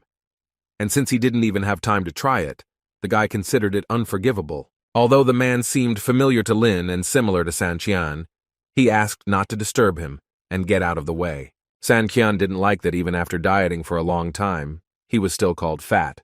And since the guy was tired of enduring this, he attacked the ghost dog with his fiery flame. Lin was surprised that the guy dealt with the ghost in a matter of seconds, and he wondered how Sanqian managed to change so much while he was out of town. Chiang decided to tell the truth, but suggested doing it in a more cozy atmosphere over a plate of noodles. He said that he went to the mountains and trained hard every day, physically exhausting himself. Even after he lost weight, he did not stop because he needed to keep himself in good shape. Lin also decided to say that in the past 2 days, he had reached A level, but he understood that at this rate, Xiangqiang was only a few steps away from his level and could catch up with him. But Xiangqiang considered Lin to be strong too, since he managed to get into the night watch. Returning from the mountains, Xiangqiang learned that relations between Hutang and Murong had improved, and they began to meet.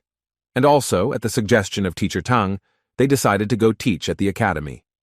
And Sutang was still alone in the mountains, and Xiangqiang could not contact her. Therefore, he was troubled by a feeling of concern for her. Qin Feng got a job as a teacher at the academy as an instructor for first-year students.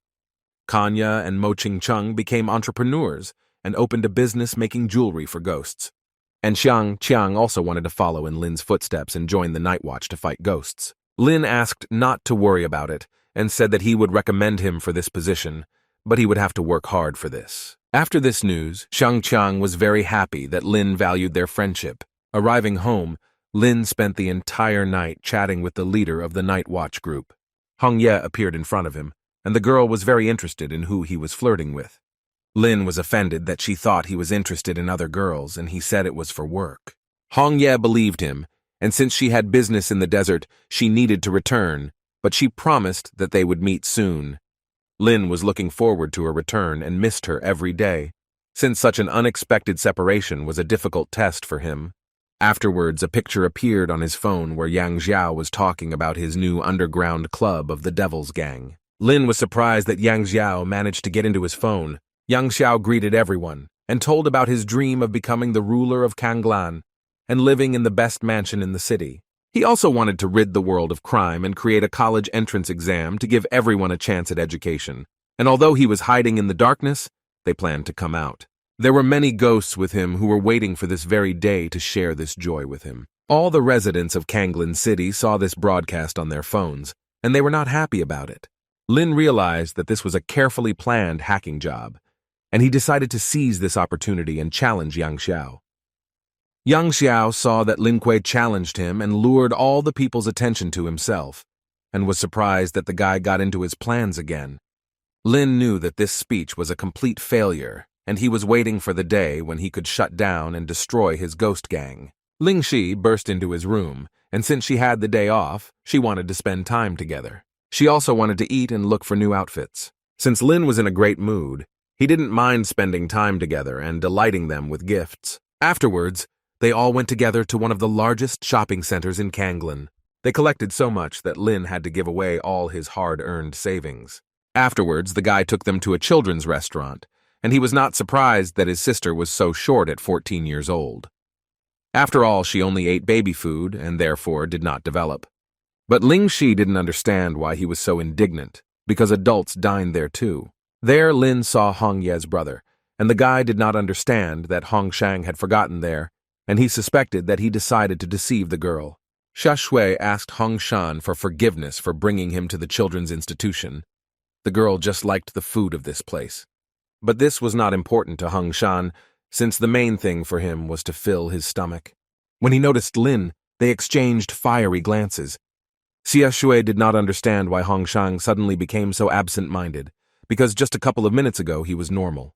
The guy replied that he just didn't like the way the people at the opposite table behaved. Lin was faced with a choice: to save the teenager and take her away from Hong Shan, having received +10 to charisma, expose his identity, having received +13 to agility, or ignore him, having received the Book of Summoning Ghosts. Since it was beneficial for him to receive the book, Lin decided not to bother Hong Shang and wished him bon appetit.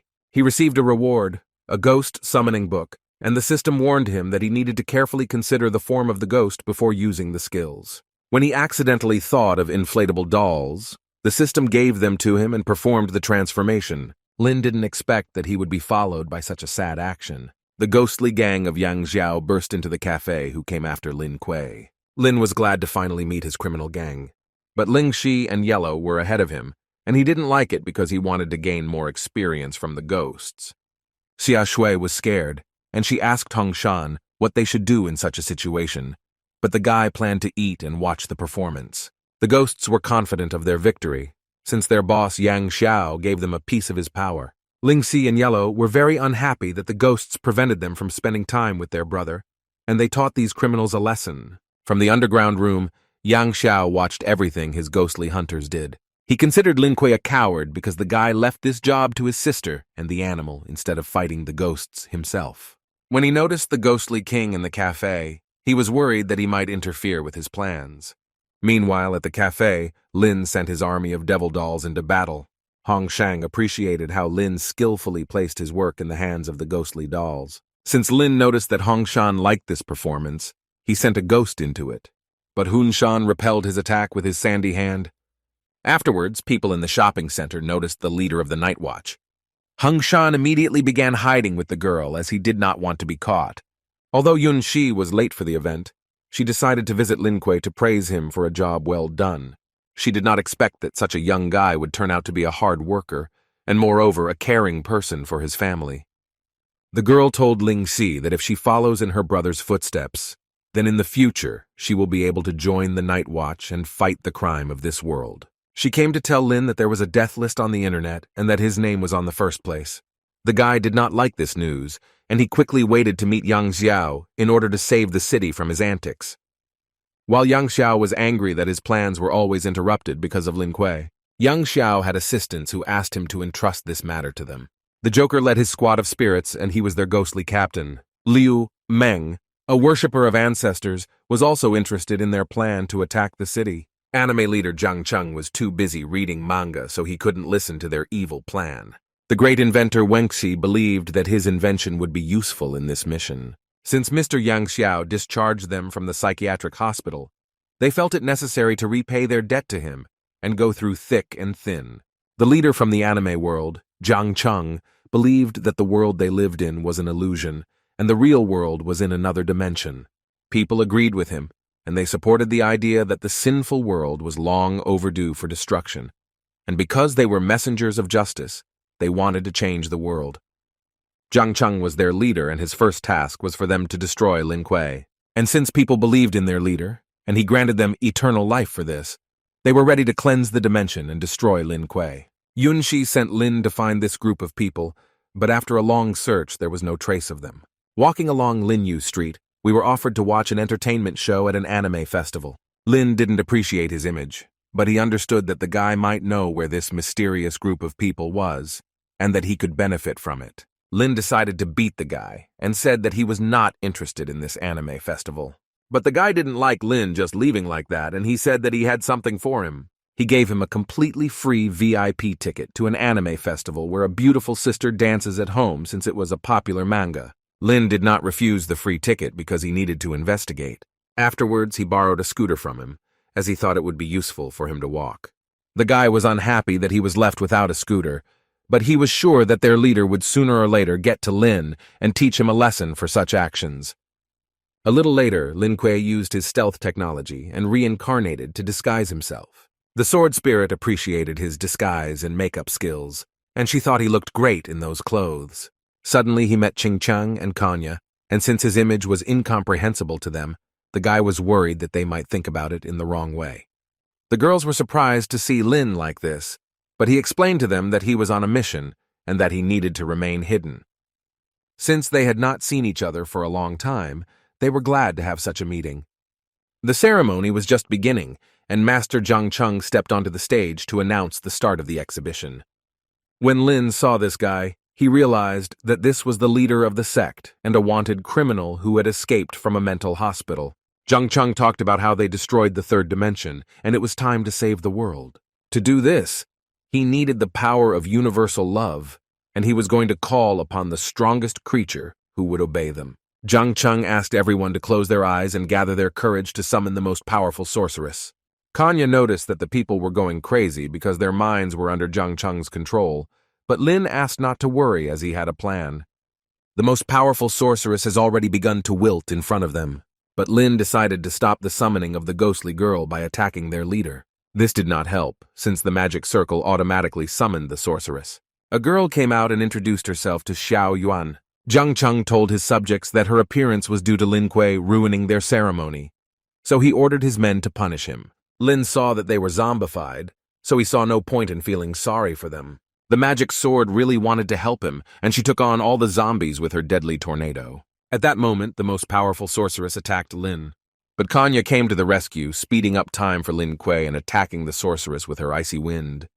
Zhang Cheng couldn't bear to watch them interfere with his plans, so he transformed into a second-dimensional anime character who possessed the body of a Minyuan County knight. Lin understood that it was necessary to also transform into the original form of the Holy Buddha in order to equalize the forces.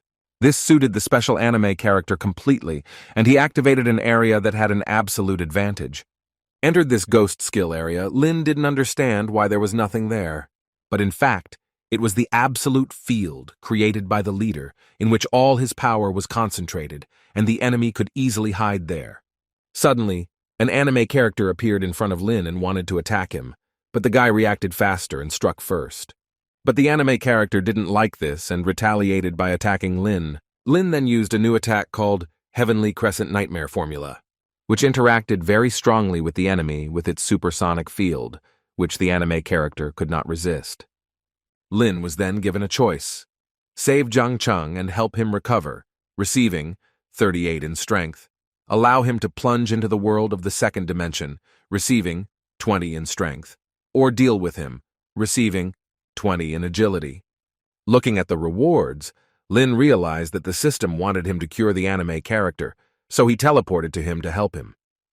But Jiang Cheng didn't like that the guy thought he was sick, and he activated his healing strike ability to teach Lin Kuei a lesson. Lin was surprised that he had a knife with him, so he intercepted it and taught the anime character a lesson for it. But the knight didn't like that the guy dared to address him like that. Lin knew that he was not a knight or an anime character, and that all these were just his subconscious illusions, and he was trying to tell him about it. Taking off his mask, Jiang Cheng was disappointed that the guy had destroyed his dreams of a wonderful world. Lin told him that it was all because he was taught to achieve goals by any means, and his goal was to heal him and explain that he was not an anime character. Jiang Cheng did not think this was right, because he had his own problems that bothered him every day. Jiang Cheng was able to destroy Lin's transformation form with his strike, so he decided to finish this quickly. But Jiang Cheng said that he would do it first, and he used his strong flying night strike. Lin had exactly the same blow, and although they used it at the same time, Lin was stronger and defeated Jiang Cheng. His attack was stronger because the knights always lost when they attacked from the left. After Lin won Jiang Cheng, his absolute field ceased to operate, and they appeared where they started. During this time, Qing Cheng and Kanya defeated the magical girl, and the sword spirit defeated the zombified people. Jiang Cheng said that his parents divorced when he was very young, and they didn't care about him. Because of this, he felt out of place in the family, and after school he was abandoned by a girl who went to a rich man. And the only thing that saved him was his own world, in which he was an anime hero. But since Lin destroyed it, the guy was left with nothing. The system considered the task completed since Jiang Cheng spoke about his problem, so it awarded Lin 38 power points. Lin tried to hold the guy and said that his life was not filled with happiness either, since he was very susceptible to money. And it doesn't matter what kind of world you are in, the main thing is to remain happy under any circumstances. And he explained that his main mistake was trying to destroy world peace. Jiang Cheng believed that since the guy tried to explain his problems to him, then he was a deity who wanted him to atone for his sins by understanding his mistakes. Liu, Meng, and Wengxi were sitting on the roof of the night city of Kanglan, and they planned to spray chemicals over the city in order to capture it. Since Halloween was soon, they decided it was a good time to take action. The next day, Lin communicated with Hong Ye via video call and was very happy that he finally saw her. Hong Ye said that there was no more work in the desert, and she promised to return soon. Lin wanted her to join the Night's Watch when she returned, to fight the monsters together, side by side. Ling Si came into his room, and the girl said that they were having Halloween at school, and she wanted him to keep them company. Lin really didn't want to refuse her, but because of this holiday, many people took to the streets, and to prevent danger, the Night Watch increased patrol. And since Lin could not keep them company, they also planned to go out into the city in the evening. In the evening, Lin went out to patrol, and he was surprised that people did not care about the restrictions on going out, since they only had fun on their minds. That's why he was worried, because the ghosts wouldn't wait.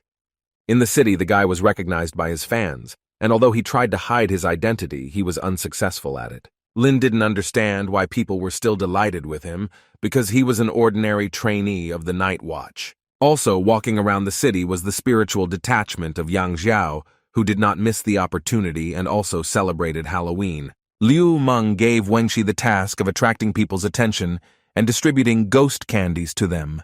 They distributed a lot of candies, attracting people because their owner of the candy factory was doing a promotion in honor of the holiday. Although people were surprised by this event, many happily took these candies. These sweets turned them into bloodthirsty monsters, destroying everything in their path.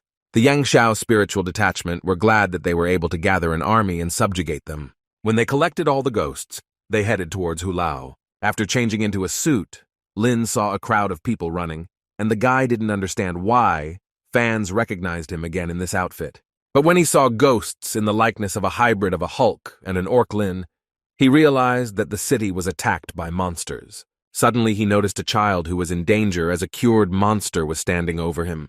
The guy couldn't just look at it, so he saved the girl from the monster. And when he found her mother, he gave the girl away, warning in advance that they urgently needed to leave the city.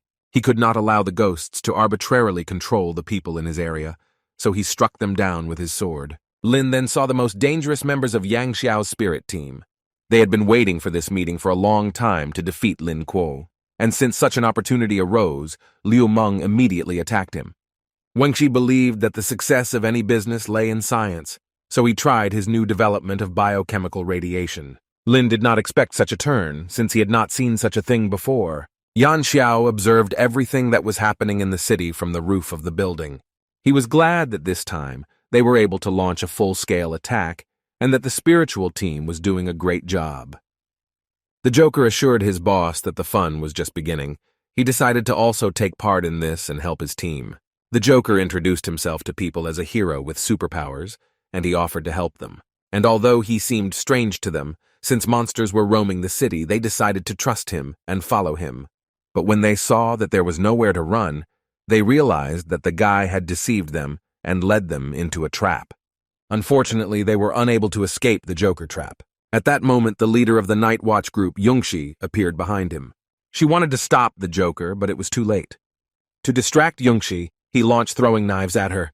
Since he was too busy, he decided to escape by dissolving into the illusion of red smoke, and Yongxi did not have time to catch up with him. Afterwards, he laughed that the leader of the Night Watch group could not catch him. Yongxi blamed herself for not having time to save people, because if she had arrived a minute earlier, she was sure that they would have been alive. Local ghosts approached her and offered to have fun, but Yongxi was already angry, so she called upon the hidden fog to deal with the insolent people. The girl was disappointed that she failed the mission, and she considered it unforgivable for the spirit squad. At this time, Lin confronted the members of Yang Xiao's spirit team. They didn't think the guy would be so strong, and Wangxi was angry at Lin because he destroyed his biochemical gun. In honor of Halloween, Lin decided to demonstrate a real transformation by transforming into the form of a demon. Wangxi told his partner Liu Meng to run and deal with the others in another area. But Lin was not going to let the criminal Liu Meng go. Wangxi helped his comrade and used the ability of the great inventor to transform into a robot. The blow was so powerful that Lin's transformation subsided. He had a choice: go to the end, receiving 30 points to strength, use the fighting technique, receiving plus 30 to resistance to immunity to negative characteristics, or save Wangxi, receiving plus 20 to charisma. Lin thought about choosing the second option to increase resistance, but Wangxi said that before his invention, any resistance was useless. Lin decided to call upon the ghostly dolls and join forces to destroy the robot. But Wangxi had a shield for this case, but since the weapon was endowed with supernatural energy, his robot could not withstand this attack for long. As soon as the robot's protective field failed, the ghostly dolls immobilized the piece of iron with their own hands. Lin believed that this was not enough, so he called on several more sorceresses to destroy the villain with the entire army. And when they destroyed the robot, Lin received plus 30 points to the resistance for the completed task. The defeat left Wangxi disillusioned as his inventions were still useless. Previously, he showed his grandson his masterpieces, the latest in robot technology. His grandson was delighted with his work and believed that his grandfather deserved the Nobel Prize. But suddenly the robot broke down, and Wangxi told his grandson and his father that they had to run away from the laboratory. Everything happened so quickly that except for him, no one in the research room survived the powerful explosion. Therefore, Wangxi no longer saw the point of being in this world, since he had no people close to him at all. Lin wanted to save him, but it was already too late, and in order to avoid being hit, he activated absolute protection. The guy didn't think that Wangxi would prefer such a conclusion, but he really wanted Wangxi to become a truly good scientist and find his place in the spiritual world. Liu Meng wandered the streets of the city in search of a worthy opponent to whom he could show his skills. At that moment, Ling Shi went out into the city to find her brother, but along the way she met ghosts, and she did not think that she would have to fight them. As Liu Meng was walking through the streets of the city, he met girls, and among them he discovered his rabbit, which he had lost as a child.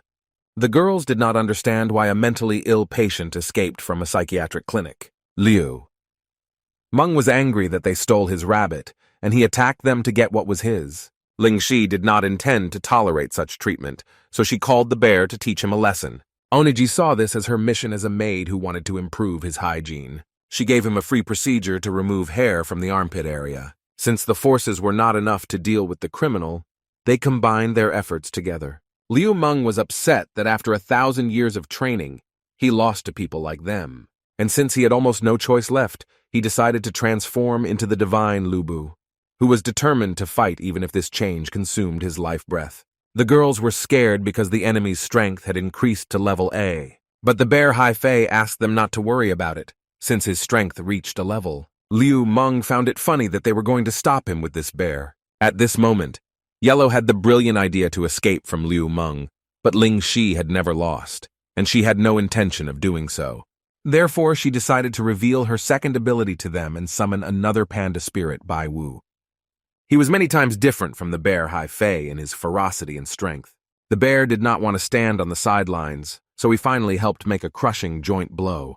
Liu Meng could not believe how, with his Lu Bui ability, he could lose to the spirits. But Yellow believed that he was unworthy to call himself Lu Bu, since they were categorically different in strength. At that moment, Lin found them, and he was surprised that his little sister was able to defeat such a strong opponent. Ling Shi was happy to meet her brother, and she said that Liu Meng was her gift to him. Lin asked them to go home, and promised to bring them dinner after he handed the criminal over to the night watch department. Since Hong Ye was returning in the morning, Lin was looking forward to this moment. He deliberately worked overtime so that he would have free time to meet Hong Ye. There was no way he could reach her, but since they were mentally connected to each other, he was sure that he could sense her from a distance. Suddenly Lin felt Hong Ye's breath and saw her in the distance. During this time, the girl changed her clothing style and changed her hairstyle. When she saw him, she immediately ran up and said how much she missed him.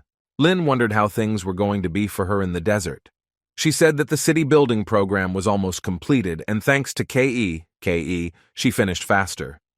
Lin was amazed at how skillfully she planned things after restoring her body, and for him it served as an example of how to do things right. When Lulu saw how her parents behaved with each other, she worried that she was the odd one out in the family. They saw that little Lulu was depressed and told her that she was the best girl and asked her never to think that way again. Lin bought her a gift, a squawking chicken, and he hoped that she would appreciate such thoughtfulness. Afterwards, they returned home, and Lulu looked forward to meeting her sisters. But in the crowd, they met the Joker, who grabbed Lulu. They were perplexed that the clown dared to touch their daughter and rushed to save their girl. But the Joker was not himself, and he was protected by a team of armed creatures. Lin was very angry and wanted to kill anyone who stood in his way. Hong Ye said that they were all A-rank primal creatures, and she wanted to finish with them quickly. Once they dealt with all the ghostly creatures, they went to catch up with the Joker. But they didn't have time to take Lulu, because the Joker was already in the air, and he said that if they wanted to save their daughter, they had to come to the 8th factory in the slums. Lin considered this a very low act on the part of the Joker, and since the clown was Yang Xiao's disciple, he suspected that Yang Xiao was involved in this. Hong Ye assumed that this was all to deceive them, so she asked Lin to calm down first, and then go with a fresh mind to save Lulu. She could always support him in difficult times, which is why he chose her. But Lin understood that this was not the time to talk about love, and they had to save the baby. So he asked the leader of the night watch group to take them to the factory. Yunxi was not happy to go with this loving couple, but she only did it because she needed to catch the clown. Hong Ye decided to ask Captain Yunxi how Lin had proven himself throughout the entire time.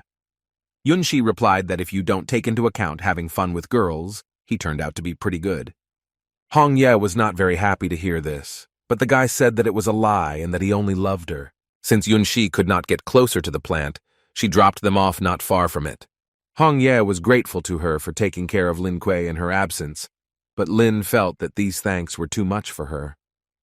Yunxi said that she would lurk nearby and help them if they needed help. At this moment, little Lulu was very hungry, and she asked the ghosts to feed her. The ghosts didn't like that the girl was so talkative, and to keep her quiet, they gave her a loaf of bread.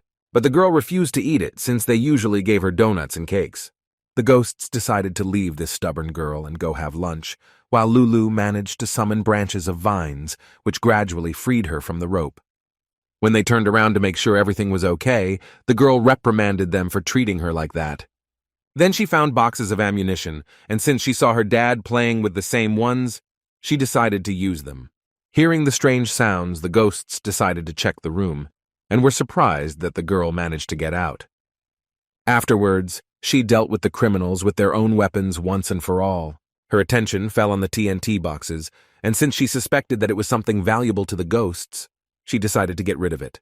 When they got to the factory, Lin and Hongye were surprised by what was happening there, and they were very worried about Lulu.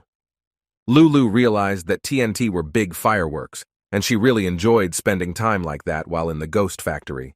At that moment, a joker appeared, who communicated via video with Mr. Yang Xiao, and he said that he had successfully completed the task of kidnapping Lin Ke's daughter, and for the boss to make sure, he showed him the video. But when he pointed the camera, he saw that the entire building was destroyed, and that the girl was outraged that this green-headed man did not feed her. Yang Xiao was annoyed that things weren't going according to plan, and he gave the clown a minute to solve the problem. The Joker was unhappy that the ghosts couldn't look after the little girl, and that he had to do all the work for them. For this, he had to deal with them, as he believed that they did not deserve to serve him. Afterwards, he planned to punish Ling Shi for disrupting his plans. But at that moment, Lin Kuei and Hong Yi came to her aid. They attacked the Joker, but he anticipated the situation and dodged. Then he sent them to his circus world to enjoy an incredible crime together. While waiting in the car, Yun Shi thought that Lin Kuei had become too good over the past 6 months. She suddenly felt their strong aura and couldn't understand what happened to them. Meanwhile, Lin was wondering how the Joker could control the entire field. Hong Ye said that some creatures, in addition to ghosts with strong souls, had the right to receive dimensions. When they appeared in the clown's dimension, he welcomed them to his circus world and promised that this place would be a paradise for them. He wanted to show them the power of his incredible circus, so he unleashed his clown puppet on them. But Lin didn't see any problem in this, so he broke the puppet's wooden leg. Joker told them that it was useless because it was an incredibly advanced puppet with the ability to reincarnate. Hong Ye wanted to test how fast the reincarnation speed was, since she was sure that her scissors would be faster. The Joker did not expect that they would overthrow his invention so quickly, because he had high hopes for it. Lin decided to joke that he noticed Batman in the distance. The clown was very scared, and Hong Ye was surprised that he actually fell for this trick. Lin knew that high-quality prey always fell for the simplest baits. After they dealt with the puppet, they moved on to the Joker. And since he loved the show, they gave him a real extravaganza performance where he performed in the main roles. At the end of the performance, they launched a magnificent fireworks display with his participation. Lin had a choice: put the clown down and gain 35 to agility, continue his performance number by gaining 40 strength points, or defeat the clown using strength to gain 30 to resistance. Lin liked the second option, so he continued.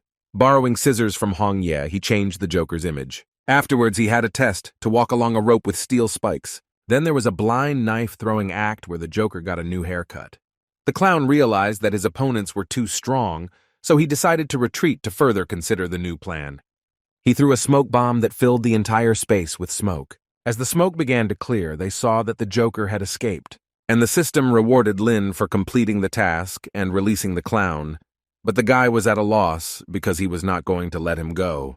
The clown managed to get out of the dimension, and next time he planned not to let Lin Kuei go so easily. But suddenly behind him he heard the voice of Yun Shi, with whom he had not recently finished the dialogue. The girl summoned a ghostly fog, brought justice, and avenged all the townspeople. When Lin and Hong Ye escaped from the clown dimension, they were glad to have the captain's help. Yun Shi admitted that they had done a better job than her this time, and she knew that they were the perfect team, and also perfect for the role of the night patrol squad. During this time, Lulu watched her parents interact on the sidelines, and she was disappointed that they forgot about her. After the defeat, the ghosts came to inform their leader Yang Xiao that the clown had lost to the night patrol squad. Yang Xiao was dissatisfied that the spiritual team did not live up to his expectations, and this time he planned to handle this matter on his own.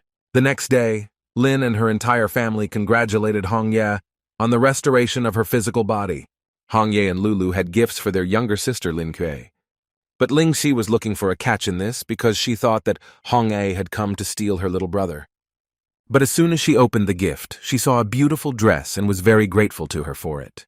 The surprises didn't end there, because Hong Ye had prepared gifts for other family members too. Oniji had a new combat version of the maid outfit, and she was extremely happy about the upgrade. And Yellow was disappointed that she was considered a dog, and was always given bones. She gave Lin Hong Ye the latest model of silicone scrub board because it is especially comfortable to sit on your lap. Lin was not very happy about this gift, but fortunately he also had a corresponding gift for her. Since the guy thought about her every minute of every day, he gave her a photo of himself in her image. Hong Ye was not happy about cosplaying herself, but Lin promised that there would be no more such jokes and that he would pay in full that night. Since the issues in the desert were resolved, they could finally spend time together. In the morning, Lin was happy that he was waking up in bed with his beloved, and he also realized that joining the night patrol squad was a great decision. Hong Ye didn't understand why he didn't wake her up, but since she was tired on the road and worked hard at night, he couldn't wake her up so early. Lin said that Captain Yun-shi called him along with his older sister and said he was going to work, so it was time for them to go. Since they did an excellent job with the task, the authorities decided to accept them earlier in order to inform them that they had officially been accepted into the team. Linghua was proud of her brother and believed that Yun-shi should have found someone like him, but Yun-shi did not see a problem in this, since the guy was her subordinate. Lin knew he needed to quickly change the subject so they wouldn't fight, and he wondered if they had asked to take Hong Yi to join the squad. Linhua said that because Hong Ye had done a good job in the desert, they wanted to make her a full member of the squad. Lin was delighted that his wife was so good that they didn't even test her strength to join. Since they did these favors publicly, Linghua and Yun-shi were a little jealous of such a warm relationship, since they had not had anyone for a long time. Yun-shi also added that she and Hong Yi were allowed to create a group of new arrivals, and they had to come up with a name for it. The guy understood that since the top of the Night Watch valued him so highly, then this opportunity should not be missed. He wanted to call the group Hunter's Blade. He had originally created this name to inherit his father's will, but now for him, this word was a faith of growth in everyone else. His sister appreciated his choice, and she was sure that his father would be proud of him. But the guy was mostly grateful to her, because thanks to her help, he achieved this success. Yun-shi said that due to the fact that the night patrol squad and the college had many applications to join, he would be responsible for protecting the students as an observer from the patrol squad. Linghua added that recently, quite a lot of ghosts from Ying Island have invaded the eastern part of Daxia, so this time he was given more people to get rid of these creatures. Lin was glad that this was his first mission with Hong Ye, and he guaranteed that the task would be completed perfectly. There were a lot of people participating in the fall tryouts this time, and all the new students were gathered at the entrance of the exam venue. Lin only wanted to participate in something like this to kill the night ghost, since he knew that a bloody night creature had been spotted there, which could drop a lot of spiritual power. There he met his old mentor Tang Lin, who acted as the head of the team. Tan Lin was also glad to meet his legendary girlfriend. She wondered how eager Lin was to catch the ghosts, but the guy had absolutely nothing to do with them, and he understood that she wanted to teach him as before, but there was no point in that. The students recognized him and were delighted that this same young hero was in front of them. Lin felt uncomfortable with this, but Hong Ye hinted that he should have thought about something else, because many girls liked him. He had a choice: walk silently past the crowd, gaining 35 to strength, let the students have fun in peace, receiving 35 to resistance, or force the students to cope with monsters, gaining a skill, somersault in the clouds. They took the students to the wild forest of Kanglin, and the guy was interested to know what dreams they had. They said that they wanted to become as strong and beautiful as his beautiful wife. Lin provided them with living water to replenish their strength, and since he really wanted to receive a reward for the task, he said that he would reward them with this water if they killed 100 ghosts together. The students were not themselves about such a prize, and they promised to do everything possible to get it. The students were followed by escorts from the Night Watch squad, and they also wanted to participate and defeat a couple of ghosts without anyone seeing. Lin showed them a master class on how to properly defeat ghosts. After this, the students did so well that the monsters were horrified by how ferocious they were. Lin told them that it is best to fight as a team, since the ghosts would find the ghosts to be on their own and would be easy prey. At this time, in the bushes, Lin was being watched by a strong ghost who was waiting for the moment to attack. After searching the forest for a long time, Lin did not find a single ghost, so he decided to leave it to the students' teamwork. Since they were one step away from victory, they went out in search of the remaining monsters. Hong Ye wanted to secretly monitor the students, and she told Lin that if he found something, he would definitely contact her through spiritual consciousness. At this time, Lin continued to be watched by the ghost of Ying Dao, Lady Yu, who was sent by Mr. Yang Xiao to deal with the guy. Lin found it strange that it was sunny all around, but it was raining in a certain area. He knew that this only happened when there was a demon nearby. There he met a girl who asked for help, but Lin understood that it was all the acting of a ghost who was hiding behind the shell of a beautiful girl. The guy decided to play along with the ghost and unexpectedly attack her. The girl was grateful for the help and felt much better. She introduced herself as the goddess of a lake that was not far from them, and she assumed that he was looking for something. Therefore, she offered her help. Lin knew that the ghost wanted to use an old trick on him, and he wondered how she would behave when he refused to let her go to the lake. The girl showed him 2 axes, and she suggested that one of them could belong to him. But Lin said that he had nothing to do with this weapon, since he only threw a titanium axe. The girl was angry that he joked about her like that, and she wanted to reveal her ghostly nature to him.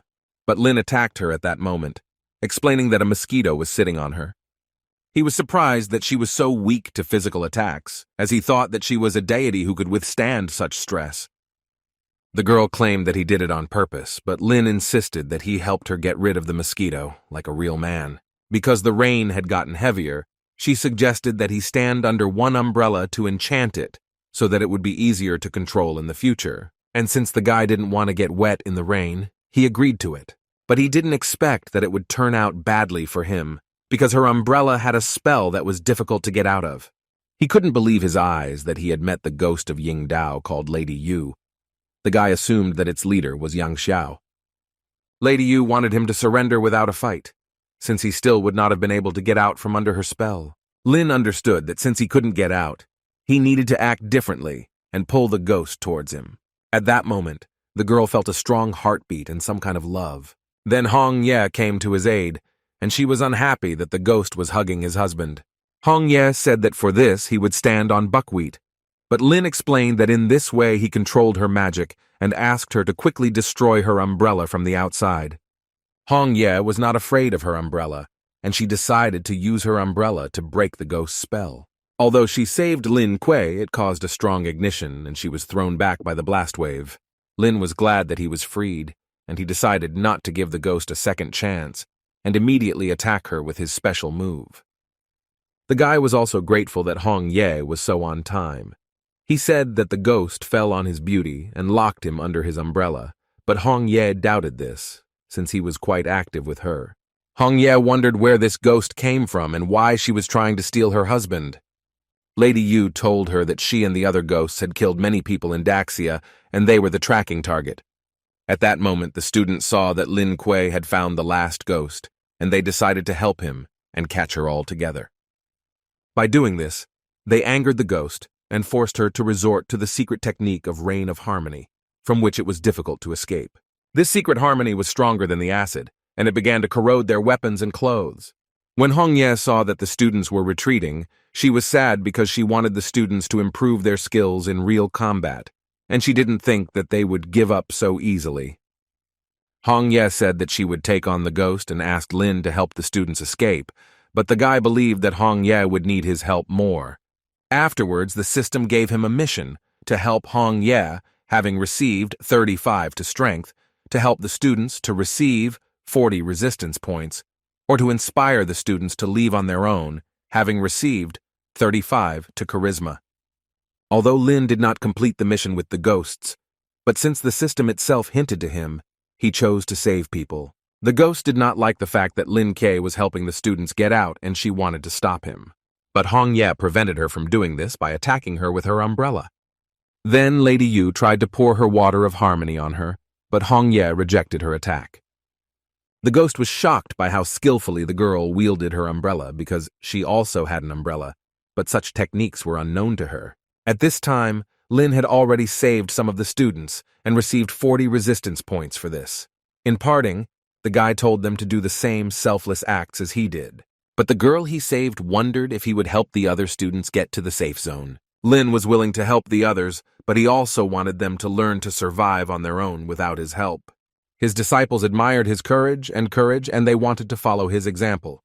At this time, Lin was in a hurry to help Hong Ye, but when he arrived, he saw that she was coping well without him. The girl wanted to deal with the ghost, but Lin asked to leave him in order to find out the useful information that she possessed. But Lady Yu refused to tell them anything, so they decided to force her with the help of the devil's pepper. After that, she said that Mr. Yang Xiao sent the ghosts of Ying Dao and said that the one who deals with Lin will begin to work in the underground abyss. The guy was tired of Yang Xiao meddling in his life and mixing foreign ghosts into this matter, and while they were puzzled by the new information, the ghost realized that this was her chance to attack suddenly. And since she decided to do this, Lin used his teleportation skill to attack just as unexpectedly as she did. With this, he completed 2 missions at the same time and received a reward, a spirit jasper of a ghost and a new divine skill of tumbling cloud. Lin was pleased with this skill and immediately decided to show it to Hong Yi. But when he summoned the cloud, it was not very pleased to be disturbed from its deep sleep. Lin wanted to quickly try flying on it, but the cloud was not going to ride him on itself. The guy didn't like that the summoned cloud did not fulfill his demands, and he had a preventative conversation with him. After a couple of minutes of peaceful negotiations, the cloud was ready to show off its flight capabilities. At that moment, Captain Yunxi called the guy and said that a gang of nightmares with Yingdao ghosts were tearing apart the streets, and many patrol officers could not cope with them. So she entrusted this task to him. Lin didn't expect to have to use the cloud so soon, so they set off for Kanglin in their new vehicle. Chaos reigned on the streets of the city, and behind it all was Yang Xiao, who came there to subjugate everything and place his ghosts there. This time he planned to take revenge on Lin Kuo and fight him. Besides him, there were other powerful ghostly creatures, such as Qing Xing, who made lanterns out of people. But Lin Kuei came to the rescue in time to free civilians from the ghosts. Ghost Qing Xing was absolutely not surprised to see another rogues of the Night Watch and planned to defeat them in order to make them her flame of power. The guy decided to send Hong Yi to save people's lives from other ghosts, and he himself planned to defeat this one. Qing Xing did not plan to attack first, so she waited for the guy to take the initiative and come into her hands. Although he surprised her with his ability to fly, she considered all the people of Daxia to be weak. Lin wanted to dispel this myth and show the ghosts that she had too low an opinion of their protectors, since he was the exception. So he immediately attacked her with his flame ability.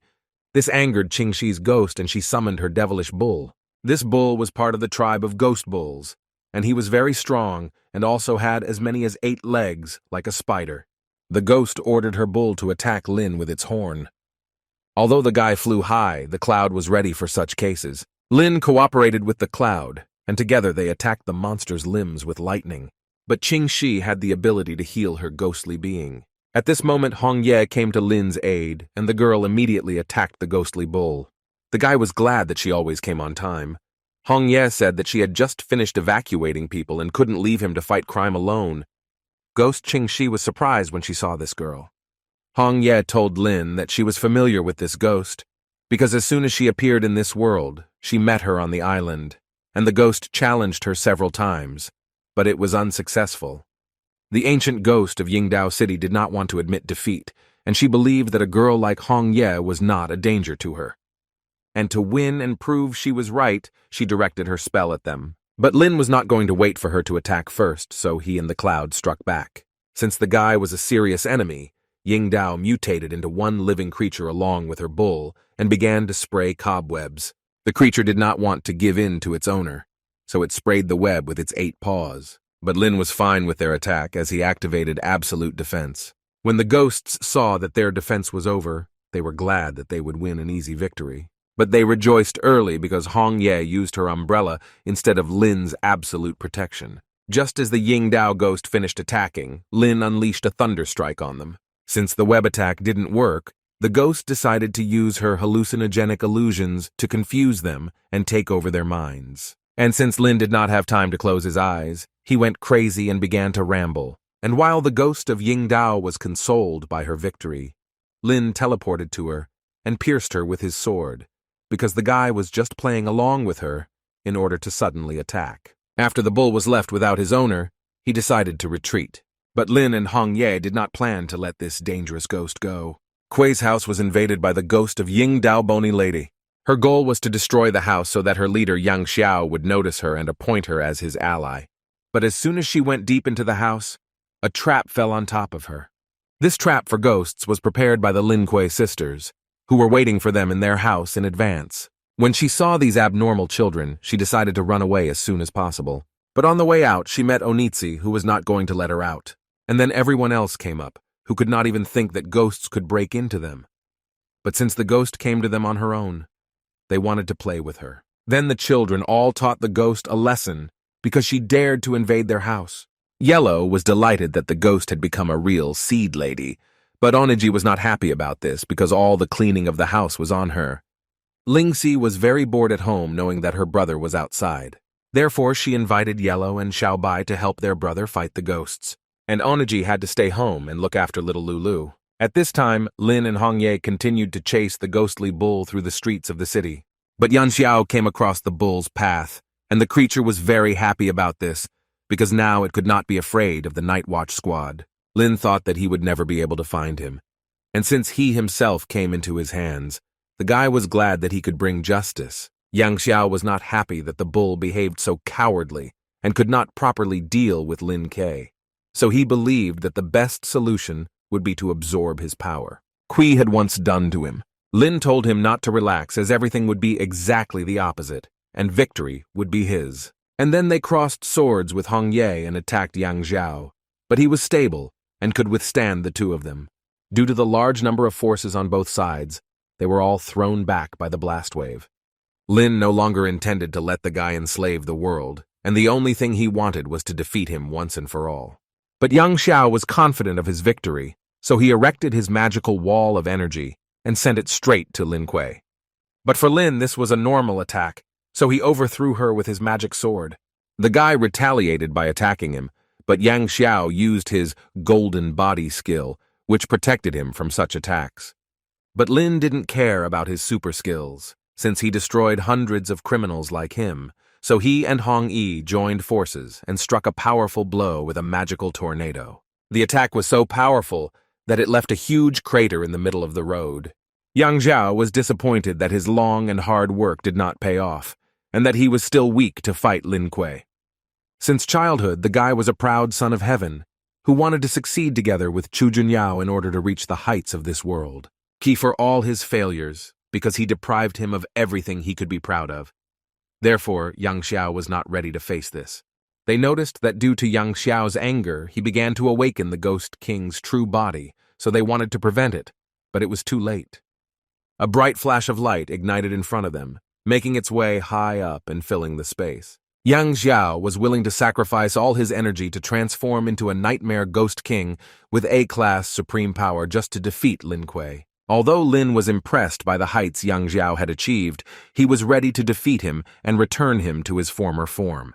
But the Nightmare King had no difficulty in repelling his attack with ease. For the first time ever, he felt a great advantage on Lin Kuei and was glad to test his true strength on him.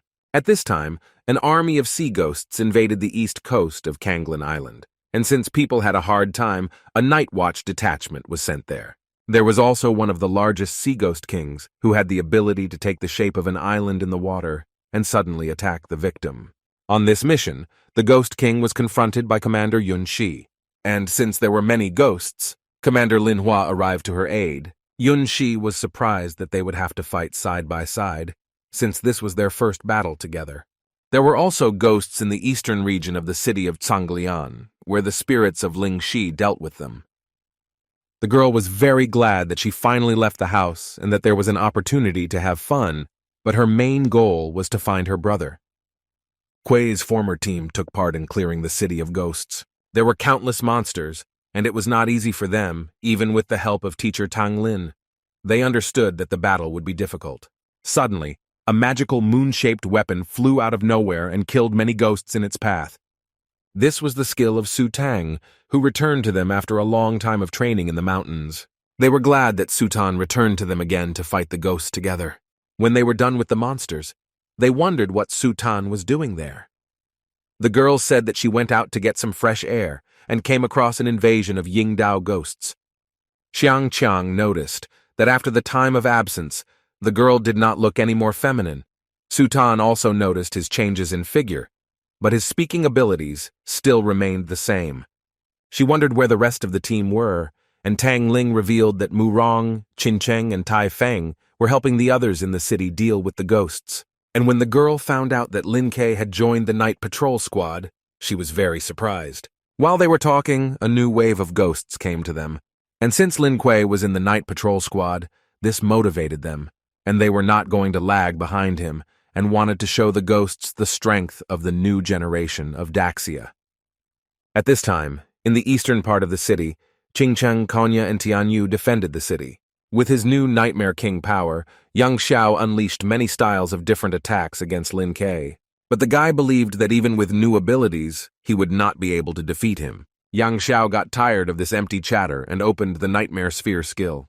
This skill imprisoned them in a closed space of dark magic. Taking a levitating pose, he wanted to put on a show for them and watch everything that happened with his own eyes. His sphere had the special ability to create an exact copy of clones of their bodies, and he wanted them to fight themselves. For Lin and Hong Ye, such a test was new, but it did not frighten them, and they rushed into battle. When they fought with their clones, they noticed that they completely copied all their skills and movements. Hong Ye didn't like that someone copied a beauty just like her, because the girl wanted to be the only one like her. Although Yang Xiao copied their movements, Hong Ye knew that he could not copy their thoughts, so she assumed that there was a way to deceive them. Lin agreed with his wife and had an idea, but he was afraid to implement it because the risk was too great. But when the enemy began to advance, the guy still decided to try. Since it was possible to combine weapons, he assumed it would work with physical abilities as well.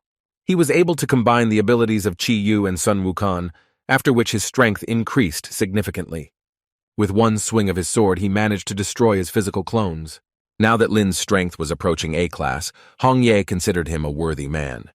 Since there were no more problems with the clones, Lin decided to bring justice to Yang Xiao. Since Yang Xiao was injured, and his body was capable of giving him the ability to endlessly change, he wanted to reincarnate into a new form to get rid of the endlessly injured body. Kuei's new strength, and the guy attacked him so quickly that he had no chance to change his body again. Hong Ye didn't want to give him the chance to leave after what he did. So she attacked him with lightning speed with her scissors, leaving many wounds all over his body. The Nightmare King, being the boss of the underground abyss ghosts, and the Nightmare Gang, did not understand how he could lose to them with such power. Lin knew that this would happen, because he had previously warned the guy not to do such things, so he decided to defeat him once and for all. But suddenly a double of the Devil God appeared in front of them, who decided to save Yang Xiao's fate. Lin Kuei didn't like that he dared to steal his loot, so he attacked him. The Devil God was impressed that the guy managed to injure his double. Afterwards, he dragged Yang Xiao into the depths of the devilish abyss, and because he dared to attack him, he remembered this act, and in the future he wanted to fight with him.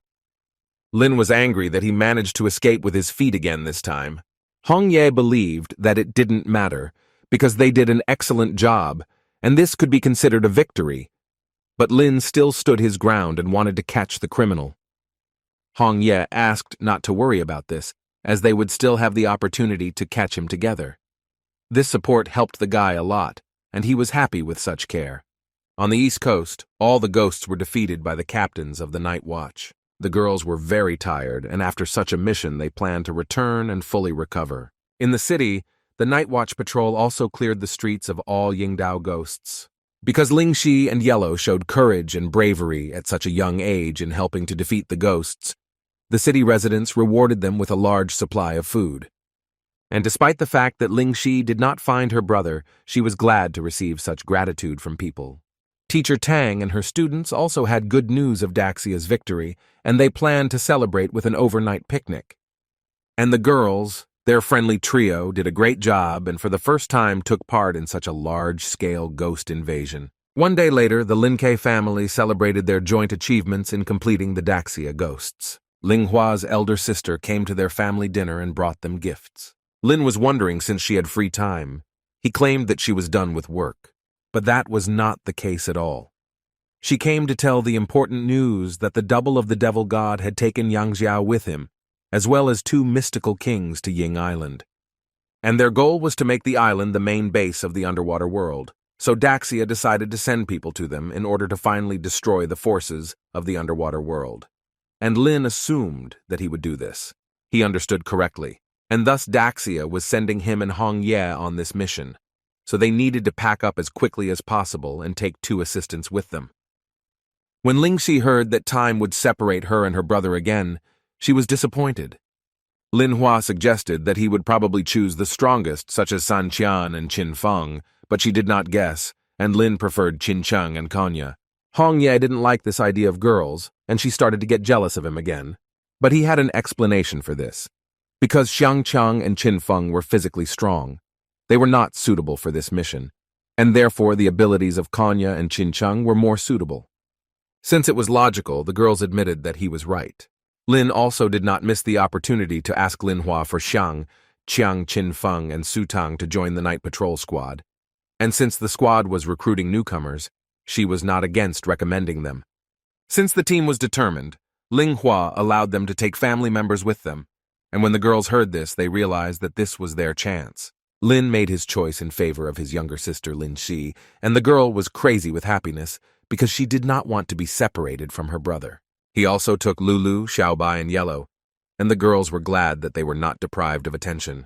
Only one Oniji was not chosen, and the girl was upset that the maids were always left out. Manhua did not understand why he broke the rules, because you can only take one, to which Lin replied that the yellow-skinned goblin, the three-tailed fox, and the spirit of the green vines were not human beings. Lin wondered if she agreed to this. Manhua realized that the older the child, the more he needs, and since she could not refuse her younger brother, she agreed.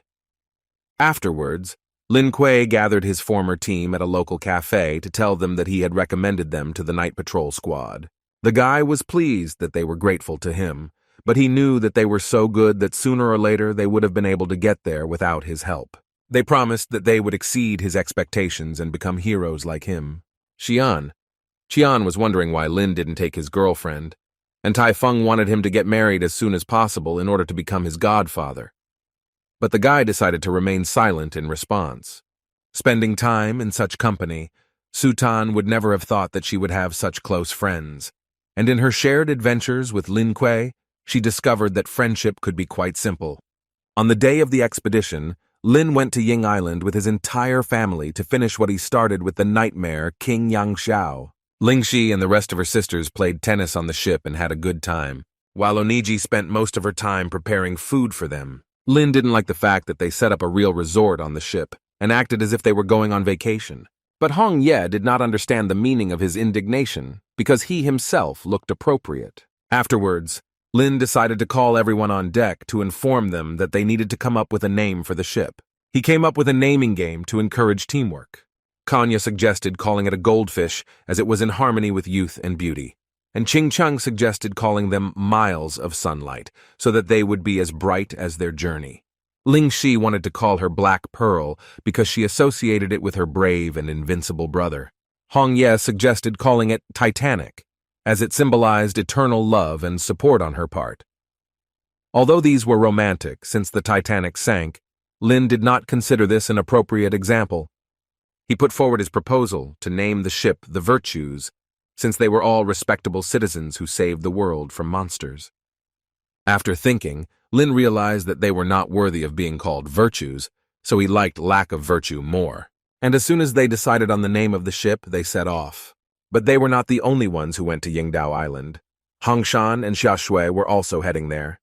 The girl believed that Hongshan followed Lin Kuei, otherwise she did not see other reasons for such spontaneous travels. But the guy claimed that he was just tired of living in one place and wanted to see another country. Hong Ye made sure that her man did not go hungry on the trip and brought him freshly cut assorted fruits, and Lin was pleased with such care. On their way, they noticed a small boat in which a man was pulling nets to catch fish from the sea. They thought it was a ghostly creature and went to kill it. But it turned out to be a man with a rather specific appearance and the ears of an elf. As they got closer, they were convinced that it was a man since there was no ghostly aura emanating from him. Climbing aboard, he introduced himself as the head of the village of Whale Island, who had come to fish. Lin also introduced his team in response by calling himself the Psychic of Daxia, who arrived to rescue Yin Yuan. The old man turned out to be quite friendly and was happy to receive guests on his Whale Island. Whale Island was famous for its shape, which was similar to a whale, hence its name. The old man called his companions and, as an introduction, showed his hospitality by treating them to delicious grilled fish in coconut milk. The fish was so delicious that Lin and his family fought over it among themselves. Hong Ye was very uncomfortable, but she still inquired about their unusual appearance. The old man said that from generation to generation, it was customary for the inhabitants of the Whale Island to make a living by fishing, leading a hard life in the era of ghosts. One day, they met a ghost named Chemical Whale, who destroyed all the nuclear power plants in the nearby sea, because of which an outbreak of nuclear pollution occurred. Nuclear radiation made them this way, and they were often mistaken for ghosts. When Lin heard this, he realized that all the food he had eaten was contaminated by nuclear radiation. When the old man began to tell why it was impossible to fight this creature, it jumped out of the water right in front of them. With his wave, he threw many ghostly sharks onto the ship, which began to gnaw people. With her abilities, Kanya accelerated time, and Ching Chang froze the water with all the dangerous fish. Little Lingxi also decided to take part in this and released Black Wind and White Night to deal with the ghostly fish. Hong Ye asked Lin to take advantage of the fish's weakness to kill them all with one blow. Lin complied with her request, and he believed that this group of crazy fish was not enough for him to oppose him equally. Although they dealt with the ghostly fish, they still did not deal with the whale that swam in the depths of the ocean. They boarded the Whale Island, where Lin asked the entire crew to stay behind him. Lin and Hong Ye went out to search for the chemical whale, which had escaped into the contaminated area. They could not understand why there was nothing living in this place, and whale bones were scattered everywhere. At that moment, from the water, they heard from the whale that they had been deceived by a group of villagers. A whale appeared before them, who told them that this place was a slaughterhouse for crazy people who, through their own fault, ruined their appearance. The place also served as a cemetery for his family's whale children. The chemical whale wanted to reveal the truth, so he plunged them into his memory world so they could see it with their own eyes. Once they entered his mind, he said that whales were quite calm by nature, and although people sometimes hunted them, this did not stop them from thriving. As for the Yindao people, they began to exterminate whales en masse, since for them it was of great value. All this led to the almost complete exhaustion of their whale clan, as well as himself. The law of survival was completely violated, and the inhabitants of Yindao Island reached the brink of madness, after which his soul united and he became a chemical whale to take revenge on them. Lin had a choice: help the whale complete justice by receiving 30 shards of psychic energy, side with the inhabitants against the whale by receiving toughness points, or divide the earth into good and evil by receiving dexterity points. Lin chose the first option, and he and Hong Ye wanted to help the whale solve this case and punish the criminals as they deserved. Keith was so unaccustomed to trusting people that he doubted their true intentions in helping.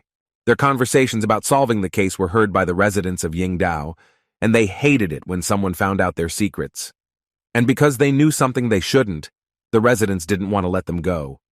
Lin couldn't just leave them behind after what they did, so he and Hong Ye overthrew them with one blow. Keith decided to trust them, and said that he planned to attack even more nuclear power plants, so that the inhabitants would live like this forever. But they asked the chemical whale not to do so, because damage to nuclear power plants led to pollution that harmed innocent inhabitants, including fish. After these words, the whale realized that because of him, the fish had recently begun to mutate, and he regretted this, because wanting revenge for his offspring, he forgot about the consequences of the environment. And he knew how to remove the pollution at that time, so he went to fix everything. Lin and Hong Ye wanted to go with him to the end, so they went after the whale to help him. The whale arrived at a place where there were used nuclear power plants. He took on human form to cast spells, but he didn't have much time, since the transformation was too energy-intensive. And since this sea was polluted by his fault, he came forward to cleanse it. Keith began cleaning up the dirty substances, but he realized that he was too weak for the job. However, he did not plan to give up, even if he had to give up his life. In the moment, he noticed that it became much easier, all because Lin kept his promise and came to the rescue. The chemical whale did not expect to meet them during the crisis, and was very glad that he came across such kind people. Using their power, Hong Yi and Lin quickly cleared the dirty waters. They managed and restored everything to its previous state. The water became clear, and a cloud with chemicals dissipated in the sky. The problem of infection was resolved, and Lin promised to continue to take care of the villagers. But the chemical whale did not stop there and wanted to cleanse the local waters even more. And although they asked him to stop, since he was running out of vitality, he continued cleaning. He told them that they had only stopped the pollution problem in the nearby sea, so all he had to do was burn his body to the last drop of energy. Keith hoped that they could keep their promise and save the world in their own way. After his disappearance, he left the bone to warn humanity of danger. At that moment, Ling Shi noticed villagers from the top tower of the ship, who, after hearing the noise, were approaching them. Having boarded them, they began to bow to Lin Kuei for saving the environment, and asked for help for all the other inhabitants, since they needed salvation. The guy didn't understand how they could call themselves innocent after everything they had done and ask him for help. He showed them the chemical whalebone that served as the fruit of his hatred, and he said that if they do not repent, the whale will come to them forever. But when the residents saw the remains of the chemical whale, they wanted to take them away in order to sell them for as much as possible. This angered Lin because he hoped that they would realize their guilt. But he realized that this group of people lost their humanity due to greed a long time ago. Since they were hopeless, Lin's sisters suggested throwing them overboard and feeding them to the fish. But Lin was against this, and he insisted on dealing with them alone, as he wanted to take revenge on them for the death of the whale. He completed the mission and received 30 shards of psychic energy, and after redeeming the inhabitants of the island, he continued on his way again. A day later, Lin Kuei arrived on the mainland of Yindao Island to deal with the ghosts. To their surprise, the beginning of the island consisted of a small, neat city. Since it was a city of dolls, this place became heaven on earth for his younger sisters. Although Lin asked them to be careful and not touch anything, they all managed to collect dolls for themselves. They didn't find anyone there, including ghosts, so this even more sowed a strange premonition of something unknown. Xiaobai found a doll that seemed very unusual and quite realistic in its resemblance to a person. Suddenly the doll came to life and attacked them all with its doll beam. It was a Ranke ghost doll who welcomed them into her large family of dolls. After her attack, most of the team members shrank and became dolls. Since the rival sisters became dolls, Onaji was glad that her time had come to save everyone.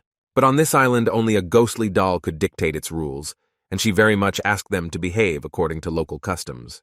Ching-Chung didn't understand what to do, but Lin asked not to panic in this situation and see what ways the puppet ghost could have to return everything to normal. When Hong Ye saw that Mo Ching-Cheng touched Lin Kei, she began to be jealous. Lin was pleased that being a doll, Hong Ye was still the same and could control her body. To keep everyone safe, they put them in a sack and entrusted their lives to Oniji's hands. At that moment, while in the bag, Ling Shi realized that in ordinary life she was the smallest, but among the dolls she was the largest, and this consoled her. The ghostly doll sent its army of hostile dolls to attack all the remaining team members. To defeat the dolls, Lin decided to call upon his army of dolls and ordered them to show the ghost of Yingdao their power. But the ghostly dolls of the island turned out to be much stronger than his army, and they defeated every single one. Lin mourned them, and he really did not want to part with them, but Ching-Chung asked him to calm down, as she thought that he could summon new ones. But since the ghostly army of dolls defeated his army, it then began to attack them, and Lin Kuei ordered everyone to retreat as quickly as possible. But when the dolls drove them into a dead end, they realized that since they could not kill them, they needed to attack them in return. Lin wanted to take over the giant dolls, and he left all the small ones to them. Ching-Cheng used her ability and attacked first, freezing many small dolls. Oniji wanted to help and pave the way in front, so she used her portals to deflect the attack of the flying knives. The girl got angry and showed them her taste of the maid's anger. But the ghost doll didn't like being underestimated, so she personally attacked Anji with her magic candy.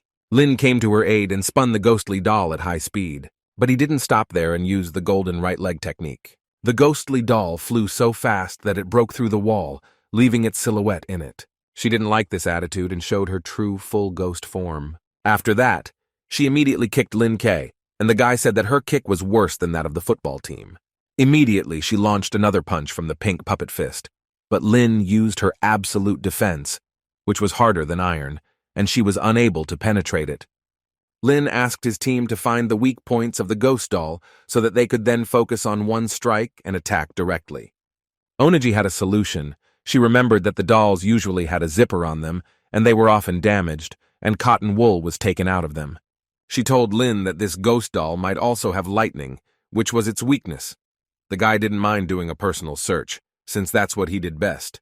But the ghostly doll heard their plan and attacked Lin Kuei, but he easily avoided her blow. Since the doll was slow in this transformation, he managed to climb onto it and find the lightning. Although it looked very strong, he managed to unfasten it. After this, the ghostly doll felt like all the cotton wool fell out of its body, and it began to decrease in size. The battle was over, and Lin managed to pull the ghost doll out of the body, and since the task was not easy, he felt devastated. Everything returned to normal, and his loved ones became themselves again. Lingzi and the others never wanted to touch other dolls again. Other dolls also turned into people, and these were the inhabitants of this small town, who for many years were under the control of a ghostly doll acting as toys. The people of the town were curious. After such a victory, would they move forward? Lin said that his plan was to save Yindao from all the ghosts. And since his plans were to rid them of ghosts, the old man showed a city called Zuo, in which people needed help as it was full of ghosts. The guy realized that with such abilities, more and more responsibility lay on his shoulders, so he was ready to save all the civilians from the ghostly creatures. The next day, Lin Kuei and his team arrived in the city district of Zuo. The first thing they saw at the entrance to the city were the bodies of people who had died at the hands of ghosts. As soon as they crossed the line into the city, they were attacked by ghosts that were shaped like hearts. Yingdao fighters, who were responsible for clearing out the ghosts and monsters, came to their aid. Lin, Hongye, and Lulu worked together against the ghosts, covering each other. Kanya and Qingcheng were also paired up, and they attacked the ghosts using the ability to accelerate time and freeze all living things. And Ling Shi moved in a team with Oniji Xiaobai and two bear spirits. Lin and his team dealt with the ghosts so quickly that the local fighters did not know how to help them. When they dealt with the ghosts, the fighters asked them to go to cover. And this was a profitable offer for them, since after arriving at the shelter, they could collect information about Yingdao. When they arrived at the subway shelter, they saw many people wounded by ghosts. The head of the fighting squad told Lin that these people had previously been captured by the ghost's subordinates who greatly injured them physically. Lin asked him not to worry as he had brought his team to free Yindao this time. And when the guy found out that he was the same Lin Kuei, he was very surprised by such a meeting, and he was glad to meet him since Lin was an idol for him, and he tried to imitate him. Based on this, Lin Kuei invited him to cooperate for the liberation of the city. The guy told him that he had previously been studying spirits, and while going to help a student, ghosts stopped him on the way. Fortunately, he met Lin Kuei, and luckily, he helped him. When Lin heard about the beautiful girl, his eyes lit up with this mission, but Hong Ye didn't really like his reaction to this task. The guy begged him to unite and save this girl, but Lin was not at all against helping the future generation. He told Kanya and Yellow that they would go with him and his wife, and ordered the others to stay and defend the refuge. Because Lin did not want to take his younger sister with him, she began to rebel. But Lin wanted Ling Shi to stay, as he believed that her strength was very much needed by the people in the shelter. The girl did not expect that he trusted her so much, and was ready to stay. After Lin told them he was going to rescue the student, but Hong Ye had a strange feeling about this operation. After all, she didn't like that Lin Kuei showed such a desire to save beautiful girls. Since there was no safe way to move on the surface, they had to go through the sewers. They were under the high school, on the surface of which there were soldiers who worked for the ghosts. The head of the fighting squad did not know that the place would be so guarded, so he said that they had to find another way out. But Kanya did not want to go back through the sewer again. Therefore, she decided to settle this issue on the spot and deal with the soldiers alone. And while she slowed down time, Lin Kuei and the others decided to run quickly so as not to be noticed. According to intelligence, these students were in the research building and could be used for human experiments, so they had to act quickly. Lin didn't understand why the soldiers were helping the ghosts. The guy said that they served Yindao, and in order to gain power, made a deal with monsters and voluntarily turned into semi-ghostly creatures. Lin did not intend to wait while the students were in danger, so he went to fight the ghost soldiers. He used his new skill of celestial psychic power against them, which had a great speed advantage. Since there were too many soldiers, he decided to deal with them all with a fiery flash. When Lin dealt with the ghostly soldiers, the head of the fighters fell to his knees in front of him, with delight. And Lin didn't understand why his fans always behaved so strangely. Since the entrance was clear, Kanya hurried them to go rescue the students as soon as possible. In the research building, after half a day of searching, they could not find either people or ghosts. Lin found it strange that he could not detect the ghostly aura. Since they couldn't find any traces, Lin asked Yellow to help them find the students, but she didn't like that they thought she was a police sniffer dog. Lin was upset because he had cooked a juicy chicken leg, but since she didn't want to help him, he had to eat it. But Yellow said she was only joking, and she was the best police agent. It amused the girls that the guy was again exploiting Yellow's weak points. For more motivation, Lin tied a chicken leg on a stick. Yellow wanted her so much that she even smelled the scent of ghosts. Looking up at the ceiling, they discovered spider-like ghostly creatures. The spiders didn't like that strangers were on their territory, so they attacked them with their web.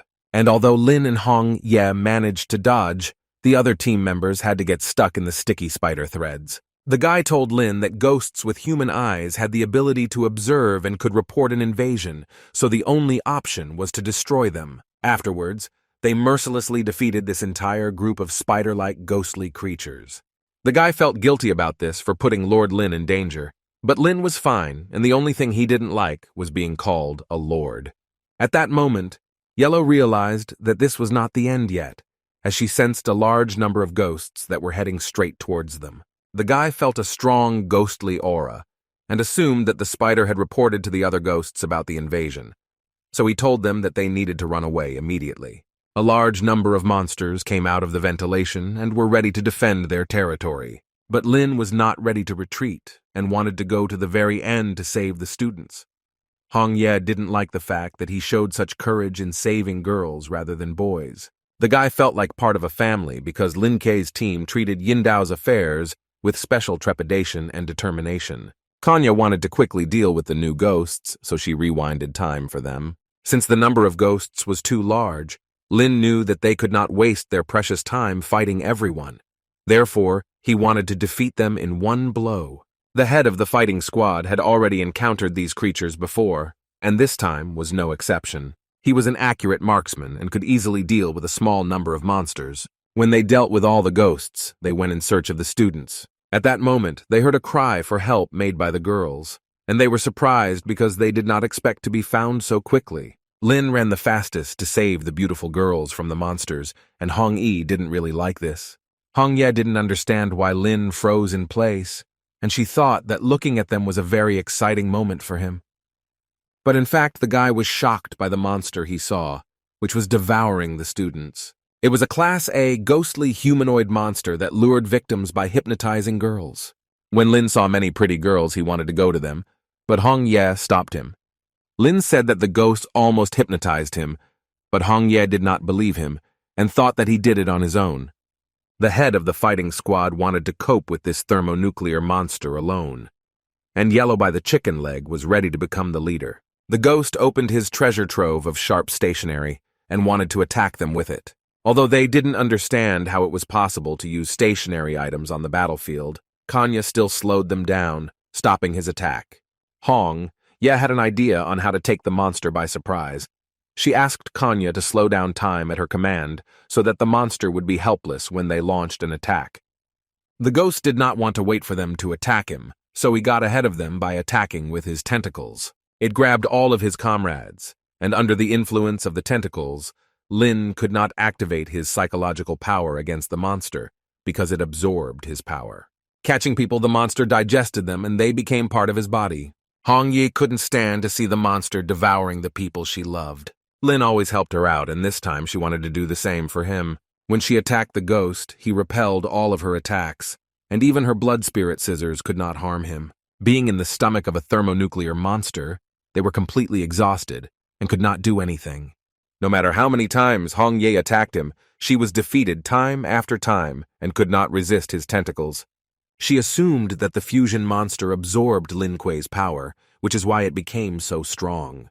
At that moment, the spirit of a magic sword appeared in front of her, and Hong Ye did not understand why it appeared, because usually only Lin could summon it.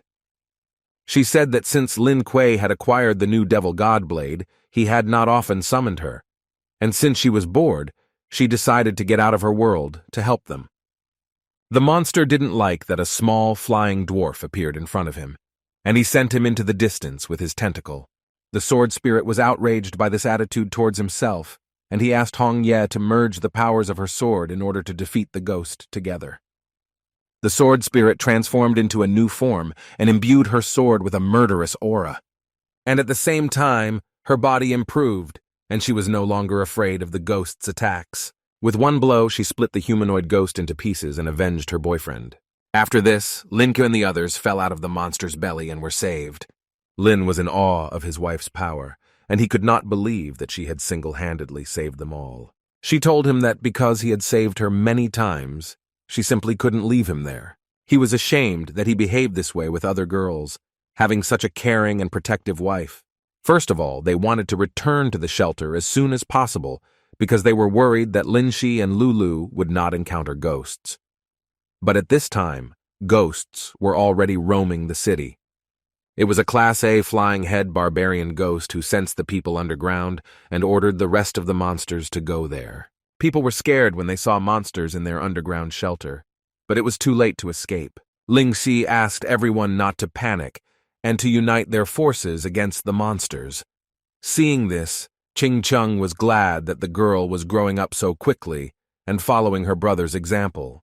Looking at the courage of the people of Daxia, the civilians did not want to be cowards compared to them. Therefore, they began to listen to their advice and began to unite. Lingxi called on the Black Wind and White Knight for help and ordered to deal with the advancing enemy. When the flying head barbarian sensed the girl's demonic aura, he was very interested in her. Lingxi didn't like that the ghost called her a demon because she was the psychic queen of the great Daxia, and because he called her a demon, she told him that she would deal with him and kill all the ghosts. The flying thug was delighted with such a purposeful child. When he saw the two spirit bears that attacked him, he appreciated their martial arts technique. However, they were too weak to compete with him. Ching Cheng attacked the flying head ghost with her ice shield, but her attack was so pitiful to him that it didn't even reach him. Sister Lulu was scared and didn't know how to act in this situation, so she suggested calling Lin for help. But since her brother entrusted her with such a serious matter for the first time, the girl did not want to let him down, and she decided to release the potential of her body and show the ghosts that it was not worth attacking. When they saw such demonic power from their sister, they were surprised, and Xiaobai asked everyone to be careful and not get hurt by mistake. Lingxi realized that the power of the demonic form was too great, and if she used it for a long time, it might affect her body. Therefore, she planned to cope as quickly as possible. The flying thug was surprised that the girl had such powers, but it did not bother him, since he liked it when his food had such powers. He attacked her with his fog of darkness, which filled the entire space. Lingxi understood that this stuff could affect her psychic power, so she tried not to inhale it. The flying thug considered her too weak for a full-fledged battle. He grabbed her, and she couldn't control the strength of her body. Suddenly, the girl lost control and was able to activate her power and get out of the ghost's fight. Her loved ones noticed that she had completely lost her mind due to her demonic powers and were concerned about her condition. The flying head ghost wondered how the girl planned to defeat him if she had no control over herself and fought only on instinct. He attacked her with a huge hammer, and she flew to the very bottom, and because of its own fog, the ghost could not detect it. While the flying head ghost was trying to find her, she attacked him from behind, and while he was in a state of shock, Lingxi decided to raise him to a height. She used various available means to launch a massive attack on the monster, but the flying thug also took up a weapon, and they clashed in an aerial duel. At that moment, Lin Ke, Hong Ye, and the head of the fighting squad were flying over the city, and they noticed that something had happened at the metro station. Lin was worried about Lingxi, and in order to get to them as quickly as possible, he filled the cloud with holy water. This gave him a lot of strength and energy, and the cloud flew at the speed of a rocket. At this time, the flying thug took Lingxi to his dimension, where he had more advantages. He summoned many ghostly flying snakes and ordered them to deal with the girl. The flying thug knew that they had an old saying in Daxia that said that there was strength in numbers. Therefore, he wanted to make Lingxi understand its full meaning. But Lingxi did not intend to give up, and she defeated all of his ghosts with one blow. The ghost flying thug was the strongest in the entire Middle East, and he couldn't believe that he was being defeated by a little girl from Daxia. When Lin Kuei arrived, he did not understand what kind of vortex they had formed and why Ling Shi's aura was there. Yellow told him that this vortex served as an entrance to the dimension of the flying thug. Hong Ye said that his little sister was captured by a flying thug, and since the vortex was in a sealed state, Lin wanted to find a way to break the seal and go to her aid. At this time, Ling Shi held the victory over the flying thug. The flying thug was tired of all this, and he wanted to win so much that he was ready to sacrifice his own life for this. Therefore, he activated the destructive self-destruct skill.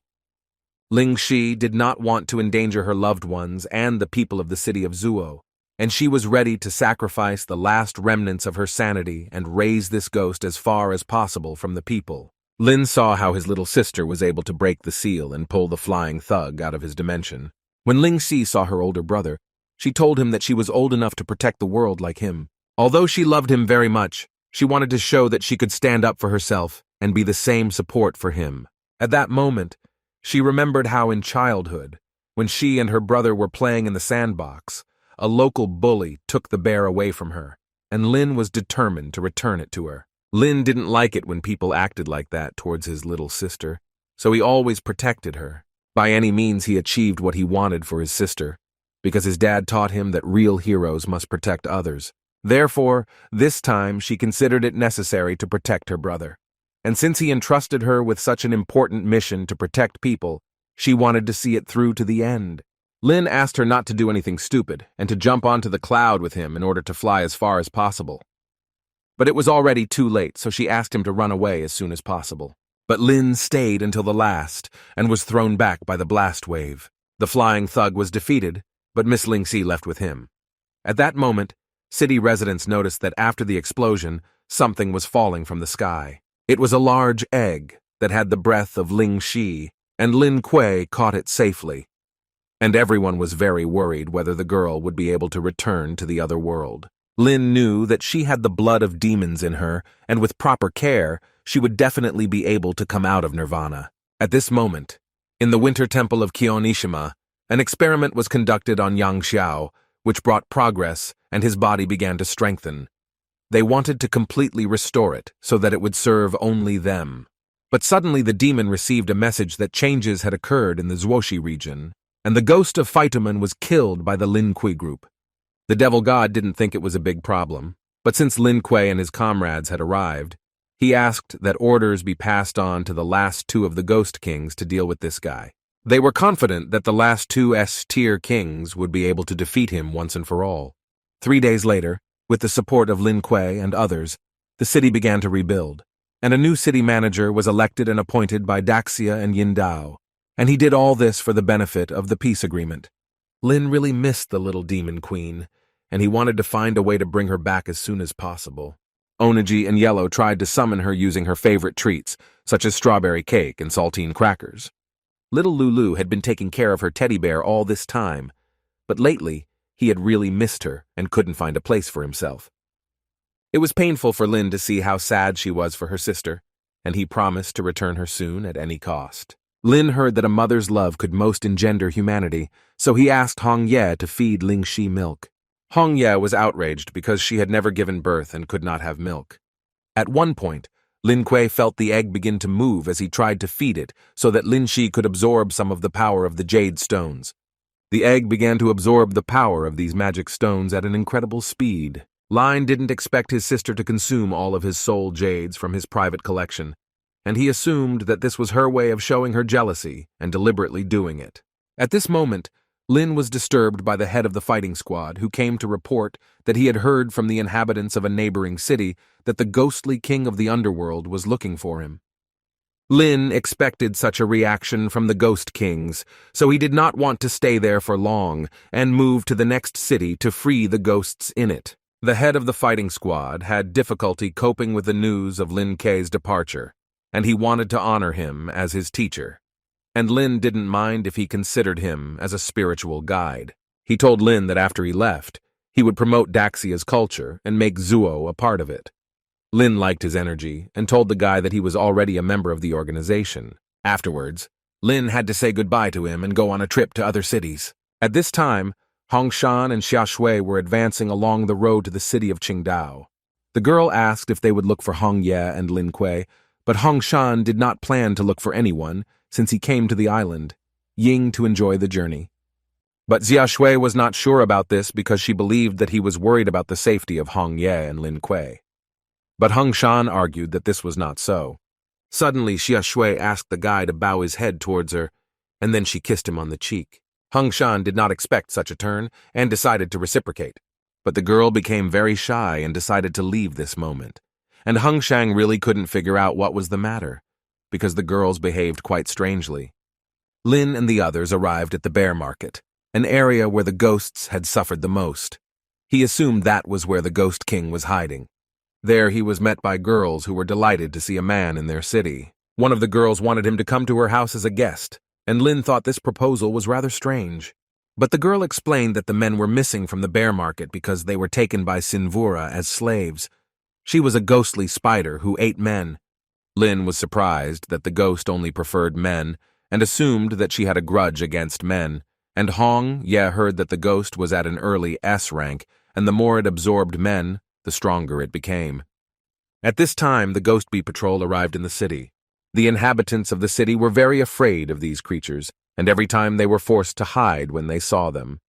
Lin had a choice: deal with the patrolling ghosts, receiving strength points, penetrate behind enemy lines, receiving resistance points, or hide in cover, receiving agility points. Although he did not plan to be captured by ghosts, since the reward was good, he began to run through the streets of the city so that the bee patrol would notice him. Hong Ye was very pleased with his courage, but she suspected that he took it up again to have fun. The guy decided to dispel this misunderstanding and explain to his wife that in this way he acted as bait to get into the enemy's nest and conduct an investigation, catching all the ghosts. Hong Ye let him go on this mission and said that she would trust him for the last time. At that moment, the egg began to move, and Hong Ye realized that in this way, Ling Shi was hinting that she wanted to go with Lin on a mission to keep an eye on him. To prove his loyalty and not betray their trust, he was not against taking little Ling Shi and asked to wait for good news. Taking it with him, Lin went on a cloud to attract the attention of the bee patrol. The ghost patrol spotted the guy, and since he was following them, they were extra wary of him because they thought he was a demon. Flying closer to the ghosts, Lin chose one of them and asked them to take him.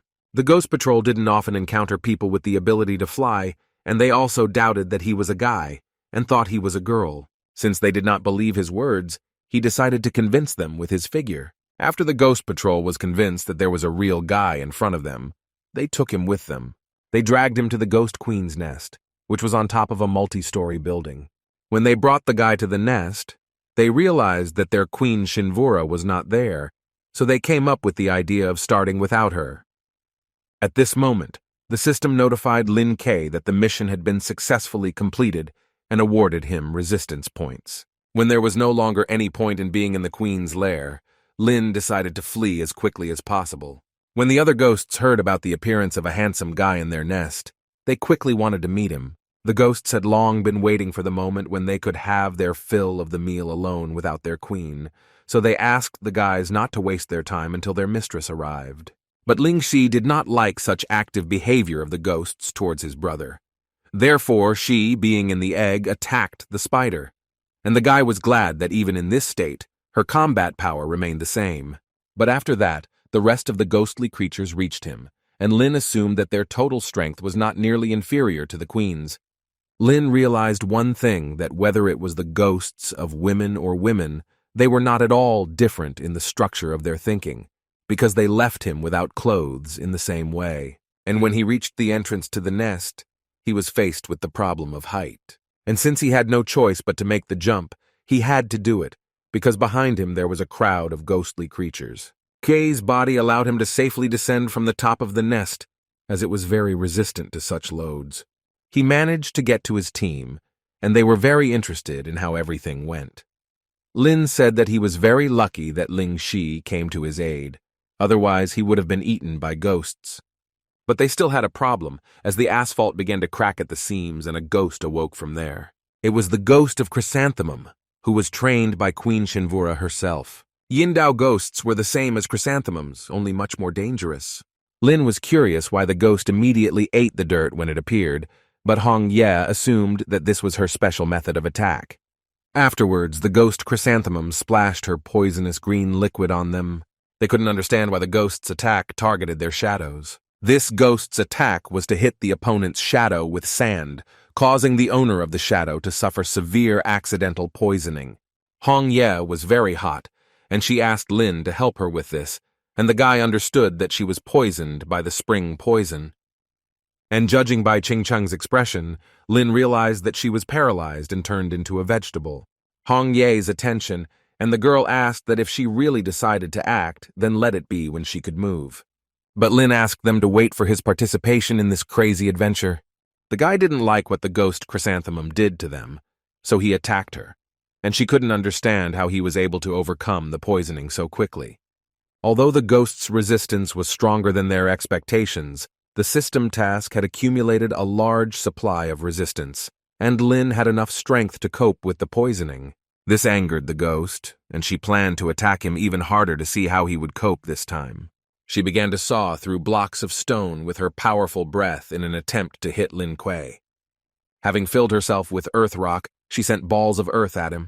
Lin was not against it, since his favorite game was football, and previously, he even wanted to become the leader of the great national football team. Therefore, he competently processed its attack and sent it back to the sender. This angered the ghost, and she steamed even more poisonous swords at him, but Lin was very agile and easily dodged them. Then Lin climbed onto the ghost, and since her tail was very soft, the guy concluded that she had little physical mobility. Therefore, he suggested doing a softening massage.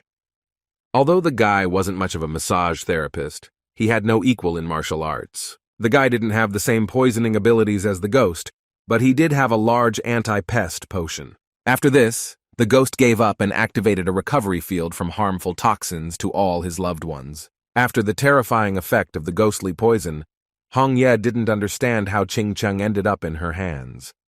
But she replied that she was poisoned by love and pretended that it was not from her awakenings. Hong Ye said that apparently she was mistaken because she only loved Lin Kuei. Hong Ye vaguely remembered that Lin was also under the influence of the ghost effect, and she didn't know how he felt at all. But as soon as she saw how Lin detained the ghost, she realized that even if everyone in the world fell, Lin would remain the only survivor in the world. After everything she had done, the ghost realized her guilt and asked to be released so that she could continue to fertilize the earth.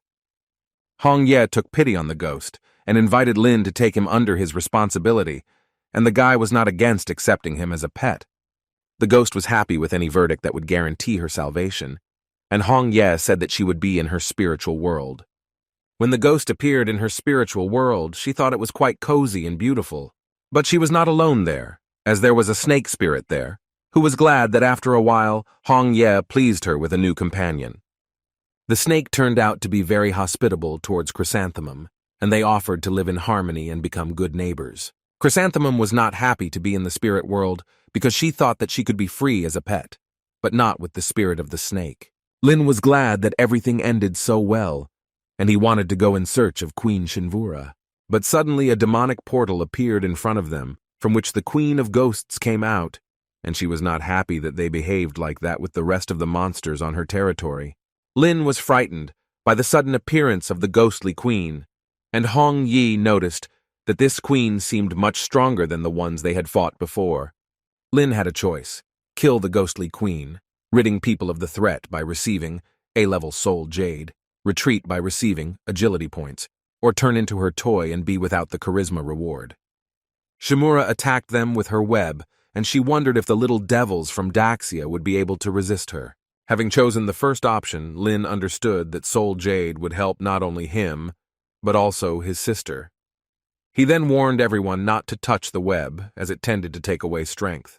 Through her web, Shinmura summoned small spiders that had frantic power and were explosive. With his body, Lin heroically covered Hong Ye from the attack of the spiders, since this pain did not cause much damage to his body, because it was at the S level. Hong Ye was very pleased that he made such sacrifices to protect her. Queen Shinura did not plan to defeat them alone, so she summoned another army of her faithful spiders. Qing Cheng and Hong Ye also began to help Lin resist the ghostly spiders. Although Ling Shi was in the egg, she was a strong enough demon queen to cope with ghosts using only her magic. When they saw her power, they were surprised, and Qing Cheng realized that her strength was already inferior to Ling Shi's. Lin waited for the Ghost Queen's next move, but she found it funny that they thought she only had one ability. She decided to use her timing skill and take on her strongest S-class humanoid form. After that, the Ghost Queen was not going to give them another chance to win. This time, it was much more difficult for them to escape from the web, and they experienced the true power of an A tier. Shinura believed that Lin Kuei was not worthy to protect such a beautiful girl as Hong Ye. Lin was surprised that because of her ability, he could not break free and save his wife, and he offered the ghostly queen a one-on-one fight. But she believed that a weakling like him did not deserve to fight her, so she sealed him in the ground. Shinura invited his beautiful lady to leave this coward and become her servant, but Hong Yi told her not to dream about it. Shinura didn't like this answer and stabbed her claw into Hun Ye, showing her S-rank strength. The Ghost Queen believed that an A-rank weakling like them could not compare to her strength. Lin Kuei did not understand how it was possible that a simple web could hold him like that, and he became convinced of this difference between the A level and the S level. All the time it was in his head that he could not save his comrades, could not protect his relatives, could not protect his woman. It was this feeling of powerlessness that made him realize that he was in fact weak and that his strength had not yet reached its limit. But he whispered to himself, asking his strength to become stronger so that he could break through and save everyone. And suddenly the energy began to reach out to him, and he realized that these were magical shards that heard his call for help and began to pour into his body. The power of supernatural abilities continued to accumulate, and he awakened a new god within himself. The Phantom Queen felt threatened and decided to eliminate him on the spot. Lin let her feel the power of the 1,000-year-old gods, and wanted to teach her a lesson for the pain that Hong Ye experienced. After that, he freed his wife, and promised Hong Ye that this was the last ghost who managed to harm her. Mo Qing Cheng was surprised that the guy was able to awaken such a power that was close to S rank. The Ghost Queen believed that the guy's newly awakened abilities were no match for her strength, and she attacked him again. And although she dared to use the power of the great Siapangu, it was unsuccessful. Shinura was angry that her blade, which was capable of cutting metal alloys, was unable to penetrate his armor. Lin Kuei finally felt superior to the Ghost Queen. The queen did not like his boasting, and she wanted to defeat this loving couple so that they would forever be underground in the lands of Yindao. But Lin blocked all her attacks, not giving her the slightest chance of victory. In this attack, she lost her invulnerable spider legs and was confused. How did Lin Kuei deal with them so easily? After all, she had S-level initial strength. But Lin told her that it was all because he also reached S, rank after transformation, and his strength was higher. He decided to end this once and for all by summoning his divine axe. Kuei's new explosive attack was so strong that it was able to plow up the entire road of the street. But after such an attack, Queen Shinmura was still intact, and she asked to be released in exchange for valuable information about the last 2 ghost kings of Minyuan. Lin knew of one of them named Hanba, and she revealed that he had S-tier strength and was a master in fire abilities. He also captured the 3 cities of Yingdao and united them into a single territory called the City of the Dead. One of his abilities was to summon an army of zombies. This was all the information that the Ghost Queen possessed, and since she told it, she wanted to leave. But because she insulted Daxia and offended his wife, he killed her in one blow and received an A-rank soul jade for completing the mission. He decided to give this jade to his sister to quickly restore her human form. After absorbing the jade, Ling Shi rose into the sky and was about to evolve. The girl was reborn into a plush creature with wings, and Lin was incredibly happy to see his little sister again. Qing Cheng was very interested in what the girl's pedigree was, and the guy said that his mother had blood from the demonic clan. Therefore, Ling Shi had the ability to awaken the monster race. Once the battle was won, Kanya and the rest of his family came to celebrate the victory. But they didn't know that Ling Shi had finally evolved, and they were very happy with such a pleasant return. The girl was so cute in her new monster form that the others fought over who would sleep with her at night. At that moment, they were met by Hong Shan and his companion Xia Shui, who was glad to meet his relatives. Lin suggested that since he was following them, he might have gotten bored, and Hong Ye said that they had cell phones and that he could just dial them. But Hong Shan was all right with Lin Kuei, and he said that he was just traveling and met them by chance. He also recently heard from Hanbu, one of the 8 demon ghost kings, and said that he planned to fight him. And since Hong Shang knew that Lin planned to defeat him, he warned him that he could not cope alone, since the Ghost King was at S level. But this did not stop Lin. And since Hong Shan showed his concern, Lin Kuei invited him to join his team. But the guy refused such participation, since he came just to rest and relax. Lin and Hong Ye were not upset by the refusal, because Hong Shang had always been so cold towards everyone and liked to move alone. Yindao Expressway, they realized that they had taken the wrong route and were going in the wrong direction. For all this, Lin blamed Yellow and Oniji, who prevented him from following the set path. But suddenly on the road, they noticed a van from which a ghostly aura was rushing. It was a ghost restaurant on wheels, whose chef was the ghost of an A-level rice ball. Since Lin was an agent of the Night Watch, he considered it right to disperse this illegal trade in the middle of the road. When the ghosts saw Lin Kuei, they began to run away, as they had heard that this guy killed ghosts without blinking an eye. This surprised the guy because he did not expect that, having received the ability of a god, ghosts would begin to behave this way. But Hong Ye considered this normal, because in the eyes of the ghosts, he was an enemy. Lin told the rice ball ghost that he was lost and wanted to know how to get to Hanba territory, but the ghost did not intend to tell him anything, because he didn't understand what he had done, that the guy tried to forbid him to feed harmless ghosts who lived far from civilization. But Lin was not going to touch the peaceful ghosts, and just wanted to ask him for directions. And the ghost was ready to tell where he was going, if only he would defeat him in culinary skills. Lin had a choice: kill the ghost, receiving power points, defeat him with the help of skills, receiving ball machine gun, or admit his lack of culinary skills, receiving agility points. This was a tempting offer from the system, so Lin agreed and told the ghost that his hidden ability was master cooking. And the ghost was looking forward to a master class from him. The first challenge of the race was fast food burgers, and after completion, the teams will have to try all the entries and rate each other. Lin boasted that he was the only person who knew the recipe for the Crab King, and the ghost was interested to see how he would cook it. When they started cooking, Lin showed off his juggling skills very impressively, and invited everyone to his delicious burger cooking classes. Lin's family didn't understand how he could combine such strange ingredients, and Anji made a note for later that she needed to teach the guy how to cook normal burgers. At this time, the rice ball ghost was finishing cooking, and he chose only the freshest ingredients for his upscale burgers. The first test came to an end, and the members of the ghost team began to taste Lin Kuei's food. They didn't really want to try these sandwiches, as the filling left much to be desired. But when they tasted them, the taste seemed incredible to them. They were ruddy pieces of sad bread with melting cheese inside and notes of sauerkraut. It was Lin Chiyu's team's turn to try the food prepared by the ghost, and the guy thought the burgers were pretty good.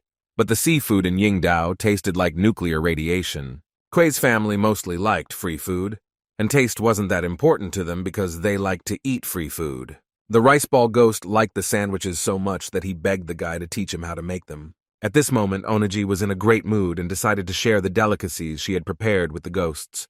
The ghosts were surprised that humans could eat it, and being monsters, they decided not to show their fear of human food. And when they tried the cologne, they were delighted with the taste sensations of this dish, and the only drawback was the strange smell. To the rice ball ghost, the taste reminded him of something similar to their golden grain dish from an island. Oniji knew this, so she deliberately retained some of the taste of the intestines. Yellow then treated the ghost to a bowl of chicken soup, and the rice ball ghost was surprised at how kind people were to him, since he really needed some soup. But later he realized that the soup was not simple, as it contained a mixture of sweet, sour, bitter, spicy, and salty, so he did not feel very good. Yellow had always wanted to use this dark cooking technique because Lin Kuei had teased her about it before, and she studied these recipes to try to do the same. The rice ball ghost was giving up as he couldn't take it anymore, and he gave them a map to the location of the Ghost King Hanba. After this, the system considered the guy's mission completed and awarded him charisma points and a weapon that was capable of spraying storm waves. While examining the map that Lin received from the ghost of Fantuan, he noticed that it was much more detailed than the electronic navigator, and he wanted to report the map's information to the Night Watch as soon as possible. But the ghost of Fantuan was worried about another important question. Lin was ready to help him, and the only thing that confused the guy was why the ghost began to bow down to him. He said that on the outskirts of the corpse city on the map, there was a ghost restaurant that legally belonged to him and was run by his sons, and he wanted Lin to find out how they were doing. The guy was surprised that the ghosts of Yindao were running a business, and he became convinced that the island really deserved to be a perfect example where ghosts and people could coexist, and he wanted to help him. Having said goodbye to the ghost of Fantuan, Lin Kuei and his group set off on a journey and 2 days later arrived at the outskirts of the City of Corpses. Although the map of Funtuan was quite simple, Ling Shi wondered why they didn't use satellite maps. Lin said that it was all because there were ghosts in the sky, and many satellites were destroyed. There were rumors that not a single astronaut was able to return from space because of the terrifying creatures. The guy didn't understand why the city was so dry, and Hong Ye said that it was because of the ability of the demon of drought. Every time she appeared, her curse made the earth dry out. Lin understood that with the ability to release the poison of the dead and the appearance of drought, the Ghost King was worthy of being a tier, and the first thing they wanted to do was fulfill the request of the rice ghost. Having found the restaurant, they thought its appearance was strange, as it looked as if it had not been looked after for a long time. And while Lin was looking at him, Hong Ye noticed something. These were the suburban managers of the Tengu clan who hired people and paid them with drinking water for their labor. But there were also those whom they had not paid for 2 whole months, and they were forced to beg for their hard-earned water. But the monsters were not very friendly towards people and other ghosts, and they did not consider it necessary to give them water. He came to their aid, and he dealt with these ghosts in one blow. After this, people and ghosts could finally quench their thirst and drink water. Looking at it from Lin's perspective, it was surprising that the ghosts also drank water. But the ghosts standing nearby explained that due to the drought, they were forced to survive and cooperate with other people. Approaching them, Lin realized from their appearance that they were the sons of the ghost of Fantuan. And before they told him about the surrounding situation, he gave them holy water to drink. They said that in this area was the territory of the Tenga, which was subordinate to Hanba, who was in charge of managing water resources and pressuring ordinary ghosts to work. Lin was wondering where the Ghost King stored the water, and the guy said that he had to go 2 kilometers to the east, Yindao Expressway, and that he missed them very much. Then Lin and Hong Ye came to the reservoir of the City of Corpses, where he was guarded by several ghostly subordinates, but the guy had an interesting idea. He decided to put on a show with the help of ghostly dolls and thereby attract the attention of the monsters. The monsters were unhappy with the dolls' invasion, and they defended their reservoir. The bait worked perfectly, and Lin and Hong Yi were able to easily sneak into their territory undetected. The water treatment plant was connected to the city's water supply, and Lin wanted to open the tap so that water could flow to civilians and others. But by doing this, they attracted too much attention, and the invincible ghostly Kappa squad arrived to them. The guy wasn't really scared of these Tang, Kappa hybrids, but the ghosts didn't like him calling them that, and they claimed that they were real Kappa, just with long noses. Afterwards, the ghosts attacked Lin Kuei and said that they were very unlucky to run into them. But with his new divine power, he didn't need his hands to deal with these little monsters. The wind was so strong that it literally cut them into a Panama hat. He then dispatched all the ghostly Tang with a single wave of his hand. But then the low-level leader of the zombie skeleton team of a hopeless vision appeared, whose strength was S rank. Lin was impressed by its size, and Hong Ye revealed that it was an empty skeleton that was assembled from bones from an ancient battlefield. Lin decided to try his new Hell machine gun on the skeleton, which emitted strong waves that the skeleton could not resist. After this attack, the skeleton zombie lost his mind and burst into flames. At this moment, Hong Ye was fighting with a small group of ghosts, and a sword spirit appeared in front of her, who liked to watch Lin Kuei's machine gun firing attack.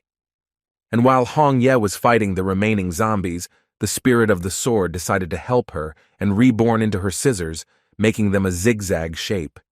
After transforming her sword, she became much stronger and could deal with a bunch of ghostly creatures in one fell swoop. Lin's transformed weapon was so powerful that it was able to dismantle a skeleton zombie into pieces. But that was not all, and the skeleton turned into its small version and was very unhappy that the guy did this to him. Lin decided to stop talking and crumble the ghostly skeleton into many pieces. After winning, he dropped Wild Skull Jade, which had very pure energy and helped improve strength. Lin decided to give the jades to Hong Ye so that she could reach S rank much faster. The guy wanted to teach her to absorb their power. For this, he asked her to hold the jade and then feel it with her heart. As soon as the girl began to absorb the jade, she began to float in the air, and Lin was glad that she learned so quickly. Her body began to transform, and Hong Ye glowed as brightly as a star at night. And finally the girl reached S level, and along with this her appearance changed. Lin was impressed by how much his woman had improved. He felt that his heart was broken, and like the first time, he was overcome by a feeling of love. Such powerful energy awoke in her that the girl wanted to train together and compare strengths. This was the first time the girl had taken the initiative, and he wanted to find a suitable place for it. But Hong Ye wanted a more practical place to train, so she created a cocoon out of leaves. After 2 hours of training, Lin was exhausted and was surprised at how strong she had become. Lin suggested returning back as soon as possible, as he wanted to meet with Ling Shi. Since their powers were at a basic level, it was the first time they could fly together. At this time, being in the spiritual world of the guy, the cloud was worried that it would no longer be needed by its owner. While they were flying in the city of corpses, a coup occurred, and the ghosts were found and staged a riot against alien people. It was the Lin Kuei family, and they decided to attack them, but the girls were not afraid, and they stood together against the monsters. When Lin and Hong Ye returned, his family had already dealt with all the enemies. The younger sisters were glad to have him back, and they boasted about their achievements in defeating monsters in his absence. Because they showed leadership qualities and successfully dealt with the ghosts, Lin rewarded them with a large supply of nutritious eggs and the water of life. They were very happy with this reward, since it was a value that money could not buy. Ling Shi did not understand why his brother was gone for so long, and she assumed that he was having fun with Hong Ye. But the guy said that there were some difficulties due to the large number of ghosts. At that moment, a ghost came to them through the portal, who had been looking for them all over the island of In for a long time. It was a large Teng, the main assistant of the Ghost King, whose strength was S level, and he came because His Highness did not like it when peace was disturbed in his territories. Big Tengu activated the magic of his staff and took Lin Kuei and Hong Yi into his dimension. Teng's ability was the power of wind, and strong wind currents raged in his dimension, and he brought down his storm on them, which exceeded the force of 12 points. And Hong Yi also warned Lin Kuei that there was still spiritual power in the wind, which was mortally dangerous. But he asked Hong Ye not to worry about it, as he poured spiritual energy into his legs to maintain their center of gravity. After they figured out the balance, Lin decided to fight back against the Big Teng and attacked him with his rising dragon fist. But Lin was unable to maintain control over him for long, and the Big Tengu responded by attacking. Hong Ye was worried about Lin Kuei's condition, but the guy claimed that he was fine, and he said that it was difficult to get close to the Big Teng for a long time due to his storm attack. The Big Teng unleashed its wrath of wind on them, making it difficult to stand still. Hong Ye countered his storm by blocking it with her scissors. Big Teng was confident of his victory, since in his world the wind would never dry up, and he knew that only if Lin Kuei managed to get closer, then he could lose this battle. They noticed that the Big Teng was about to use the storm again. They realized that in order to defeat him, they needed to strengthen their defenses. Hong Ye had a plan, and since the girl had reached S rank, she had the ability of armored spirit armor. And since the Big Teng liked to use the air element, the girl wanted him to feel how he would fly in the wind from her blow. The Big Teng was impressed by the girl's defensive skills, and he noticed that this armor was several times inferior to her previous one. Lin really liked the red leaves in the shape of the spirit armor, and he knew that this time he could fight the criminal while fighting side by side with his wife. The Great Teng was confident that no human would be able to look past his dangerous storm. But with the new power of S rank, Hong Yi could calmly fly into the peak of the storm. completely ignoring all its consequences. Rushing through the spiritual force of the storm, Hong Yi attacked the enemy with great speed. Then came the turn of Lin Kuei's attack, and they had a saying in Daxia, pulling out hair to stimulate the growth of new ones. So he demonstrated it on his feathers. Big Tengu was not happy that he got involved with this demon of Daxia, and Lin Kuei advised him to run away as quickly as possible, because this was just the beginning. Since he no longer had wings, he could not fly, but Lin showed mercy and said that he would catch him. But at the last second, the big Tang escaped the danger and was caught by strong gusts of wind. Hong Ye was ready, so she intercepted him in the air and attacked. This was the first time Lao Tzu received such a serious injury and was exhausted. But Lin and Hong Yi decided not to stop there and finish what they started with this criminal. Lao Tzu had no intention of giving up and wanted to stop them with his deadly wind. Hong Ye took the attack on her armored armor, and the girl believed that he did not deserve to fight against them, since his strength was not enough. Lin noticed that he was trying to use his treasure called Lupin. It was a magical staff that was used by the highest powers of this world. He took this strong source of power from him, and so that he could not attack them with it, he destroyed it, breaking it into pieces. Lao Tzu was terrified, as he knew that the destruction of the Lupin would cause the wind in his dimension to go out of control. This happened. Real chaos and destruction reigned in his world. Strong hurricanes began to destroy everything in their path. To get out of this dimension, Hong Ye used her blood spirit scissors, with which she created a spatial crack. Lao Tzu realized that without his looping, he would not be able to control the Huangquan storm, so he had to rely on Lin Kuei's help. But Lin was in favor of keeping the criminal in his own world. Therefore, he closed the spatial gap and said that he would destroy their ghostly world on Earth. Ever since the Big Teng stayed in Huangquan and led a life with the wind, he could be called a man like the wind.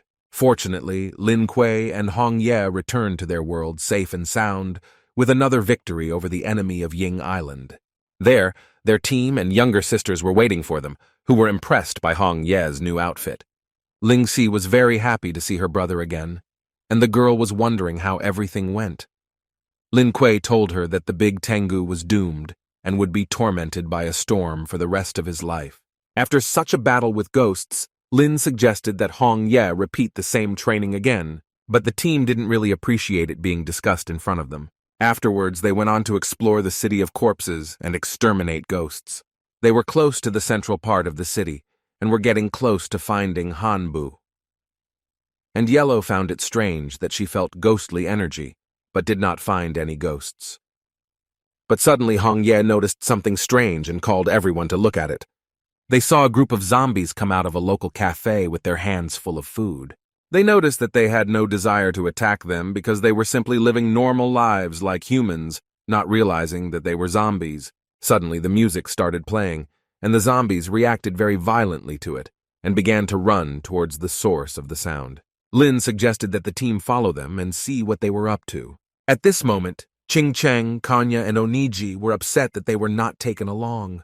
Many zombies gathered in one place and staged a rock concert. Lin and the others followed the zombies and were surprised that they also listened to music like ordinary people. At that moment, a girl appeared on stage, descending from heaven, who was glad that so many newcomers had gathered at her concert.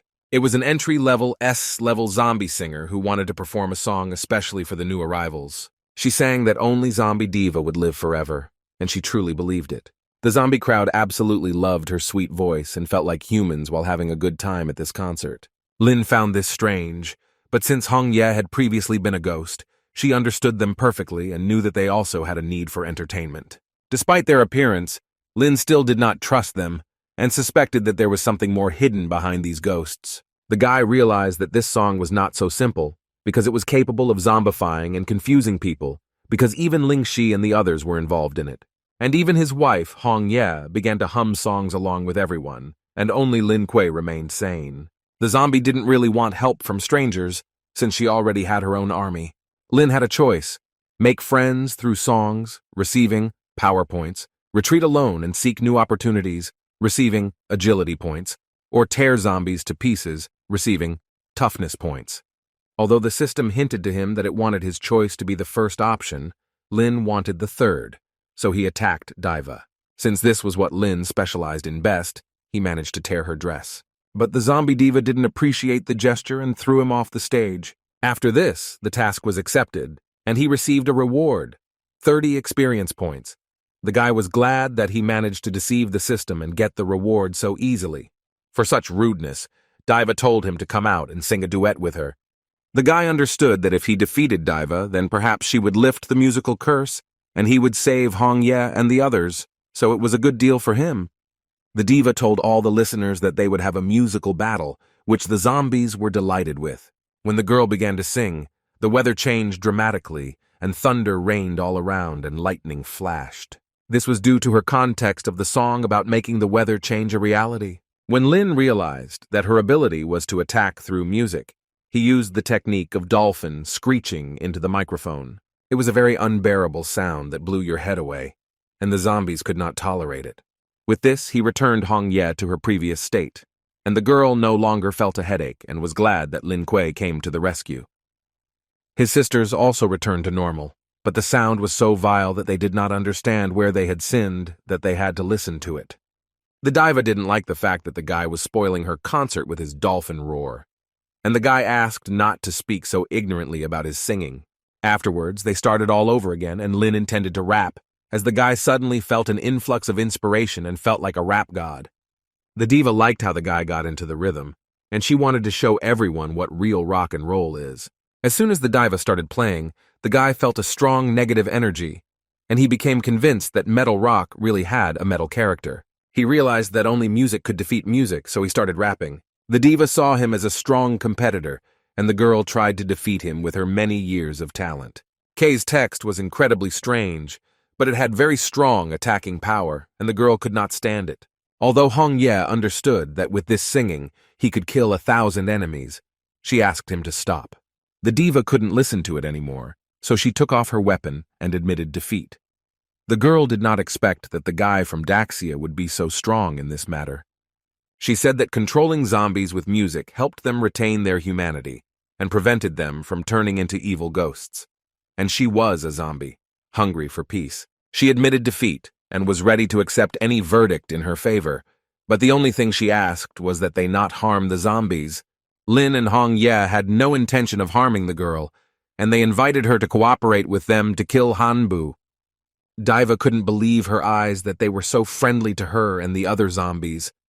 Hong Ye assured her that they collaborated with many benevolent ghosts who were for justice despite the fact that they are ghostly beings. Celebrating the peace treaty, they all prepared to launch an attack on Hanbu. Hanba, who was the 7th of the 8 great phantom kings, was in the Corpse City building. What she loved most was enjoying the nights in Yingdao, but suddenly a portal opened in front of her, although she did not invite anyone to visit her. It was the 8th great ghost King Shiva who came to report that the devil god had asked them to deal with Lin Kuei and his other comrades. She didn't want to rush things and asked her brother to join her for a glass of wine. But he didn't like that she was wasting her time, since he set the goal of dealing with Lin Kuei above rest. She asked him not to worry, as she had long ago placed her heavy monster troops at the entrance and inside the city, but Shiva believed that they had to fight face to face with the enemy. At this moment, Hun Shan and his companion arrived at the central entrance of the City of Corpses. The girl was surprised that he planned to cope with such a strong ghost king alone. Walking into the city, he gave her an amulet and asked her to go as far as possible and find a safe place. But the girl did not intend to leave without him, since even at the first meeting, she decided that she would be with him wherever he went. But Hun Shan did not intend to take her, since she would greatly delay the process of the battle and could get hurt, so he left her there. She knew he only left her because he was worried about her safety. The power of the ghostly king Hung Shan was so powerful that he was able to break through the main building of the city at speed. The kings were surprised to see that they were attacked by the Sand King of the desert. Hun Shan did not at all expect to see Rakshasa there.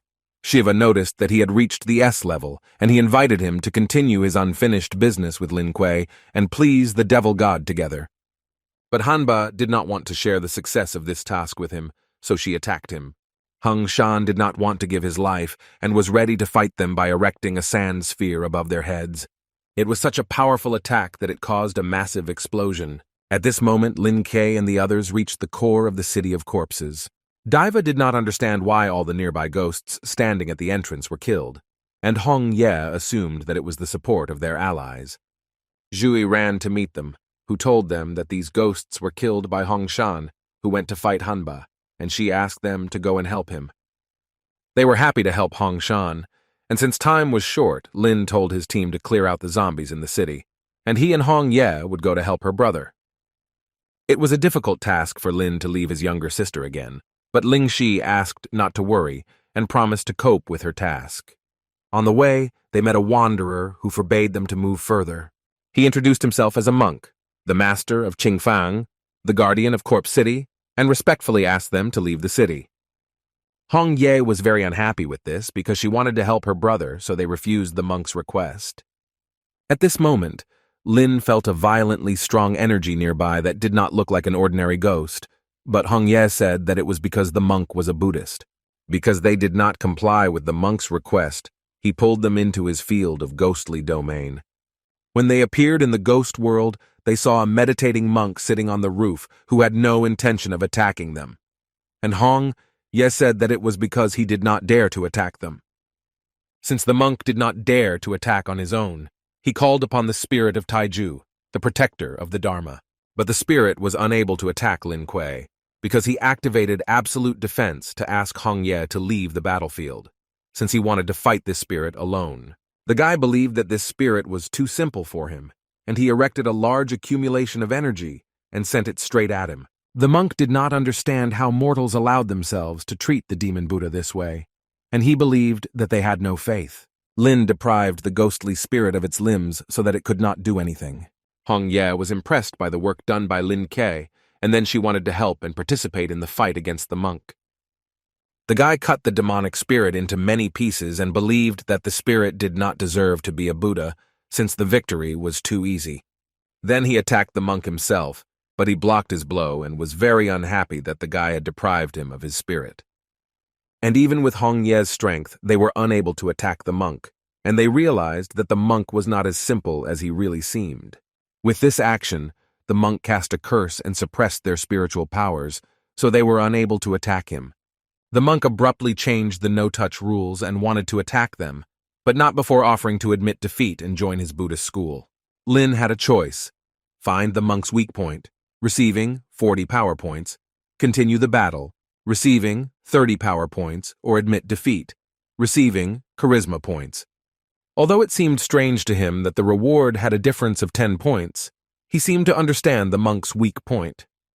Since they did not give him an exact answer about the Buddhist school, he decided to deal with them with the help of scissors. Although Lin could not attack him due to the curse, he could use his skills to defend himself. But the guy realized that they could not hold on like this for long, so he sent his puppet legion to him, so that they would show him their care. This was the first time the monk had seen such strange creatures, and because he did not know what power they possessed, he felt fear of them.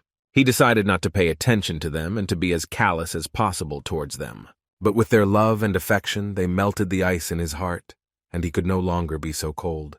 Hong Ye said that after tempting the monk, Qing Fangzhu's curse did not work and their spiritual power was restored. After this, Lin enjoyed being able to use his physical abilities again. This was the first ghost in history to die in battle from overexertion. After that, the system rewarded the guy with 40 power points. But Lin was not happy with such a small reward, since the ghost had S-rank power and was not at all simple. They were surprised when they saw the monk's unusual jade, which was of great value and had great power.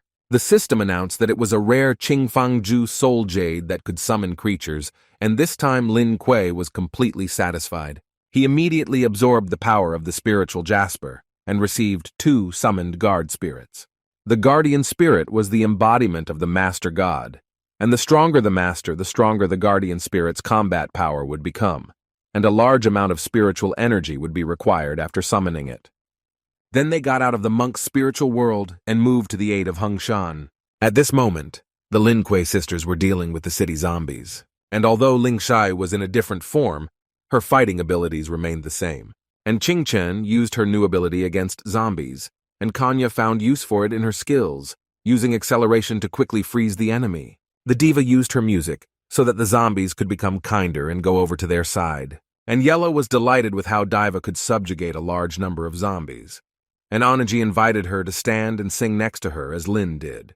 Lingxi noticed that the bodies of the zombies they defeated contained energy force, and she had the desire to absorb it. Due to the large amount of energy, her body began to expand more and more, and she thought about trying to transform into a human form. The girl did not stop growing, so she decided to do it. She succeeded, and she finally gained human form and reached the initial S level. Her sisters and others were very happy that the girl was back again, and they admired her beauty. Her new body was much stronger than the previous one, and she gained the ability to fly as well as wide wings. Yellow became jealous that after her reincarnation she became much taller than her. But since the girl was already 15, this was quite normal for her age. Afterwards, Oniji showed her the bear cub that she had been protecting for her all this time. The girl really missed her plush friend and was glad to be with him again. At that moment, a high wall of fire was approaching them at high speed. It was the former fire tires who wanted to deal with these strangers. Lingxi was very unhappy that this ghost dared to interfere with her warm meeting with the bear. Sisters found it funny that some tire was given demonic power, and they were confident in their sister that she would easily defeat this creature. When the fire ghost found out that the demon queen was among them, he assumed his full form. But Lingxi was absolutely not worried about the size of this creature, and to begin with, the girl decided to send Black Wind and White Night to it. These two beasts were so strong that they repelled the creature's attack without any effort. Since Lingxi became much stronger, her spirit bears also adopted flight abilities. Fire Tire believed that the girl was incapable of anything if she hid behind her pets. It was very funny for the Lingxi sisters to watch how this creature underestimated their sister because they knew that this would end badly for him. Linghui did not appreciate his humor in her direction, and she sent him flying into the sky with her powerful blow. Tyre already regretted that she decided to contact this demonic creature, but for Lingxi, this was just the beginning. With her new ability, the girl could fly very high, and she lifted the creature above the clouds. And the only thing she could do was send him down. After everything that happened, the fiery creature was not ready to give up victory, and was aimed at dealing with the Queen of Demons. Although the fire tire awakened the ability of the thorns, it was not a hindrance for Linmi, and she was going to attack him with her illusory weapon. The ghost didn't want to wait for the demon queen to attack him, so he did it first. But Lingxi blocked his attack and decided to launch this tire like a frisbee. The creature was disappointed that its spines were so easily broken by a girl from Daxia. Then she called upon the Black Wind and the White Night, and they tore the tire apart. The sisters threw Lingxi into the air, sharing this victory with her. During this time, the main building of the ghostly Queen Hanba was destroyed by the Desert King Hunshan. The guy single-handedly stood up to two of the strongest last kings. Hanba appreciated its S-rank destructive abilities, but she was sure that the sword was no match for her spear. Ghost King Shiva asked him to realize that with the initial levels of an S-rank beginner, he would not be able to handle the two of them. They didn't consider it a worthy contender, as there was a big gap between the entry-level and mid-level S-class. Therefore, Hanba wanted to implement the law of the abyss and kill this traitor. Kuei and Hong Yi came to his aid, who wanted to bring these demonic kings to justice and take their lives. Hanba was very happy to see them, as she had planned to find them herself. Shiva wanted to bring this boy to the demonic god as soon as possible in order to receive a reward for him. But then he was interrupted by the demonic king Hunshan, who wanted to fight him with swords. Shiva did not understand Hunshan's intentions because he was wounded and weak to resist, but his true power was not revealed, and he was reincarnated as a real Sand King. Shiva could not understand how this was possible because after the transformation he reached the average S level. Hunshan revealed that he didn't want to use the ghost's power to see what they were capable of. This suited Shiva quite well, and he offered to have a fair sword fight. The queen didn't really like that this couple wanted to pit two against her, but Lin thought it was a reasonable decision. And since they were not showing their mercy, she had no intention of being polite, so she dispersed her pheromones into the air. Lin warned Hong Ye that he urgently needed to hold his breath, as there was poison in the air. The Phantom Queen transported them to her dimension of the drought field so that she could deal with them without prying eyes. Lin was waiting for this moment, because the guy knew that she would move them to her world, and he was ready for this. Hanba didn't expect that an ordinary guy from Daxia could summon incredible creatures. Lin asked the ghostly queen in advance to beg for mercy, since victory would be his. The queen did not understand who she had contacted, and she was wondering how a mere mortal could summon the statue of Qi Yu. Lin didn't want to reveal his identity. He was just going to do justice and rid Ying Island of Hanba. The Phantom Queen felt double the pressure in an instant and found it difficult to resist Qi Yu's power. They attacked Hanbu from all sides, wanting to not give her the slightest chance of victory. It was indeed difficult for the Phantom Queen to resist the strength of the young couple. Lin did not expect that such a majestic Hanba would turn out to be so weak before justice. But everything was just beginning, and the ghostly queen transformed into the real body of the corpse king. The guy didn't expect it to be so huge, and he got the idea to use his Qi Yu power to knock the corpse king to the ground. But she summoned ghostly tentacles from the abyss that grabbed them, and began to absorb energy while continuing to pull their bodies to the very bottom. Lin Kuei understood that in order to cope with this kind of magic from the underworld, it was necessary to subdue the demons and destroy the ghosts of Sun Dasheng. Therefore, being trapped, he called upon his guardian spirit of the Buddha, Zhan Sheng, who immediately attacked the ghostly queen. Compared to Qi Yu's strength, Buddha's strength in fighting turned out to be much more difficult for Hanba. After this, the ghostly tentacles from the underworld released them, and the spell no longer worked. Lin united all his forces against the ghostly queen, but she advised them to calm down. But the guy was not going to calm down, since she was a criminal who killed hundreds of human souls. The Phantom Queen was powerless against such powerful guardian spirits. Hanba asked them to forgive her for what she did, and she hoped that they would let her go so that she could continue to rule her island of In. But only by beheading them could Daxia liberate Yidao Island. Therefore, Lin did not give her a chance to further rule, and ended the era of the 8 ghost kings by winning the battle.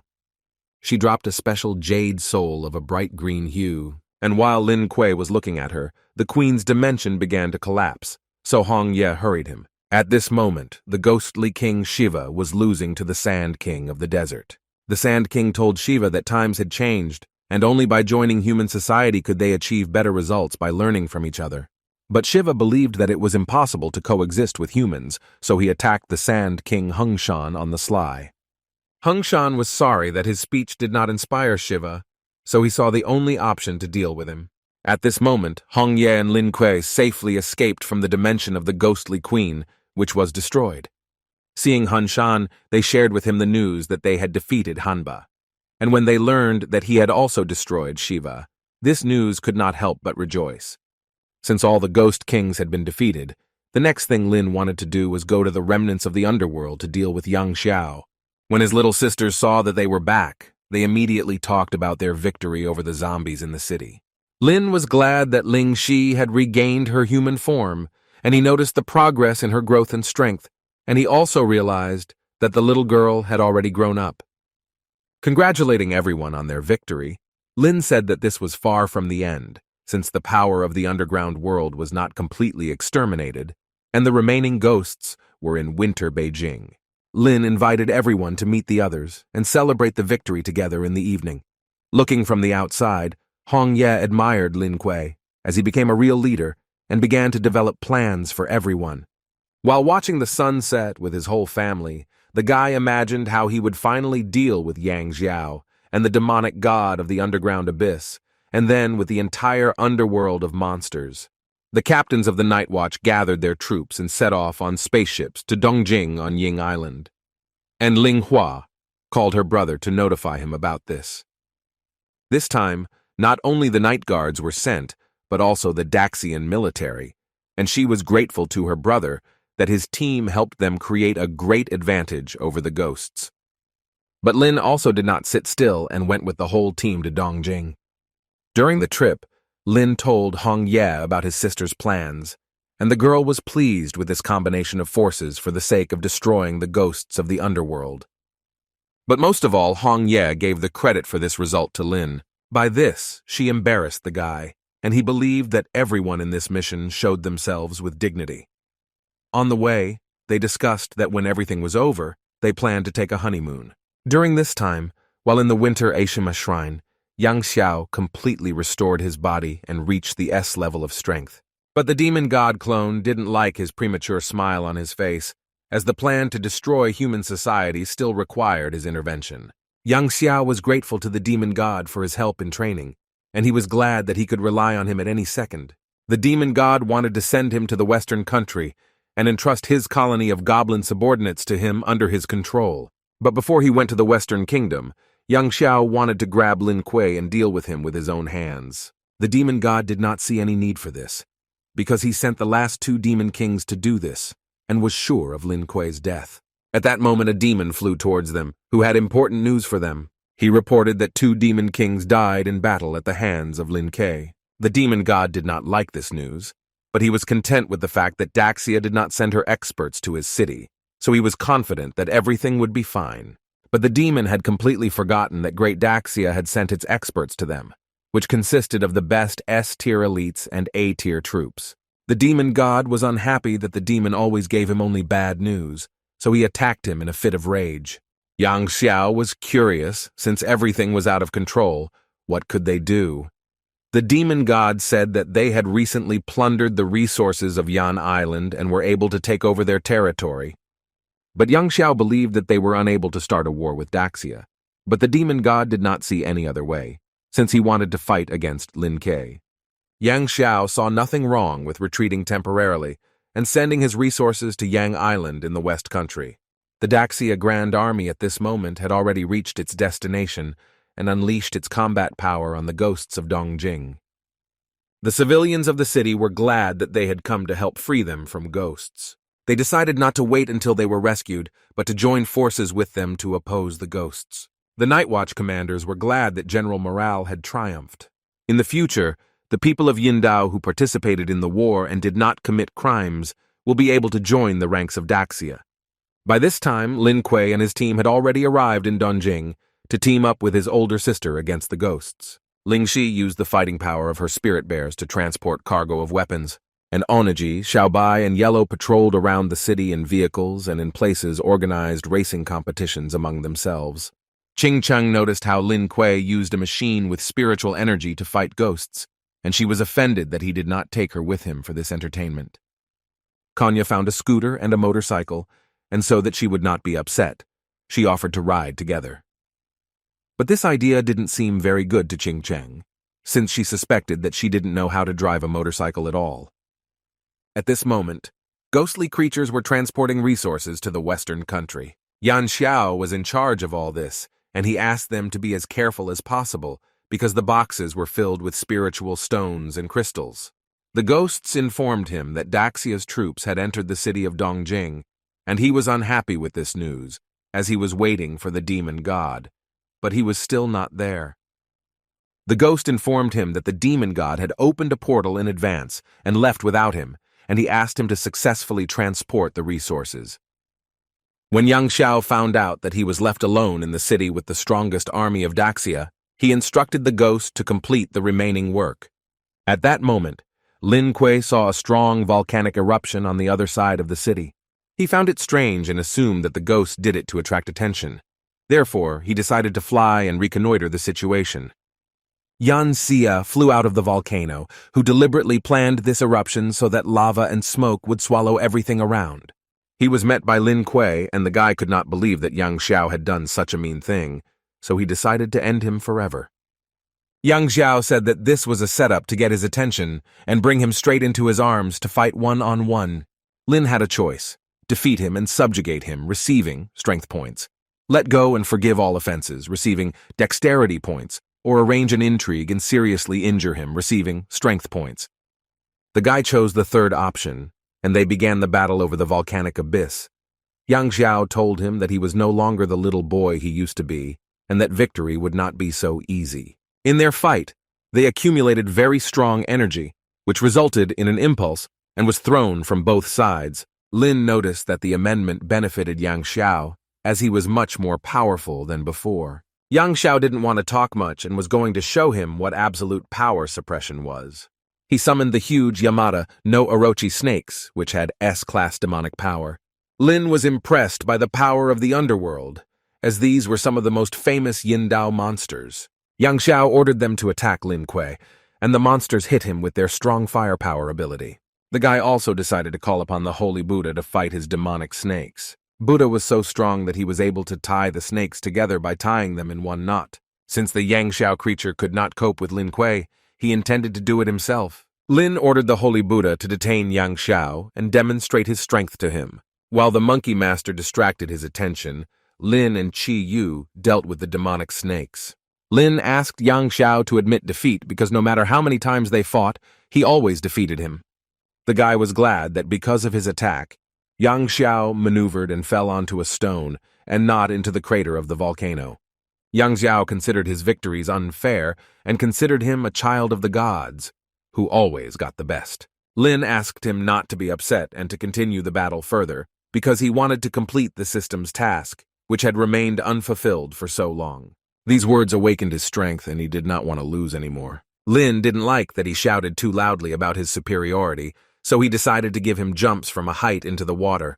But there was too little splash, so he gave it 0 points. After this, the task was successfully completed, and he received a reward of 66 power points.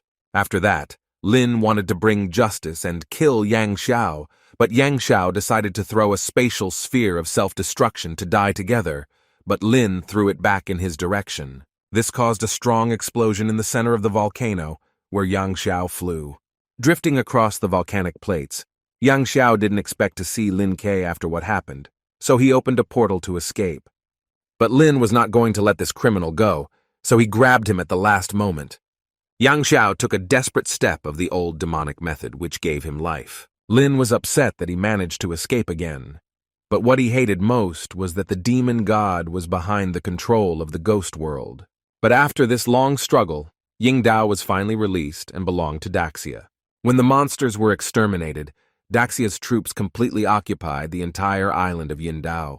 On the coastline, the guy met his older sister, who was delighted with his work. She said that because the demon god and the others fled to the western country and could return at any time, she remained there with Captain Yun Shi for defense. Lin believed that she also showed herself worthy, especially since Lin Hua inherited her father's fighting spirit and led the Yingdao group, and he saw how dedicated she was to her work. Watching their warm conversations from the outside, Hong Ye felt like there was more to their interactions, and she felt that their relationship had changed. Also, Ling Hua could not forget about his wife. She was still delighted with their wonderful relationship and asked her to take care of her brother when she said goodbye. Afterwards, they said goodbye to Ling Hua and went back to Kanglan to their hometown. Hong Ye liked Lin Ke's strong energy because he worked hard at night and was able to get up early in the morning. On the way to Daxia, they sailed through the waters of the Whale Island and met the very whale with which they saved the world from pollution. Keith told them that with their help, Daxia's environmental situation had significantly improved, and its energy source had been restored. And the trace of his remaining soul, fueled by energy, gave him the opportunity to be reborn. Lin realized that it was time to give back his bone, which he had left for him to keep. Keith didn't expect the guy to keep it, and was delighted with his care. To make everything work, Hong Ye and Lin Kuei poured their energy into his remaining bone. By accepting spiritual power, he acquired a physical body and could not believe that it happened and was very happy. He was grateful for their help, but Lin believed that it was his responsibility to help all living beings on the planet. Afterwards, he returned back to the waters, and since they wanted to get to Daxia, to thank them for their kindness, he wanted to help them swim faster. Reconstructing his original whale form, he towed them towards the coast of Daxia. They arrived at the shore of the city of Kanasi, and the guy was grateful for such help. Since the whale was lonely, he asked them to visit him as often as possible. They weren't home much lately, because most of the time they were on ghost-fighting missions. In the city, they encountered a problem in the form of a huge crowd of fans who really missed Lin Ke. The guy already didn't like popularity, and when they reminded him of their existence, he was not happy about returning home. Ki family also had fans. Ling Shi figured out how to capitalize on this and help her brother get rich, so she sold her signatures for money. There were also many journalists there who wanted to know when Lin Kuei would marry Hong Ye. And Kanya and Ching Chung talked about their friendship, and Kanya watched very closely so that no one touched her friend, and she asked her to stay away from her. Even the youngest members of the family had fans, but Onitsi did not have them, and the girl was upset that she was deprived of attention. But suddenly, true maid fans who loved Onjiji came out from the crowd. When Oniji saw who her fans were, she wanted to get into better shape again and become a goddess for 10,000 people. Kuei was also approached by many advertisers and producers who offered to promote his media presence and career. Although the guy felt like a superstar, he believed that advertising strange products would not suit his status as a god of war, so he refused these offers. Among the crowd, Lin Kuei met his former ghost fighting team. During this time, they all officially joined the Night Watch and became squad captains. And since they had not seen each other for a long time, they invited Lin Kuei to have dinner together. Without thinking, they all immediately went to a local restaurant in the center of Kanglan and were very glad that they were eating delicious food in their hometown again. Lin was very glad to return to all of them, but still there was regret in his heart because of the battle on Yingdao, in which he could not defeat Yang Xiao. And Xianqian had a video about this. He showed him a video of Yang Xiao speaking in Shihuo and planning to run for president. In the Western Kingdom, he received protection over his head under the leadership of the demon lords of the underworld and planned to rise up stronger than ever. Shihuo, he wanted the inhabitants and ghosts of the underworld to unite for joint results in capturing Daxia. Lin was angry that Yang Xiao was entrusted to become the representative of Mingyuan, S-class explosive ghosts that had recently appeared in Kanglan City, which were similar to the ordinary dolls sent by Yang Xiao to Mingyuan. Yi Lin was interested in learning more. Qin Feng said that this ghost was causing explosions everywhere, calling it an artistic performance, which resulted in casualties and injuries, and recently the Night Watch sent people to arrest. Hong Ye knew that there was not a single clue, so she was sure that this was all planned in advance by Mingyuan and Yang Xiao, who began to play spies in order to capture Daxia. Lin agreed with Hong Ye's opinion, and since he was a member of the patrol and a special commissioner of Daxia, he believed it was necessary to destroy the S-class explosive ghosts. Late in the evening, Lin Kuei and Hong Ye returned from the party very cheerful, and since Lin didn't feel well, the girl decided to put him to bed. But Lin could not sleep, and decided to remember how they met at Sanglan College, and went through a difficult path together on the brink of life and death in the ghost world. Hong Ye understood that if she had not met Lin, she would have remained a lonely ghost, and that this journey became possible only thanks to him. And although he teased her with other girls, he never crossed the line of what was permitted, and most of all cared about her. That's why the girl loved him very much. The guy also loved her very much and considered her an irreplaceable person, and thanks to her, he was motivated to do more and more every day. Waking up early in the morning, he immediately received a notification from mentor Tang Ling. She said that there was an alumni performance at the college, and she would like the guy to come as a guest. He liked this idea, so he woke up Hong Ye and said that he would like to attend the graduation speech. At the college, students were discussing how the legendary genius Lin Kuei had been invited to the graduation speech, and they really wanted the guy to come. But they doubted that people of that level were interested in the college. Teacher Tang Ling heard that all the students were discussing her former student, and she asked for silence, as Lin Kuei was speaking. Lin decided to do it spectacularly and fly out of the sky together with Hong Ye on an umbrella above all the students. Watching the guy, Tan Lin noticed how every year the young man became more and more like his father. When the students saw Lin and his bride, they were in seventh heaven. The first thing Lin was interested in was asking the students if they were worried about graduating and if they thought about their future. The students were moved to tears that he was interested in something that was really important to them, because many were worried about their future. The guy told them that in the beginning he was absolutely the same. He was scolded in the same way, looked down on and disliked just because his abilities were at the FFF level. He had no talent. All he did was train hard every day and strive to improve his strength under the guidance of Teacher Tang. And over time, he began to participate in various missions. And some thought his awakening abilities was fate, but he didn't accept fate. He just did a lot. And at the same time, he started getting feats and making a lot of friends during quests. And what was also important was that he met his first love, who supported him throughout his journey. And he said that if they worked as hard as he did, they could reach the top of their lives. The students were very motivated by the speech, and they also wanted to try to join the Night Watch and travel around the world, dealing with ghostly creatures. Teacher Tang Ling noticed the girl Chu Junyao, whom Lin Kuei had known since childhood, and she wondered if she would approach him. Chu Junyao did not want to approach because she was ashamed in front of the guy, since the girl had not spoken very well about him before, and she believed that he was unattainable for her. But suddenly a man appeared among the people, shouting that this guy was a threat to the world, and that he needed to be caught immediately. But in reality, he was the threat, and it was an explosive ghost who was unkind to Lin Kuei. At this moment, there was a threat to the entire Kanglin College, and Teacher Tang urged everyone to leave the event. Hong Ye and Lin Kuei managed to hide from the explosion using absolute protection. At this time, the city was in chaos, and many explosive ghosts were walking around. And on the roof of the house, their leader sat and watched everything that was happening, who was pleased with how well his subordinates were doing. It was a ghost named Blaster, who had the highest S class. He destroyed cities that the demon god could not capture. Lawlessness and devastation continued to occur on the streets of the city, but a detachment of Night Watch came into the city, who wanted to stop the ghosts and other criminals. At this time, while the others were destroying the city, the ghosts rested on the roofs of houses and watched their subordinates. But while they were resting, Lin and Hong Yi quietly attacked them and defeated them with their attack. While walking around in search of crime, they saw how two guys attacked a cute girl. Lin had a choice: impress the criminals by receiving Advanced Demonic Sword card, suppress the criminals with his strength by receiving Strength points, or leave and pass by receiving Agility points. The guy liked that the system allowed him to complete two tasks at the same time, so he wanted to show him and Hong Yi his true feelings. When the criminals saw Lin Kuei, they began to run as fast as they could, as they knew that he was a high-ranking member of Daxia and the Night Watch division.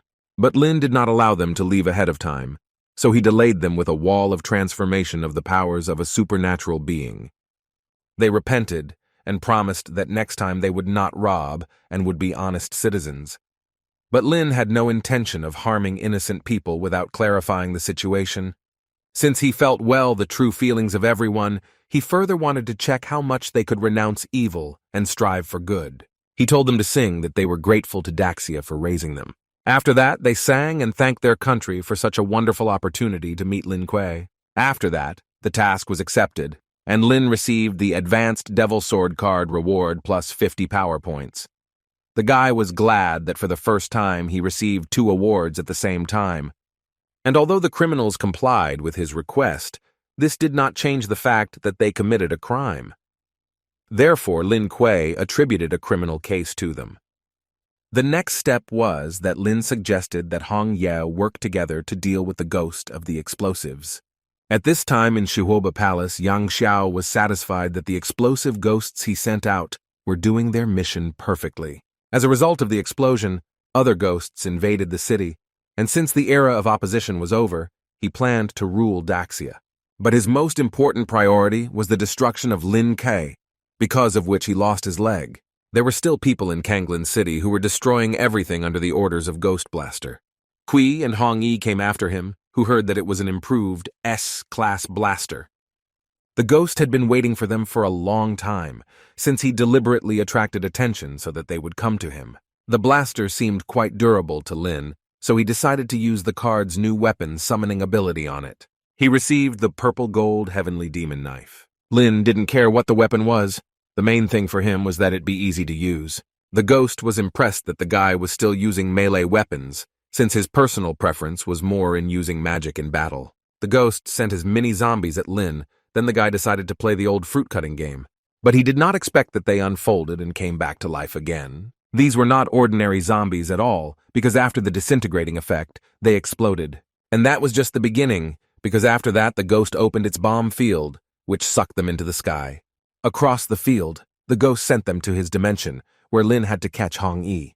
It seemed strange to the guy that Blaster's world was so small, and consisted of only one closed room. But Hong Ye realized that this was not without reason, since there was a mechanism under their feet.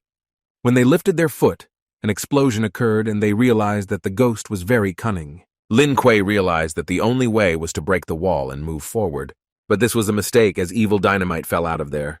They found a safe place where they could wait out the attack of the ghostly dynamite. Ghost Blaster found them and sent ghost smoke bombs towards them, but the guy protected his girlfriend with his body, and they waited out this attack. Ghostly rocket launchers began to fall on them from above, but Lin had a starburst, and the guy was very interested in whose ability would be faster. Hong Ye understood that it was impossible to stay in that dimension for a long time, since the ghost was secretly watching them, and Lin completely agreed with this, so he decided to destroy it immediately.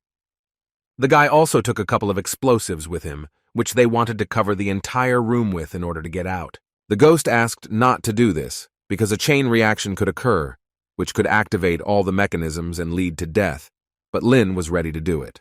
While the mechanism worked one after another, they stood in absolute protection, in complete safety, and were ready to stand like that until the last mechanism. Since the ghost was without protection, it blew itself up and was thrown out of its dimension, after which Lin and Hong Yi followed from there. And after losing its weapon, the high-level S-tier blaster became very weak and could no longer launch its bombs. Lin called the night watchman and reported that Ghost Blaster had been defeated and was very high up. People were surprised when they saw that Blaster was dealt with using his own methods. Lin sent the ghost on a rocket to space travel. Since then, the ghost lived a happy life and could no longer harm anyone. When he got home, the guy bought a big pile of gifts in honor of the rocket going into space, and they could celebrate the occasion and take a gift for themselves. Lulu received a plush toy, which the girl was incredibly happy about, and Lin Shi received a beautiful dress, which she thought was chosen by Lin, but in fact it was chosen by Hong Yi. And he pleased Yellow with a big bone.